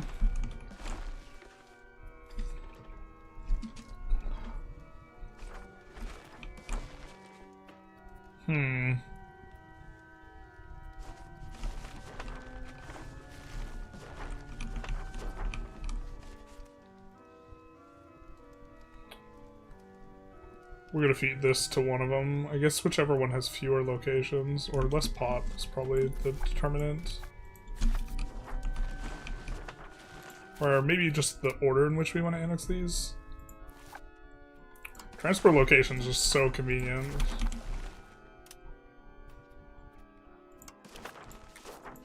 Sorry, I'm sure some of you guys have responded in terms of discussion. I'll get to it in 1 second.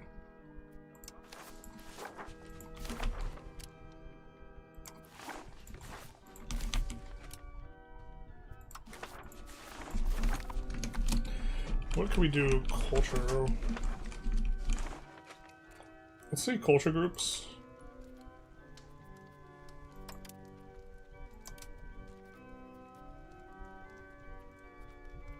Healer? Forget where culture groups. I thought it was in here.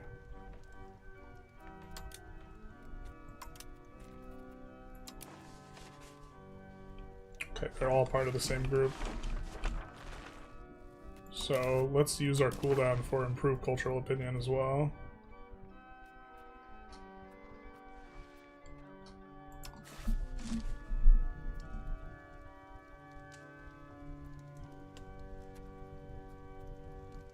Let's do these guys. We're the biggest.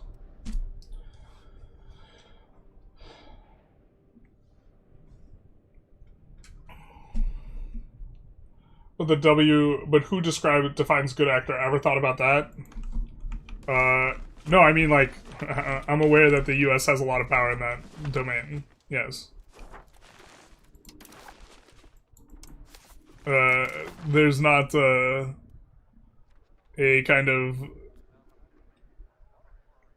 notion that that is anything but the case, right?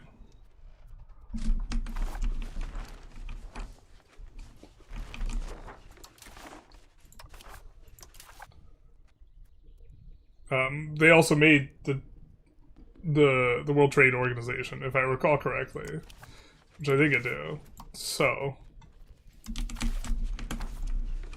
yes, they do not also have absolute authority over it, but yeah, the guy who made the club is in fact in charge of the club, more or less, as far as I understand. I do think that they have a ton of influence.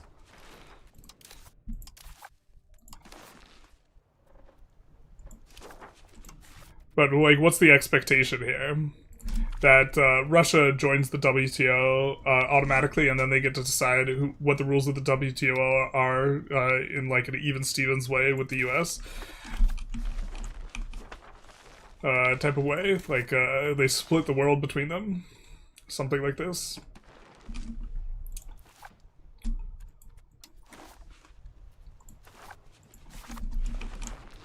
Transferring over the rest of the province to these guys.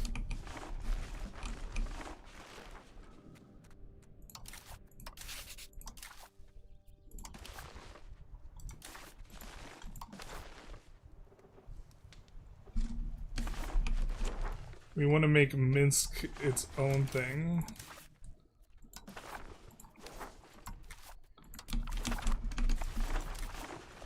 So historical, there's Minsk. Vassal.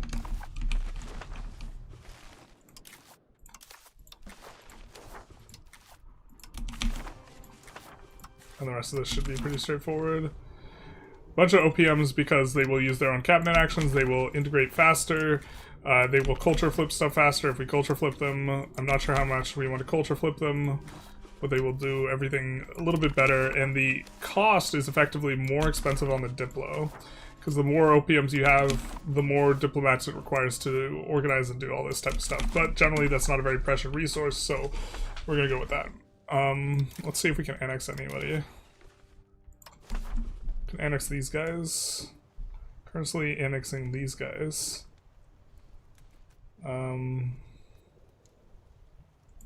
Unfortunately, can't annex the guys we just made. Womp womp. So we might be annexing these guys later. We are improving opinion with them already, so I think we're good to go. What's wrong with manipulating currency if not manipulating foreign one because you're on? Well, so there are practices that undermine competition, and one of the main points of the WTO is to prevent governments from interfering with competition between corporations within the nations in the WTO.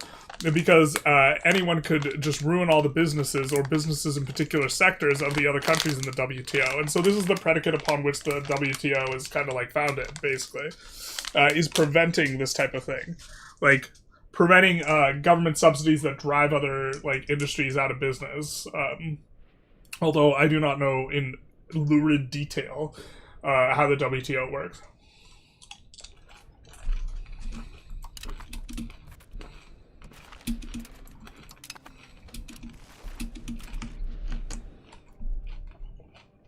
What did you major in? Philosophy. And what career are you in? This.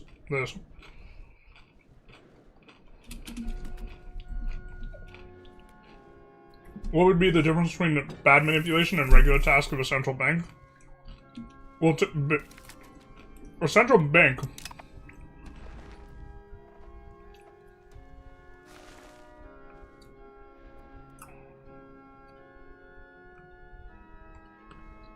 I'm not sure if the central bank is responsible for increasing or decreasing the value of currency relative to other currencies. Like, the Federal Reserve goes after interest rates. Interest rates are different than exchange rates. But now we're a little bit behind.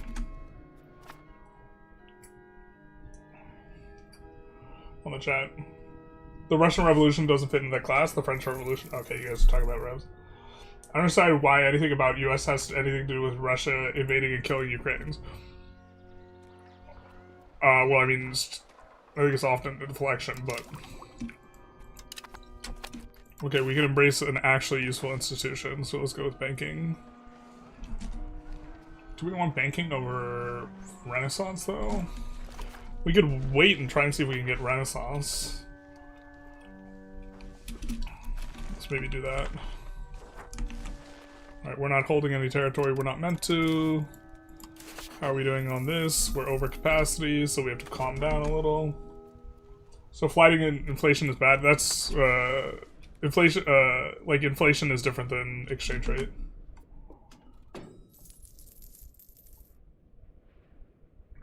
Like, exchange rate has to do with, like, I mean, they're related, but, like, prices of internal products versus external products versus prices writ large. But, interest rate is definitely,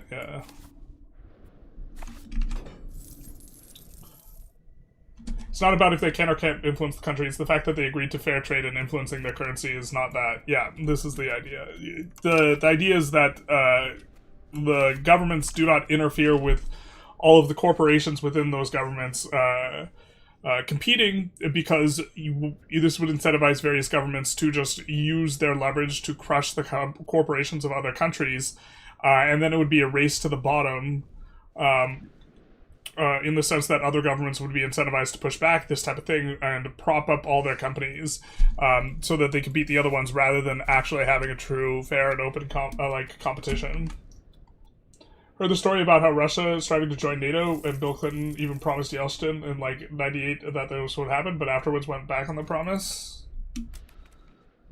There is a conversation, I don't even think you have the thing right, where there was a conversation with Clinton and Yeltsin about NATO not expanding, I think, is what you're referring to. And that was, like, not an international agreement, but, like, Putin likes to hold it up and, like, wave his fist about the West said that they would not expand NATO, when that was never, like, an international agreement.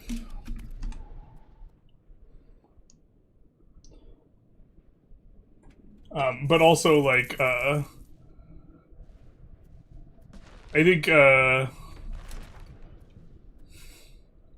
Russia wanted to, like, in good faith try and join NATO, I think, as in me, not, like, the other people, that would not really be a problem, but NATO's off, like, NATO is obviously was in place to prevent the expansion and aggression of the Soviet Empire, and now it's used to prevent attacking from Russia, and Russia has demonstrated the need for NATO by attacking its neighbors several times since the fall of the Soviet Union. Like, Sweden and Finland were fine to stay out of NATO until Ukraine got invaded. They were content. They were like, yeah, bro, we're fine. We're chilling. No. An important aspect of cooperation is needing to make concessions to the other people, and a lot of people especially have problems with an actor agreeing to those concessions and then reneging on those promises. Are we talking about Russia joining the WTO? As far as I know, his advisors told him not even though he really wanted it. There's an interview where he tells the story. Yeah, I mean, I think Putin lies a lot as well. There's a little bit of confounding variable here. He certainly lied when he said the little green men were not Russian bros. Let's go this. We'll go for the crown power. Actually, let's go university into the crown power. I think one of these is useful and the other one's not. This is the useful one. Kind of in the urban build cost. We'll see if the price of other stuff gets cheaper.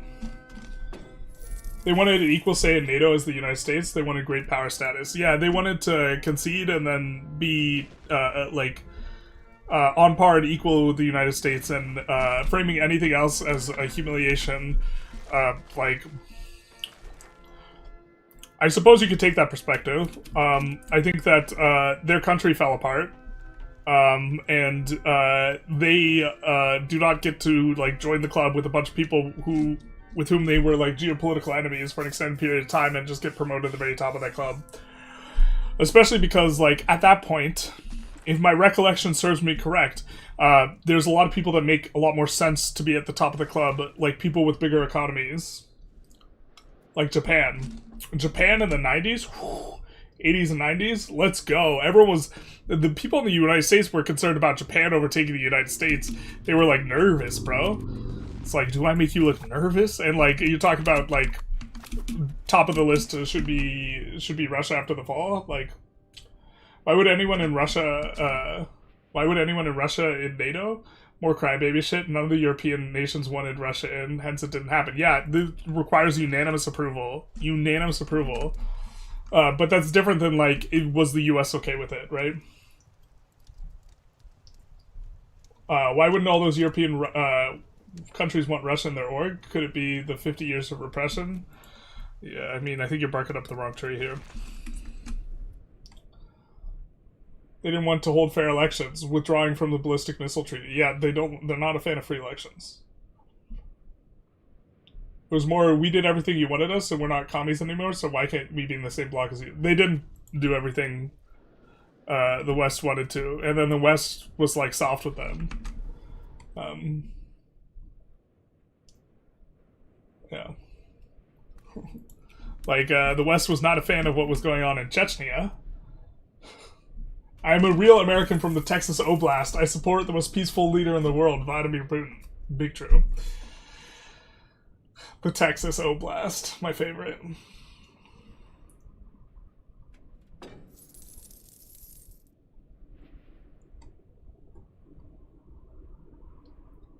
But news I read, there is a complaint against USA for subsidies being done badly.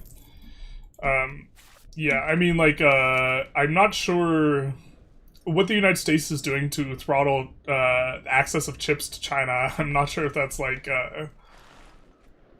would be considered above board from, like, WTO perspective. I think that they are doing it for security and geopolitical reasons, though, not for, like, economic development. The U.S. companies don't like that shit. The U.S. companies are like, why can't we make money selling to China?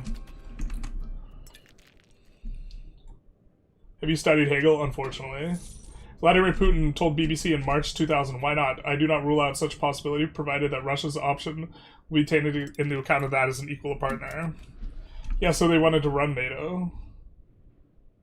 There was Passionate saying dev subjects will no longer dev province. That Passionate lied. They still dev province. It was all a dream. Doesn't everyone want to be treated equally in an international community? No, they didn't want to be equal, like, on par with everyone else. They wanted to be, like, equal with the leadership. And also, may I remind you that the G7 got turned into G8, and Russia was invited to the top seat at the table in regards to, like, international things as well. Now it's back to being the G7, but that is because the invasion of Ukraine. Right, so, like, I don't think you should get a seat at the table, in regards to being, and, aren't they one of the, there's, like, a UN thing, right, too, that they also got to be one of the people in the UN Security Council? So,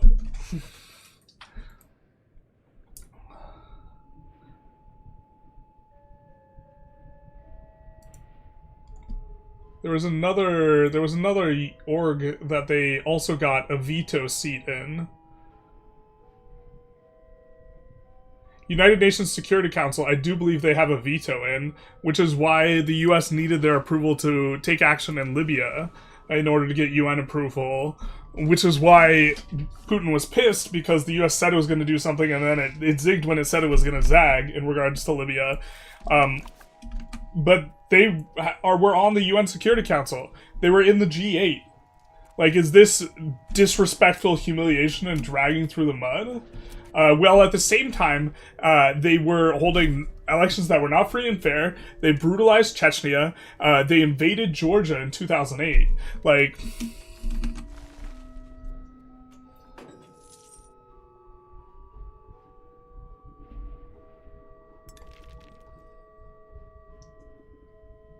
Russia would be considered the same level and power as the United States, yeah, and they have a much smaller economy and are also not the person who founded all these organizations that were founded out of, like, fear of the Soviet Union. No Russian in chat, please. I do not know it, so I cannot moderate it.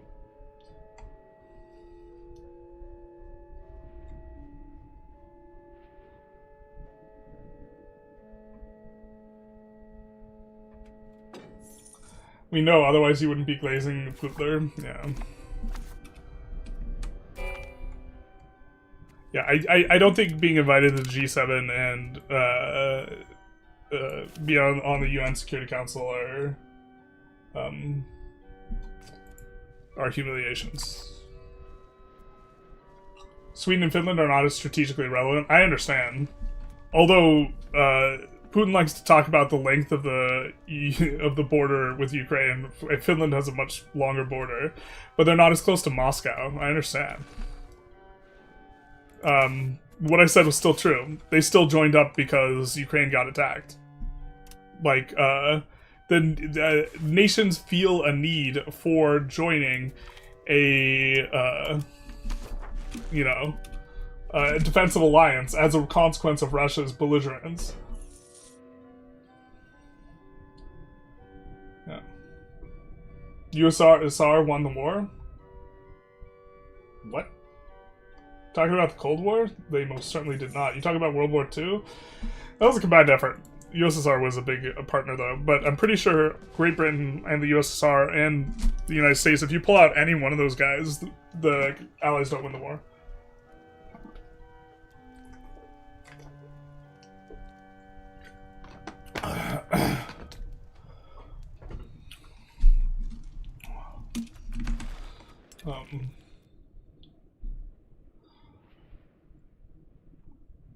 Same thing was told about ships nearby Venezuela.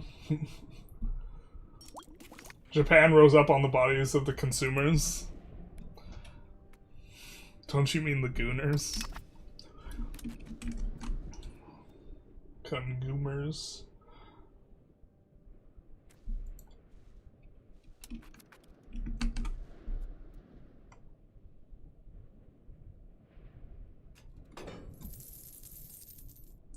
Greenland already offered everything Trump wanted. He wants to pretend to have a military show force to pretend like he's strong. I don't even know what you guys are talking about at this point.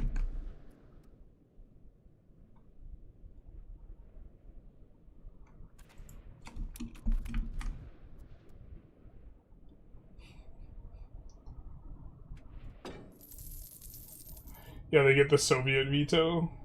Did the Soviets? I don't remember the Soviets. I guess that makes sense.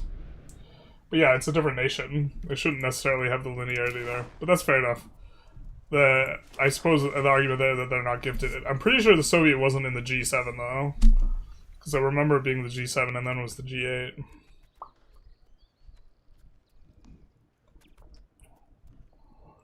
We can maybe build a couple roads.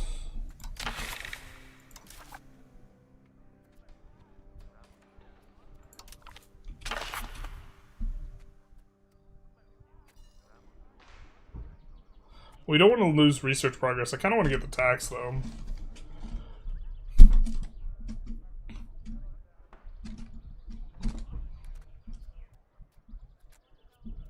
Actually...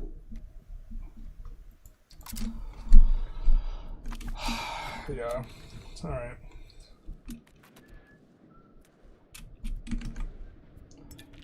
Europe should just get off NATO and develop nuclear energy and try and be dependent after the conscious diplomacy, because of even most of them did gore shit overseas. We could gain trade favorability in a lot of regions, etc. Yeah. Russia got to keep the seat in the UN Security Council, which means veto powers. Dude, Chechnya were terrorists, man. Come on. I'm not arguing that they weren't. There was a lot of civilians in Chechnya, or... well, let's put this a different way. Just because there are Chechen terrorists does not mean every single Chechen is a terrorist. And just absolutely obliterating the freaking region is a enormous amount of ordnance to be dropping on innocent people. Like, I'm not a fan of, like, when freaking Israel does it in Palestine either. Although, we don't really want to open that can of worms, because then the subject will entirely change. Because I think, in general, people feel more strongly, in terms of the discourse, regarding Israel and Palestine than they do Ukraine and Russia.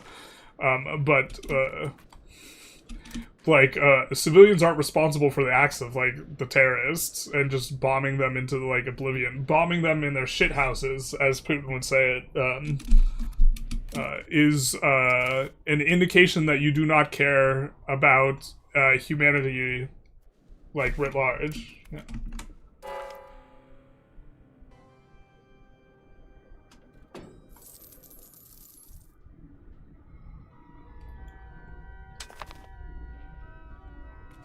Europe is a vassal of us, of the U.S. Yeah. The U.S. tends to go, or Europe tends to go along with a lot of the U.S. Or sorry, yeah. I don't know if I had to call it vassalization.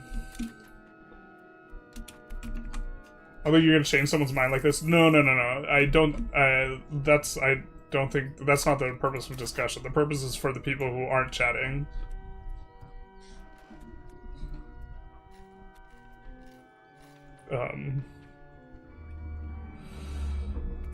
So I'm thinking of switching on to the stuff that gives aristocracy push and making a proper push towards aristocracy here. I think I would just rather not hurt our spirituality push and just hold this plutocracy trend. Because 2.5% trade efficiency is not all that bad. I do think you get more stimulus from the nobles, and you definitely get, like, all the military stuff, which is nice as well.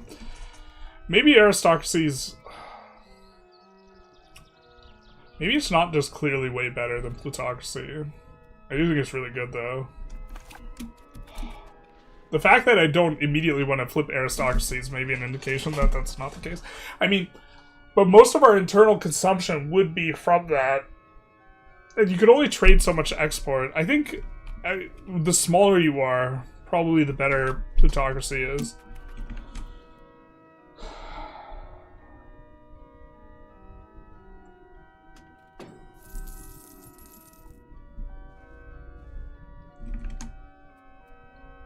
Yeah, the people who are uncertain in the conversation, though, and would maybe change their mind, are the people who aren't talking, generally speaking.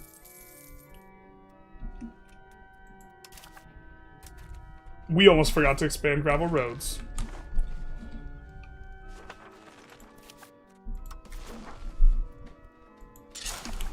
With our heavily discounted roads, we will push towards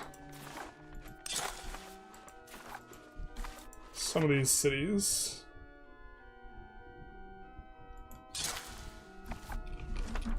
I think that's good enough. Let's add some marketplaces as well.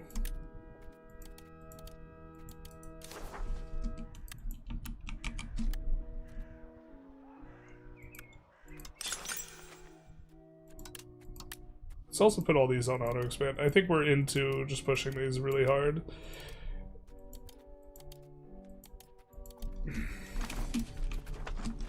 Although this is going to make the price of masonry shoot up. So we don't actually want them to queue up stuff, but I think enough roads and stuff can finish in time that the masonry prices won't get too ballistic.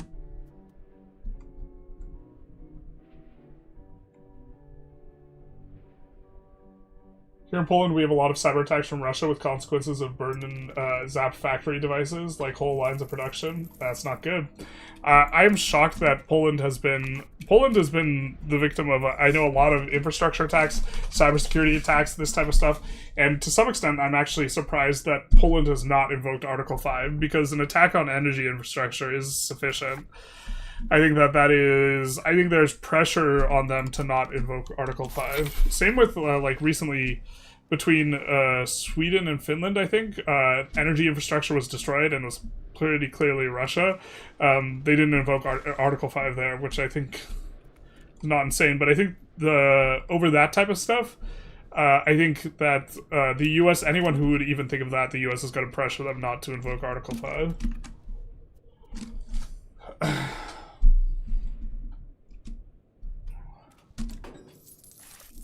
They also paid up all the Soviet debts of every single Soviet republic, including Ukraine. Did they compartmentalize it by jurisdiction? I mean, maybe they shouldn't have had to pay the debt for every single separate nation, but also they received billions of dollars in aid from the U.S. to help them reform to a market economy. The looting of the government was largely like state sponsored by Yeltsin, and so blaming the U.S. for like what Yeltsin did, like what was the U.S. supposed to do about it? For the U.S. to have done something about it, the U.S. would have had to have come in and decide who gets to buy what for what, which would have been a way more extreme imposition, right? Like, I mean, you can't. I assume that's not like what you think should have been done. The 5 permanent members of the Security Council were the victors of World War II: U.S., UK, France, USSR, and China. Russia took the USSR spot after the revolution. Yeah. Will Mahmoud show up if you talk about Israel? Mahmoud might show up anyway. Mahmoud, he might already be among us. I think they invoked Article 4.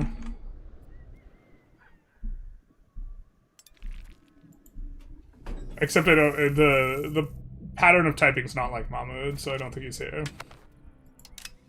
I think me not scheduling the stream super far ahead of time is probably why he's not here. Would be my guess.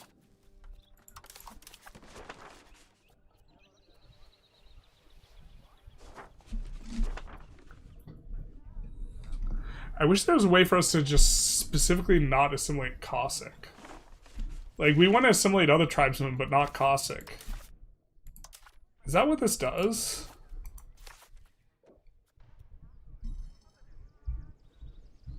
It blocks all assimilation of tribesmen. Yeah, see, that's that shit I don't like.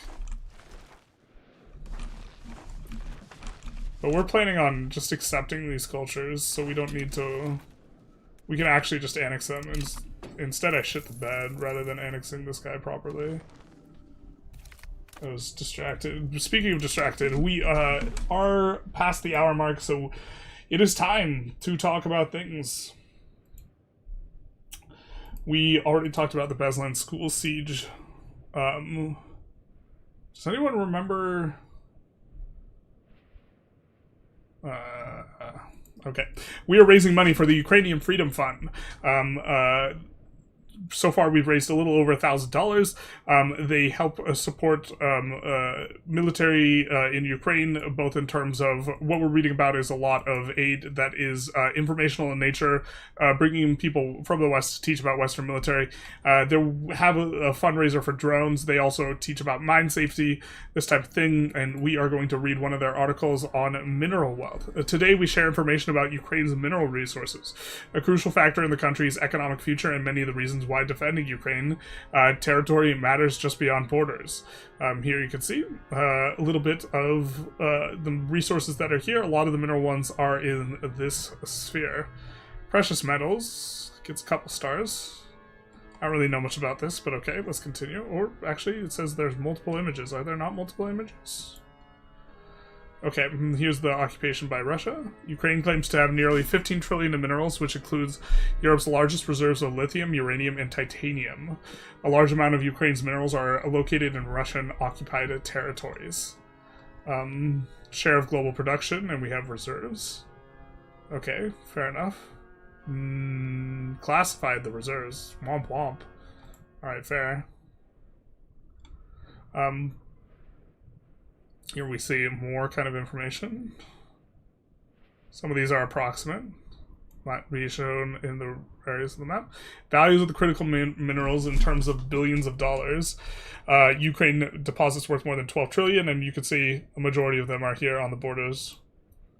And okay, let's read the article.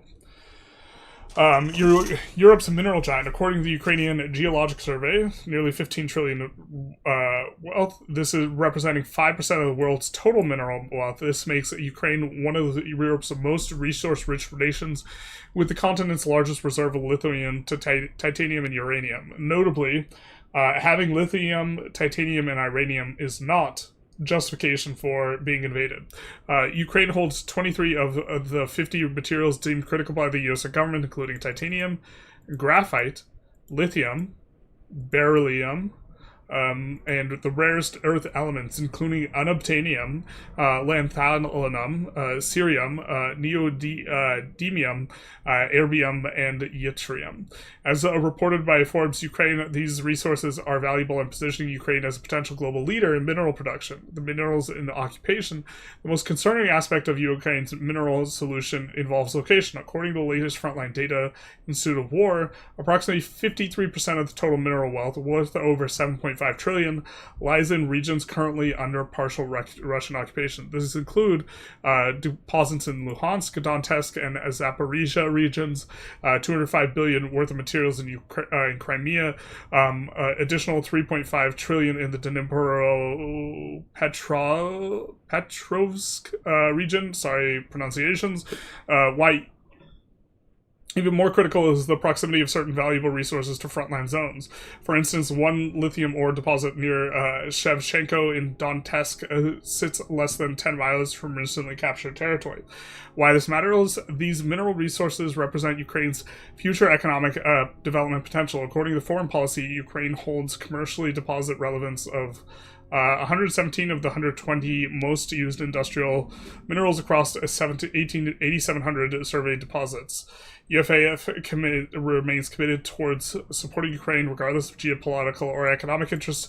We believe that every human life holds value beyond mineral wealth, and everyone who deserves to live peacefully and freely in their homeland. But, of course, the implication here on why this is relevant is clear is that it maybe makes sense geopolitically in terms of real politics to support Ukraine as a result of these mineral resources. Okay, we do have a little bit of a summary of the EU5. And we did want to talk about the assassination of Boris Nemtsov. I think that this is...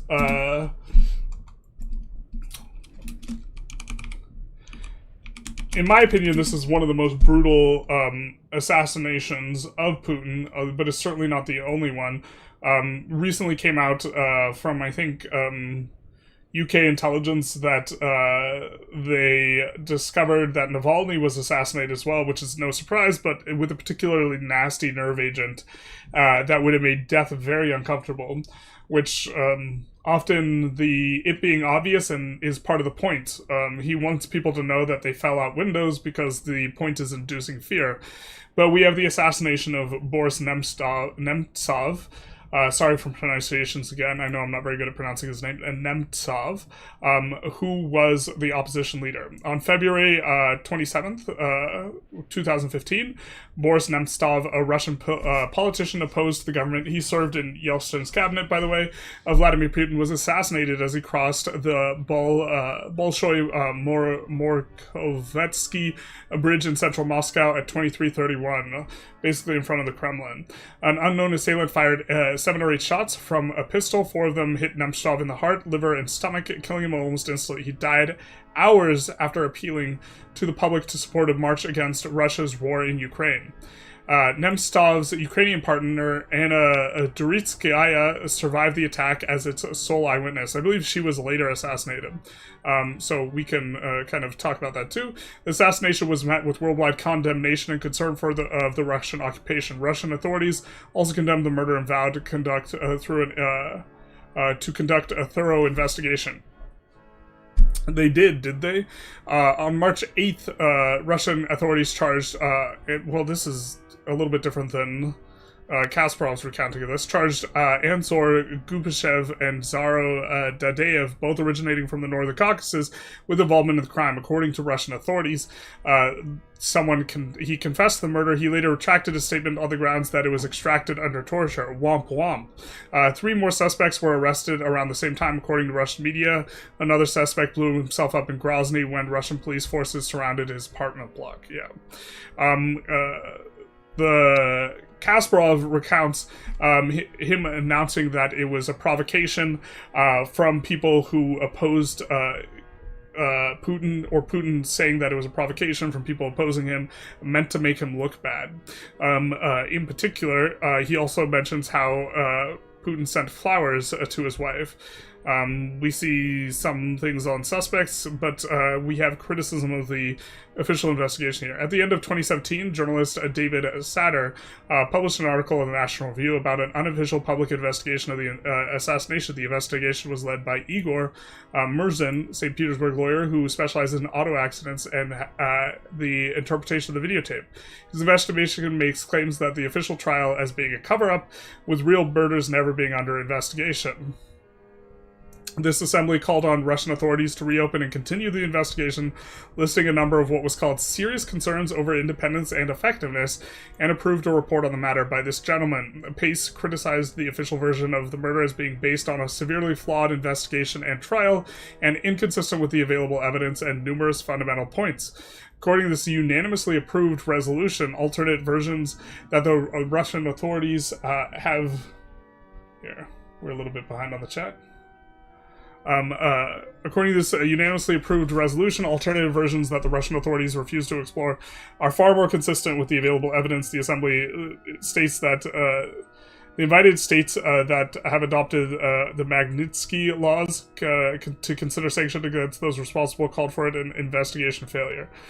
So-and-so stated, in recent months, Putin's propaganda machine has been vigorously inciting Russians against the Fifth Column, those who protested against the annexation of Crimea, and the Kremlin investigated war. This is the first invasion of Ukraine, in eastern Ukraine. Nemtsov was on the list of every traitors published and aired on that internet state TV. Another article wrote that the Kremlin either ordered or allowed Nemtsov's murder to happen. Nothing Boris Nemtsov did was not bugged, tailed, filmed, or monitored by the secret police. It's quite impossible that this man could have been shot dead without the Kremlin knowing that there was a plot to kill him. I think it's also worth mentioning that Anna, if I recall, if this is the Anna I'm familiar with, is a Ukrainian fashion model who finalist for Miss Ukraine Universe. She is known only for having... Oh, no, wait. This is not the Anna. It's a different Anna I'm thinking of, who was a reporter in Russia who was also assassinated. Also a member of kind of the opposition. But, yeah, Putin kills people he doesn't like. Which, yeah. Yep. Is not news to anyone, but I think the sending of Nemtsov's mother's flowers was particularly brutal. Here in Poland, we have a lot of cyber attacks with Russia. Okay, we already read that one.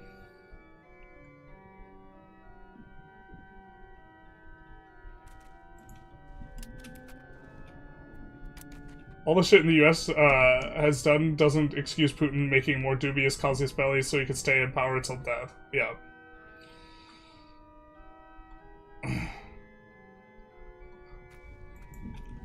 Someone says something about Epstein files.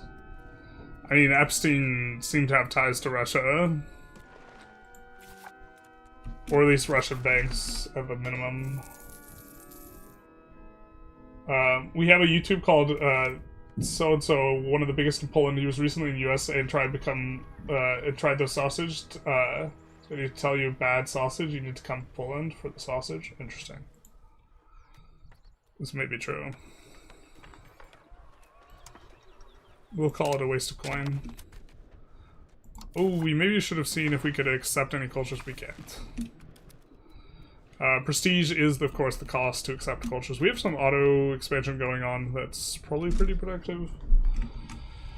Who gets to buy what for how much has to do with how much was how GDR dealt with the factories in DDR after German unification. Let me tell you, that was a shit show, and if you think Germans aren't corrupt, the story will teach you otherwise. Trump and Putin and Netanyahu seem to be in a little club of their own, trying to use the other two as examples to justify what they're doing.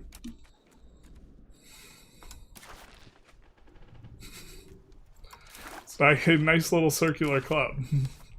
You might be onto something with that. Article 4 was used for unarmed drones, which cost thousands of government, and the government called called to shot it with the F-16 missiles, which cost a few millions. Yeah, I mean... Yeah, because of the security concerns. Ugh. I mean, yeah. I think Poland has had opportunities to declare Article 5. Unobtainium. I'm glad someone got my unobtainium joke.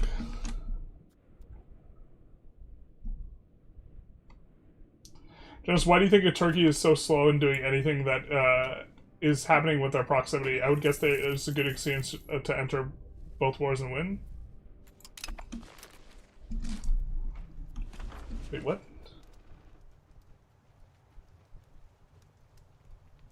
Oh, I thought you were talking about in game, like proximity, like Ottoman's proximity is bad. I was like, oh god, my brain is getting so cooked. We're gonna be going another 3 hours, I think, though.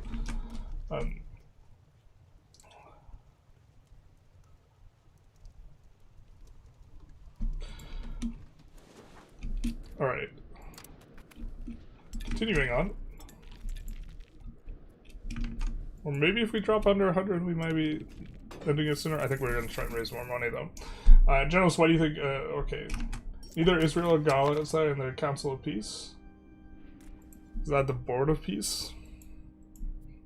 Or are they just bored of peace?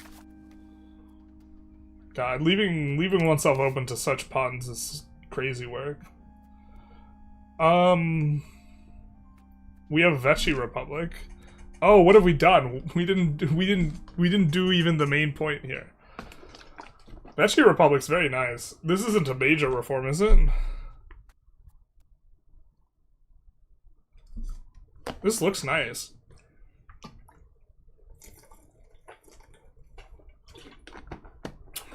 That's a good rate. We maybe don't have to slot in as many reforms that way. We can keep more crown power. Alright, we'll obviously go that first, though. And then I think we don't need the progress towards plutocracy. So I think we ditch this for agricultural cultivation. Kind of want to do it now. I'm going to do it now because I'm going to forget otherwise, but I think it's worth waiting until we get to positive stab before we do it, but I'm just trying to be expedient.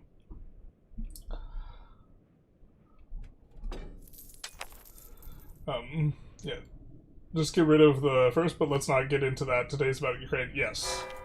We're 4 years into the 3-day invasion. Feels like it was yesterday. Or was it the day before? It's the 3-day invasion. Yeah, just mentioning it in the context of the 3 leaders popping up. Yeah, I mean, it's an amusing observation. You have me there. Are we slowing down this?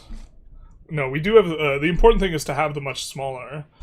But Volhynian culture is apparently way more cultured than ours. Womp womp. Cultural traditions easier to have, especially in Second Age, though. Annexations generally go slower, the Second Age. We can expand our culture a little bit, but this isn't gonna really necessarily move the bar too much.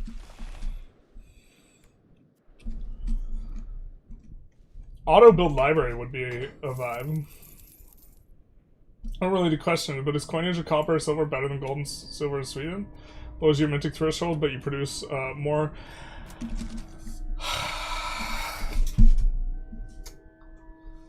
I'm not sure. Creating demand for copper is attractive, and it's hard to create copper demand because you have that insano mine, but you also have 2 silver locations. I think it's probably a little bit better, but probably extraordinarily marginal.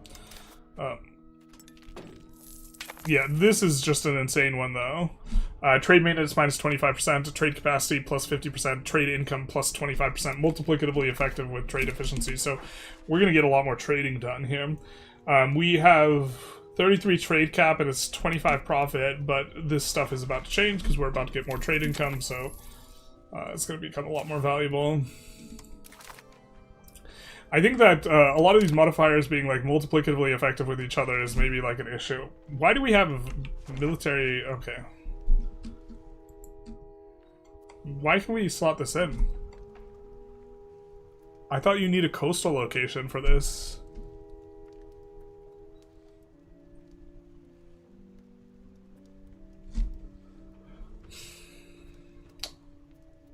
We're gonna eventually want to push towards naval. Trade range is kind of useful right now, though.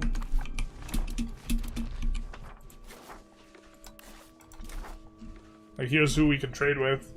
This is also a reason to not push naval right now, because we have an issue. Are we landlocked?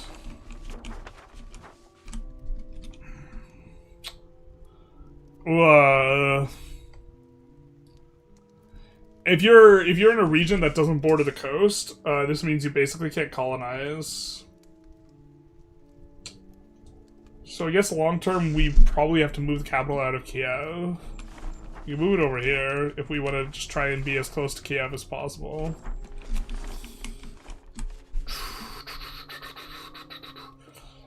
Yeah, not too many regions are just completely landlocked. Most have a coast. Like, Russia has a coast. Carpathia has a coast. But southern Germany and Ruthenia are two of the only ones, like, at least in the Europe scrum. Which is going to be a vibe. It's a circle of jerks, big true. To be fair, government made something about drone defensive investments after that incident, not to not burn the whole budget. You had me at one point while looking at the Ottomans after my question. Yeah, I mean, like, I legitimately, like, was confused. I was like, Ottomans? I mean, like, in my head, Turkey and Ottomans are, like, kind of the same thing.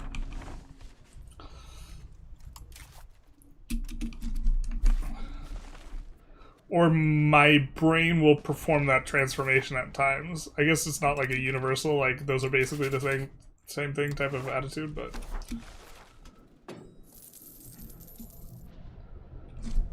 Okay, what's our proximity look like? Still not good over in the east. I think we have a decent number of roads now, too. It's not perfect, but generating income, we have money. Where can we put it to use? We have, I think it's just more urban locations. We're building urban locations and we're building stuff in them. I guess we could maybe set more things to auto-expand. Like, this doesn't have any industries we're pushing. Oh, the margins are thin. Son of a bizzle. This place could do paper. Paper looks to be the most profitable thing, and they have the inputs for it. We do have to do the transformation that the profit is now showing as tax-based rather than, like, raw profit. Paper's gonna be good here, but paper... There's already too many prod bonuses there. This place doesn't have any prod bonuses. I think this place doesn't either. I think we're already producing paper here. No, we're not. I think we can put this in on paper. That'll be reasonably good. Especially because it's close to the market center / capital.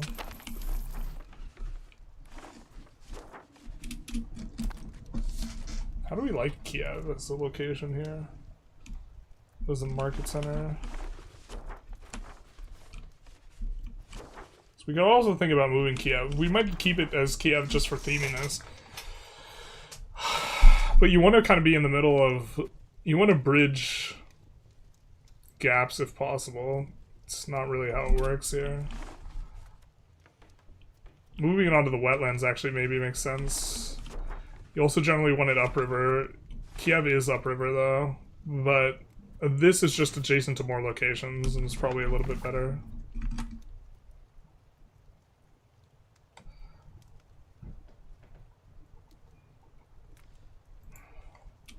Fan lead pipes to create demand for copper. Now someone's thinking with their dipstick.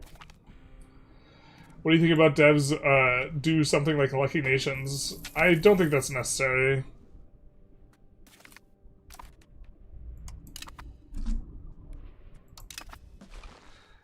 I wouldn't... I kind of don't like it, but I wouldn't uber hate it.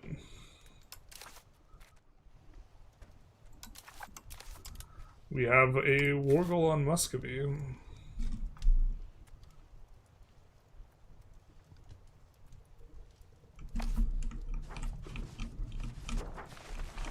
I think we maybe save that for something a little bit more climactic. Turkey equals the Ottomans, but Russia doesn't equal the USSR. Russia doesn't equal USSR, but USSR equals Russia. It's not transitive. In my head.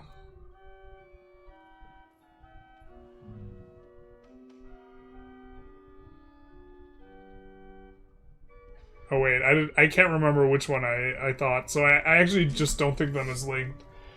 The Ottomans, like, had more similar borders to Turkey than Russia to the USSR, but, like, obviously both have an enormous overlap. Maybe that's not even the case. Yeah, the fact that I can't remember which one I said. Wow, that's wild. Oh, I'm losing it. I'm running out of steam here.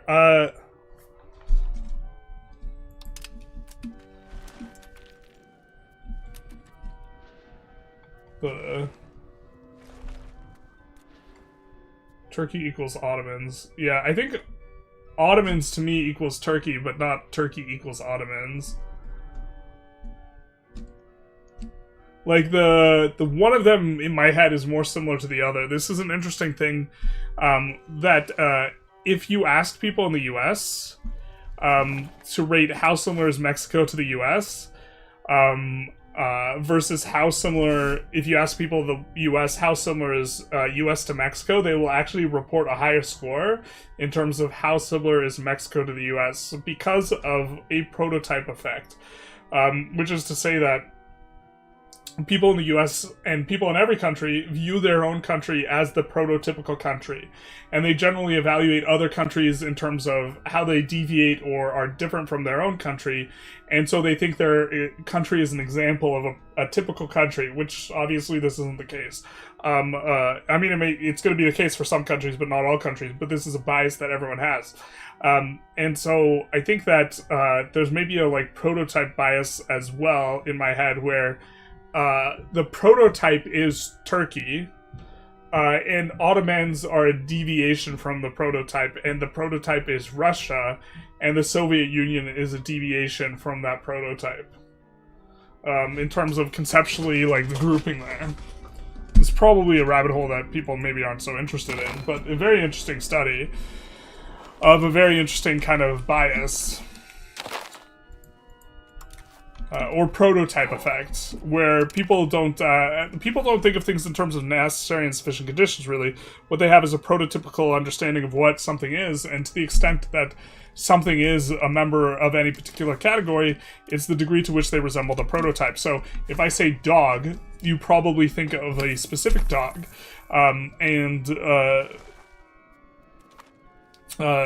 to the degree that you think of other things as dogs, it's the degree to which they resemble that thing that to you is a typical type of dog.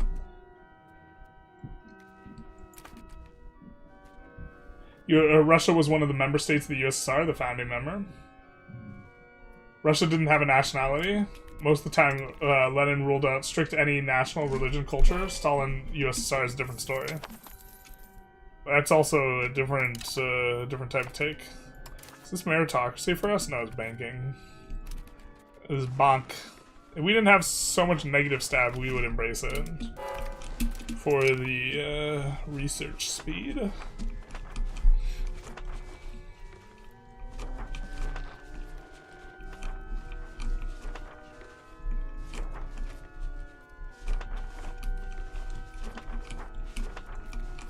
Do we have any coal that has wetlands in the region? No. My kingdom for a bog iron smelter bonus. Can't have it, won't have it. Dagnabbit. No wetlands. No wetlands or lakes. I just mean in parallel. You need to think about allowing Russia to take over USSR's place on the world stage, but when Turkey was mentioned, you directly thought of the Ottomans. Yes. But, I mean, if someone wanted to argue the Ottomans were, like... I think there's more linear... I mean, both are somewhat linear in terms of people controlling it, so maybe that's not... do we still have an overlord? I think we do. No? I guess not. Did Golden Horde collapse?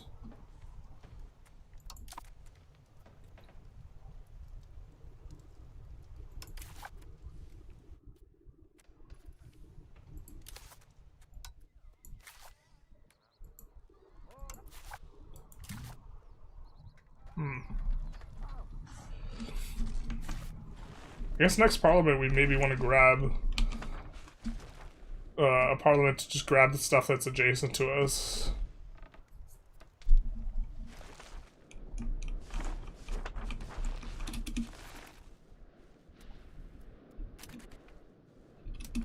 Brains are weird. Yeah, I mean, people think that they have, like, perfect definitions for stuff that they don't.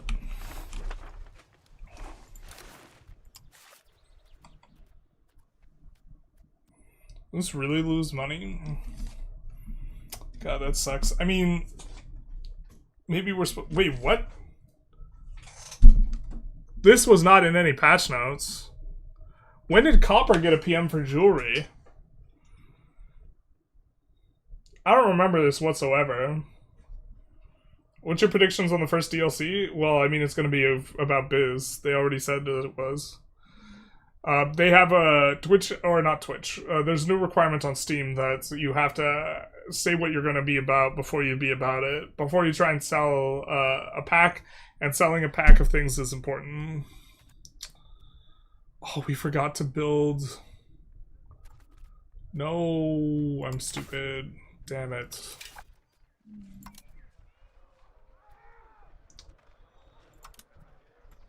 We forgot to build the, I mean, it's like an exploit anyways, effectively, but the Royal Garden, you can build it when you're a monarchy, and it stays when you flip Republic, so we should have built it. Terrible.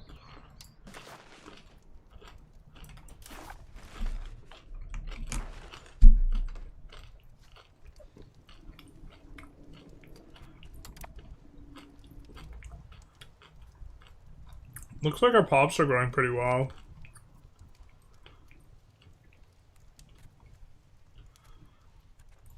We can maybe build settlements in our subjects. Now that we've taken more clay. Yeah. Not a whole lot, but it's a little bit. Pops are going to be just the hardest thing for us to acquire. And it's just going to kind of make us perma-weak. We can almost make a city out of Kiev, though.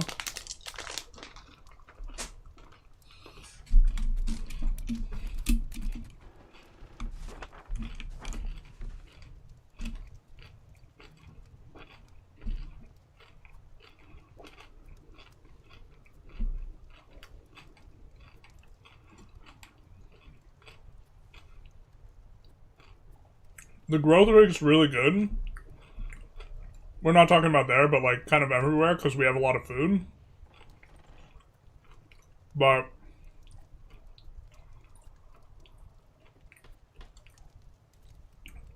this isn't like it's applying to a small like principal number.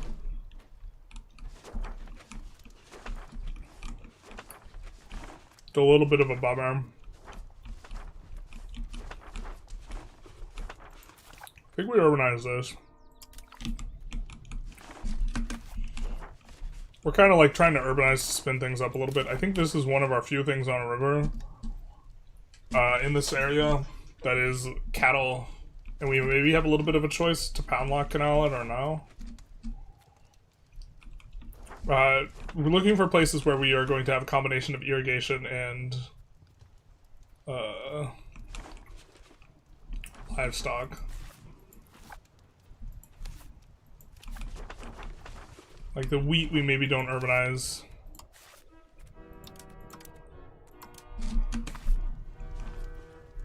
Because it looks like it skips. We don't really have the rivers right on top of us.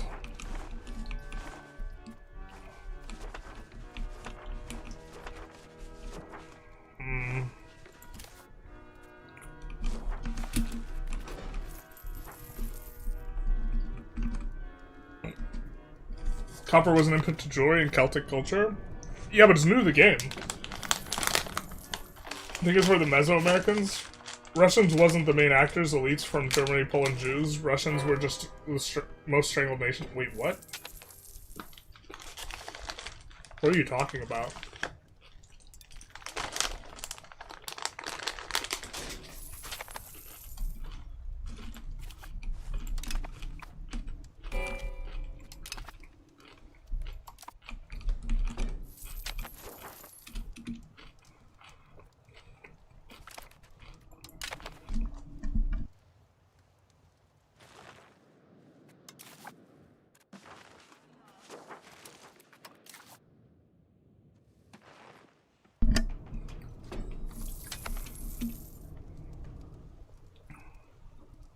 Wait.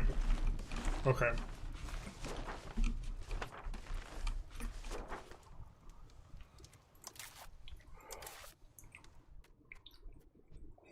If you want access to like all the content, you have to somehow form like Russia before 1400.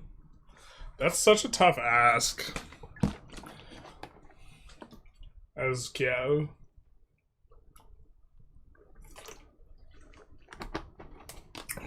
Or forming it might also brick them. I know it bricks, like Novgorod, the forming of Russia bricks like the content that's really good, which is the cabinet actions. The Russia unique cab actions. About USSR revolution answering to someone off Twitch chat. Ah, I see. Usually people don't try and cross chat too often. I mean, you guys can see both the YouTube chat and the Twitch chat.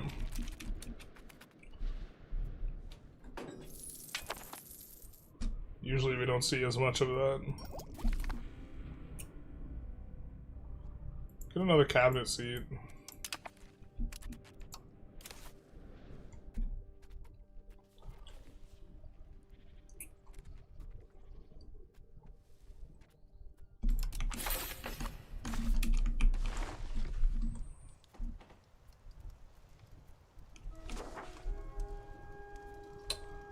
I mean, we have iron and amber there. Thinking about Dev Province here.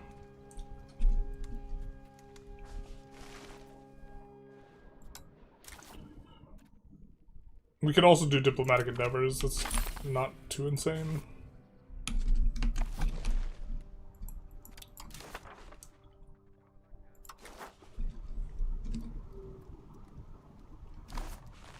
I think we will let them finish that, but we will improve.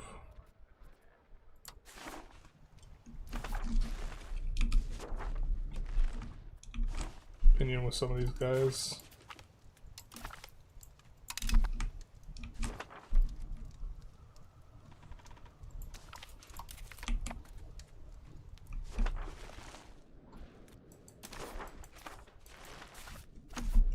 You need to hand Smolensk territory to someone else to make them easier to annex.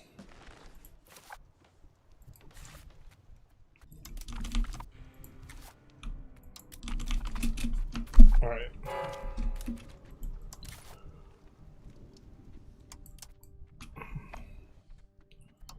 Let's do this as well. I don't think Cossacks tax yields us anything. No, it doesn't. Just bad times. Fieldmax says, hello, YouTube. What do you think about the fact that Jews basically disappear from the game past 1400? They're not supposed to get culturally assimilated unless you religiously convert them. If I recall correctly. Or maybe it was the reverse of that. Someone proposed making an estate for Jewish...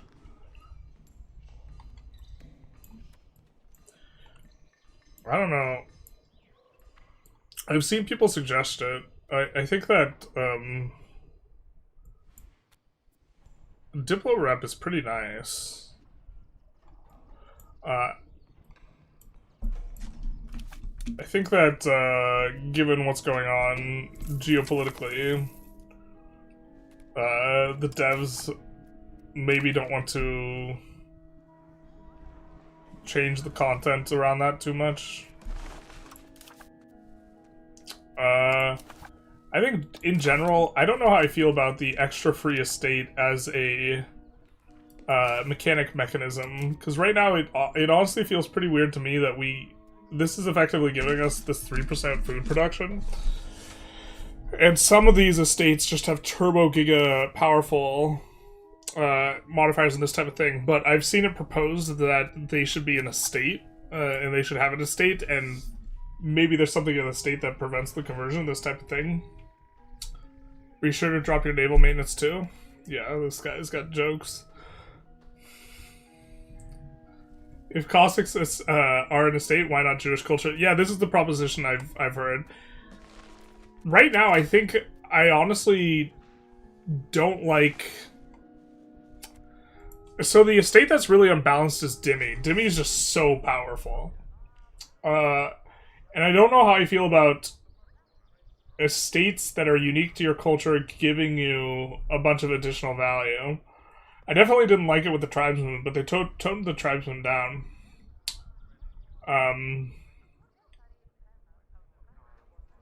But I also, like, don't hate it. I think it can make a lot of sense. Or, well, I dislike it in one sense and I like it in another. I just think if they were going to do it, they should do a lot of it. Not just a little bit, but... I thought they get assimilated because Ashkenazi is kindred with Germans, so they just, all the Jews in the HRE instantly convert. That's kind of funny.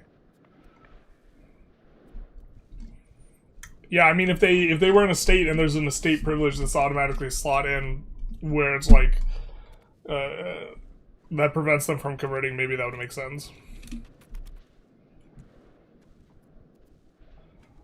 I think I could get on board with that. Conversion speeds would exponentially drop off the proportion of the population drops. Yeah, conversion speed is so ungodly slow. If you're, like, almost everything is, like, balanced around Europe. And, like, if you're, brother, if you try to convert stuff in Delhi, have fun with that. Converting some 300,000 ass population province, like, it can be a little bit annoying. Alright, we're gonna embrace this. How are we doing on food in our market? They are having a bad food time. I think that's because devastation or whatever is occupied, yeah. Sucks that we have to feed that portion of the market. Everything for us is positive, though. The food stockpile is hella high. Trade per... Value per trade is relatively low. We don't really have stuff to trade that well yet. What's the jewelry price?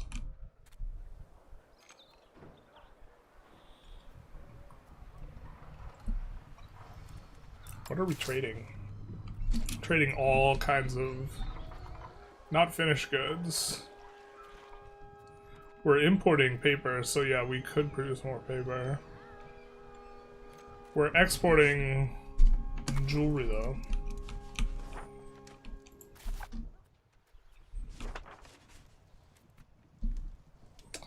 If there's no gold and silver in the market, producing in a province that has amber would make sense. Maybe this is not the best amber province for that, though. Producing jewelry.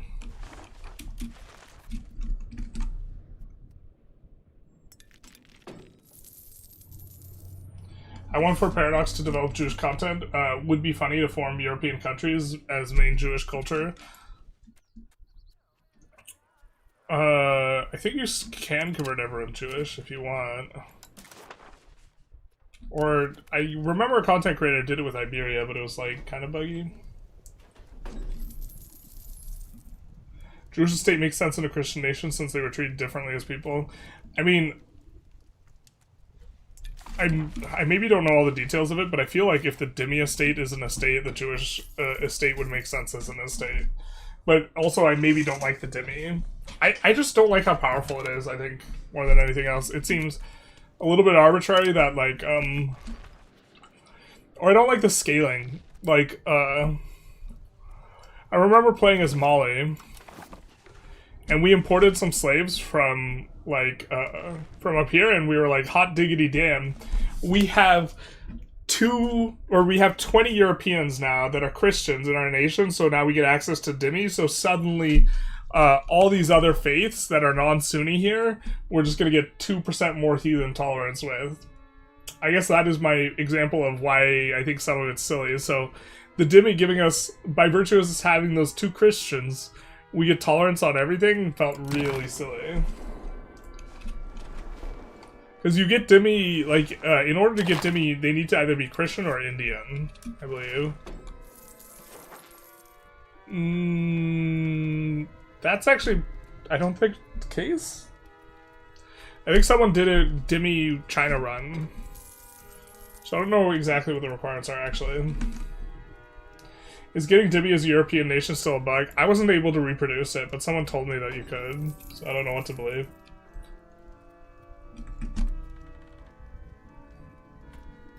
Delhi is to this day not converted. There we go, see?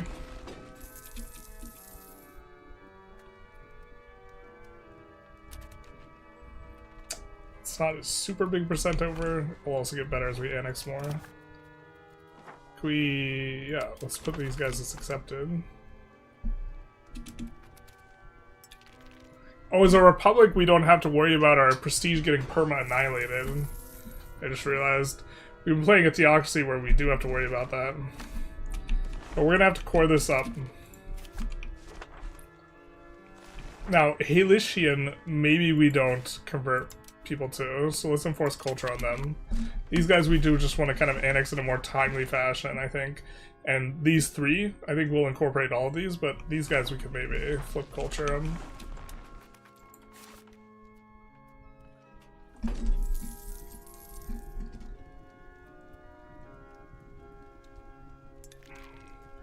As Milan, in 1500, I somehow have 50 Dimi from Constantinople trade offices. So the way that it works is, the pops are getting grouped up. If the pops belong to a Dimi estate and they are considered part of your nation, then it gives you the Dimi. So I guess the bug is still in there. And so as Christians, we should try and build overseas stuff in Ottoman territory, trying to get Dimi. I think it has to do with the assimilation thing, but basically, if they're within the Ottoman nation, and they're in locations, then they're Dimi. But it's like being double counted, and because they're Dimi of the Ottomans, they're Dimi for you as well. There needs to be some sort of pop count / proportion thresholds for estates. I think the estate, all the estate bonuses should scale like with proportion to some extent. I think if you have basically nothing of an estate, you probably shouldn't get a bonus. And what do we get here? Bro, how do you not have a kid? Bro, are you in a different nation? No, no. We'll join an order of chivalry, but no! Not like this. I think we can annex Lithuania here.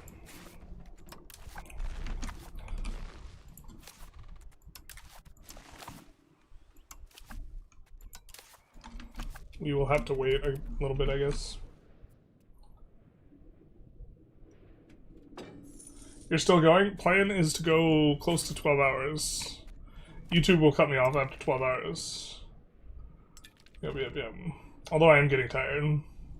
Talking for like 12 hours straight is like, this is like first world problems. Some countries are getting invaded, but like it's also somewhat tiring. We need to push through that though. Cathedral gives spiritualist progress. I think we're into that.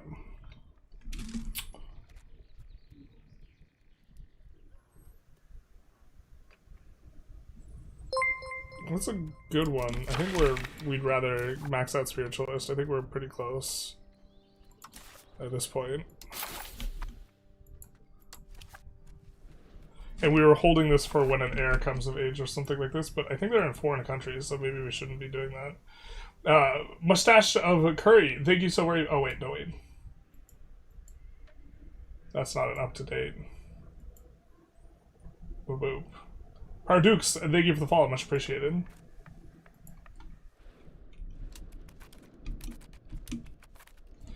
Like, Jewish state states for powerful non-principal cultures for each nation, developing proletariats, the age of revolutions, etc.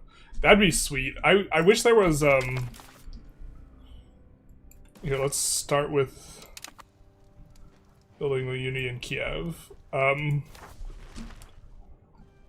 But towards the end of the game, the production shifts so that they become laborers again. Laborers don't consume anything. So there's laborers employed here. That's this right here. That's laborers. That's why the color changes. That's why it's gray or black or whatever. Instead of the orange color. This means you'll actually just kill your local demand. I think that upgrading to work mills, even though the net output is like double, I think it actually might tank your economy. And what there needs to be another pop type. There needs to be a pop type that is part of the peasant estate, but that actually consumes goods. This kind of doesn't matter though, because it's an H6 and no one plays this deep. But as a simulation, the mass market was an impetus that was required for industrialization to occur. So it should be represented. And so there needs to be a new pop type that is laborer plus or consumer. But yeah, what's the plan for the campaign? The plan for the campaign, I'm glad you asked. The plan for the campaign is to play play as Kiev, form Ruthenia, whose tag in game is UKR, and while we are doing that, raise money for the Ukrainian freedom, the Ukrainian Freedom Fund here, which we are trying to raise money. For those of you who are on the YouTube, we are raising money through the Twitch.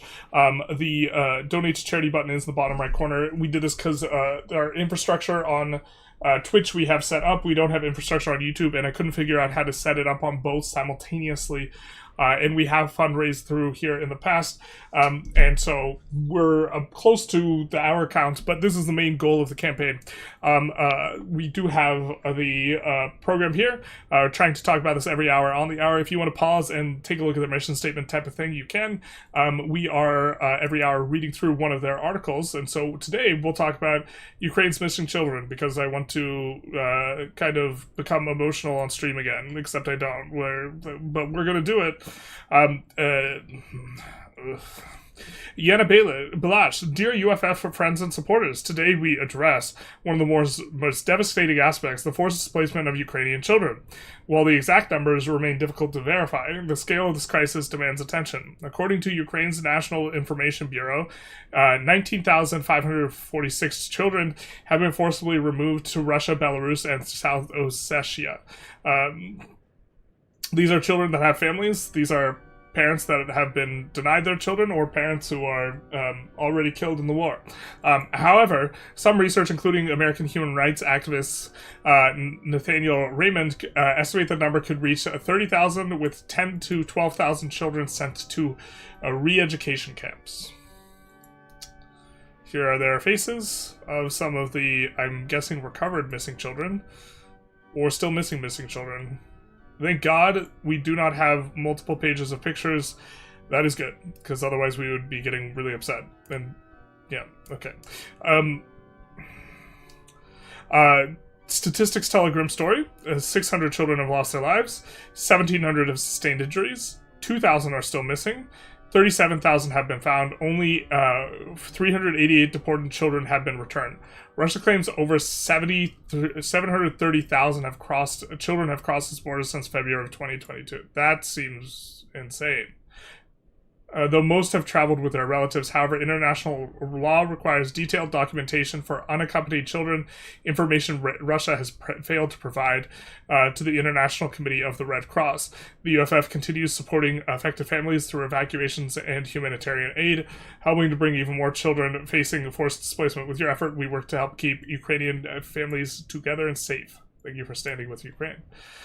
We, of course, have been talking about these articles every hour on the hour, including, stuff that 16-year-olds had to say about what it's like growing up in a war zone, and also stuff about mines and education of military personnel and how this helps to save life. These are all things that the Ukrainian Freedom Fund is supporting. It is based in Ukraine, but is funded from external sources. So if you wanted to contribute, I will be, for the duration of the stream, matching every dollar up to the first $1,670.29. And so this is the goal for the run. Yeah. Raise money for Ukraine.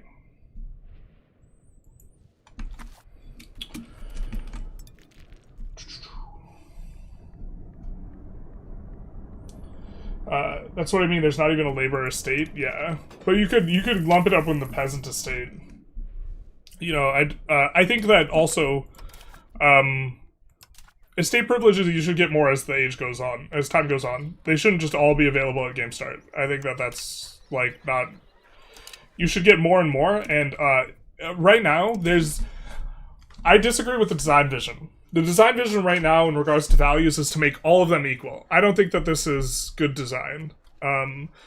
Because you're going to try and... It's like a knife's edge type balance. If one value is better, you just push it every single time. And so the notion that you're going to have something perfectly balanced so that half the time you're going one value and half the time you're going the other, I think this is just not going to happen. And I think that that's the design intent right now. I would prefer a system where some values are better than others, but what you have to do to push those values is expensive, and so it's about opportunity cost, and so occasionally you don't want to pay the opportunity cost.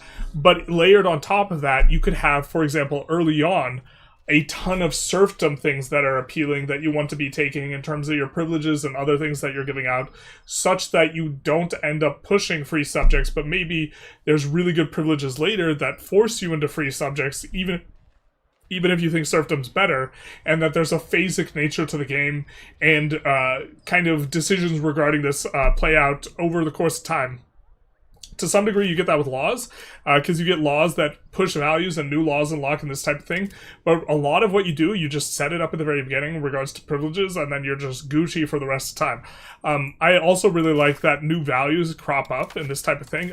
Maybe making some of these unlock later on would be okay, and also just having more sets of values would be nice.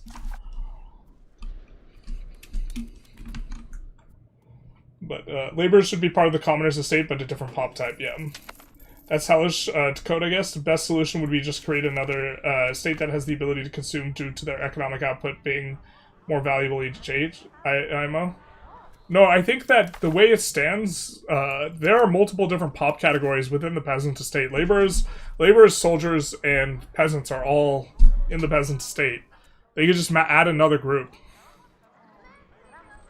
I think that it would double, or would create a lot more pop fragmentation, which affects performance, but I mean, you're already affected by performance that late anyways. Okay, let's go for additional tab.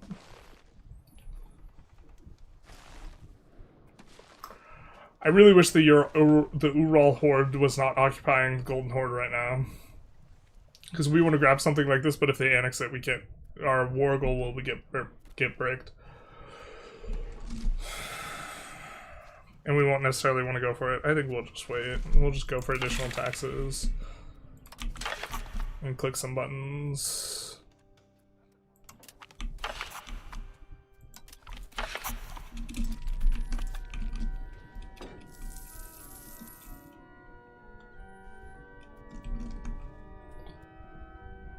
Or just do as General said and don't upgrade an age ship. Well, you might want to upgrade it in some places, but not in others. But probably, yeah, just don't upgrade it. I don't know. I haven't done the math. It might be fine. Man, I hate war. Me too. And I hate the maelstrom of propaganda and misinformation that obfuscates suffering and the politicization of it. I agree. War is hell.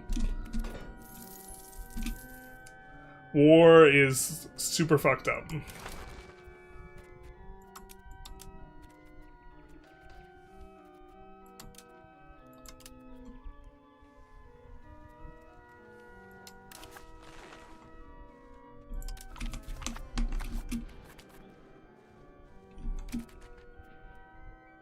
Maybe there should just be a tech that means laborers start consuming more advanced goods.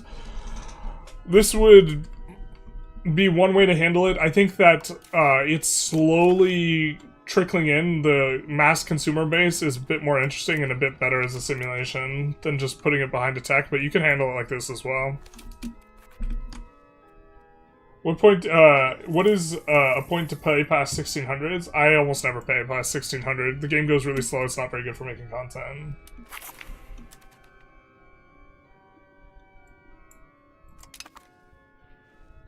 Oh, did we just build a cathedral instead of getting taxes? Womp womp. Or did we just... No, we didn't. That's not what we did. Alright.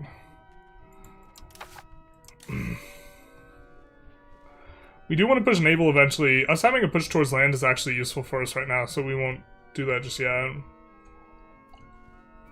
Do we push innovative anymore? We do want to be able to set up a 0.5 trend so that when we roll a parliament, or 0.5 trend with our parliament guy, with that also in. Tea time! Thank you so very much for the $100. Much appreciated, my guy. Thank you for helping support the Ukrainian Freedom Fund. Much appreciated. That money will go towards a good cause in helping both people on the ground and also, or people on the ground not engaged in combat and also people engaged in combat. Thank you so very much. Much appreciated. Something like laborers have more desired goods after you research some dev or something like this. No, yeah, I mean, I think the thing is like the movement of people from the rural areas to the cities in itself created a mass consumer base, and so the creation of these buildings should also do it. But yes, very nice. Much appreciated, you guys. Thank you so very much. A lot of you guys have donated very large amounts. I appreciate it. I think none of those guys are qualified enough to kind of make it make sense.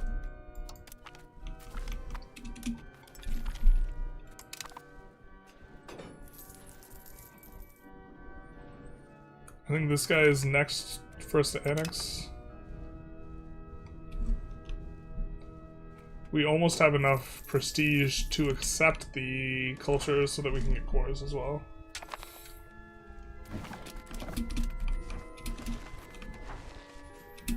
We have 2.1k.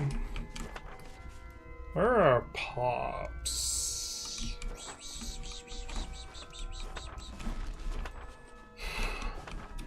Speeding up this economy is so rough. It feels like we're a shell of an economy. We're like masquerading as an economy.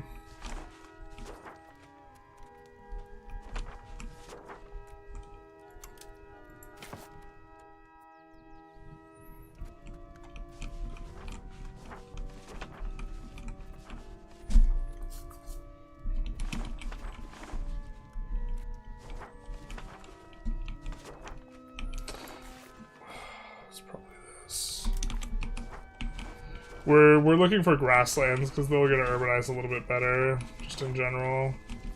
This is probably going to be part of a Pound Locks series. Clay's a lot better, but clay not on the coast is not as good because you can't produce salt unless you're on the coast or you're a desert. So I guess we actually probably want to urbanize our clay. So we'll actually tag both of these.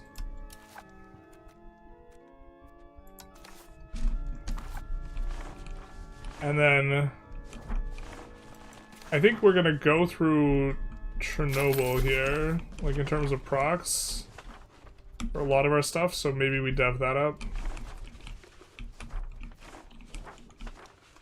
It's also, yeah, it's gonna be a lower friction area because we're not going through the woodlands. Oh, but you don't have to pay wood once you have the road.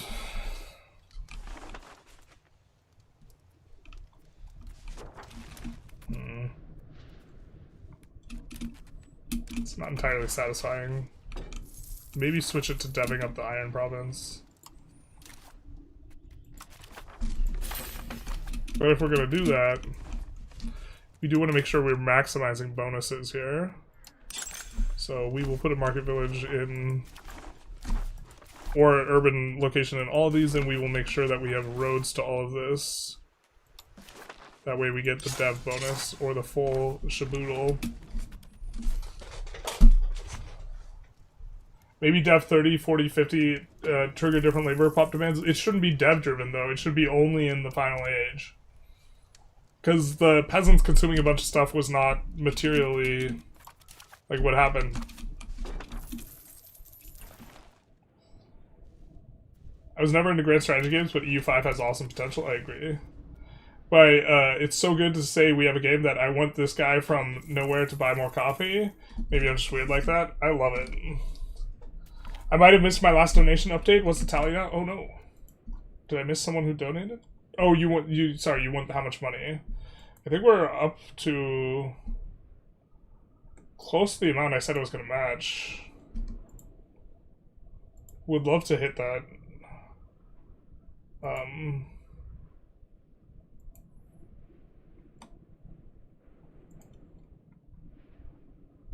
We're up to 1137. Here we can maybe show the class.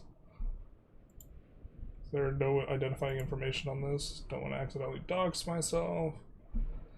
I don't see any.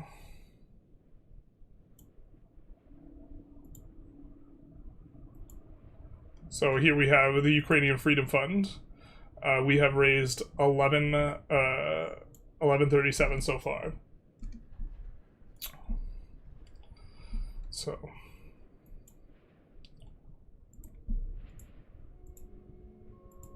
jumping back in again. You can use it as a tax deduction as well. Do like ourselves some monthly literacy. I think we haven't gotten max literacy in any spot really, so I'm not sure that it's nice for getting the burgers to come on up, but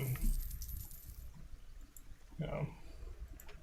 What do you think about having the ability to change vegetation, topographics of a location? I think I like it. The only reason it's not implemented in game right now is actually because the graphical task of having it dynamically update is apparently an issue that they don't have a good solution for.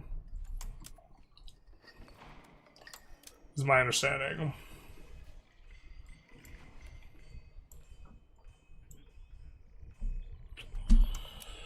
People do care. Apparently it's moddable right now, though. You can mod it to change like this type of thing. It wouldn't be that crazy a thing. I actually think that as you extract wood from a location or this type of stuff, it should deforest. I think you should be able to maybe have a way of making stuff into farmlands, this type of stuff. My messages didn't make it through. Did you say something racist? YouTube auto-bops some messages.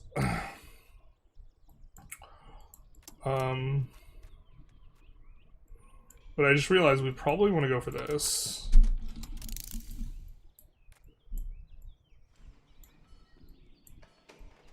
I don't know if this is the best rush.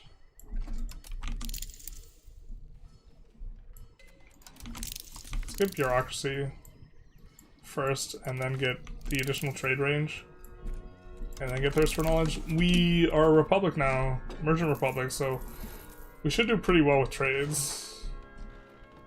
Krakow market needs to get moved like down to here.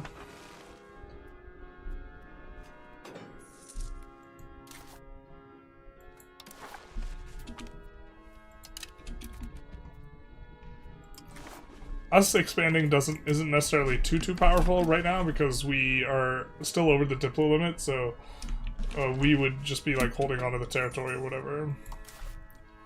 Now we can accept this culture now. It's cheap for us to accept it.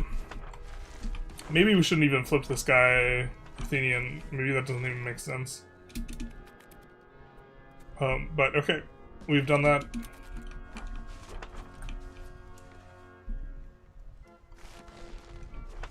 Yeah, all of this stuff should be a lot cheaper for us to accept. It's the other cultures that we need to, like, force convert. Because you really care about culture group. You typed in oligarchs? YouTube's auto-censoring oligarchs?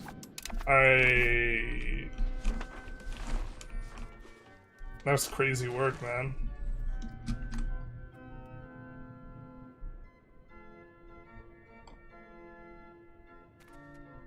I find if you find several successions in succession, YouTube auto-nukes. Yeah, they don't let you spam chat.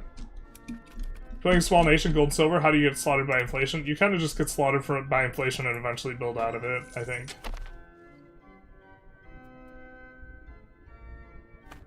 Sad for someone that doesn't care much about the graphic things, but I get why they care. Yeah. Doesn't give you inflation if you export it. It gives you inflation if it's a large percentage of your tax base.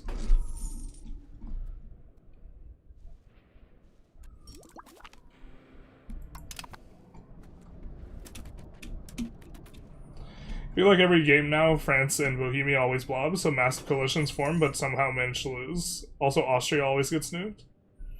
I recall having this problem last year too, but I can't find the donation link in the Twitch's mobile app. It's if you're gonna be live in 5 hours, I'll try when I get home. We're gonna keep this going for an extended period of time. The donation link is not gonna be going away for a while on Twitch, so don't be afraid. Well, I guess I'm going to match for today. The donations is the plan. If you donate later, I will match that later. If I do not hit the match cap, we will see. Rulers can have an option to balance minting.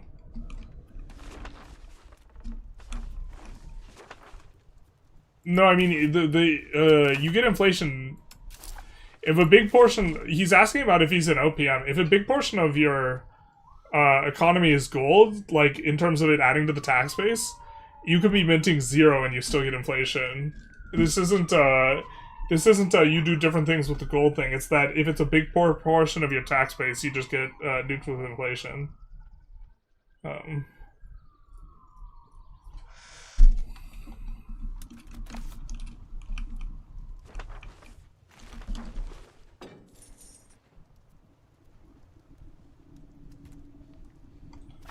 But we have no control over here. Is there like a clearing? This is kind of clearing. I don't think we have enough pops to make cities. Oh, we want Lviv. We want Lviv for the capital, the regional capital.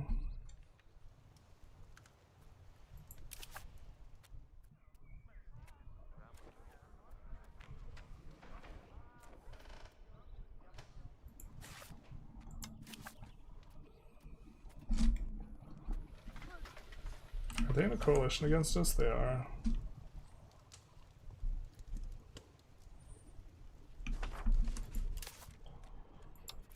We want Lviv for the regional capital. There's probably an easier way to parse through this war.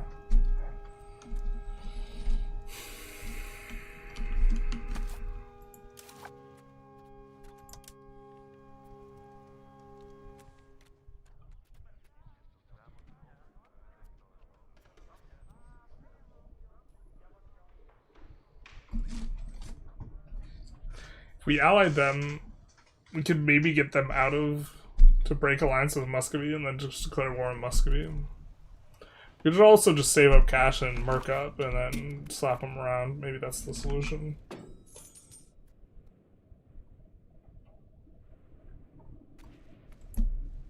Seems like a oversight from the devs. Are there going to be Dominion streams, or was that a one-time thing? We could probably do Dominion streams. Looks like we get teched on. I assume this is the coalition.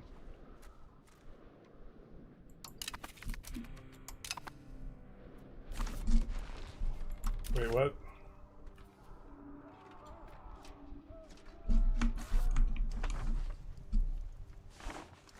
That's hella convenient that these guys are trying to rebel, actually. Because this is a good CB. Wow, this is so nice for us. We don't have to fight Novgorod. We don't have to fight Novgorod, and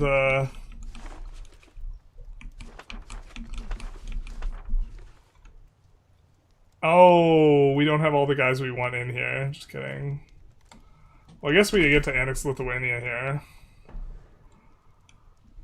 I'm not sure we want to take anything from Biz. Biz is doing hella good, though. What's that about?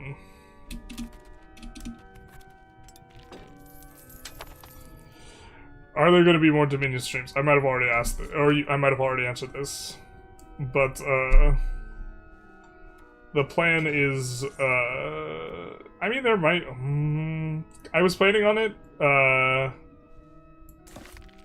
if we're playing a little bit more. I've been playing a little bit more off-stream. Should maybe play on-stream. I wanted to start new runs and test a little bit more. I'm also, like, thinking the skill gap, like, it might be just too hard for me to get to, like, the skill level where I want to make content on Dominions. A little bit more intentionally. Yeah, I think we just annex them and then we get all their subjects. Is there a freaking city, though? No, there's not. So we really would like to get Smolensk. Anyone with a city so we can use the governor. Okay. These guys are not in it.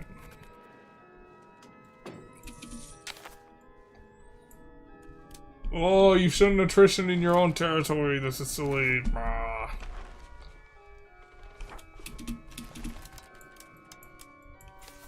We need nowhere near this amount of guys to deal with them. So I think we'll just go for the city and then keep a force just in case Biz somehow gets access to march up. Recently I'm thinking about the new mini local governors for a town with proximity 40 to balance changes like Poland. For example, Poland will have Krakow with 0 control in the north. I mean, they had that before and they took it out for balance reasons. I think that you get to the point where you can get stacked too much control and completely ignore the mechanic if you have a 40 source of proximity.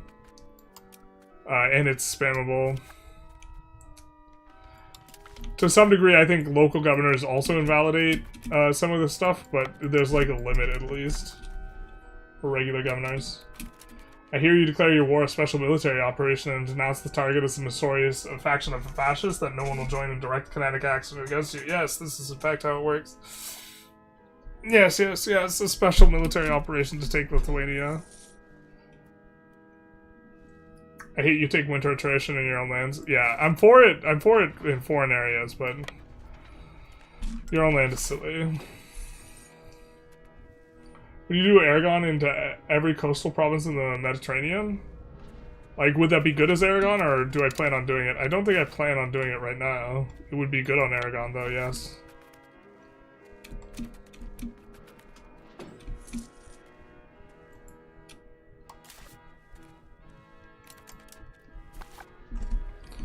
They have another market? No, they don't.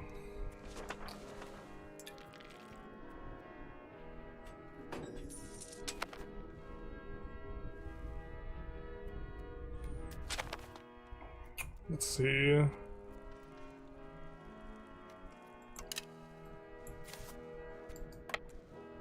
I'm surprised that we have not had as many people. Last year and the year before, we had a lot of people defending Putin, and this time we don't.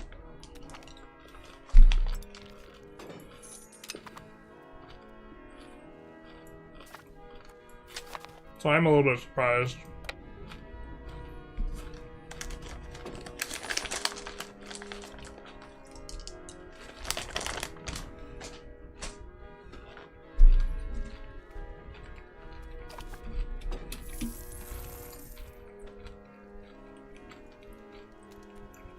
Move capital to Manuf. Aragon Lake would be nuts. Manuf is here for those of you who don't know.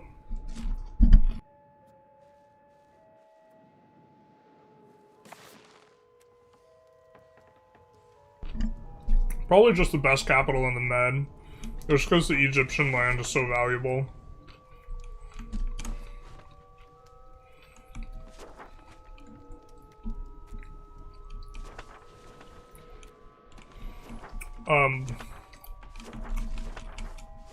This adjacent subcontinent thing is also an interesting consideration because you can make an adjacent subcontinent naval governors, and my understanding is you can choose this. But let's assume you can't cheese it. If you can't cheese it, that actually makes a really interesting argument for Akka too. Because the Middle East is next to India. So, as the best place for your capital in the Mediterranean, Smyrna is probably better, but the idea is by being in the Middle East, you get adjacent to India, and so you can make a naval governor there. Or South Asia, rather. But North Africa is not adjacent to South Asia. So the Middle East is a slightly... Middle East also not adjacent to Western Europe, so you can't make Western Europe naval governors. So that would be the concession, whereas North Africa is.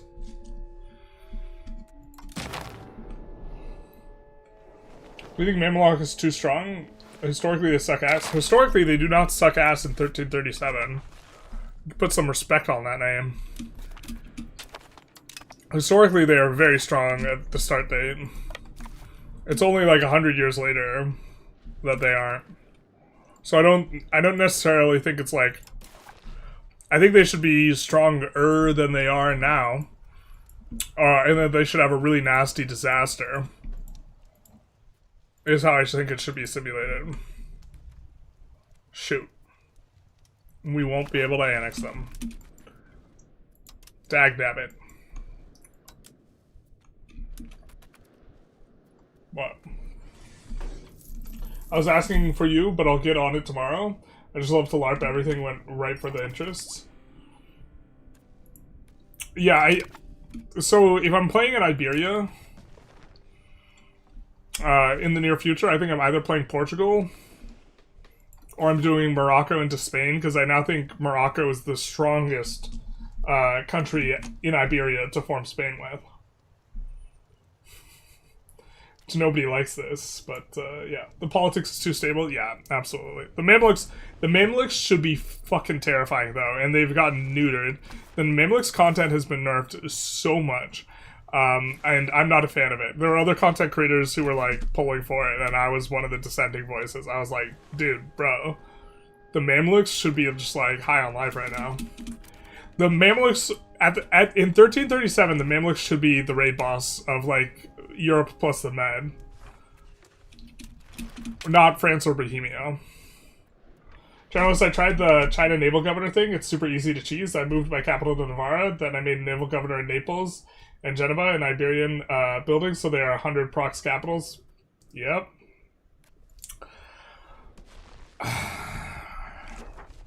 It's another reason to make Iberia. Like, even if they remove the stacking, I don't like the viceroyalty, or like I don't like that building from a design perspective. To show everyone what Playmaker's talking about here. Its lieutenancy and viceroyalty building gives local proximity source a bonus. This stacks with the local governor, so you get 100. It caps at 100. But this is just, like, silliness. But I think also, like, the idea is you're making a colonial nation. This is, like, kind of a spit in the face of colonial. Like, I think this undermines the entire... I don't like this for the same reason I didn't like the Mint, and I argued that the Mint should be gotten rid of, and... Or the Mint used to give 40% local proximity source. And I thought, I didn't like that.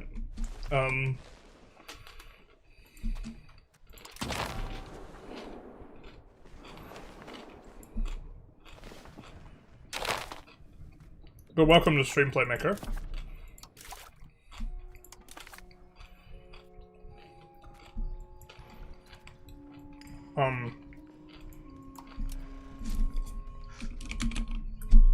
Is it this age? Yeah, this building. Before release. This used to give 40% local procs. It's still an insanely strong building.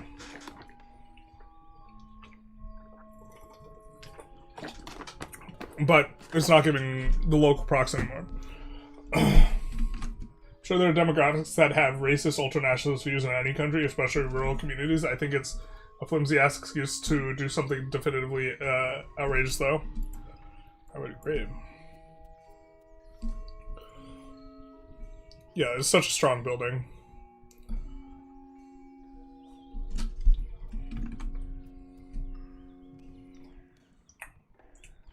You want to talk about the moth? The moth? What? This is a Playmaker inside joke I'm not familiar with.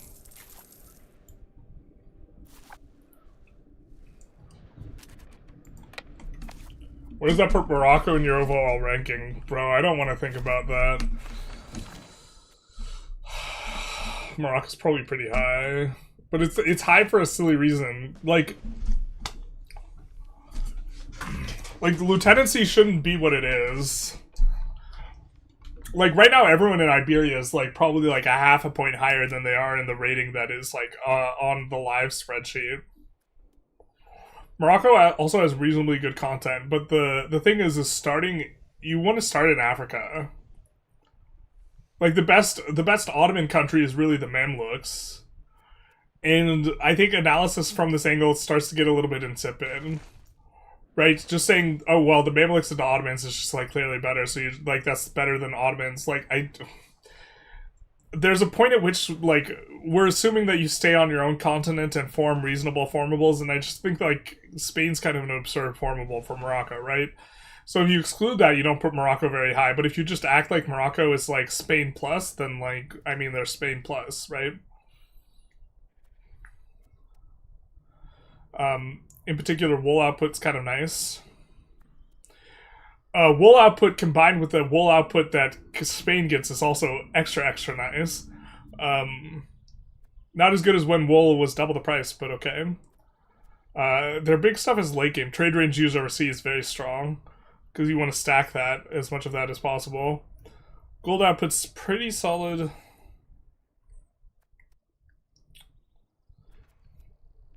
Is that progress towards quantity, I see? Break me off a piece of that. We love quantity around here. Quantity is just insane. And this is an H5. I think the Terra shows H4, so it's kind of nice you get another unique one, but it has less weight and more food storage. I think this is kind of a push. This is kind of the big one. The Maghrebi administration, extra proc speed. That was way better before, though. Like, late game proc speed isn't as good as, like, early game. Or went out for Egypt. Yeah, base. The problem with that, I guess, is the Mamluk AI conquering everything. It has no conquest desire for shit, though. Because it only cares if its capital is close to stuff.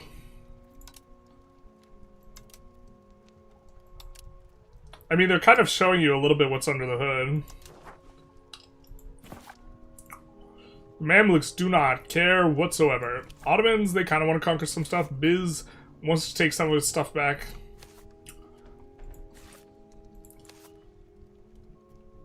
What? I didn't realize it could actually show your country. I'm just always playing expanded enough where it won't show it, I guess. Muslim states should be more powerful at the start of the game. Yeah, I mean, this was like, you're kind of in or exiting like peak mashallah, and so, yeah, I mean, like, so, also the game's like Eurocentric, but like, the Mamluks should just be insane at this time period, and I think they're not. I mean, I get that they're really strong, but like, even, so Pops should be weaker, just in general. And that's one of the reasons why the Mamluks are insane, but the Mamluks' content just being so incredibly weak, I think just doesn't make sense. Mamluks just have very weak content. Okay, we unlocked this because we built our first university. If we want to push aristocracy, we could do this. I think 100 aristocracy is better than 100 plutocracy, but I feel like maybe I'm just punking myself and convincing myself maybe plutocracy is okay. Let's do this, though. Get those people educated. Have you eaten anything beyond M&M's today? I did have a little bit of breakfast, but I'm also getting tired because I want to eat. Something other than M&M's. When can I see a video with your fall? I left stream 3 hours ago. Wait, what? As a Spaniard, I don't support this combo. You don't support Morocco taking over Spain? Africa is the best in Europe. Content will probably be a DLC, yeah. Africa is the best. The best European start is African. Like, but like, I mean, I think slave rating, like, it feels relatively arbitrary that just like Africa gets slave rating, other regions don't. You just want to start in Africa as everyone. Like the best Italian is Tunis. 90% of EU5 player base is Eurocentric, and Paradox rely on what fan base asks, so it makes sense that they nerf the Muslims. Big true. I don't have like, yeah, I mean like, I think that they're underrepresented in terms of power level. I think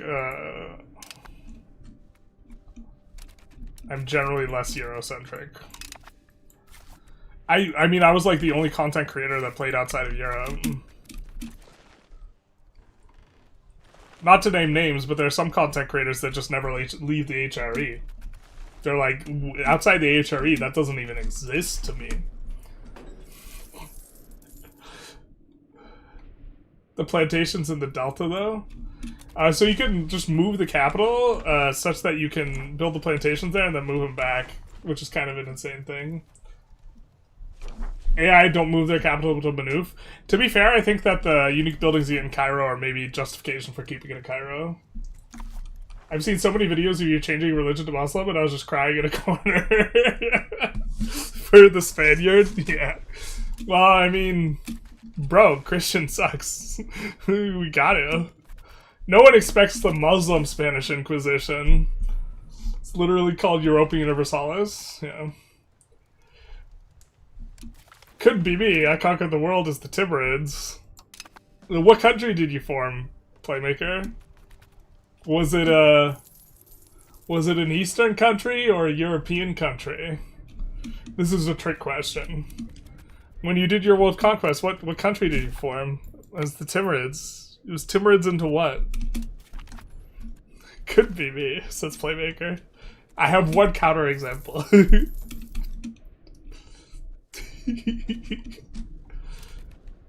Generals play without Sunni, slave raiding theocracy, challenge impossible. Yeah, no, that's fair. Mashallah, like, catch me playing, like, Christian, something's wrong. Like, why isn't Generalists swapped off of Orthodox already? I don't know. We're gonna play it out for the suffering. We're gonna play it out for the suffering. I think Orthodox is probably better than Christian, but... More Catholic, rather. Timurids into HRE into Sardom. Ah! It all comes back to... the HRE, eh? HRE Sardom, not HRE. Okay. Apparently there's a distinction. Fair enough, fair play. When you think about it, I try not to.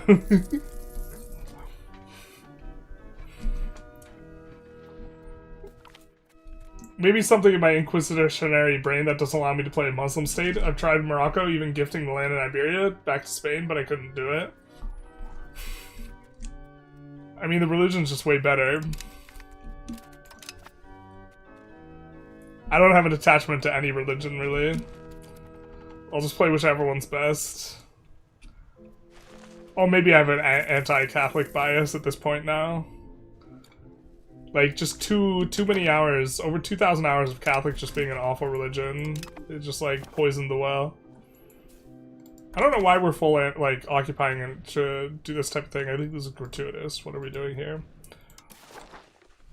What are we doing here?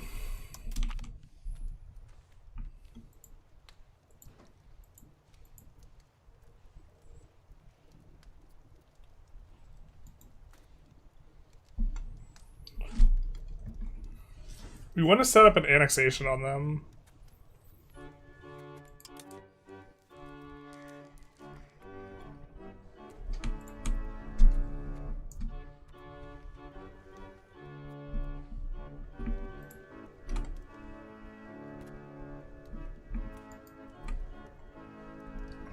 We don't necessarily want to get a ton of anti. It's actually probably kind of okay.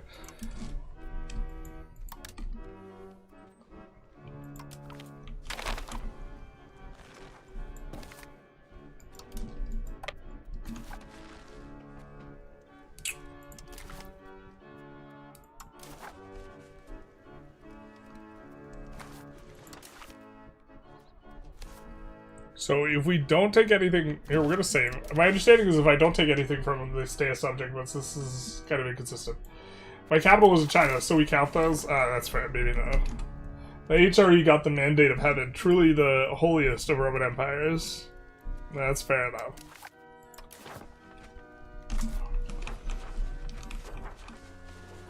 We get Smyrna? Dog? No.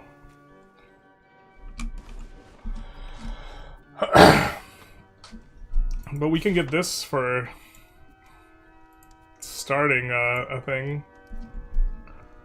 So silly.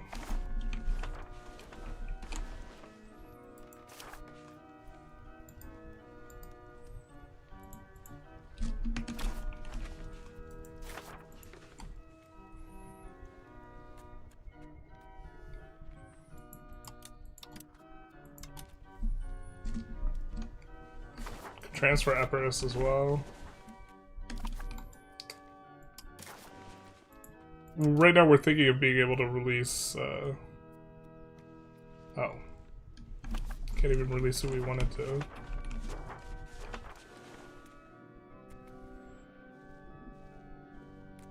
Someone who will have claims on Biz. I thought Thessaly was releasable, but I guess not. Just trying to secure future claims while not actually taking a whole bunch of Biz. I don't think I want Biz in the coalition, so...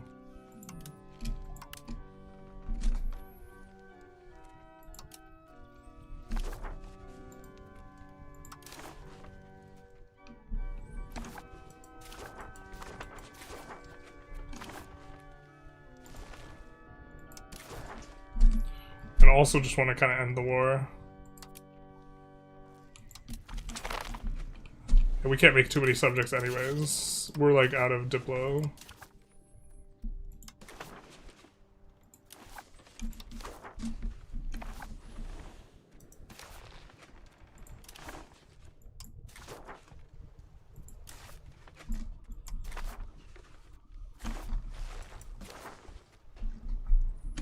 Don't want to create that.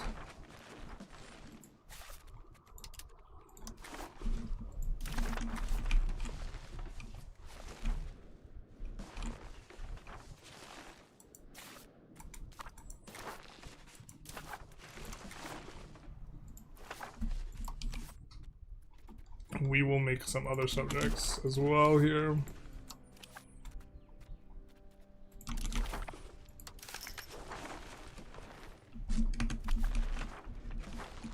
Why is this not cord?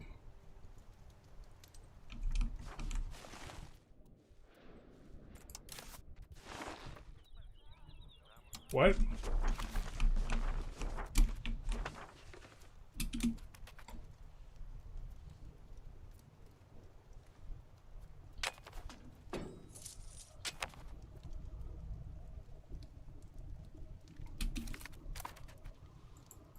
Because we were at war, I guess. Okay. Okay. Oh, Kurt. We'll do that. Work on some granaries and this type of stuff. Well, Denzian seemed pretty great. So does Hussite. I mean, compared to Norse?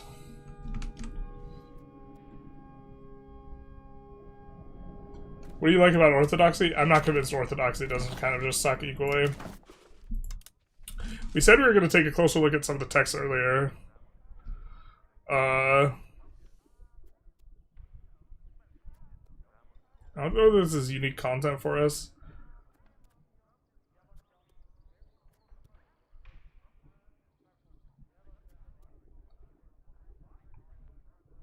Looks like there's some secondary requirements for those few at the start. But let's go through it. Strong tech. Catholic gets the equivalent of this. Tolerance to true faith is nice. I think Catholic has one of those. The bonuses you get from the like icons or whatever aren't that good. Stat equilibrium, 5% clergy, probably better than the 2.5%. No wait, the 2.5% nobles on monarchy. Diplo reps, pretty strong modifier. Rebel join threshold. That's nice if you're doing conquest. If you're doing world conquest, that is very nice. Population growth, very nice modifier. Buildings cost minus 5%.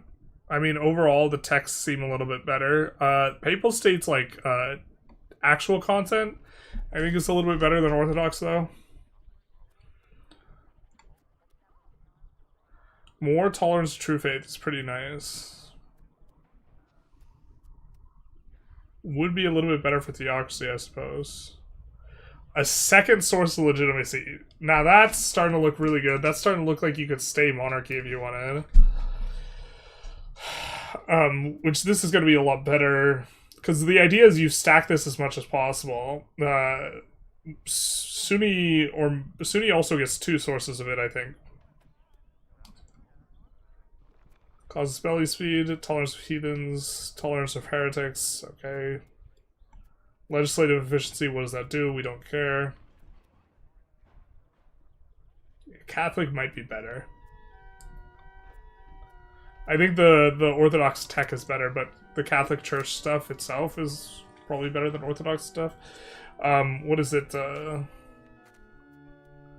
Miaphysite, I think is better than both, if I recall correctly. Legitimacies, so we have a source there.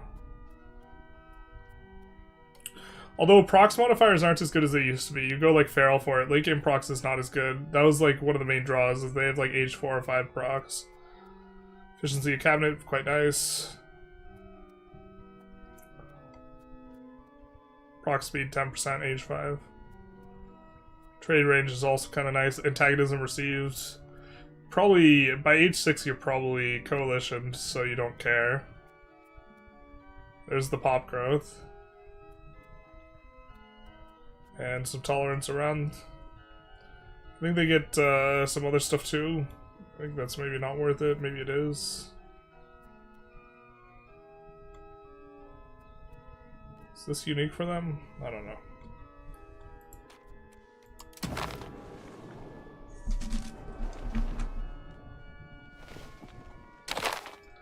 In trouble getting institutions as Poland, the meta spam marketplaces? Yeah, you'd want to trade a whole bunch. You specifically want to force exports and imports with particular markets, though, if you really want to try and get it there. I get that, I just want historiosity, maintain historiosity. Is Muslim that good? Yeah, I mean, it's way better than Christian. The main thing that you want to start as Morocco, though, for is the slave rating. The slave rating's real good.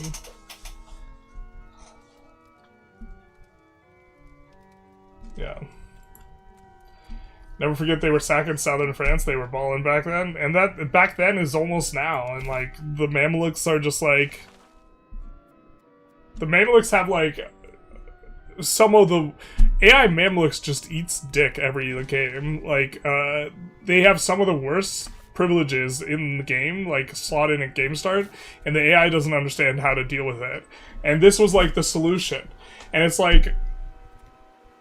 This is such a band-aid, like, solution to, like, they shouldn't be this bad at the start of the game, I don't think. I mean, I guess I don't know that much about, like, that point in history, and maybe I'm just, like, off my rocker, but...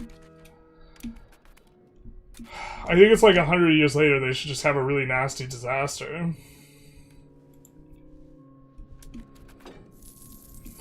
Knights Hospitator took Smyrna for Ottomans in a while. All I could think is, damn, lost a great port to power project from.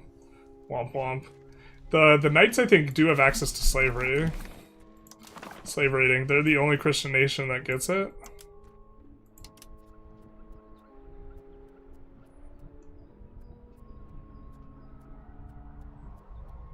One of their discounts, I think this is... One of these guys, like, galley stuff got nerfed because you could take their galley stuff and stack too much of it.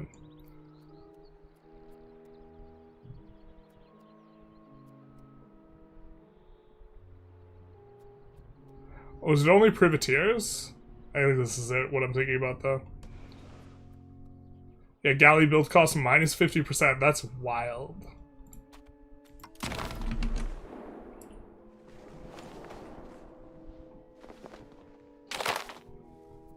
Have you given, can you give me your thoughts on the census option and conduct parliament? It's okay. You don't want to do it early on. The pop growth's not enormous. It used to be way bigger when parliament was longer. I guess they buffed how long parliament was. It's kind of nice. It's one of the better government ones. The government ones tend to get really good once you get all your laws and stuff in place. I think getting your laws in place early on is important. But once you're already all set, I think you're Gucci. Brahmins were so corrupt at the time that peasants would convert to Islam. So for Renaissance, it's just Jover. Like, everyone has them except for Hungary. Well, you just... Well, if everyone has them except for you in Hungary, you're probably a little late in the game, and it might be just Jover for you. Here's our institution map mode. If you build a bunch of marketplaces, though, it helps out a lot.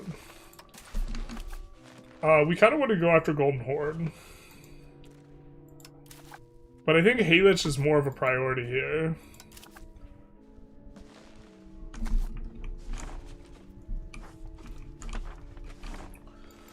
Let's see, who's allied with them? Serbia, Bulgaria. Wow. That's big. And Wallachia.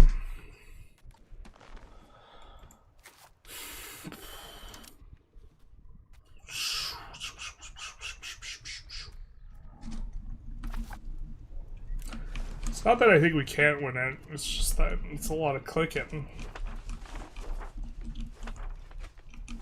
But we have a governor slot, and we can't slot in. We could also try and annex Smolensk. We could also take Muscovy. Moskova. So the solution is Maya Fizza time Aragon, I guess. Well, Protestant's also pretty good.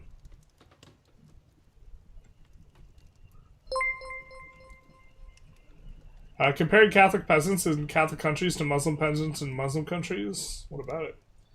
Tea time! Thank you for the $100. Thank you so very much. Much appreciated, my guy. Oh, no, wait. Sorry. I thought that was... Wait. I missed the boop boop. It hadn't updated yet, I swear. What's this next one?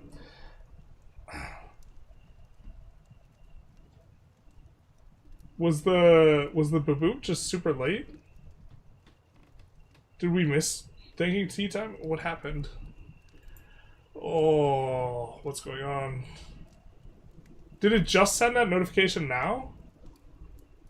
Thank you so very much for the $100. I apologize if you're here and it didn't show up before.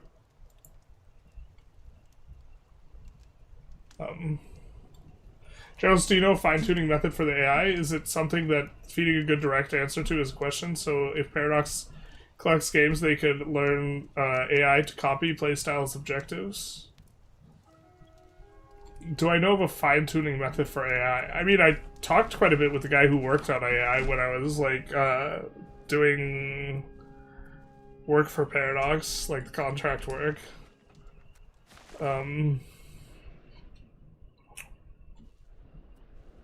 I think a problem that people don't recognize in regards to AI is that there's also a performance budget with AI. It's not just about making the AI stronger. There are 30,000 locations in game. A unit can move to any one of the locations. And so whatever you do with the AI has to be highly performative. So for example, in the avenue of unit movement, you have to have a way of pruning, right? If there are if there are hundreds of units in game currently, and they can all move to different locations, like the AI has to, you have to choose what the AI should even consider, let alone assign given weightings for a given thing. And so complicated heuristics are going to be performance budget heavy from the perspective of designing AI, so you're going to have issues. I prefer to be Muslim than a Protestant. Womp womp. Better play for an entirely different team than the traitors. There's conduct a census. Yeah, it is quite a bit of pop growth. They lengthened the time of parliaments. It used to be 6 months. I think it's longer now. That makes this better. Or it feels like it's longer. We can go this. We were talking about it. I actually probably do think this is what we should be going anyways.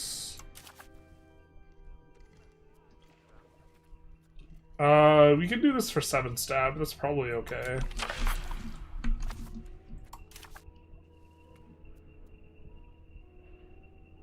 There's 188 days left. No, it still is 6 months. Why does it feel like longer than 6 months?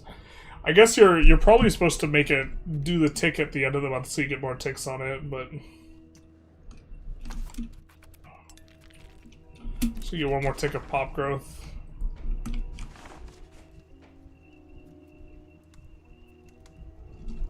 .3%. Large food storage in a province, though, look 0.21.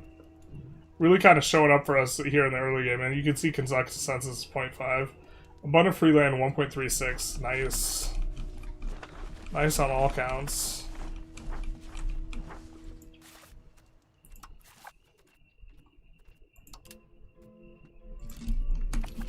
Gonna continue to spam the trade, especially in areas that don't have much market access.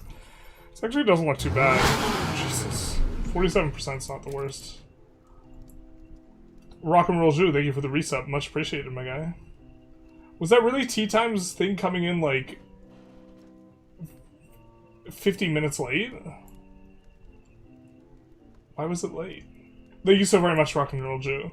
And thank you, Tea Time, if you're still here, for the $100 dono to the Ukrainian Freedom Fund. Much appreciated. Sea ships versus ocean ships are a big thing. Fine tuning is exactly what cuts your resource usage for your PC, because not thinking about it is it's about execute. I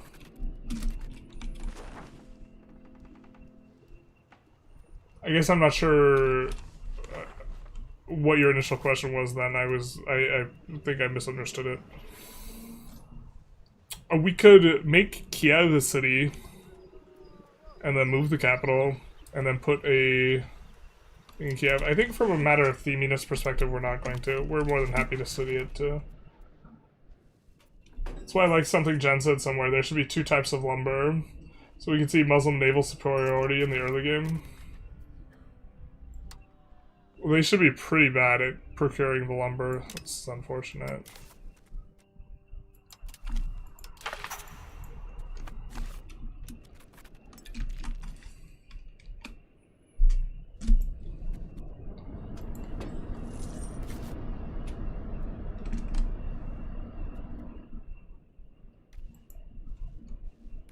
Why is my computer fan turning on? Not like this.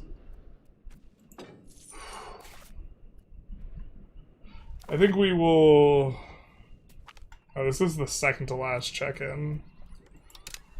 I don't have a Putin dragging comment prepared for this one. I think it's only the first few hours we had to prep for.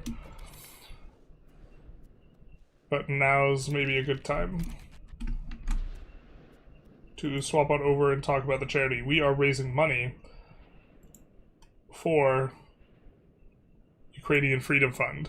Currently, as it stands, we have raised a little over $1,100. I will be matching the first $1,670.29, and I think we will be concluding the stream in an hour. So if people wanted to get in on that, donating before then would be the thing to do. This is Ukrainian Freedom Fund. You can take a look at their website. We have been reading it every hour on the hour. Pausing here, or you can pause here if you want to read through their mission statement. We've read about it a couple times, but we are reading one of their articles every hour here. Last one we read was about Ukraine's missing children, and then here we will read about the need for vehicles in Ukraine's defense. I think this particular fundraiser is closed, but they were raising this actively. They've been doing one of these posts maybe like once a month. This was from February of last year. Dear UFF friends and supporters, the power of a single vehicle on the front lines cannot be overstated. As we've learned from our volunteers, cars only last weeks or months under intense combat conditions. The need for reliable transport grows in direct proportion to the intensity of the fighting. This is especially true for ambulances and medical evacuation vehicles. Here, let's take a look at a couple of the photos that they have. Here we have an ambulance, which of course is useful for having people not die, transporting them. This is especially true for ambulances and medical evacuation vehicles. These lifelines on wheels rush to the aid of the injured defenders, navigating through a hostile fire to bring the wounded to safety. Every second counts in these situations, and a well-equipped, durable vehicle Sunny Day Enjoyer, thank you for the follow, much appreciated. Every second counts in these situations, and a well-equipped vehicle, a durable vehicle, can mean the difference between life and death. We're thrilled to share that our dedicated supporter, George Chapivisky, has made it possible for us to provide a medical evacuation vehicle to a brigade supported by the EU5. George's connection to Ukraine runs deep. His grandfather served in Ukraine's first independent government after World War I. This vehicle has enabled rapid medical response in critical moments, embodying the unwavering support to the Ukrainian-American community for Ukraine soldiers. Of the Ukrainian-American community, sorry. Every contribution, large or small, helps us to keep Ukraine's defenders mobile, responsive, and better protected on the front lines. Thank you for standing with Ukraine. Together, we're making a difference for the fight for freedom. So that is a little bit of a presser that they had put out. Again, this is the Ukrainian Defense Fund. Let's jump back in the game. And so we will be going on for another little bit. I'm getting really tired though. So I don't know about Italy. Half of the coastal cities in the Mediterranean, Spain, Aragon, weren't even coastal, but heavily connected to ports, something like the Rome-Ostia thing.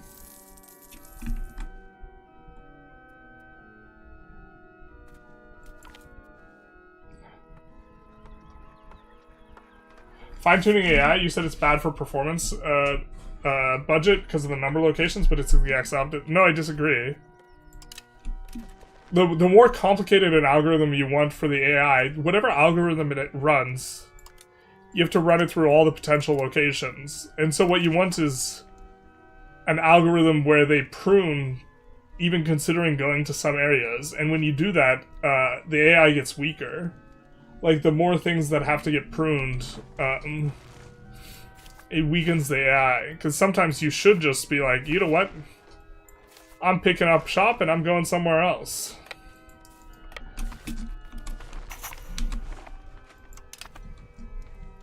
God, don't have that much wealth.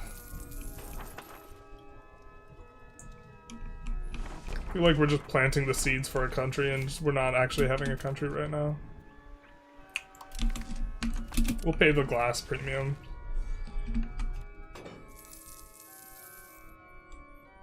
Muslim states should be in early game bosses with awful nobility, so hella instability.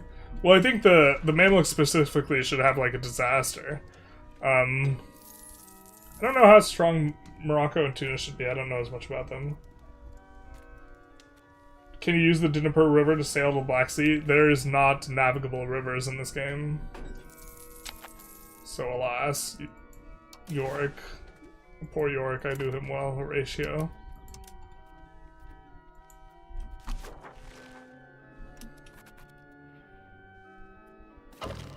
Tactiverse forgotten after CK3. Even Civ 7 has navigable rivers.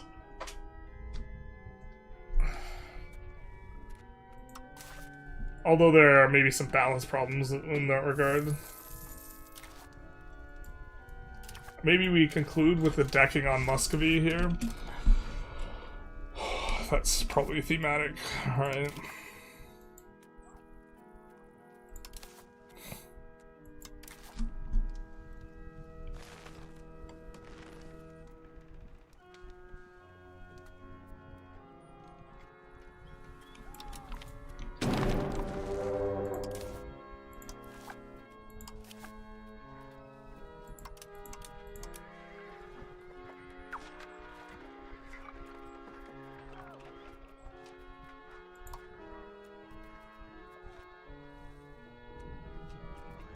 Where are the H2 units?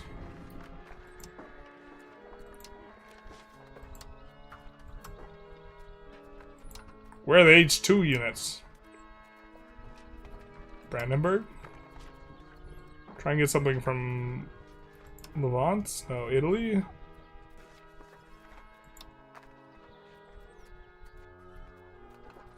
Well, if Moscow doesn't have them, the other guys won't have them either, I guess. Oh, there's some H2 units, hell yeah.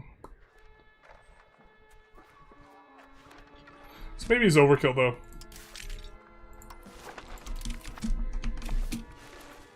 I mean, I guess paying to not have the levies die has some uses, though.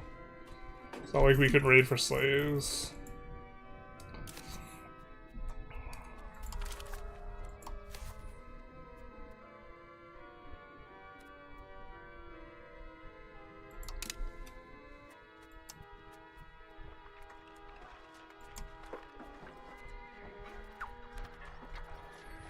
Hmm.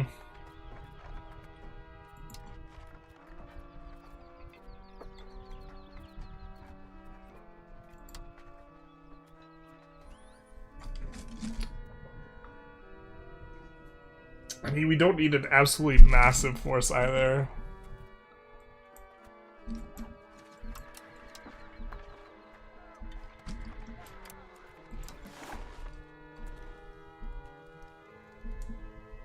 Where?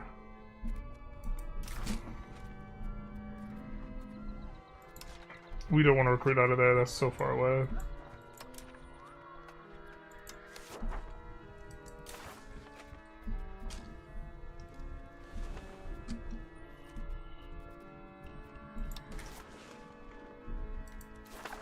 Okay. Race.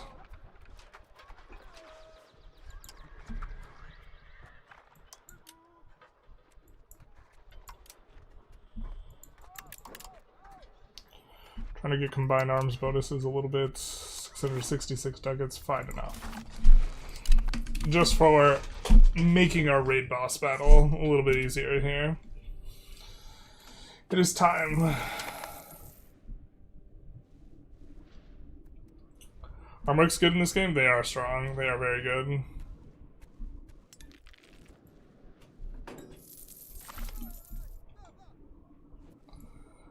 They were useless before, or they weren't useless before, but they were like kind of niche before, and now they're just like super OP. It's not that we're merking up mainly.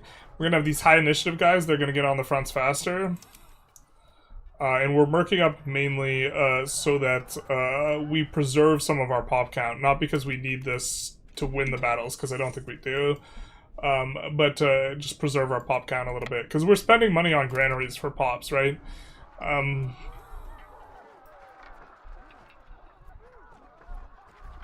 we not open formation? There we go. We just want to make sure all of the mercs are assigned to the fronts, which they are.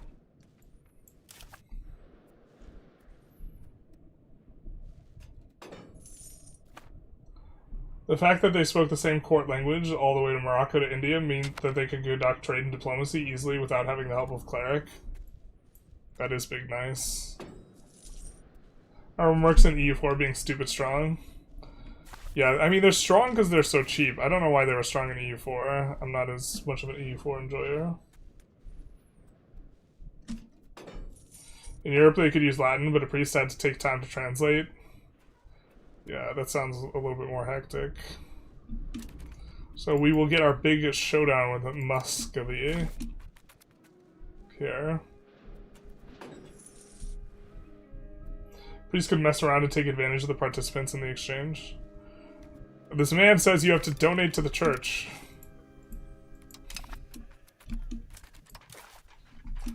Alright, here we go. Unfortunately, we get all the guys in the reserves blitzing down the center. But the other guys should be in the front. Or the archers should make it to the front first, generally. They have a lot more initiative. Where are they?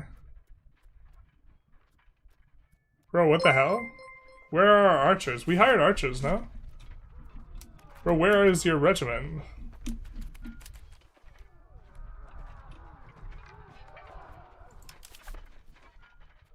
Bro, is this real life? Oh, they have a different color. They're on the front lines. Perfect. So they're eating a bunch of the casualties before our other guys are. So we get to preserve pops a little bit. We'll keep coming after them, and we'll be able to split up as well and stay nice and healthy. Mercs were strong just because they save your manpower. Yeah, so manpower was an interesting resource. I think people are a little bit less manpower concerned in this game.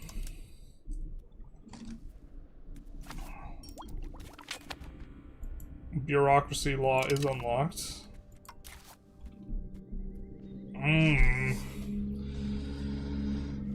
Well, I think the prosperity is better than the proc speed, unfortunately.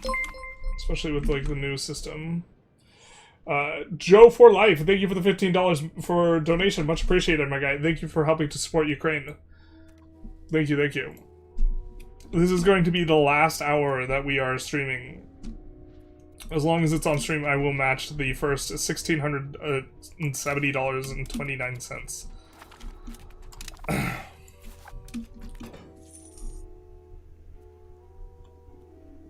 There's a quest in the beginning of Mountain Blade where the church is arbitrating some dispute, and the only ones who could read the legal arguments. Womp. Okay, I think we can split up now.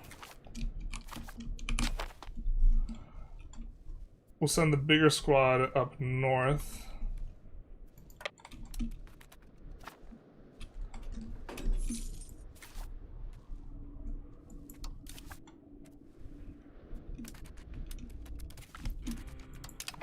And having the mercs is also nice because we can split up here instead of needing to keep our guys stacked.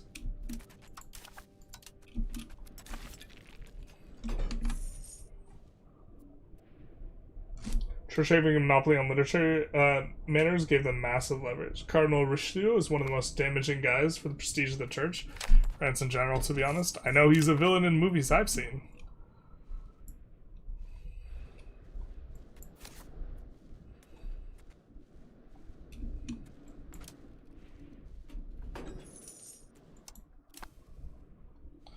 I think there's 2 forts in Muscovy at the very least.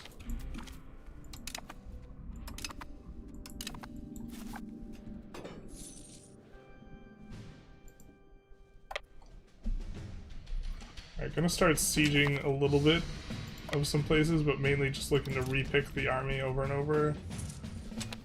Maybe sieging one location and then going for the army.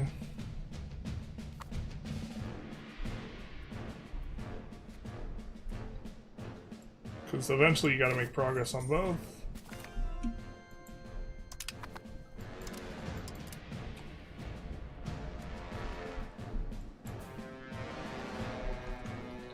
They're heading after the army. Slew, you just knew real politics.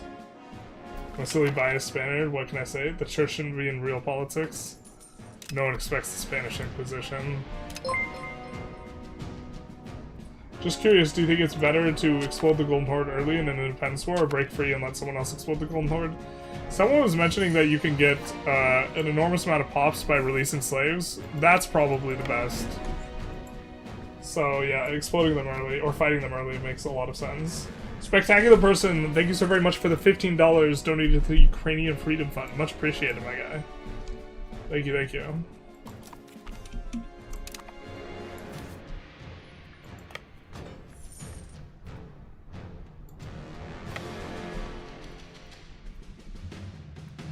We're helping to support Ukraine. Let's continue to fight this guy. We do have to make sure that our disloyal subjects don't get occupied as well.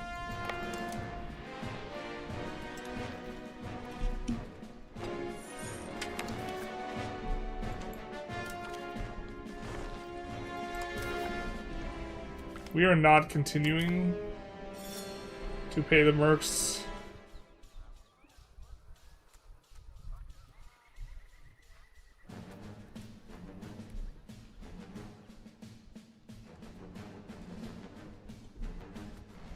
We will take the stab. We'll get other opportunities to come back to 100.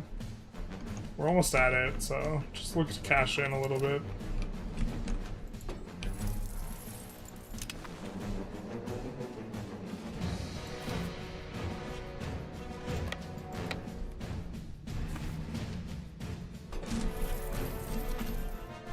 I'd like to donate, but I don't care for PayPal. Is it PayPal only?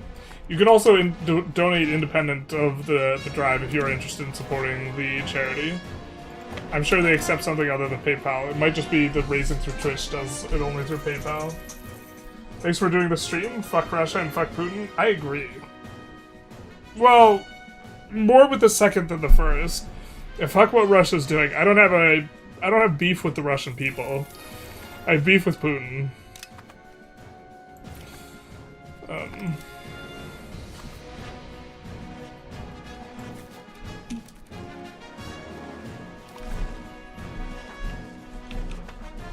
Oh, we're at war with this guy. I was trying to unsiege it.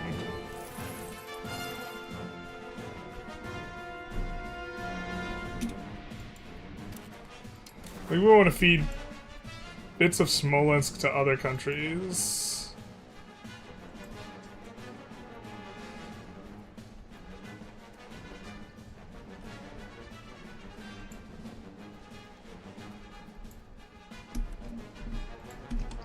So this, at the very least, is something that we're interested in taking.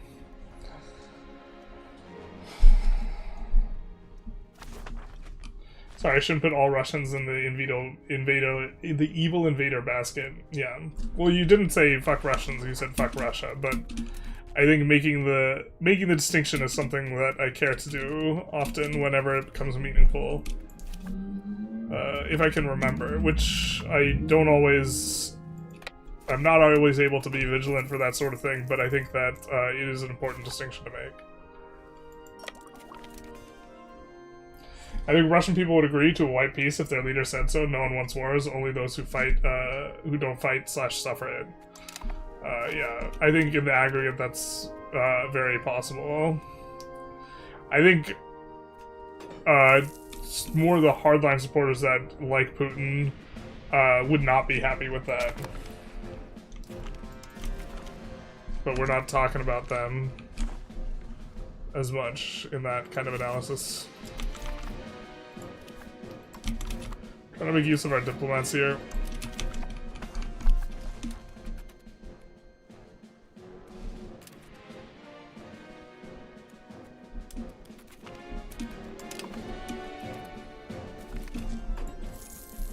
Alright, I think we have enough guys that we could siege Novgorod.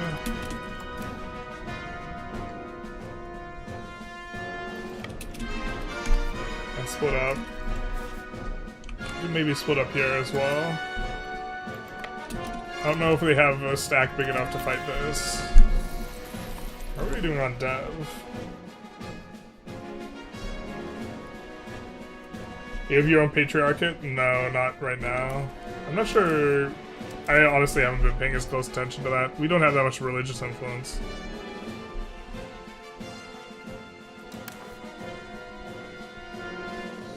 Oh, yes we do? I don't know how that happened.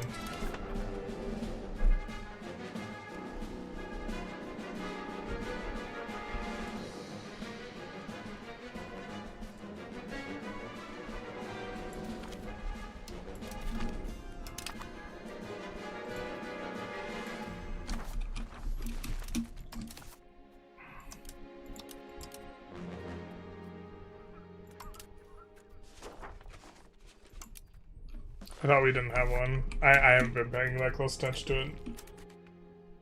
Hungary crazy strong this patch. Hungary's been strong every patch.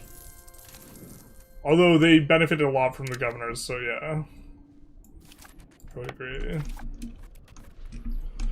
One thing that has me curious, that if you could do an honest poll out of Russian populace that support the war. Yeah, I mean, I think that poll is not conductable. I think if you conduct a poll, and this is why it's important to have, like, free institutions as it relates to freedom of press and this type of thing, or one of the reasons, like, yeah, you can't, I don't think you can find the answer on that. Sieging the wrong thing here. I must have missed clicks.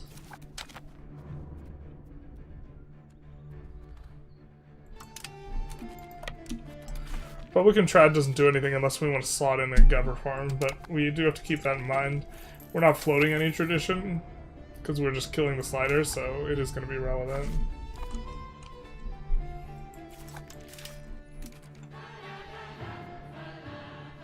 Oh, we forgot to build bridges everywhere. Son of a bizzle. We'll throw down some bridges. We'll burn that bridge when we get to it, eh?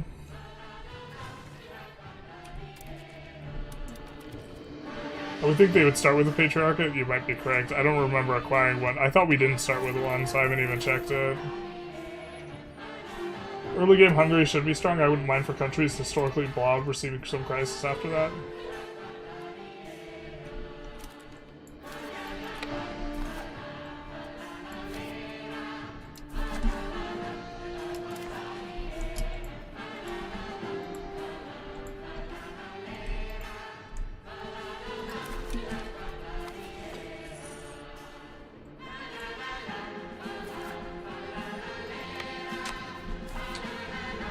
I don't think we want this massive peace deal off of them.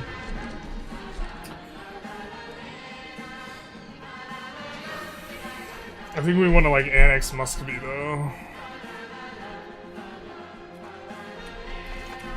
I guess we can't get what we want yet anyway, though. I thought Constantinople had authority over the Ruslands.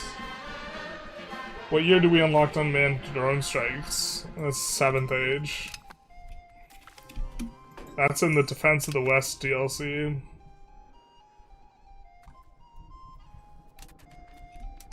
I thought about playing like a drone flight simulator for this stream. Briefly. I think that's mildly tacky. And also I wouldn't get I don't think I would get as many people on board. 1776? Jesus.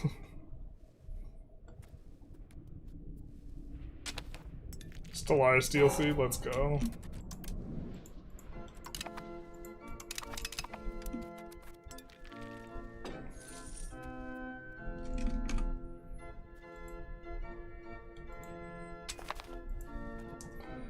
Alright, this peace deal with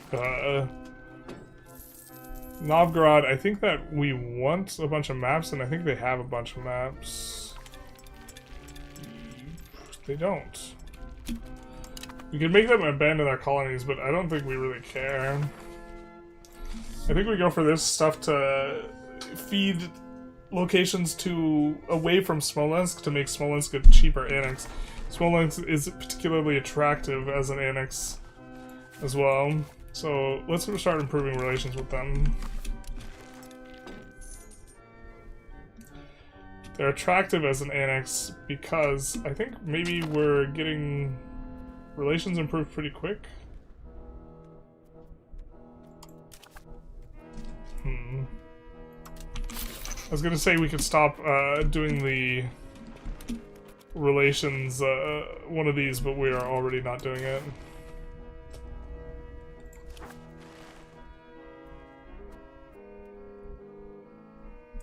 I'm not sure we've maxed Spiritualists yet. We have. Otherwise we would do sponsor Cathedral.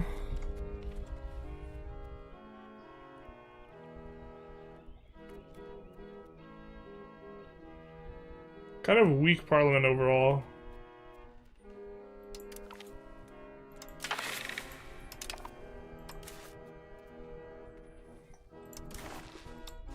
I guess we'll just do sort by gathering.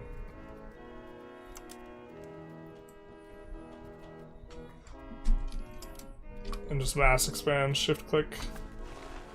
So we'll get a bunch of clay. Kinda neat that Amber is gathering. We would like war reps in addition to this. Relatively cheap for us to go for.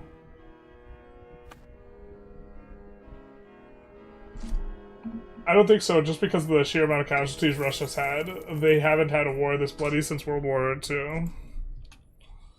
In regards to if the Russian people would be okay with a white peace.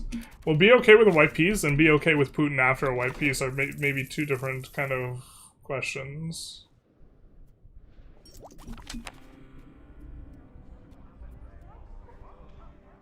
There might be some, you dragged us into this ish. Wow, is this one of these parliaments where we just don't have good, options? I mean, I guess trade range is gonna be nice. So now we could trade with... We were before kind of locked in with, like, Pest, and a whole bunch of these other ones we just boarded, but now we could trade all the way to Sevilla. So we will check back in a couple months.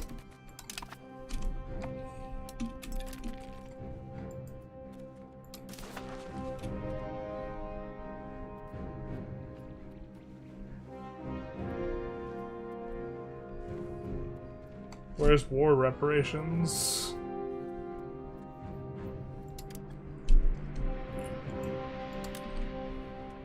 We will grab all this stuff. This will make Novgorod perma-hate us, but I think they're gonna perma-hate us anyways.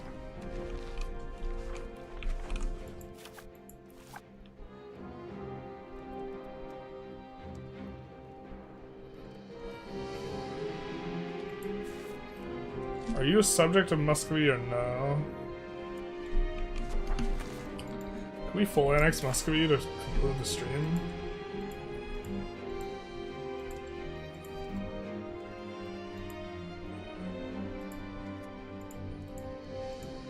That'd be a good wrap up.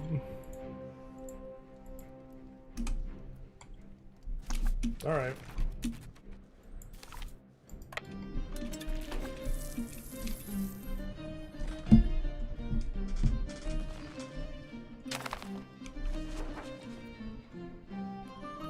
The reason Russian Empire saw themselves as the Roman successors since the Byzantine Patriarch had to flee to Moscow.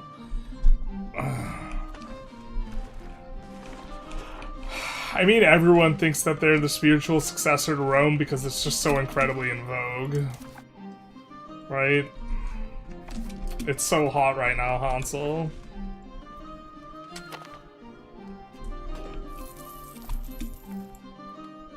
Ascending a city is nice. Are these students auto-expanding? They are.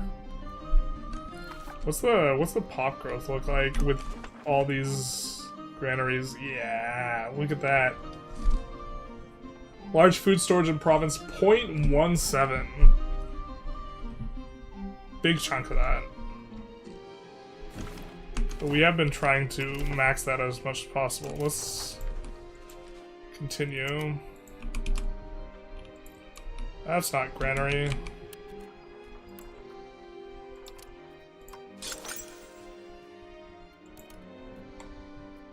But let's add granaries in all of these places we've urbanized. I think we really value these because we're low pop.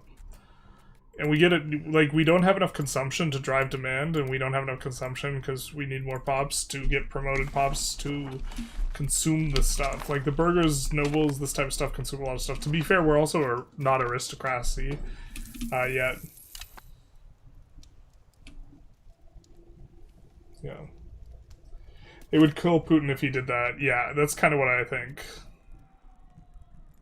Like, even if the population is okay with it, they would not be okay with Putin dragging them through that for something that could not be considered a victory. This war is about Putin having absolute power for the rest of life. I think he would be okay dragging this on for the rest of his life. That's one of the reasons why I said that I thought that the, like, one of the more likely ways in which the war ends is Putin dying, and his successor being, I think I said it was the most likely, I thought, his successor being given a way to kind of save face and have the war be over simultaneously.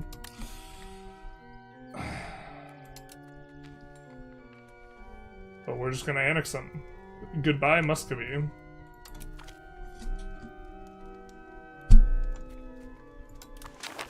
I don't know why I saluted there. Muscovy is like symbolic to some extent of like Russia in this exchange, but it's kind of, yeah. Alright.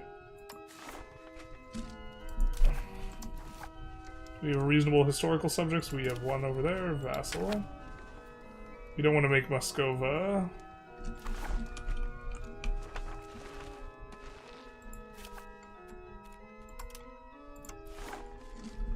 I'm gonna give them the rest of the province.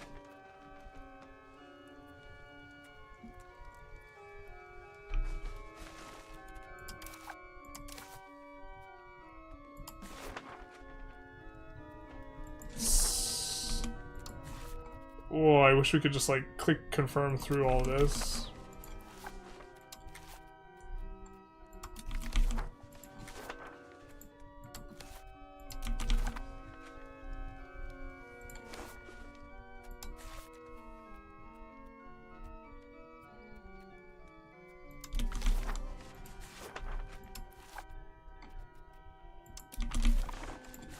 Putting the women in charge generally when we see a face as women's.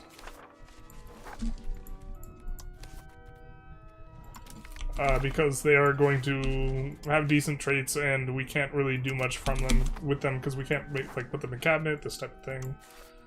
I think we will release Muscovy proper, but not with this much territory. We do want this to actually be its own separate thing because we do want to be able to annex them reasonably easy.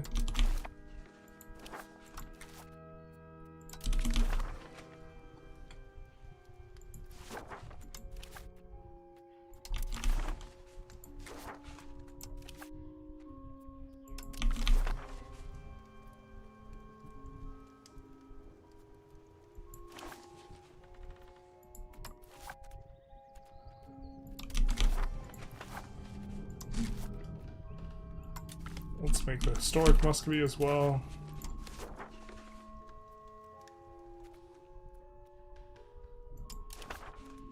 That'll give us claims on the other guy.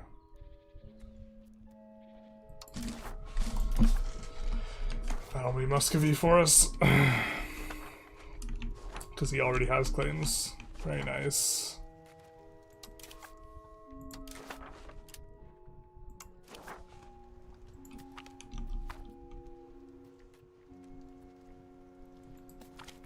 Annex these two. We do have the much smaller bonus on this guy, it's very good for us.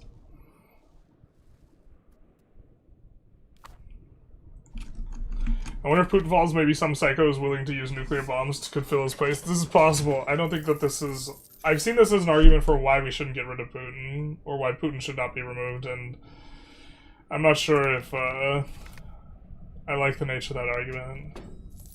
That's not the argument you're making, but I've seen, like, the parallel, that being used as justification. Claiming being Rome allowed you to conquer basically all Europe at the time. Turk once did a joke, we were all successors to Rome since we have inflation just like them. That's a good one. Wonder if Putin maybe falls, or I think we already read that. Nukes have to be launched by human beings with families. I hope that I have hope in humanity. It was a rough time with tribalism. Tribalism's real bad for humanity. Like, so many people just view other human beings as subhuman, and it's just like so fucking unfortunate. Because if they viewed other humans as human beings, like, we wouldn't have anywhere near as much of the mess we have right now. So tragic. Tried to deal with inflation by outlawing it? Hell yeah.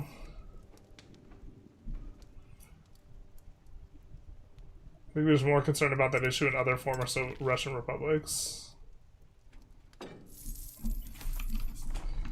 Okay, so we're coming along here. Income's decent. It's feeling like we're getting some escape velocity here. I think a big portion of our economy is going to be trades. We don't have that much local demand. How much are we getting? God, it's like 0.6.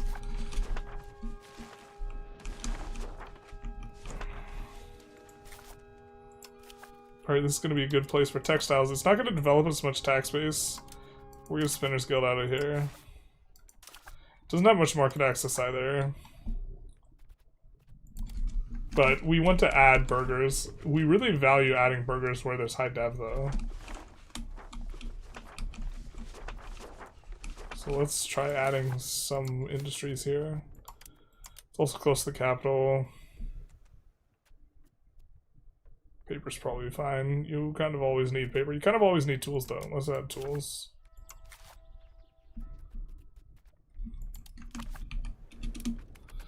This type of thing.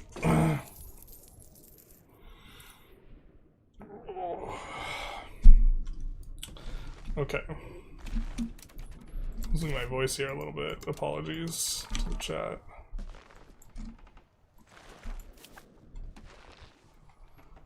I should have grabbed that location. That's gonna bother me.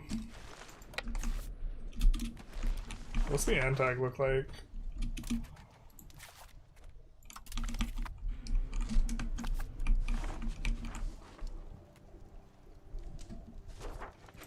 So in theory, we probably want to deck on Halish before. In terms of a little bit of juggling. Does India truly benefit early game from trade through Muslim corridor to Europe? Never played the region. I mean, it doesn't create an local demand, and the enormous pop base that India has is more of a driver of like their economy than trade. Like, if you're playing like Oman or a Moose or something like this, you really are like a drop shipper masquerading as a country. And then you really value like the trade, but I think the domestic consumption is a really strong driver for them, and they're fine with just that.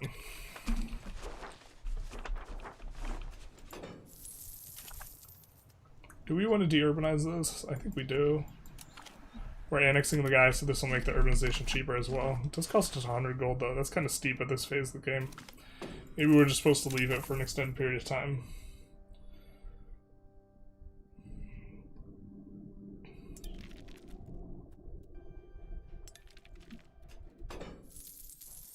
Basically, I have people living in holes who receive orders to press a button constantly every day, so they never get to know if they launched the bomb or not.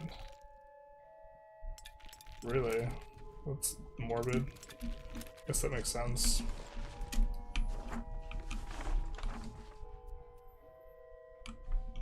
Sorry, I meant to be looking at this.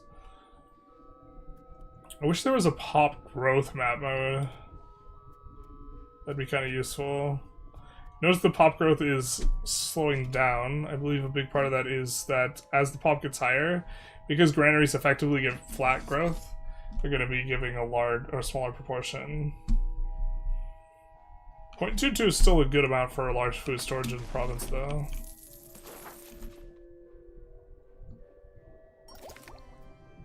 Yeah, I should have meant places like Hormuz since you recently played it. Yeah, Hormuz is like fantastic, but it's not like it's bad for India. Like, you still get the value from India, just proportion of your economy wise, it's like not that valuable.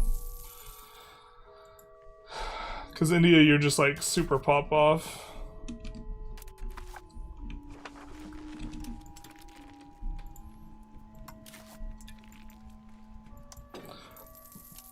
We should annex them before the coalition.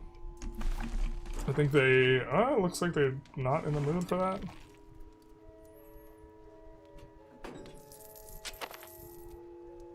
Little pop due to extreme conditions in the climate, but they had one of the best real states for trade connection. Yeah. Like, we also played Oman. Like, both of them just felt really weak. Or sorry, Yemen. Yemen and Hormuz. Oman's also got its own content, too. And they're, like, maybe pretty solid. Trade efficiency 5%. Trade maintenance 20%. Trade range used overseas. Like, these are really strong scaling modifiers. Like, it's just like, you don't have a country, right? You're like, yeah, you're a drop shipper. Masquerading as one. Their content might be better. I think the monthly dev is particularly attractive. I think Yemen also gets this 5%. So, like, the way that they choose the bonuses is, like, these guys... Like, 5% rural control is also incredibly strong. 5% rural control and 5% tax ethic are both insane modifiers. And, like, they're... it's weird to me that, like, there's some countries that just have some insane modifiers that you feel like are just never ever going to get nerfed. Dhabi, it's also got them.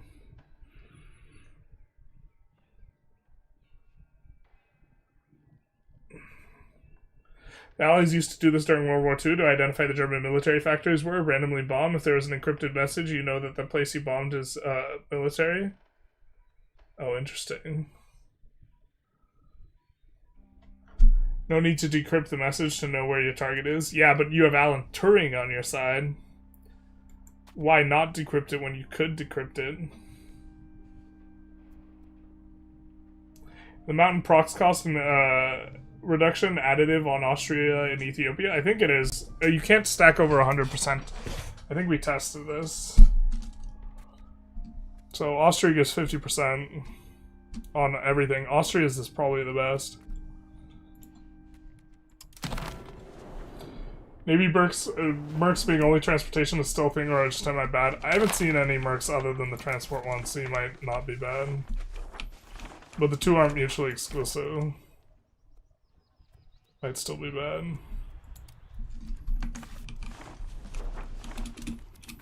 probably fine.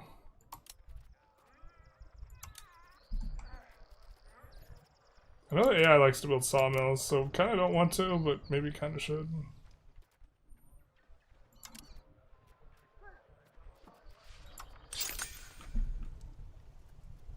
Oh my god.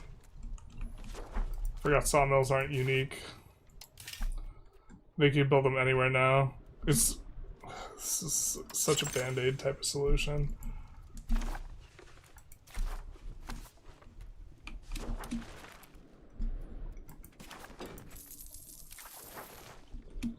But they give plus 20% output, so if you have over 5 levels of the thing, which we have 8, it's probably worth.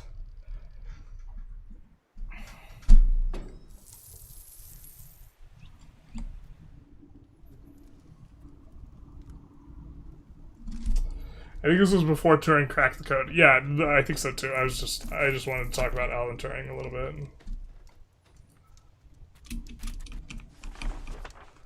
I just wanted to talk about the man, Alan Turing.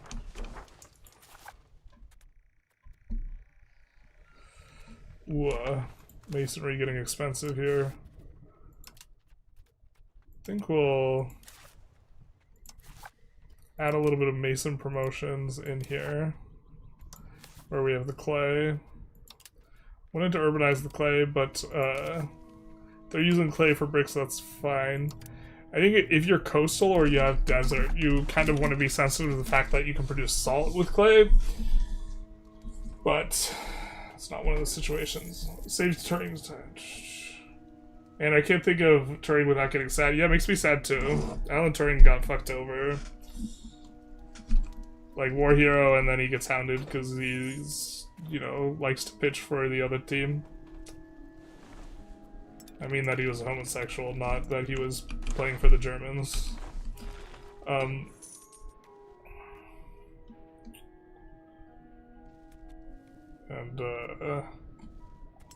Yeah, very important for the war effort. Terrible. He got done dirty.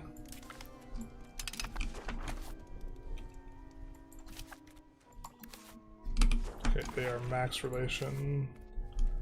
They're getting there.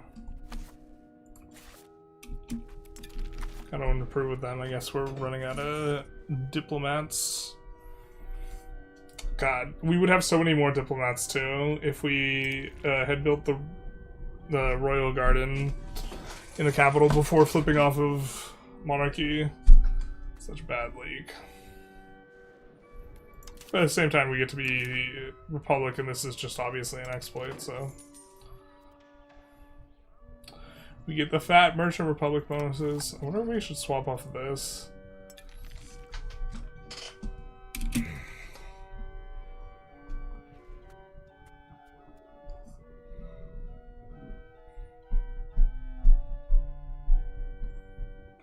Is noble tax throttling us? It's not.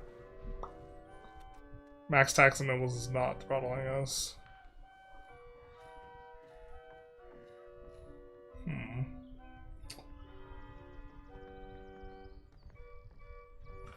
To the point, extreme Turing would be treated as badly in Russia today as in England back then, and England has given official apologies for what they did. Yeah, a little late on it, but yeah. First thing I heard about Turing was a Minecraft vid making a Turing complete machine like 10 years ago. Yeah.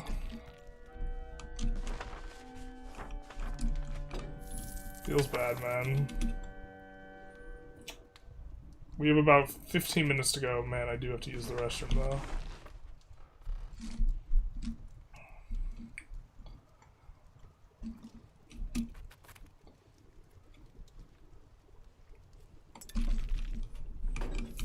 These long streams. I mean, the tiring part is, like, just talking for, like, 12 hours straight. Dude, I just play. It's, like, easier to just vibe and play, but obviously much less discussion than the past 2 previous years in regards to Ukraine and Russia in terms of the chat. Those days people probably hear about the Turing test. Yeah. Yeah, Turing will get mentioned more with regards to the test. We like development. It's a good thing. Once we also start getting a bunch of these above 20, that's going to be a big difference for us. They're going to be very nice. War fatigue, maybe? I see less news about the conflict as well. Oh, yeah, there's absolutely, like, less coverage of it. Because, it's not as novel. Like, it's obviously a way more novel experience, and unfortunately, like, people are driven a lot by novelty and this type of stuff. In the US also, in particular, the US is paying a lot more attention to its internal, like, news cycle and this type of thing, for the most part. And, I think that that's, like... Oh, I think it's an important issue, because I think that the way that Ukraine loses is if people get apathetic. I think that's one of the really likely outcomes, and if the West stops supporting Ukraine. I mean, the United States already has, so I think, like, trying to do this type of thing is important, but, like, I also, like, was thinking about this before the stream, is, like, I also am, like, a problem in that same regard, is because, like, I've been so much more focused on internal stuff in the US than, you know, international stuff. This past year, and it's, like, this is how Putin wins. If there's apathy, and then you could just get equipment to stop being sent to Ukraine. You know, if there's no aid for Ukraine.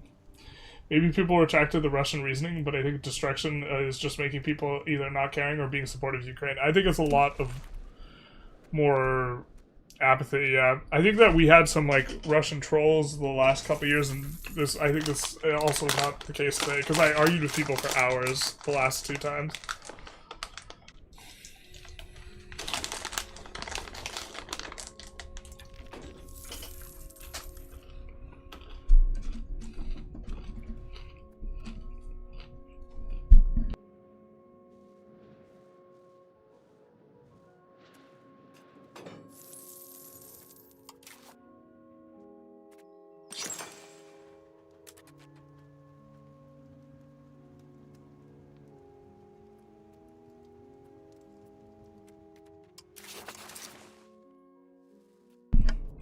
It's weird how, like, the libraries, to some extent, like, pay for themselves in terms of creating demand.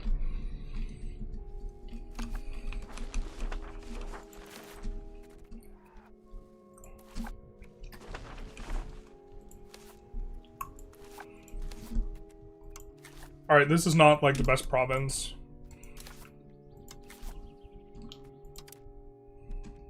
I'm gonna make books here.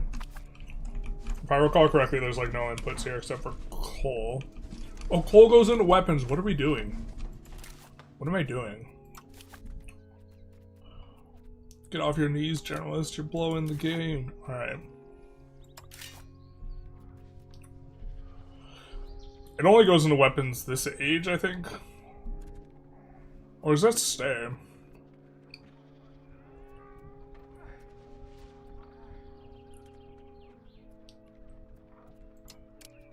God, they resorted all these categories in this patch. I'm, like, not happy about it. Weapons industry used to be pretty close to the top.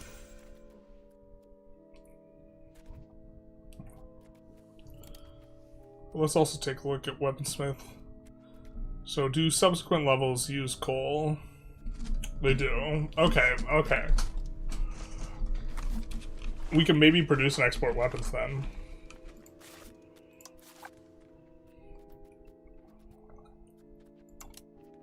I'm not sure how many provinces we have that have both. I don't think we have any. Korea, though. Korea, of course, gets everything, so they get to get provinces that have both coal and iron in it.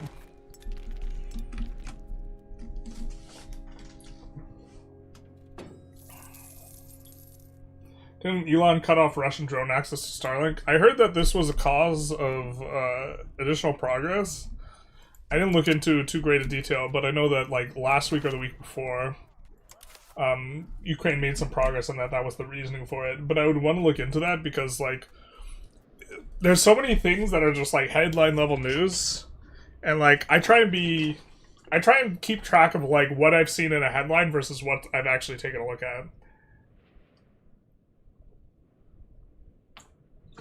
I think Trump and Musk are shifting to support Ukraine quietly. Well, I mean,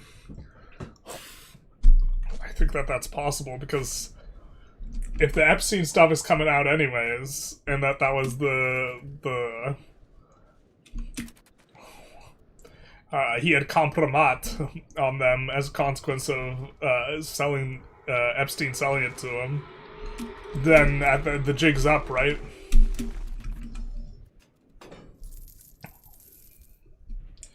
But I think that that's kind of like an optimistic way of looking at it. I don't know if that's the case. I truly believe Turkey needs to do something or look pretty good on them. I'd be delighted if Turkey did something. To be fair, I think that they have not allowed military ships to go through the Bosphorus for the entire duration.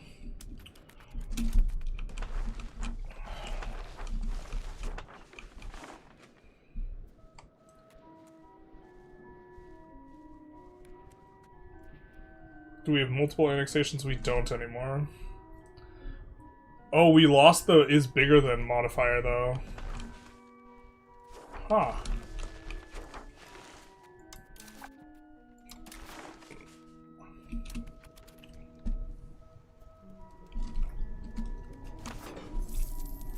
That's weird. Kind of just turns on like a light switch, so... Yeah, we're not making much progress, nor are we. I think we will just not try and annex them anymore. We'll annex these smaller peoples and we'll circle back. I think overall this is a better way to do it.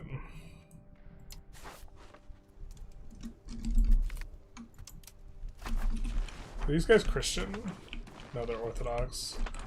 But people who are Christian, who we're moving, we maybe want to convert religion if we're going to stay Orthodox, which I think we're into punishing ourselves, so we're going to have to flip all these guys to, I think, our religion, probably. I blame Merkel. No nuclear plants equals Russian leverage for free. Yeah, I mean, I don't think Merkel helped. I think that basically the entirety of the West was like soft on Russia, though, which of course goes counter to the humiliation myth narrative that Russia was humiliated after the fall of the USSR by being invited to the G7. Terrible. No, I mean, Russia wanted like equal standing with the US on like an international like scale. I think. I mean, I think there was like an environment where Putin would have maybe played ball, but it would have involved that. Yeah. I agree that apathy is how Russia wins. It's what's kept me so invested. I think that as well, if you're from a Western liberal democracy and you want to keep it, it makes sense to support Ukraine. Absolutely. Also, Merkel voted against Ukraine joining NATO in 2008, if I recall correctly. We all know Putin has pics of Trump blowing Bubba now. Allegedly. Yes, yes. Focus stumbling. Thank you for the follow. Much appreciated. Of course, I guess... I mean, I think still like half the Jeffrey Epstein stuff hasn't come out, so they're not like leaking everything. But if it all just gets out eventually, then like YOLO, I guess. I don't know. I'll grab that, and I guess try and pass the parliament for the stab, or don't pass anything because we like money. I think we'll net get more money if we do this, and then maybe we can get a couple button clicks. Oh, I guess not. Support for land focus is probably okay right now. Drives me crazy that land focus gets +5 and naval gets +2.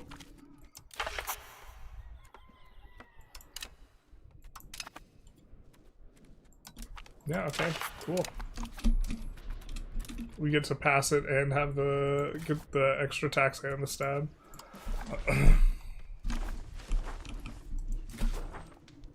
Let's connect up a couple things because we have the discount.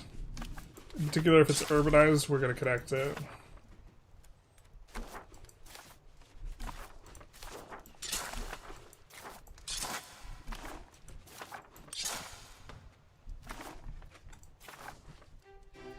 We have to travel through the other country. Womp. Let's just spend down a whole lot on roads. I think roads are going to be fine enough for us right now as an investment.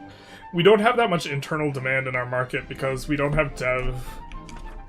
Like, things will pick up quite a bit once we get to dev 20 all over the place, but we only have dev 20 in a couple locations, so... And just low dev in general is, like, really limiting consumption.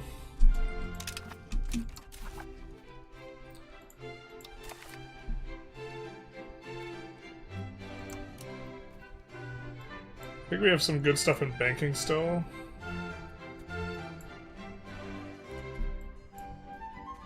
Power of the coin is kind of nice.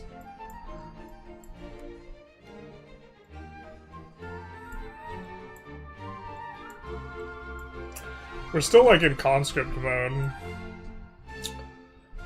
We have some extra wood. I don't know if we want rag paper. Countergas is probably gonna be okay. I mean, I guess the merc modifiers are kind of where it's at. If we do end up fighting. Yeah, maybe we come back to this stuff. Get rights to the nobility. Republic election law. Diplo rep. The urban building cost. Stuff like this. I wish Turkish people elect someone younger and more energetic. I believe in the platonic ideal of having to be a certain age, but also that there being a ceiling. What is the perfect age for a politician? The number I'd want to throw out immediately would be 38. Because that is the median age in the United States. Old enough to look at spreadsheets.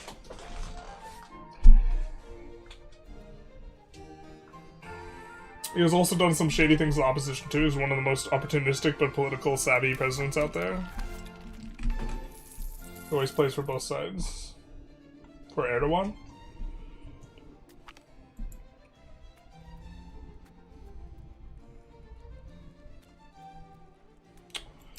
We're gonna risky to get the bisky and hope we don't pop another negative event.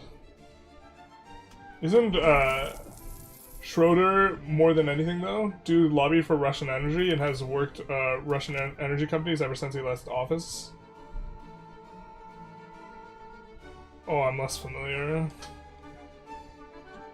The legal age for spreadsheets. As young as you can be while still being able to look at spreadsheets. 35 to 65? Yeah, your upper end is a bit more than I would put.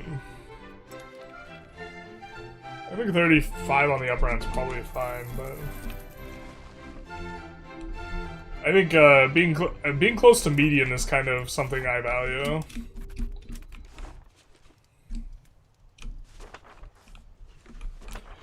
Because like if your experience is dated, like it's not as useful. You know what I mean? Like, people who grew up with the internet, I think growing up with the internet, like, having your formative years of your, like, childhood be with the internet is something that would be useful for leaders today. I'm not sure I want to...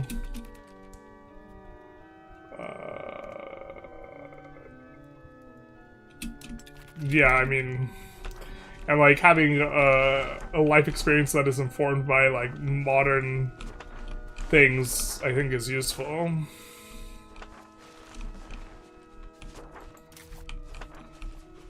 Like, more experience is like universally better, but the right type of experience is important.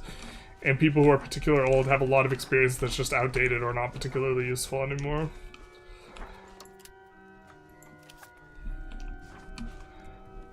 The thing is, you want people who are experienced in regards to, like, governance and this type of stuff, which is, like, hard to find. Oh, we don't have enough money to upgrade. Fine. These roads will be good. These roads will be nice. And then we will build some bridges afterwards. It's important for a president to be able to look at a spreadsheet. It's the #1 characteristic. Alright, so let's see... Let's see what we're at in terms of the raising money.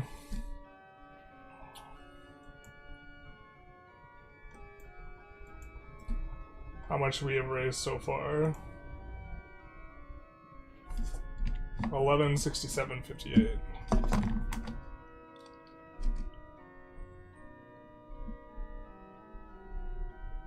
We are hitting the final check-in here. Or wait. Yeah, I think we'll make it 11 hours instead of 12. I'm getting a little bit tired here.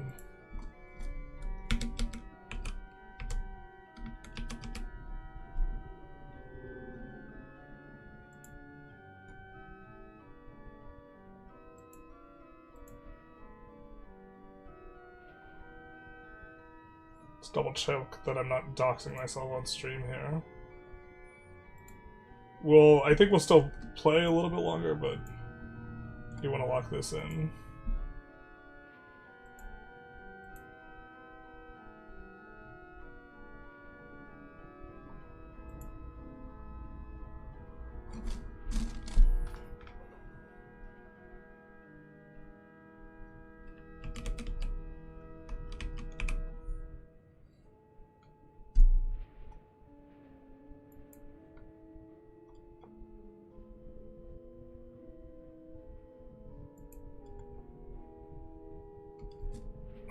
Alright. We will read one more article too, I think.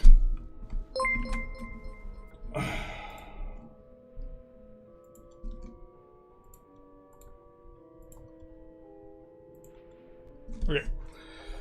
We are raising money for the Ukrainian Freedom Fund here, just to kind of go through it. They are providing aid to the people fighting on the front lines in Ukraine. That is logistical, intelligence-based training, helping to also, I believe they supply drones and stuff as well. We have every hour on the hour been reading one of these. Last one we read was the need for vehicles in Ukraine's defense that they're helping provide. They are also working to demine the areas, provide education for people serving in the military with Western experts, this type of thing. The demographic crisis in Ukraine, which is going to be a bit of a vibe. Dear UFF friends and supporters, Ukraine faces an unprecedented demographic challenges that threatens its future. Since 2022, the country's population has dropped around 42 million to 35.8 million. Jesus Christ. A dramatic loss equivalent to the entire population of Arizona. At this rate, experts predict Ukraine's population could shrink to 25.2 million by 2051, comparable to losing every resident of Texas. They do, of course, frame it in U.S. terms because these are the people they're trying to raise money with. If Ukraine citizens do not trust the security guarantees of the peace deal, it could spell doom to Ukraine's demographic future. The future birth rate tells even more concerning story. Ukraine now records less than 1 birth per woman, falling to less than half the rate needed to maintain the population. For every 3 Ukrainians who pass away, only 1 new life begins. Multiple factors drive this crisis. Millions of Ukrainians, primarily women and children, have fled to safer countries. At least 20,000 children have been illegally abducted by Russia following the occupied territories. The aging population creates additional strain on communities. Health deteriorates due to stress, trauma, and decreased access to medical care. The demographic shift equals losing the entire state of Philadelphia every year. Without stability and safety in the future, many displaced Ukrainians may not return home to build their families and communities, further hobbling the country, its culture, and its economy. An imperfect peace could only make the demographic problem worse. The millions of 2022 refugees included largely mothers with children. If a peace is agreed but those mothers don't trust the future security of Ukraine, they will not return. Why bring a child back if those children will only be forced to fight Russians again in 5 to 10 years? And any politically acceptable peace would allow men to once again cross borders. If those men don't trust in the peace, many will simply avoid mobilization. This could irreparably damage Ukraine's armed forces, already hobbled by mobilization shortfalls. UFF continues to work to create conditions where families can plan for their futures again. Through evacuations, supply deliveries, medical support, and community rebuilding, we hope to create stability for Ukrainian families. Your support enables Ukraine to get closer to victory. So one of the ones that was for the purposes of raising money was particularly striking was they did a little bit of a cost-benefit analysis in terms of what the additional training programs that they are running, the rate at which they save lives, around 30% reduction in lives lost for the units that had received this training from these Western commanders, former military people coming in and doing this type of thing. This 30% reduction cross-referenced with the cost of this means that $242 does save a soldier's life in Ukraine. So I thought that that was also worth mentioning. But okay, we'll kind of catch up on the chat, and then I think we will be out. So, let's see. I think she was just politically selfish. I think Schroeder was straight up bought by Russia to get rid of German nuclear power. Yeah, that's not ideal. I don't know. I know less about Schroeder and the Germans. Let's use the game as the background so you guys can see the chat a little bit better. But I think we're just going to catch up on chat and then be... I'm glad they live in a place mostly isolated from global conflict. Middle age equals mid-politics. Maybe we should go for newborns and people in the deathbed. Peak politics. Now you're talking. Honestly, giving up energy and self-sufficiency on an industrial nation such as Germany should be no less than treason, but that's me. I think increasingly this is... We are exiting the period of time in which the entire international community kind of respects borders, and when that is the case, it looks like Great Tahe. Haven't seen them do good before. But when that is the case, securing your own supply chains, including energy, food, military equipment, ships, is going to be particularly important. I guess we'll maybe zoom out to let people see what's going on the map. Pina has done just generally really strong this patch. Yeah. I used to live in a politically chilled country, Denmark. Now it seems we might be central for EU, NATO versus US drama with the whole Greenland thing. Yeah, the US lost its chill. I like the shell flag. Great Tahe. That is a neat flag. That is pretty sweet. Focus Stumbling, thank you for the $15 donated to the Ukrainian Freedom Fund. Much appreciated, my guy. Thank you, thank you. The CIA killed the guy who was building nuclear power plants. Womp womp. ETA was trained by Israelis. Alright. Kingdom of Jia is doing pretty good, too. I wonder if that's... Is the Red Turban Rebellion... The Red Turban Rebellion looks still open. Yeah, Wu's still around, too. Same with Kok Tamur. The Shogunate hasn't collapsed yet. Goryo's getting started. Let's look at the tax base of some of these guys. People have been here the whole session. 2,900. Very nice.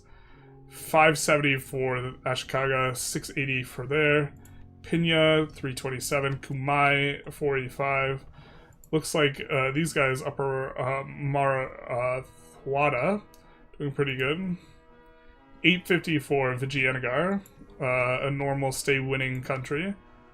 I thought Timur had 2, it didn't. It's 33. Womp womp. 60 for Sind. Biz got 120. 200 for Hungary. We've got 155, not all that strong. 500 for Boho. 500 for France. Yikes, are you okay, England? Did England do the thing where they... Yeah, bro, them getting the rebels and moving their capital here, we've seen this multiple times. This cucks them so hard. It's real bad for them. 640 for Castile. Generally seen Castile doing really bad. Yeah, so like there's a Welsh rebellion here and they don't... They just like shit the bed super hard because there isn't a port in Lynn. I'm not sure how I feel about the... Oh, I don't know why we're checking Sweden. We're not playing Sweden. Poland's kind of okay in our region. 200. These guys are weak. We've annexed Muscovy. We have a very strong subject base, though, and we've been... Look, our graph looks pretty strong, too. Yeah. Untimely ad, boo. Womp womp. Yesterday I learned about how the Republic got gold taken by the Soviet Union and essentially scammed. Tough sequence of events. Yikes. But okay. I think we're going to wrap up. We're probably going to continue this run on stream. For those of you interested, we are going to be keeping the fundraiser up on the Twitch. So if you couldn't contribute now and you want to contribute later, that will be possible. We will see who else is playing, although, yeah, the discussion here isn't too politically charged, so I think we will be okay just going in and raiding someone without just dumping a bunch of people talking politics into their chat. This type of thing. You want World Conquest on Iron Man beta run? Yeah, okay, we can throw a little raid this way. They do have a parental advisory thing, but I think we do too. For their Twitch.